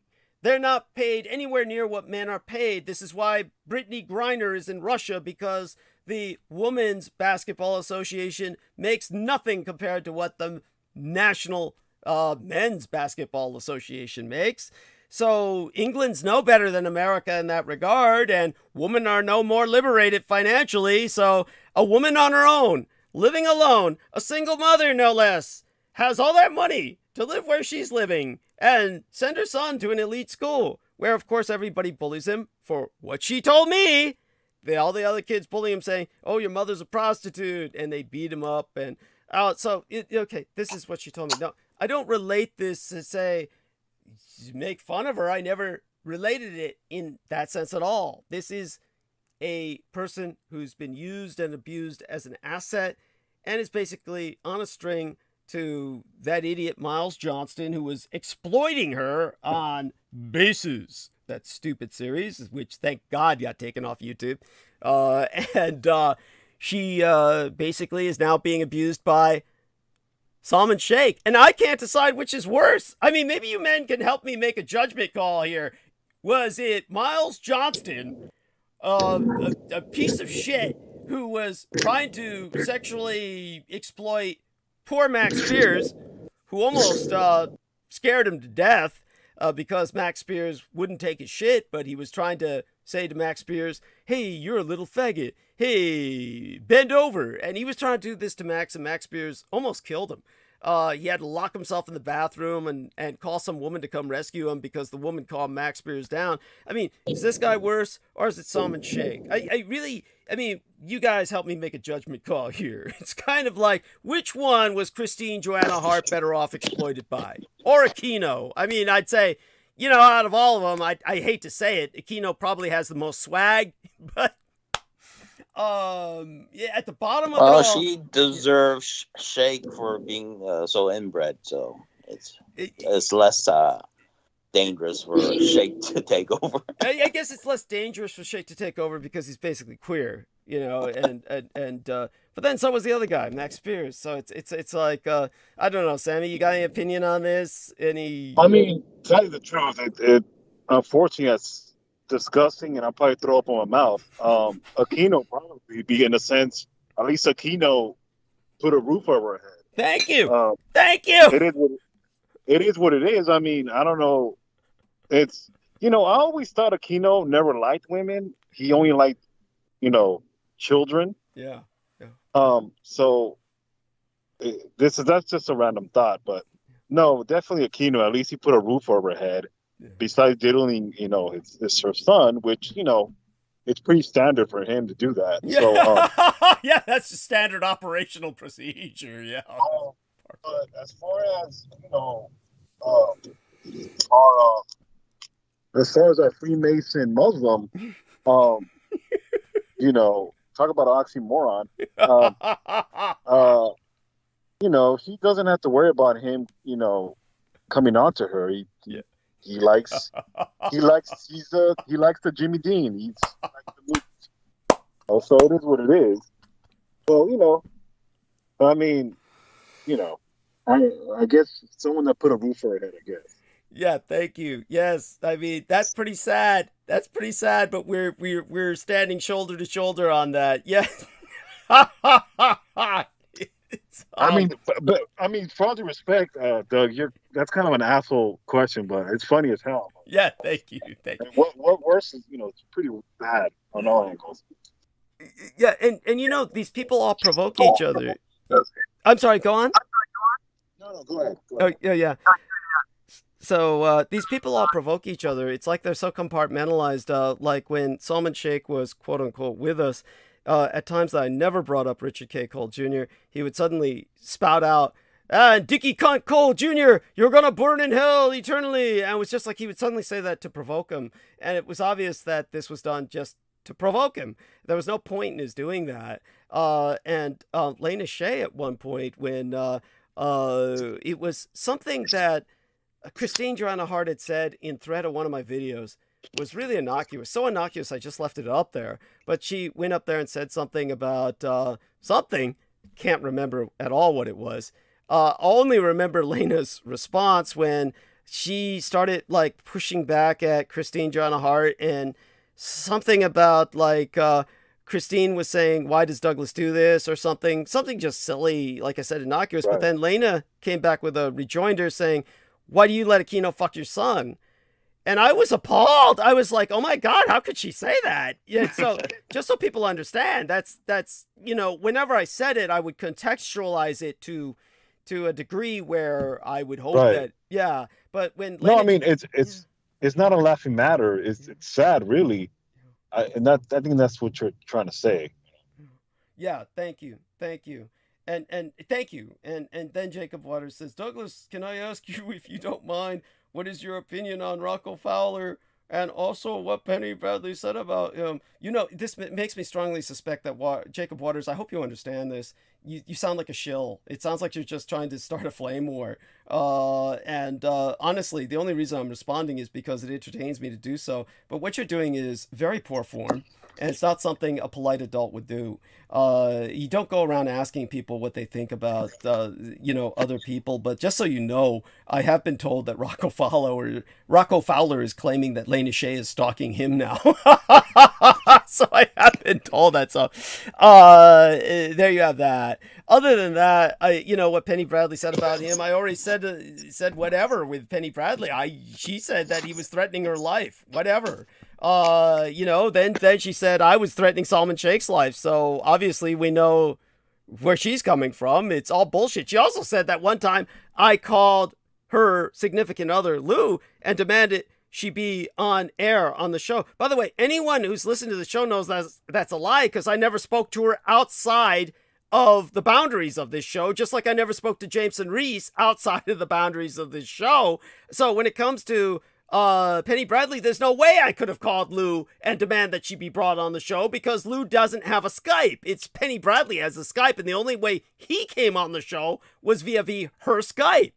So it's not like Lou's on screen where I like, hey Lou, it's not like that even existed. It was like, so what she says was literally impossible. I couldn't even contact Lou except through her. So there's no way I could have demanded that she be brought on. Anyhow, so Jacob Waters says, I'm sorry, I wasn't trying to come off like a shill. Rocco used to be a regular guest on my show. I was just asking your opinion as a host that has had Rocco on. Sorry, Jacob, it doesn't wash. I mean, first you were asking about Penny, right? And then you were asking about Rocco. I mean, we can see what's going on here. At any rate, I'm just letting it slide because I don't really care. But moving along, what I'll do now is probably go into monologue. But I do want to thank both of these wonderful gentlemen who have helped me make it to this point. And God bless you both. Are you driving on the way home? I just kind of had that image. Is that the case with you, Sammy? Let's see if he's able to respond. Hopefully he's safe. By the way, we now say we have an excellent connection, according to the studio for our, what do we call it? YouTube live stream. Okay, and Joe is with us. So Joey says, yeah, the other things. Hello. Oh, there we are, Sammy. Are you okay? Hey, Doug, sorry. Yes, I had a phone call, fortunately, yeah. Oh, okay. There we are. Yes. So I thought I heard you moving in the car for a while there, and I thought you might be driving home, but that's not the case yet, right? No, I am driving home, yes. Oh, you are driving home. Oh, okay. Yes. So I hope everything was well with the call then. Everything safe in general. Yes. Yes. Yeah. My thought would be it's Maria calling him, or something like that, but maybe I'm wrong. Just my speculation. No, your intuition is correct, yes. Okay. Here we are. Yes. And so Jacob Waters says, yeah, these are the things I've heard about recently with what Penny released. I'm sorry, asking you, I'll bring it up anymore. Bless you. Thank you, Jacob Waters. Okay, I respect that. And so Jacob Waters, thank you. And with that, hugs, and we move on to. So I'm going to go into monologue. And Joe Tai, is there anything you want to share with us before I go into monologue? You're welcome, of course. I think I shared too much. Oh, you're fine. No, don't worry. We're fine. And, then Jacob Waters says, I was also talking to Andrew Basaggio and Alfred Weber about these things, and it was just an inquiry. I'm sorry. Okay, thank you. Yeah, and I don't even know what's going on with Andy Basaggio and Alfred Weber. I hope that... by the way, Jacob, maybe I could ask you something. Is it true that Andrew Basaggio is almost blind? Is that true? That's what Peter Moon heard, but I don't know if is that what you've heard? I'm curious, of course, and certainly Andrew Basaggio was always a nice guy to myself. I wouldn't want him to be almost blind, but who knows what's going on with people's health. Okay, such being said, I'm going to go into monologue, hitting the headspace there, trying to get into the zone. Yes, do me a favor, both of you gentlemen, say goodnight to our listeners. Good night. Good night. Good night, everybody. Please support Doug, his PayPal, and please buy the Roswell Deception, the Demystification, World War II. It's a great read, and you'll enjoy it. Good night. Bless you. Love you dearly, and God blessed bless. be thy dreams. Yes, sweet be thy slumber, and of course, share our love with Maria. And with that, Joe Tai, you're welcome to hang with us, and if you fall asleep, that's fine. But hang out for as long as you want, and otherwise, just don't hang up. All right. And leave the Skype on. That is, leave the Skype on. And are you doing this through your personal computer, your laptop, your cell phone? No, I got an iPad. Okay, so just leave it plugged in on the recharger, and then whenever you wake up, see if I'm still on, and then you can unplug it if I'm off. And that way we keep it safe, and that way I've got that safe echo in my ear, kind of an echo effect where I know that I'm interacting electronically. Now, granted, I did this the other night, probably for the first time in forever, where I was doing this the other night when Viviana first checked out, and I did this without being on a call. It was just straight live stream. And with that in mind, of course, I'll conduct a little check here onto the live stream, and we are still streaming. And blessed be to my late and sainted mother, whose image I'm looking at. And obviously, I tried to put her bio in, but the YouTube's not accepting it in the summary of the video right now. So hopefully I can take care of that after it uploads. In the meantime, looks like everything has settled down, and our man Jacob Waters is saying, he says, yes, he is claiming that he lost his vision from some of his participation in government programs. Thank you guys so much for being on interesting conversations. Yes, we do appreciate them profoundly.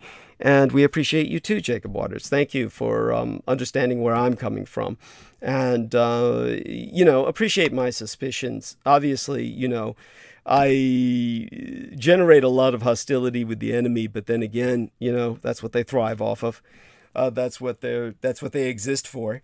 Other than that, what our man Troy Bellamy asked the other day was to speak about the young black man who was basically turned into a kind of Swiss cheese.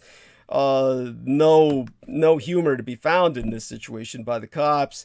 And as I told him then, it just strikes me as just another situation with Jalen Walker that you would come to expect. The incident in Akron is something that is nothing really new. It's kind of based on a history that I've gone over many times, and it's been completely overwhelmed by what happened during the 4th of July weekend. And God knows this has to be.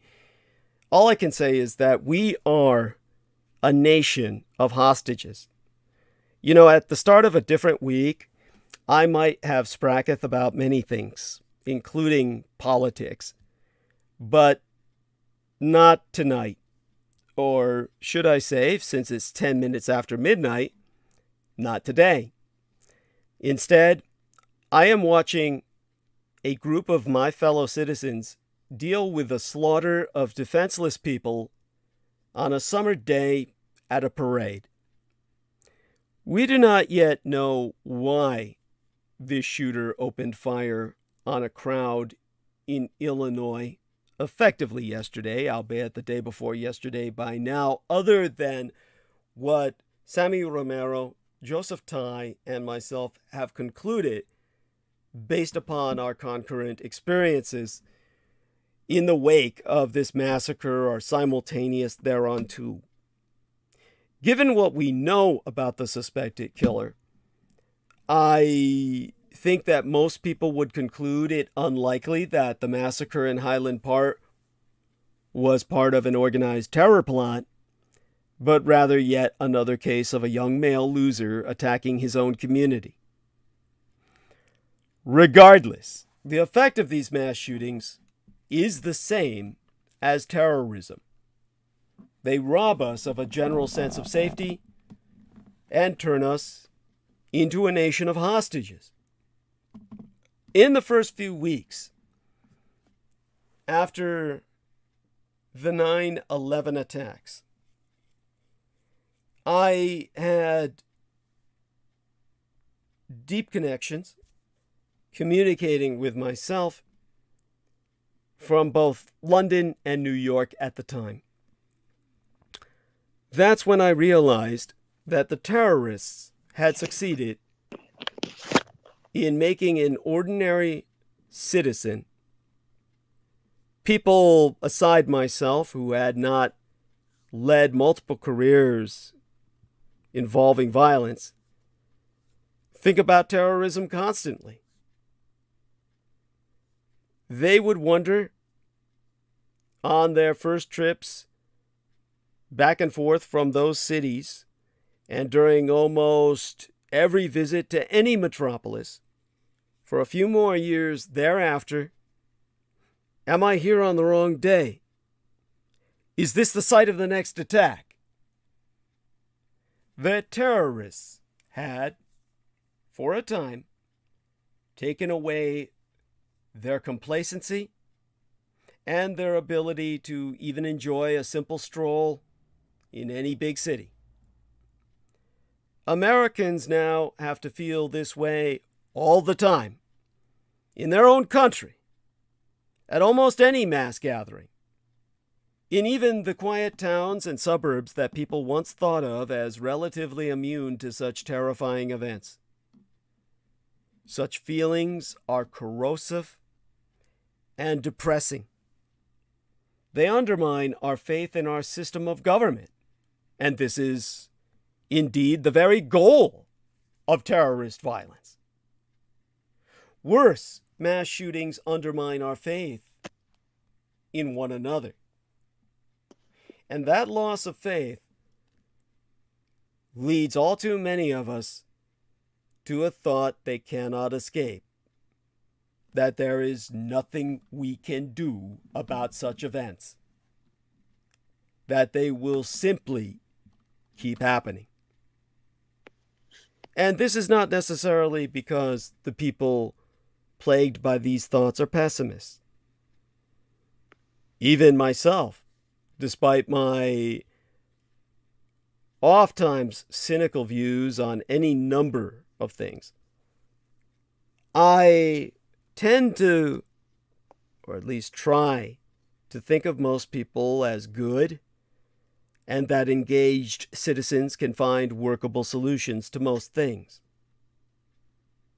But when it cometh to this particular kind of violence, which we know of, those familiarized with my experience, as the arcane actions of the cults of chaos,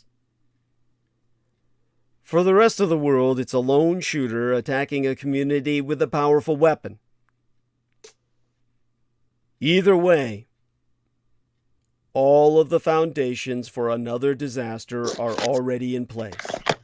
Oh, by the way, Joe, we can hear you. Please go mute. And you can get on your screen and move that cursor.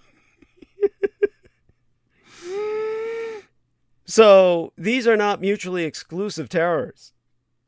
And again, the components all lock in where the next catastrophe is already composed. A bizarre gun culture created the demand for millions of guns. An extremist, death cultic, terrorist lobby has attacked almost every measure to place any restrictions on those guns. And the Russo collaborationist and radicalized rightist Supreme Court is by all evidence determined to roll back any limits on the ability of states to control access to all these weapons. Add to this the final and necessary element, a group of young males who are determined to take their frustrations or delusions or fantasies out on others. New state and national laws, such as the recent gun bill, We'll make it harder, perhaps, for future shooters to get the weapons that they want. I support such laws, but I am not convinced they will matter all that much, at least not for some time. So what can we do? We can choose not to despair. We can, as an act of will, keep faith in our society and our institutions. Just as we do not give up on living when we are ill, we cannot give up on ourselves because of these monstrous acts. We can do this concretely by demanding more changes to our laws, but we can also exert social pressure on an irresponsible gun culture. After all, we managed as a nation to make smoking a legal but socially unacceptable habit in everything from movies to public spaces. Do we really think we cannot collectively start pushing back against gun culture the same way? That sounds anodyne, I know, almost ridiculous on a day like this. The guns will not disappear, and another such attack is a guaranteed certainty. But we can and must try to mitigate the danger and the damage to our democracy by refusing to surrender to the anguish, by insisting that our fellow citizens come to their senses, and by affirming our faith that a great democracy, a democracy, not a goddamn republic, can heal itself from even the most grievous wounds. But to accomplish that,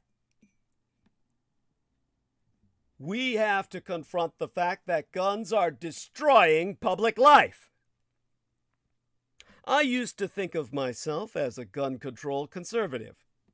I supported both the right to own firearms and the interest of the state to limit that right.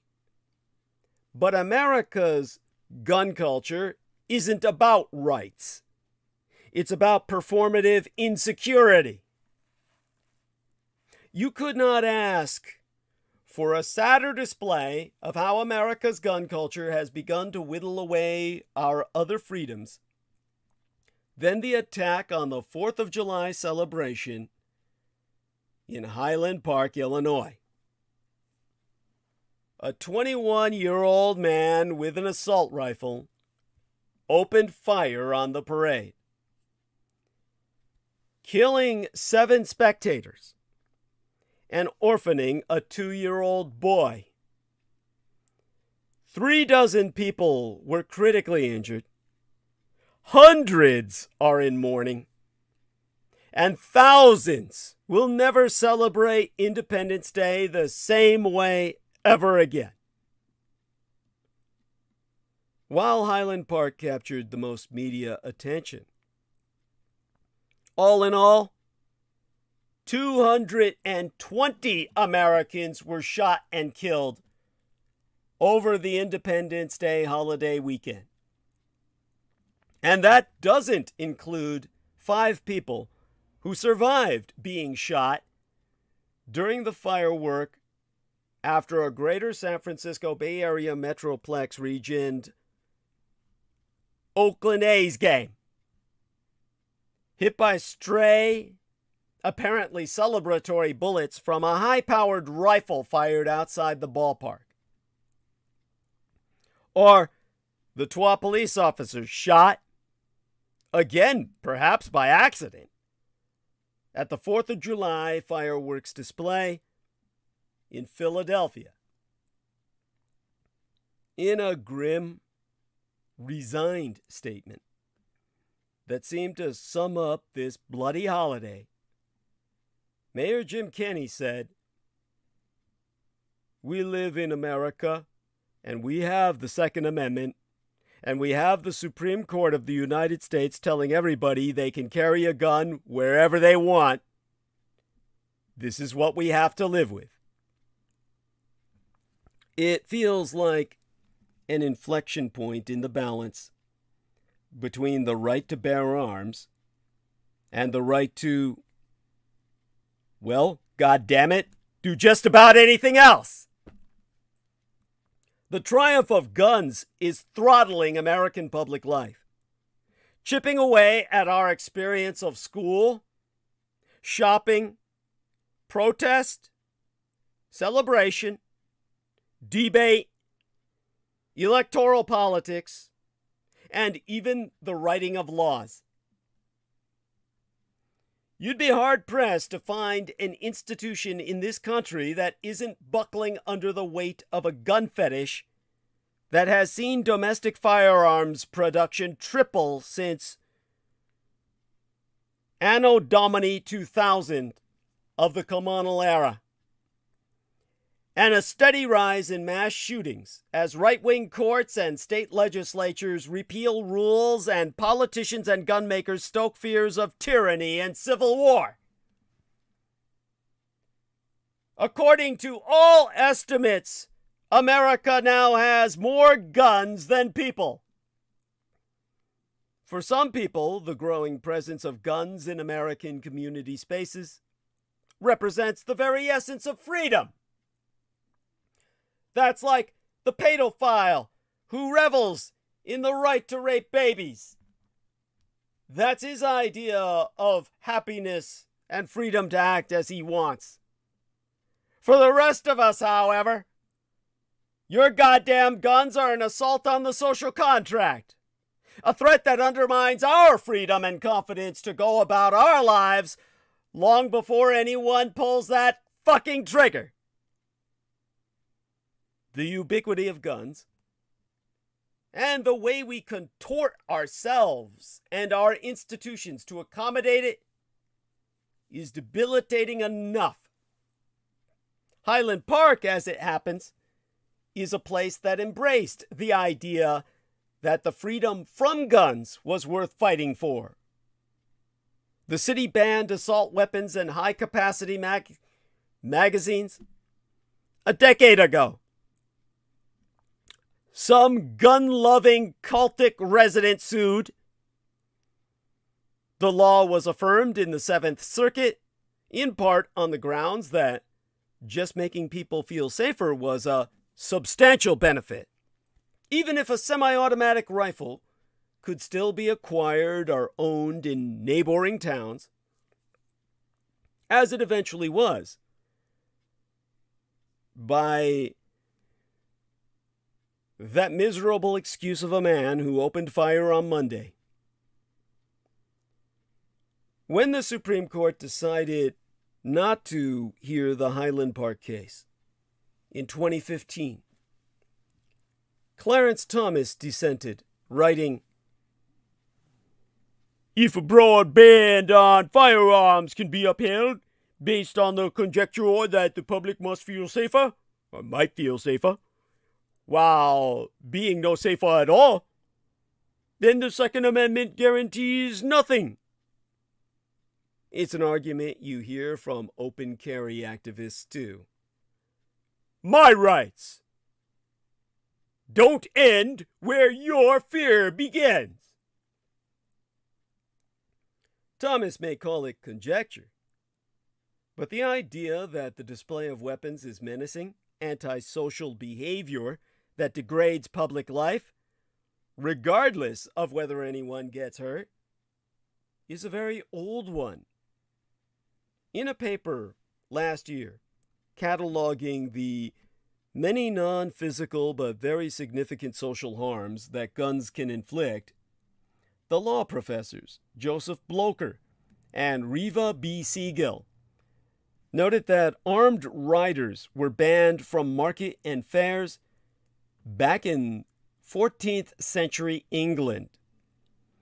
Many American states adopted laws against brandishing in the 19th century, and in 1874, the Georgia Supreme Court, in a typical piece of reasoning about the limited scope of the Second Amendment, so wrote, "The practice of carrying arms at courts, elections, and places of worship, etc., is a thing so improper in itself, so shocking to all sense of propriety, that the framers could never have intended it. Many true conservatives, as myself, does share this view. In 2014, when open carry activists started going to Chipotle dressed for Fallujah, the NRA released, and subsequently retracted, a statement that categorized their behavior as downright weird, showing a lack of consideration and manners. When armed men took over the Michigan State Capitol in 2020, many Republicans condemned the obvious effort to intimidate lawmakers with a show of force. The Red Republican Party has a love-hate relationship with these cosplay soldiers. On the one hand, plenty of Republicans are scared shitless. After the January 6th attack on Congress, a Russell collaborationist Red Republican insurgent lawmaker told Politico magazine, "Both parties have extremists. There's a difference in our crazy people and their crazy people. Our crazy people have an excessive amount of arms. They have gun safes. They have grenades. They believe in the Second Amendment. They come here and Trump's made them think this is the Alamo." House Minority Leader Kevin McCarthy reportedly warned members of Congress not to verbally attack one another over their upcoming impeachment votes for fear of endangering their very lives, presumably at the hands of armed Trump cultic supporters. On the other, the Russell collaborationist Red Republican insurgency recognizes that the style of militarized peacocking that has become as commonplace over the last 10 years is a privilege that belongs only to their side, and they are fully prepared to take advantage. The guns don't need to be fired to do their work. The Michigan legislature did scuttle its pandemic order in front of its heavily armed audience. And it did cancel a subsequent meeting. And it did defer debate on guns in the State House until after January 6th of 2021, when the legislature finally took action. Or at least, it works for them. The Edomites. The cultists of chaos that my gang stalkers represent.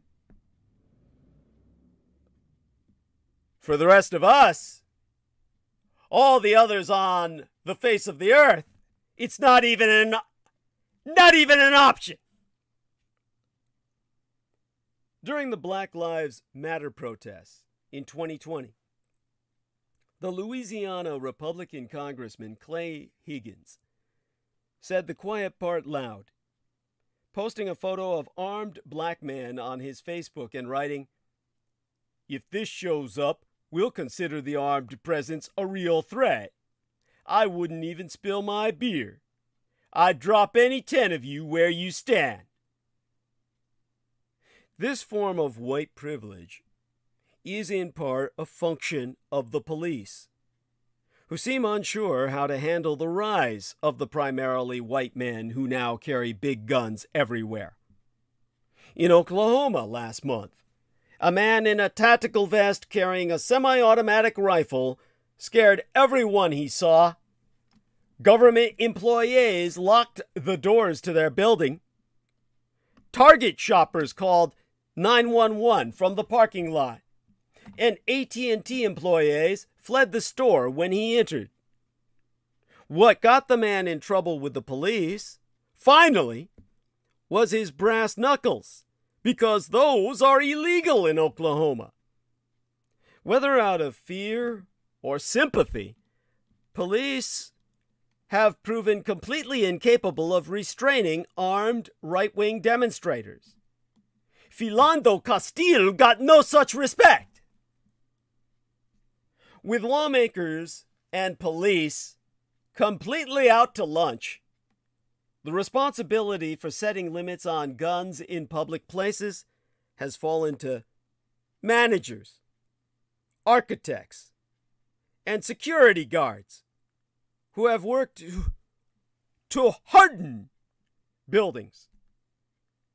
The fortressing of America, as if our country were in a perpetual state of war.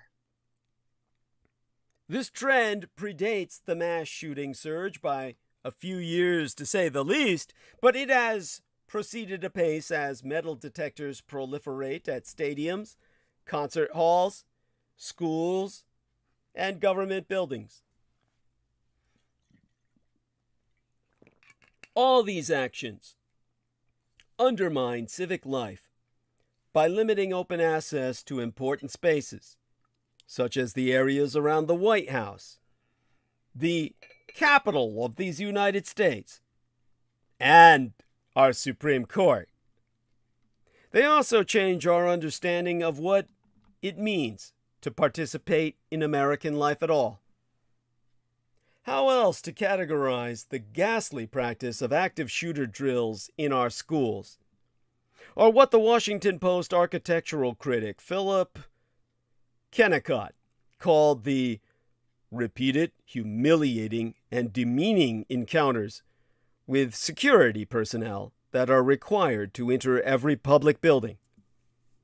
As Hannah Lebovitz wrote of synagogue security in the wake of the Tree of Life shooting in Pittsburgh and the Congregation Beth Israel hostage crisis near Fort Worth, the hyper-securitization mindset of the last 3 years has also created a gatedness within our minds and our community. Yesteryear, I myself began to allude to an experiment to build out a new gathering space in Chicago's Chatham neighborhood, a series of curbside patios called the Boardwalk. Built from the plywood that covered storefront windows during the George Floyd protests, the Boardwalk was a neat symbol of the neighborhood and the city's emergence from the struggle of that spring of 2020, the year before yesteryear. This local hangout won awards and positive attention for the South Side. One weekend in 2021, the installation drew a boisterous but peaceful late-night street party. 2 weeks later, when revelers returned, somebody opened fire, critically injuring 9 and killing a 29-year-old mother. Not long afterwards, the boardwalk was disassembled. Not everything we do can be hardened. The list of events that have been disrupted by armed demonstrators or canceled in the expectation of their arrival is long and getting longer. You can't make sure there's only one door to a parade. And then the conservative court majority overturned the New York measure that limited concealed carry to people with a special need for self-protection. In striking down a century-old law, our Supreme Court gave us another boost to gun culture.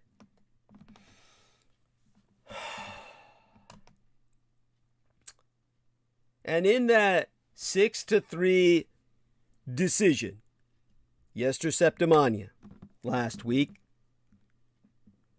or was it the week before last by now? The Supreme Court in New York Rifle and Pistol Association versus Bruin told us again that guns are king. Not to worry that there were already 246 mass shootings in America this year through early June, including 13 in a single weekend. Yester Menses, that month of their decision.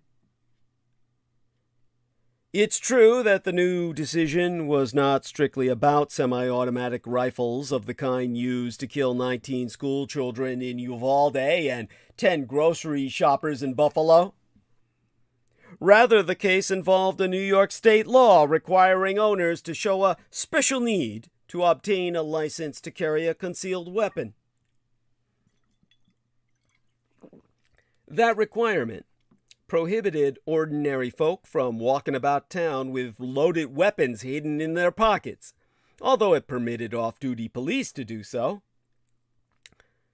But Yester Menses' last month's ruling deemed New York's law, and presumably also the similar measures on the books in 5 other states, my own golden blue bear flag California, Hawaii, Maryland, Massachusetts, and New Jersey, unconstitutional. Safe streets, America? Sorry, we're all originalists here. As Justice Clarence Thomas's majority opinion puts it, after rehearsing various 18th and 19th century restrictions on publicly carrying firearms, none of these historical limitations on the right to bear arms operated to prevent law-abiding citizens with ordinary self-defense needs from carrying arms in public for that purpose. Never mind that no one's yet invented a thresher to separate the good guy wheat from the bad guy with gun chaff. And never mind that the New York law overturned with this decision had been on the books for more than 100 years. Overturning it seems less an act of fidelity to the original meaning of the Constitution and Bill of Rights than bending Second Amendment jurisprudence to fit right-wing ideology. Yester Menses' decision sends yet another signal of approval for an armed society and raises new hurdles for lawmakers who wish to do something about the problem. Don't blame us, Thomas's court majority opinion suggests. It's the Constitution, stupid! When the Second Amendment's plain text covers an individual's conduct, the Constitution presumptively protects that conduct. But what about the plain text of the first 4 words of the Second Amendment, House nigger? Douglas Dietrich specializes in critical omissions. A well-regulated militia! Critically omitted. Writes concurring Justice Samuel Alito. We took care of that little problem back in 2008. We decided in the District of Columbia versus Heller that the people, not just members of the militia, have the right to use a firearm to defend themselves.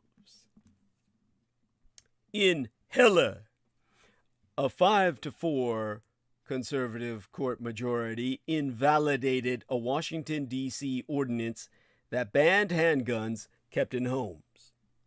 Justice Anton Scalia's opinion held that the Second Amendment protects the individual right to possess weapons for lawful purposes, such as to defend oneself at home. Dissenting Justice John Paul Stevens saw the big picture and later wrote in the Atlantic magazine that all could foresee the negative consequences of the decision, which he called a radical change in the law. And as Justice Stevens predicted, it's damn hard to close the floodgates once you've opened them. With its New York rifle decision, the majority of the court brazenly extends Heller beyond homes and beyond recognition. Alito's concurring opinion pronouncing, because many people face a serious risk of lethal violence when they venture outside their homes, the Second Amendment was understood at the time of adoption to apply under those circumstances. Oh my fucking God. In his concurring opinion, Justice Brett Kavanaugh, the rapist, repeats a point made in Heller that the right secured by the Second Amendment is not unlimited. Sure, laws forbidding guns to felons or the mentally ill and laws forbidding guns in sensitive places such as schools and government buildings are not necessarily unconstitutional. Here's the reality, though. The deluge of firearms on our streets, 120 guns for every 100 persons, per a 2018 analysis, makest concealable weapons available to just about anyone, including domestic abusers and ex-felons who aren't supposed to have them, and means that firearms, including AR-15s, inevitably get into sensitive places, ultimately up your ass. You know, once upon a time, jurists opened their eyes to the social effects of their decisions. As Justice Oliver Wendell Holmes's pronounced long ago, the life of the law is experience. It is in that tradition that Justice Stephen Breyer writes in dissent, I cannot agree to strike New York's law down without the majority of the court considering the potentially deadly consequences of its decision. Alito's answer: the New York law at issue in this case obviously did not stop that Buffalo perpetrator. Think about that for a minute. Alito is implying that because the law cannot stop all bad guys with guns, there's no use in trying to make it harder for any bad guys to get their guns. We're in fucking trouble, folks. The only glimmer of hope is that the decision came down on the same day that the Senate passed, by a 65-33 bipartisan vote, the first national gun safety legislation in almost 30 years. But it's hard to sugarcoat a reactionary court tossing out a century-old law and eviscerating a state legislature's power, which the majority loves to love when a red state legislature's voter suppression measure is before them. Yet in Blue New York's case, Blue state representatives' power to protect innocent lives means nothing for the red justices who are true believers in an entitlement to carry concealed guns and AR-15 style rifles in the public square. The hypocrisy is mind-boggling and likely, as Justice Breyer observeth, deadly. We saw that on the 4th of July. And a quirk in the Supreme Court rules makes their nigger Clarence Thomas more dangerous than ever. When appearing on MSNBC's Way Too Early to discuss what Americans can expect from the next Supreme Court session in October after a series of reactionary and highly controversial rulings, Axios founder Mike Allen told the host, Jonathan Lemire, that longtime Justice Clarence Thomas will be the effective leader of the court as Chief Justice is shunted to the side by the conservative court majority. Discussing a post-July 4th article at Axios that notes that the Supreme Court of our land, with its 5 far-right justices who no longer need the more moderate Roberts vote, will run roughshod over the executive branch. Allen explained that Thomas will have undue influence over the ruling due to his seniority. And host Lemire began by saying, "We heard about voting rights coming under the Supreme Court scrutiny. You can broaden that to the executive branch and federal power. Why this matters is that when the Supreme Court constrains federal power, it can be difficult or impossible to do. The federal government is likely to be able to do fewer things than it can even now. As it should always be pointed out, 5 of the Supreme Court justices currently on the bench were appointed by red Republican presidents who all lost, the popular vote. One, though, Clarence Thomas, he was appointed by President George H.W. Bush, who, of course, did win the popular vote in 1988. Axios writes he is now at the peak of his powers. Now the, quote, main character at the Supreme Court. Tell us why." And the Axios co-founder elaborated.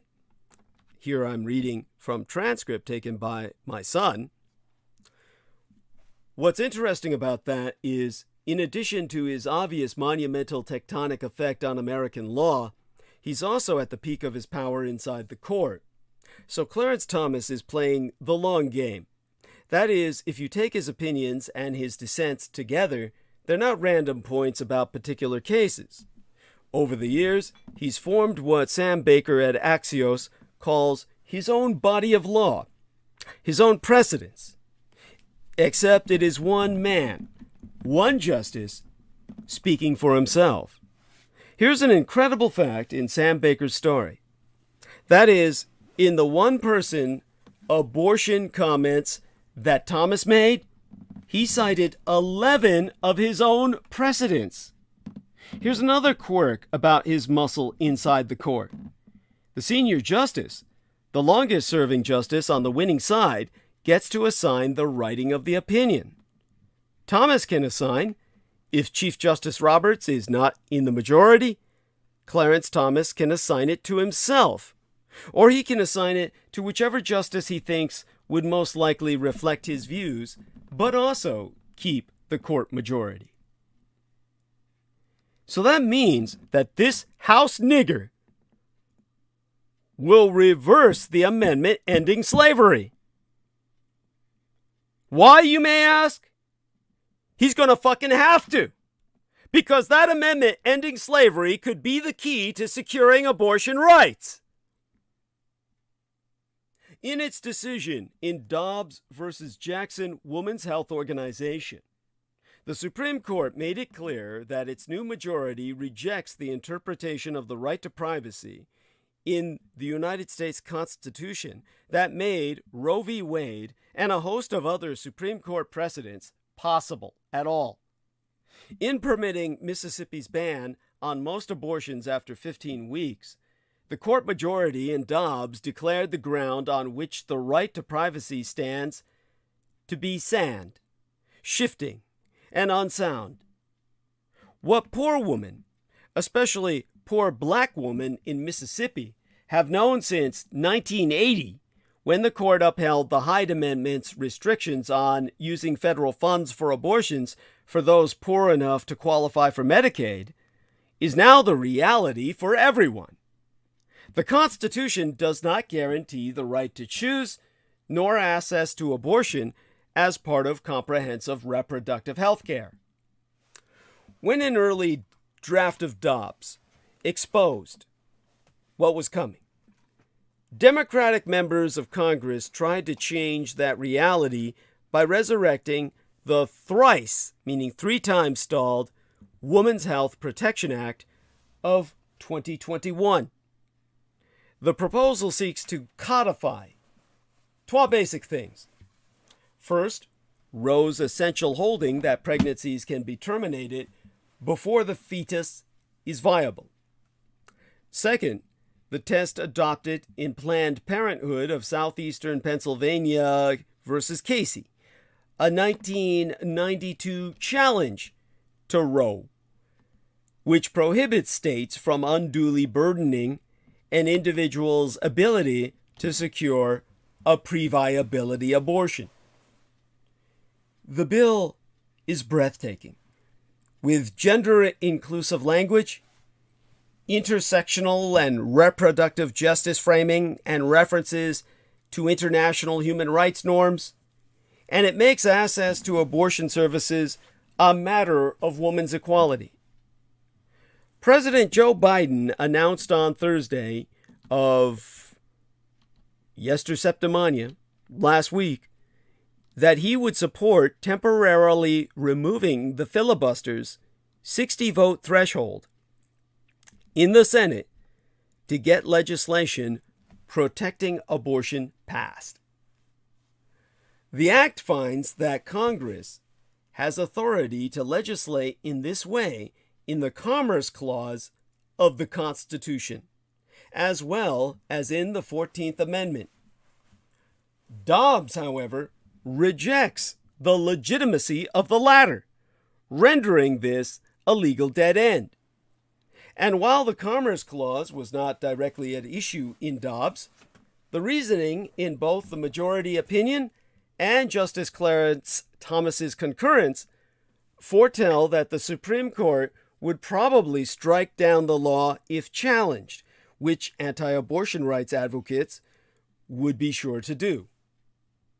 The simple fact is that even if the proposed law could overcome a Senate filibuster to be passed by both chambers of Congress, which it currently cannot, Dobbs means that a majority of the justices would likely strike it down as unconstitutional based on the belief that states, not the federal government, have the constitutional authority to enact abortion laws in the interest of protecting public health, safety, and welfare, notwithstanding the Commerce Clause. Moreover, although Congress's authority to regulate interstate commerce per the Commerce Clause began to be interpreted quite broadly 80 years ago, the court's current conservative majority is likely to find this jurisprudence as unmoored from the Constitution's text as it did Roe's privacy and substantive due process claims.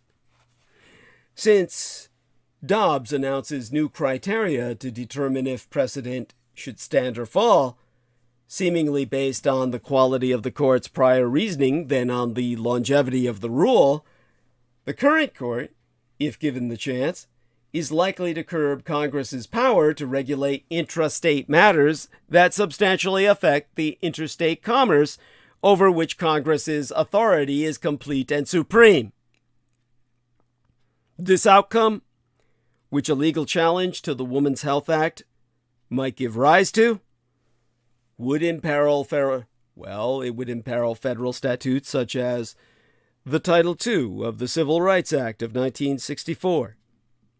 That legislation prohibits racial discrimination in privately owned places like restaurants, movie theaters, and amusement parks. Those who support the Women's Health Act have apparently forgotten that 22 years ago, a 5-4 majority in United States versus Morrison struck down the Violence Against Women Act's civil remedy provision for victims of gender-based violence because they deemed it to exceed the scope of the Commerce Clause. Writing for the court majority, then Chief of Justice William Rehnquist concluded that the challenged provision ignored the distinction between what is truly national and what is truly local. In this case, police powers. Although Thomas was part of the Morrison court majority, he wrote a concurring opinion urging his colleagues to jettison the court's existing Commerce Clause jurisprudence and adopt a standard more consistent with the original understanding. Thomas himself warning that failure to do this would allow us Congress to continue to appropriate state police powers under the guise of regulating commerce. Introducing the Health Protection Act, without taking seriously how the current court's majority is likely to respond, is a path that is ultimately more performative than substantive. Rather than comb the Constitution for express textual basis for the rights Roe protected, members of Congress have chosen to resurrect an analysis that, more than 20 years ago, proved unable to protect women. We need a new plan, and the 13th Amendment might be the answer. To satisfy the most ardent originalists who demand some textual basis for both individual rights and congressional authority to legislate, this plan would have put black people at the center of their legislative efforts in ways that Roe's original privacy-based right did not. Since the court decided slaughterhouse cases in 1873, it has been accepted that the original intent of the framers of the 13th Amendment was to benefit those who were formerly enslaved. As the court itself has put it, the 13th Amendment not only establishes declaratory freedom, but also grants Congress all the power it needs to enact legislation that undoes slavery, as well as its badges and incidents. Although neither the court nor Congress has set forth any exhaustive list of those badges and incidents, in 1968, the court found Congress has the authority to enact legislation aimed at alleviating the institution's burdens and disabilities.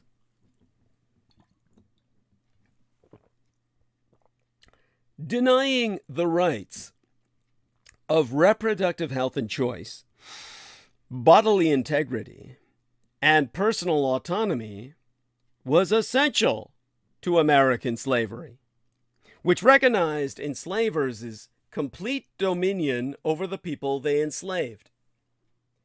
American slavery also forced enslaved women to reproduce, which fueled the domestic slave trade after the official prohibition on the importation of enslaved people into these United States circa 1808. With the power of the 13th Amendment, Congress can enact reasonable laws that protect these rights today. Just as slavery branded all blacks with slavery's badges and incidents, regardless of status, blackness, rather than any other aspect of identity, would trigger rights protected by any law enacted by Congress using its enforcement power under the amendment I'm citing today. The 14th Amendment's Equal Protection Guarantee, meanwhile, would allow us non-black people to assert their right to enjoy the same rights the 13th Amendment grants to black people as a matter of racial equality. Hey, sometimes I impress myself. To be clear, this is not a claim that forced pregnancy, which occurs when an abortion is not an option, and the absence of the full spectrum of other reproductive justice rights is analogous to slavery. Nor is it a plea for equality regardless of sex or gender. Rather, it is a direct claim that a law protecting black people's reproductive health is essential to black freedom because enslavement denied black people's rights, including those recognized in Roe. Protecting these rights would begin to address slavery's legacy and a modern-day system that continues to keep black people in Mississippi and elsewhere unfree in so many ways. If Congress is to act, then let it act radically to finish what it started more than 150 years ago.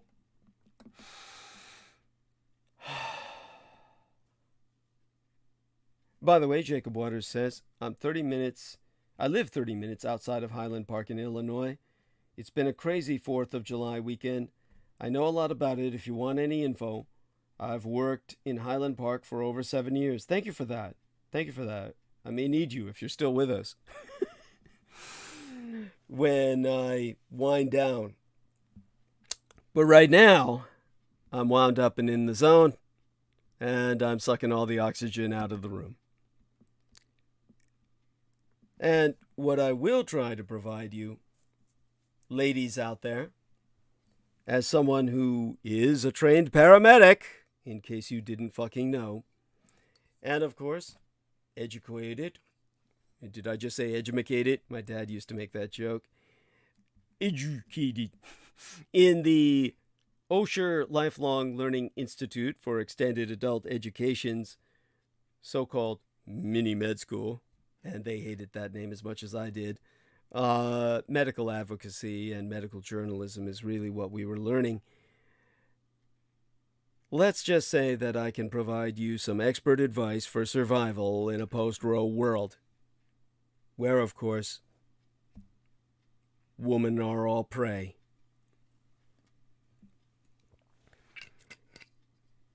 In a ruling that surprised no one who has watched this Supreme Court devolve further and further into a tool of oppression, the Supreme Court has overruled Roe v. Wade, and with it, the right to abortion at the federal level.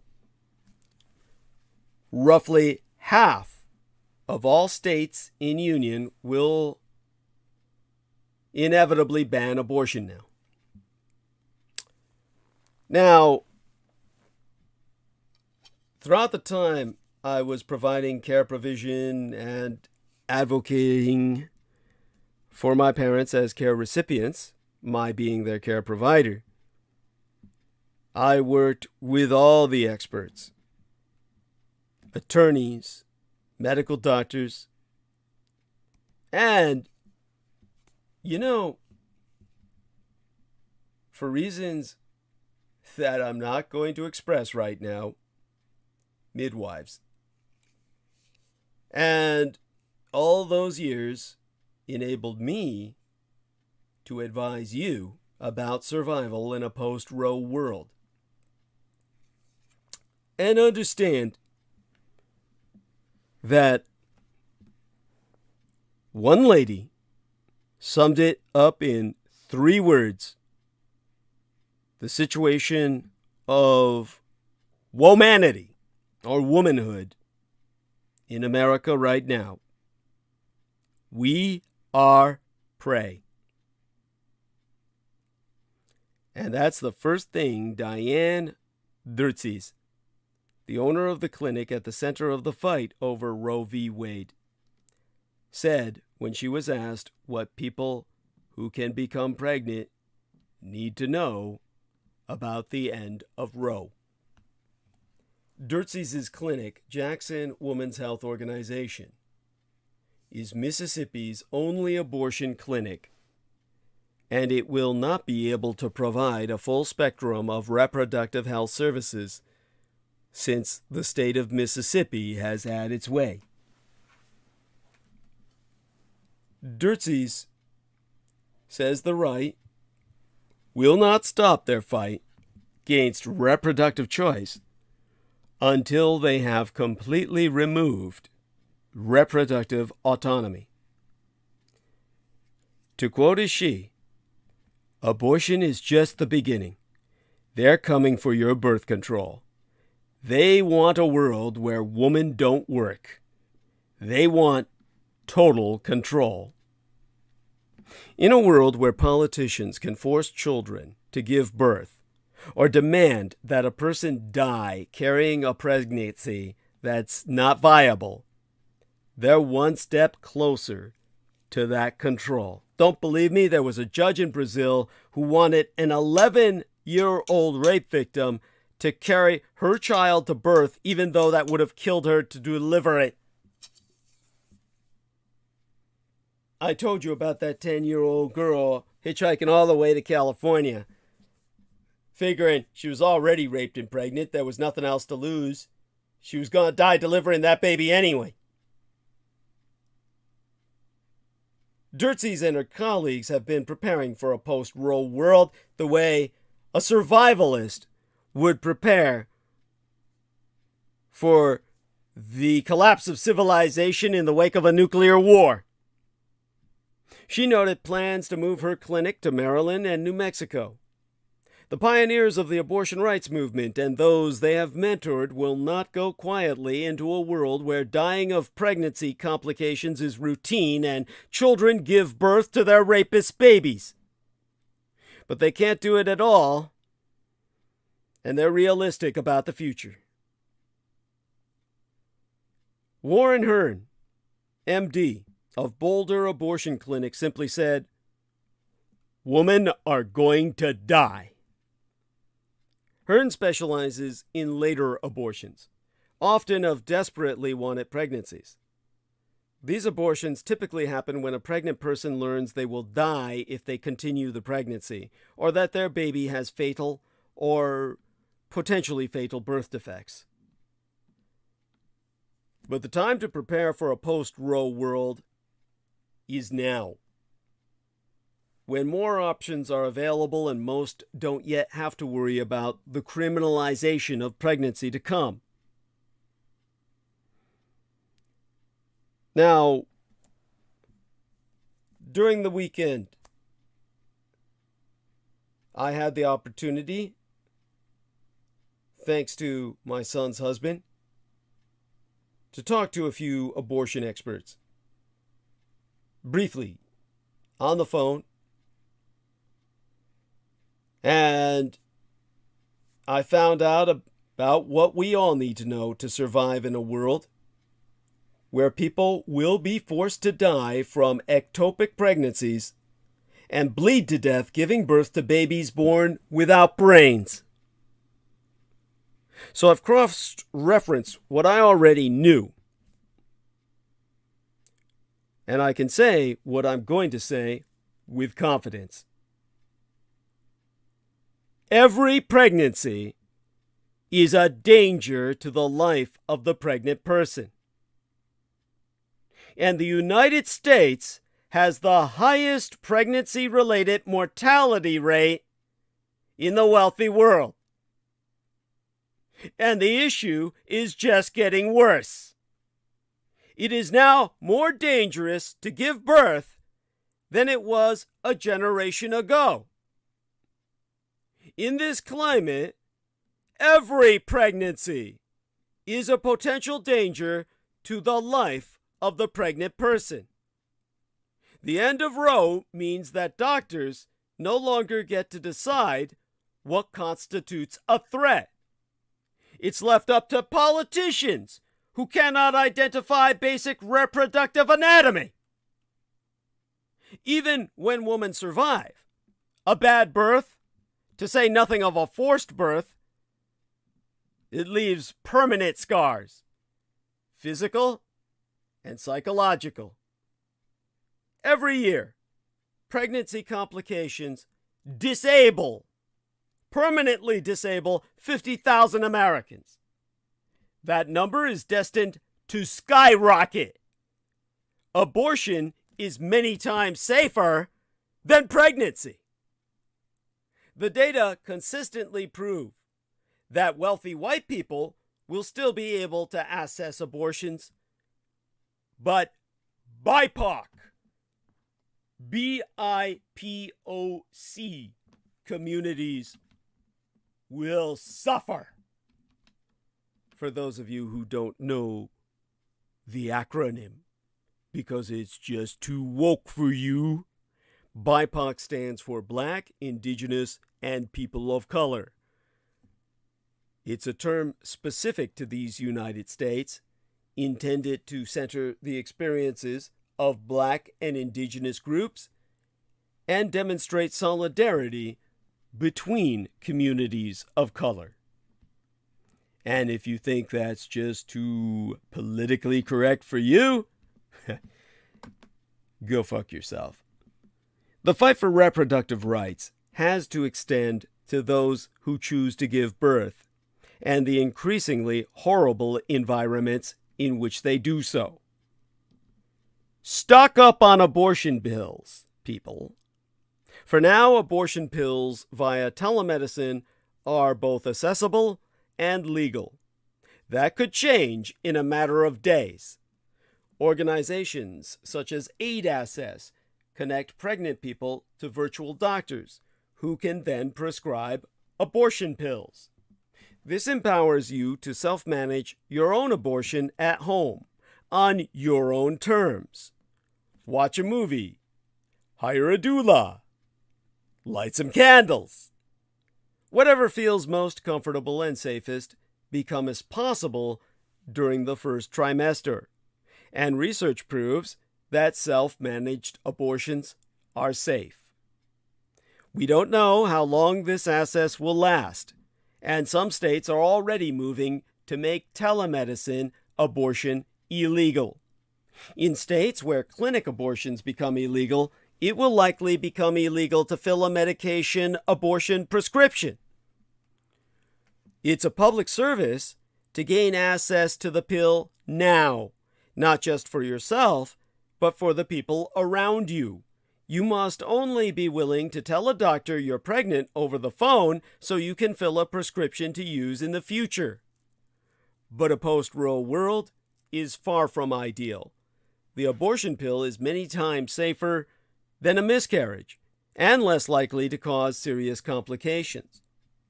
How long will these pills last if they eventually become inaccessible? Well, no one really knows. There's no evidence that abortion pills become dangerous after they expire, just less effective. So in a crisis, they're worth trying even if they're out of date. And as I can tell you for a fact, the reality is the overwhelming majority of medicines are efficacious for years, if not decades, after their abortion date. The exception would be creams and lotions, because they disintegrate in terms of their gelatinous structure. Regardless, prepare to manage abortion and miscarriage complications. In a world where doctors can report pregnant people to the police for abortions, and for miscarriages suspected to be abortions, more people will be reluctant to seek medical care. I can only emphasize the need to seek emergency care anytime a person has a serious pregnancy or abortion complication. But I can also offer the following advice to people who experience bleeding after a self-managed abortion. First, slow down and put your feet up. Excessive bleeding after a medication abortion often happens when women do too much too soon, or when their partners pressure them to have sex, or rush back to household labor and child care. The first line of defense for managing excessive bleeding is to lie down and rest. Second, drink an electrolyte drink. Fighting dehydration may help with excessive bleeding, especially if the bleeding isn't severe. Stay hydrated, especially if you start bleeding a lot. Third, learn how to do fundal massage. Fundal massage means massaging the uterus from the top down. It's the first line of treatment for postpartum hemorrhages and can also help with blood loss following a miscarriage or abortion. Fundal massage helps the uterus contract back down, which can slow or stop the bleeding. You can find your uterus between the top of the pubic bone and belly button, depending on how far along you are. Push down firmly in a downward motion toward the vagina. Now, signs of an emergency include a fever, a foul smell from the vagina, that's a sign of infection, intense pain, or soaking through more than 2 pads an hour for more than 2 hours. When in doubt, seek care. Know this much. Doctors cannot tell the difference between miscarriage and abortion. Medically speaking, miscarriage and abortion are identical. This reality is what makes the end of abortion rights so criminal on the part of the state. So fucking scary for you. Every miscarriage has now become a crime scene. States with restrictive abortion laws are already prosecuting miscarriages, which means pregnancy itself has now been criminalized. And as a woman, the only member of our human species capable of becoming pregnant, you are automatically a criminal. Do you understand the gravity of the situation the Supreme Court has now put us all in? As every miscarriage is now a suspected crime, we are pitting doctors against patients and have eroded all trust between the twain. Trusting your doctor is now the most dangerous decision you must make. So women need to know that if they induce an abortion at home and require medical care, a doctor cannot tell the difference, and there be no reason to disclose. To quoteist Ralph Bundy, MD, medical doctor of Woman Care Centers Incorporated, ideally, we want women to get quality, comprehensive care at a clinic. If I see a woman in the emergency room, I cannot tell the difference between an induced abortion and a miscarriage. And the treatment for the two is going to be the same. In a world where abortion is a crime, the world we live in now, there's no medical reason to ever tell any doctor about an abortion. People who choose home medication abortions and who need medical care may worry about doctors finding out about their use of the abortion pill, or worse, abortion pill testing by the police. It's a dystopian nightmare, and it's already here. Lie to your goddamn doctor, or you get a visit from the police. So learn about Plan B and stock the fuck up. Plan B is emergency contraception. It works much like oral contraceptives, using a high dose of hormones to suppress ovulation. If you do ovulate while taking Plan B, it decreases the likelihood that the egg will successfully implant in the uterus. You don't need a prescription for Plan B. It is readily available online. Plan B may be your only option for avoiding pregnancy when you are raped. 3 million Americans have experienced a rape-related pregnancy during their lives that we know of. These are the ones that reported it. Terrifyingly, pregnancy is much more likely, common even, if someone you know rapes you. 26% of women who report a rape by a current or former partner report becoming pregnant. So the time to stock up is now. It's safe for almost everyone, including people who cannot use hormonal contraceptives because of concerns about blood clots.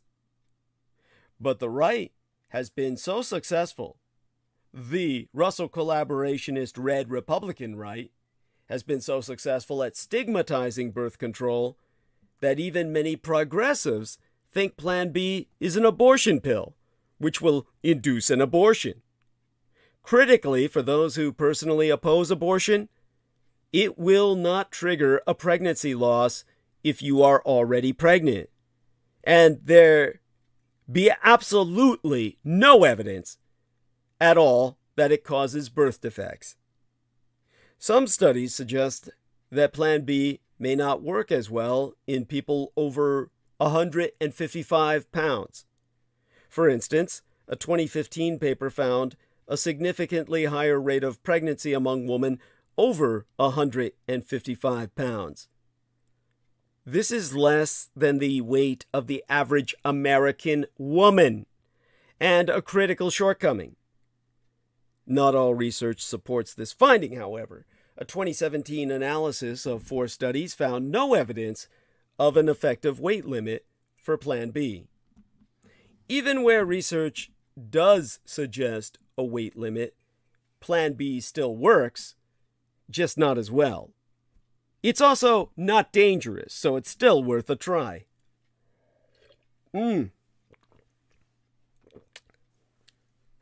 Ulipristal acetate is an alternative to Plan B. That may work in people weighing more than 155 pounds, which are effectively, basically, malnourished third worlders. The catch is that it requires a prescription. If you think you might need it one day, get it and fulfill a prescription now while you still can. Also consider the risks and benefits of what Peter Moon was bringing up. You know, the natural way to kill your baby. The risks and benefits of abortion herbs. A number of websites urge that abortion herbs are not safe and should never be used. But women have used herbs to abort pregnancies for thousands of years. Per April Lockley, a doctor of obstetrics, I think. I think. Yeah, it's pretty much what she was. Lockley is the medical directoress of the Miscarriage and Abortion Hotline. She's also a fellow with Physicians for Reproductive Health, and she suggests people self-managing their abortions contact the Miscarriage and Abortion Hotline, which offers anonymous help from medical professionals if they have additional questions about home abortions with abortion pills. So, to quote she, the general understanding right now is that misoprostol has a shelf life of a minimum of 18 months and mifepristone a minimum of 3 years. After that, the effectiveness of both medicines can decline over time, and it's best to keep pills in a climate-stable environment. For example, not in a car. There are not currently any hospital or clinic-available blood or urine tests to detect the abortion pill. If someone used misoprostol vaginally, there is a risk there might be some residue or parts of the pill left over in the vagina if someone sought in-person care and the clinician wanted to do an exam. Otherwise, no. There is no way to tell the difference between a spontaneous and induced abortion. People should understand that herbs are not inherently unsafe. The challenge is finding a knowledgeable practitioner. Your Facebook friend who spent 30 minutes Googling the topic is not a trustworthy authority, okay? And the fact that something is natural does not make it safe.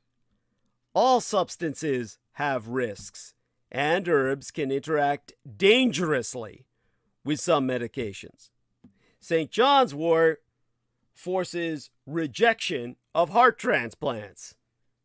And people just had heart transplants are depressed, and relatives, well-meaning relatives, bring them St. John's wort tea so they can cheer them up because it's supposed to fight depression, and it's herbal, right?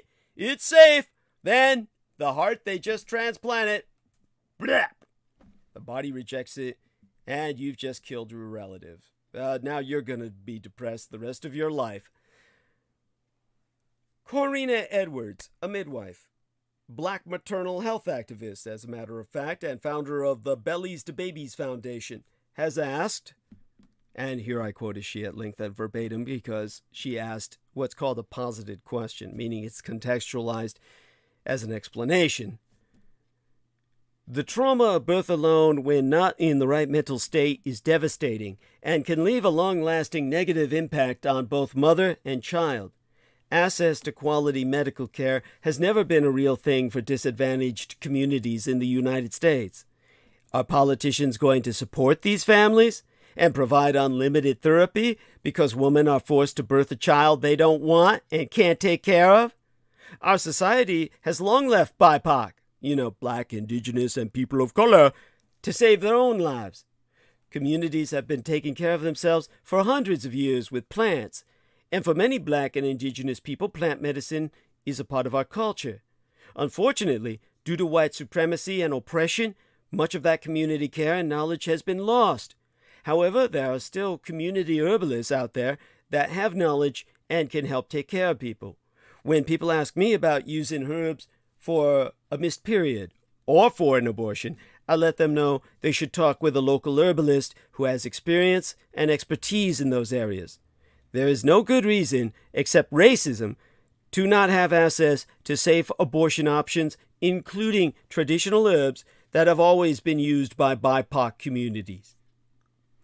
Now, people interested in learning about herbal abortion should explore their options now and consult only with knowledgeable experts, herbalists, community midwives, and others with a history of counseling patients about herbal abortion options. And learn about alternatives to the morning after pill. A copper IUD, intrauterine device. I used to joke with my gang brother Beaver that as far as he understood the alphabet, the first 3 letters were DUI. And as far as his girlfriend understood the alphabet, the first 3 letters were IUD. I'm terrible. I'm the worst friend you could have. At any rate, a copper IUD is the safest and most effective option for emergency contraception. It's kind of like a wire coat hanger in a micro version. I'm sorry, the economy version. It's just horrible. That's my humor is as black as it gets, and it's just not. Mea culpa, mea maxima culpa. Unlike Plan B and some other emergency contraceptives, a copper IUD has no weight limit. This is likely the reason that so many states are scrambling to ban this form of birth control. You don't have to tell a doctor you're using the IUD for emergency contraception if you're in a state with questionable legal regulations. Just get to a provider who can insert one within 5 days of intercourse or rape. And know how to deal with the police. Because Roe, at its core, upholds the right to privacy.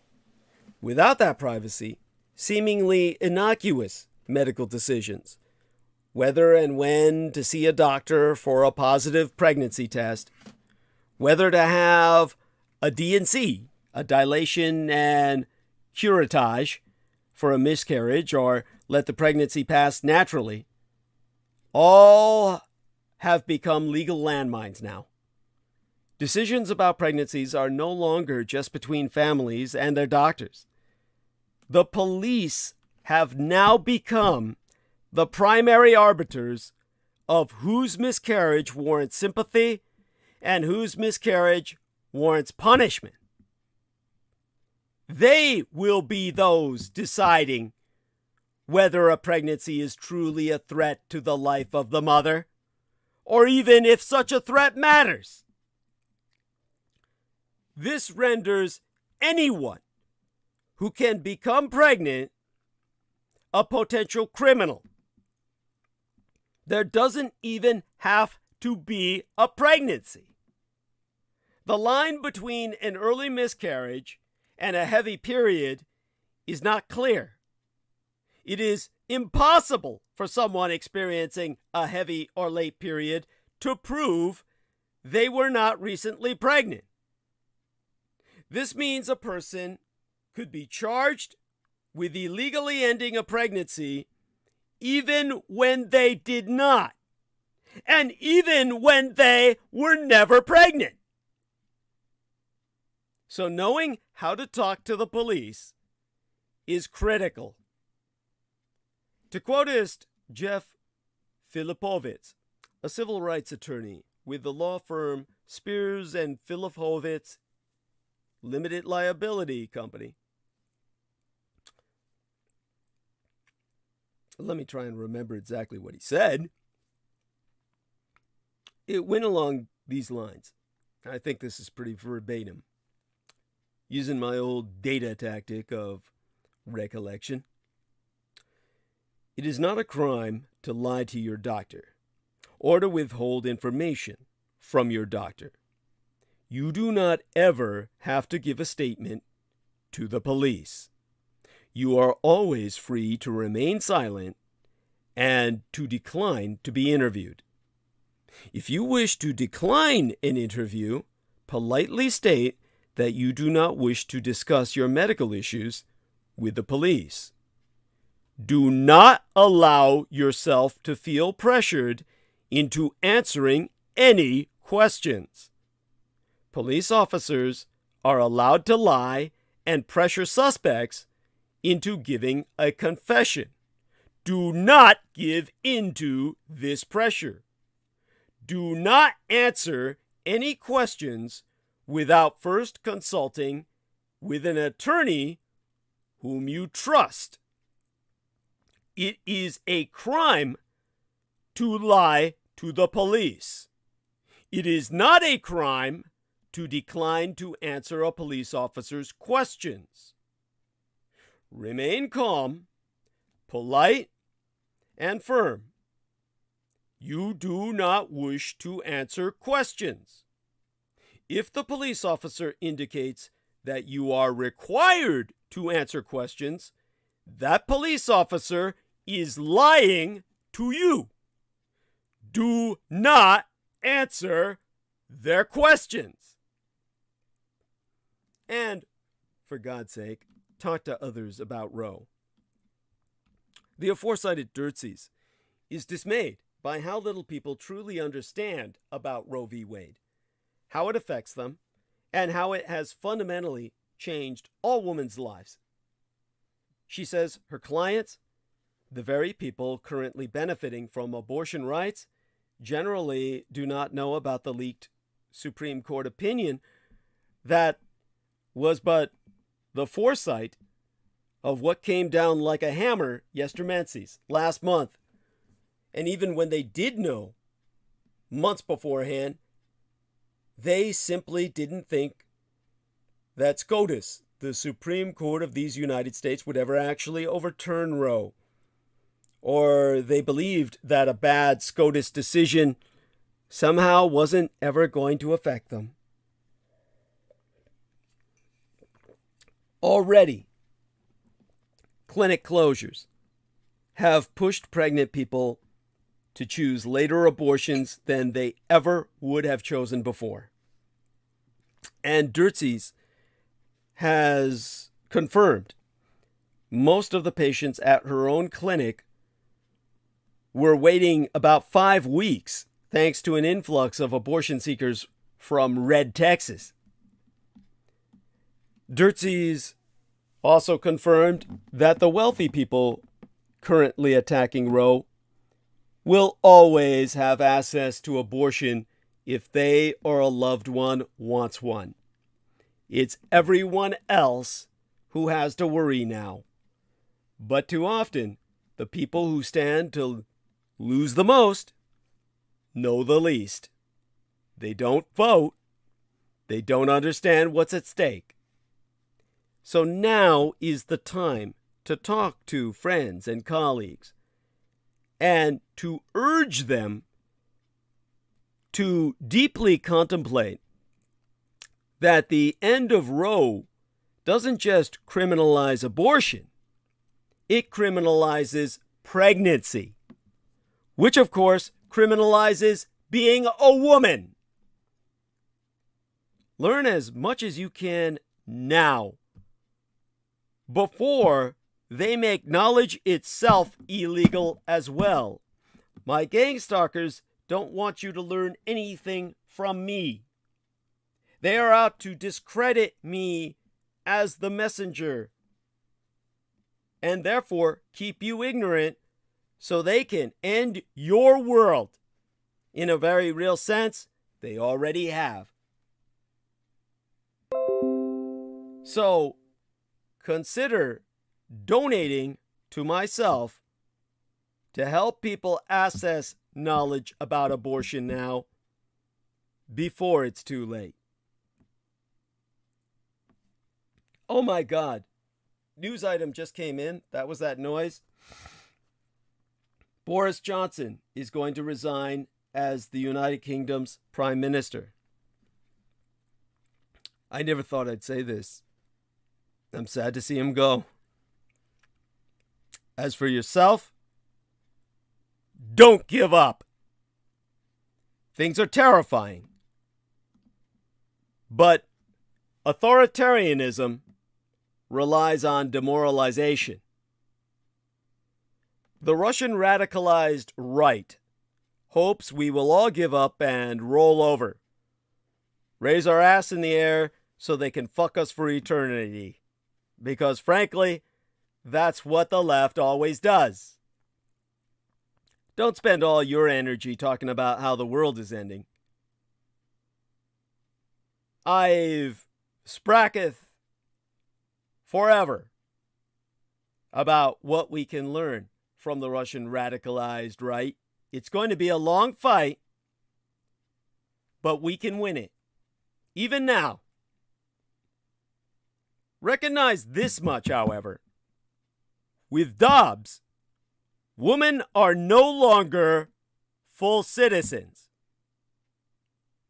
As a cross-dresser, I identify with those who identify as women. And as a man, I say we can still fight back. And the first thing that I can tell you as a man is that abortion involves killing. And that's okay. To be pro-choice is to be against forced life. If I were ever to write a manifesto demanding full surrogacy now, the opening line would be, "It is a wonder women let fetuses inside them at all."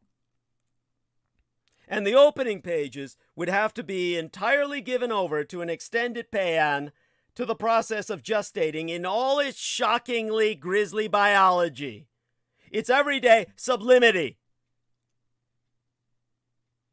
Whereas in other species, a female can often discard or expel a pregnancy at will. In our species, a hyperinvasive placenta puts the gestator at risk of lethal hemorrhage. Locked down, a human female body becomest a daredevil participant in a wrestling match or similar extreme sport. They cannot easily quit. From that starting point, the case would perforce be made for rethinking human gestation as real and, currently, often deadly dangerous labor, deserving of maximal support. The controversial part I myself would introduce is that a key correlate of viewing gestating as labor is that forcing someone to gestate against their will is forced labor. It is slavery. Furthermore, if the labor of pregnancy is productive of life, then interrupting that labor is, logically speaking, productive of death. Rather than shy away from this, as I've always said, in order for something to live, something has to die. I knowest in the workings of our universe as God created it, we must embrace it as part of an effort to give gestating the respect it deserves. In fact, I have received dozens of expressions of gratitude from women who have personally heard me articulate these very concepts as being deeply salutary for them during pregnancy. I have no doubt that strangers will do so as well from this point forward. By the same token, I myself draw upon heterodox pregnancy memoirs to bolster my stance. Chemist 2015, Maggie Nelson had written in The Argonauts that, to quote as she, "Never in my life have I felt more pro-choice than when I was pregnant, and never in my life have I understood more thoroughly and been more excited about a life that began at conception." Feminists may never make a bumper sticker that says, "It's a choice and a child." But of course, that's exactly what it is, and we all know it. We're not idiots. We understand the stakes. Sometimes we choose death. Harry and I sometimes joke that women should get way beyond 20 weeks, maybe even up to 2 days after birth, to decide if they want to keep the baby. Joke, okay? Her words, not mine. Nevertheless, I agree with Maggie Nelson. There is something infantilizing about denying the fact that embryos die when we scrape them out of the bodies of which they are a part. It sentimentalizes pregnant or potentially pregnant humans as fundamentally nonviolent creatures to imply that we can't handle the truth about what we are up to when we opt out. And I'm saying this as someone who has an impregnated woman who opted out. And it patronizes abortion getters to insist that we are only making a healthcare choice, rather than also extinguishing a future child. Knowing what I know, and you already have had a glimpse of all I know, recognizing that gestating manufactures a proto-person requires acknowledging that abortion kills a proto-person. A baby is completely dependent on human care in order to stay alive, but its needs could be filled by any person, whereas a fetus, a proto-person, is ineluctably dependent on a specific person alone, and no one else can help. Yet we humans do kill when necessary. Victims of assault sometimes kill in self-defense. Targets of persecution sometimes kill for justice, or just to reduce the number of their persecutors. And the colonized sometimes kill for liberation. Mothers living in unspeakable conditions, including chattel slavery, have been documented to kill their children as an act of mercy. Of course, these examples are instances of necessary violence, generated by the conditions for which we struggle to render extinct. When it comes to abortions, it seems possible that the conditions that necessitate them may never be wholly eliminated, even if vasectomies become generalized, and perfected ectogenetic technologies become universally accessible if not acceptable. As long as people are performing pregnancy on this earth, they must be free to change their minds about seeing it through. The adoption industry could be revolutionized and child welfare lavishly subsidized, Regardless of the available supports, no one should be pregnant involuntarily.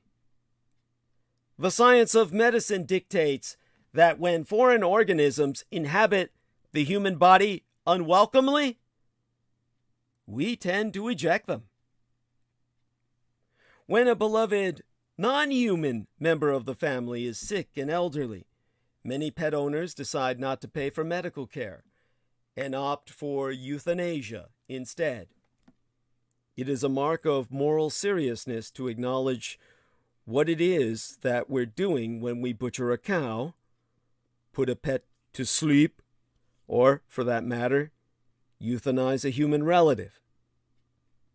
According to the Philosophores of Science, Donna Haraway, we must stay with the trouble of the violence we inevitably meet out in our everyday traffic with forms of life, be it at the dinner table, the battlefield, or in the scientific laboratory, herself suggesting that rather than squaring our acts of killing away according to a moral calculus, or pretending that we aren't really killing, multi-species feminists should subscribe to the ethical imperative, "Thou shalt not make killable." This might seem counterintuitive in the context of an argument in favor of abortion as killing, as I'm articulating now, but the distinction between making fetuses killable and making it easy and stigma-free for people to take the decision to kill a fetus is significant. The former refers to casting something, a lab rat, for example, out of the sphere of the grievable, thanks to a tidy and final verdict on the permissibility of systematically sacrificing its life to a greater cause. The latter, while expanding access to the means of foeticide, does not necessarily require any sanitization of violence. For millennia,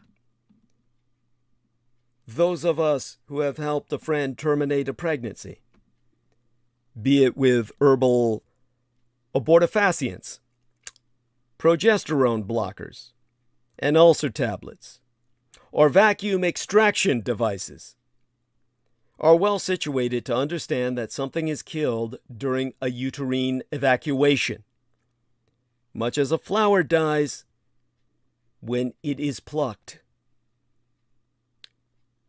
You might ask, but what's the point of acknowledging this now, at a time when abortion rights are so imperiled, in fact revoked?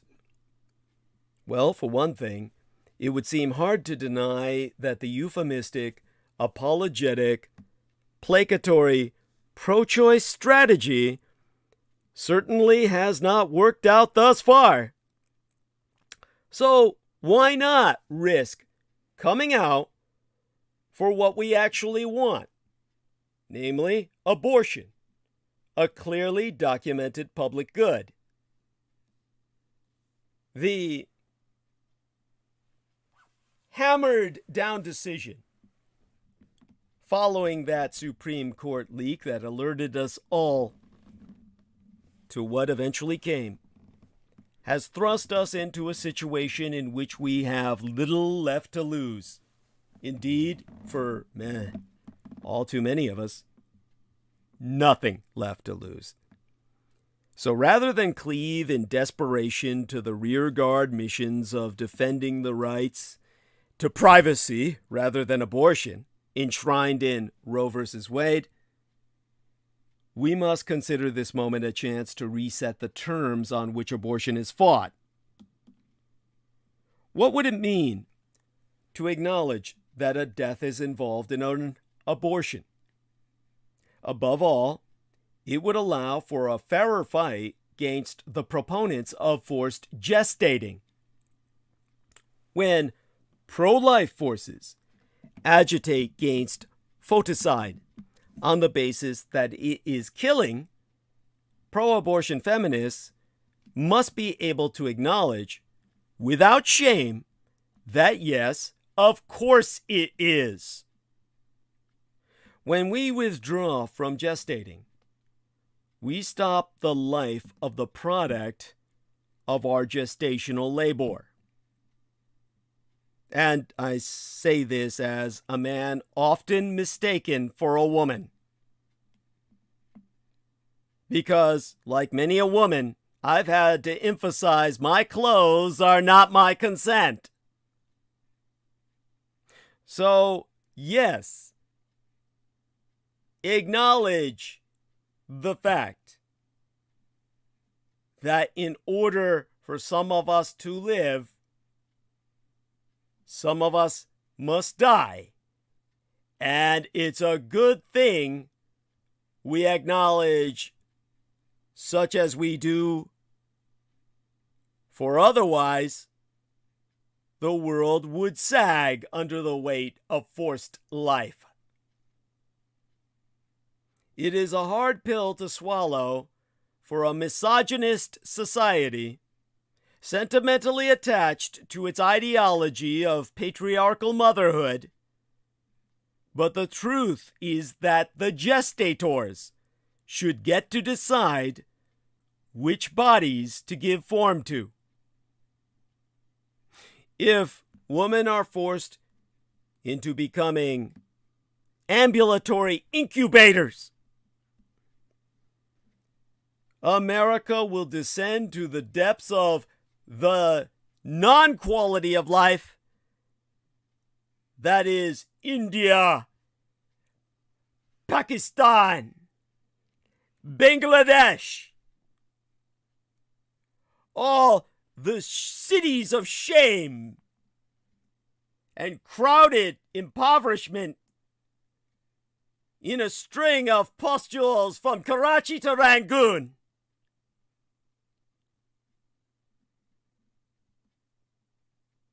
Let American woman decide. This choosing is the human female prerogative.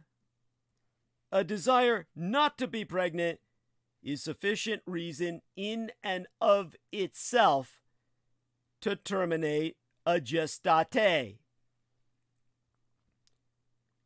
When we force anti-abortionists to disagree explicitly with this, we bring their logic of female subordination into the open. Those with uteruses must serve patiently as the vessels through which life passes. We lay bare the calculus at the heart of their worldview, what my biological sire Adolf Hitler would call their Weltanschauung, which they only sometimes spell out in so many words, as does the Mississippi pro-life leader Barbara Beaver. To quote as she, mothers should die for their babies, not the other way around. Women are human, and only human, and as such can never be as innocent as the unborn. But innocence, as we see every time a police victim is described as no angel by the press, is a fundamentally inhumane category in politics, deriving from the most punitive interpretations of Christianity. According to this imaginary, non-innocence is the core characteristic of everything fallen, which is to say, everything that has ever lived. That's why the ghoulish natalism of those lobbying to give embryos the rights of patients and persons in law is, in the end, the real, true anti-life position. It cares solely for the quantitative rather than qualitative dimensions of life, chasing life in the abstract and missing everything that matters about life as it is actually lived. Life in particular. Fetishizing newness and sentimentalizing helplessness. Pro-lifers pit themselves ruthlessly against the overwhelming majority of human life in particular.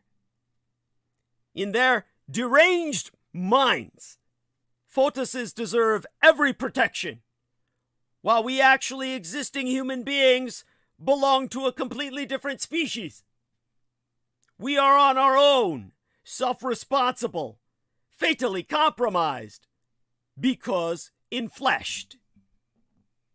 And all flesh is but grass to be mowed down.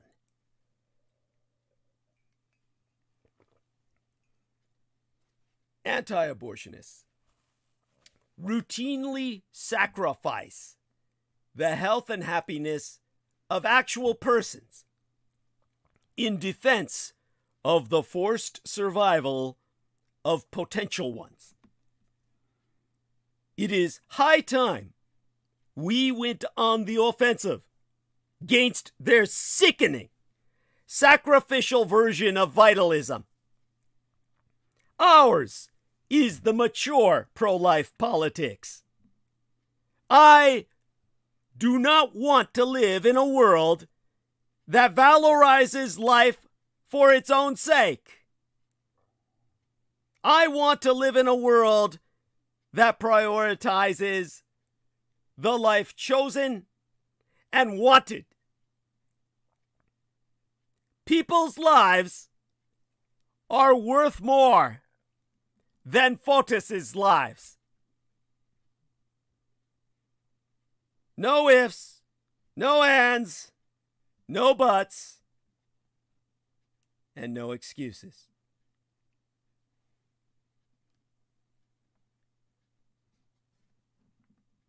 Yes, Daniel Arola used to quote me on that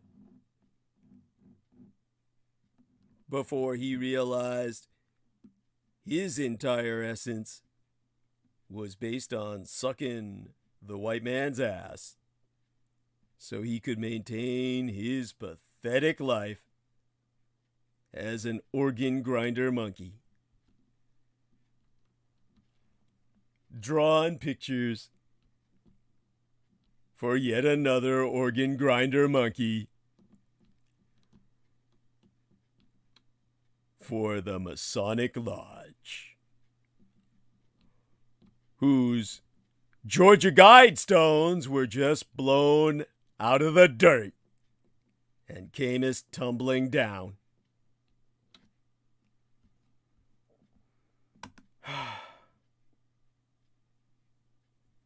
All right. Such being said, I hope you've all learned your lesson for this night. I'm going to prepare myself for trying to conduct a pre-recorded videographic interview on Friday with Sean Bond. Wish me luck, and we'll see how that comes out, and if I at all want that to be shown. Hopefully he's conducive enough where, well, we'll just see how it works out.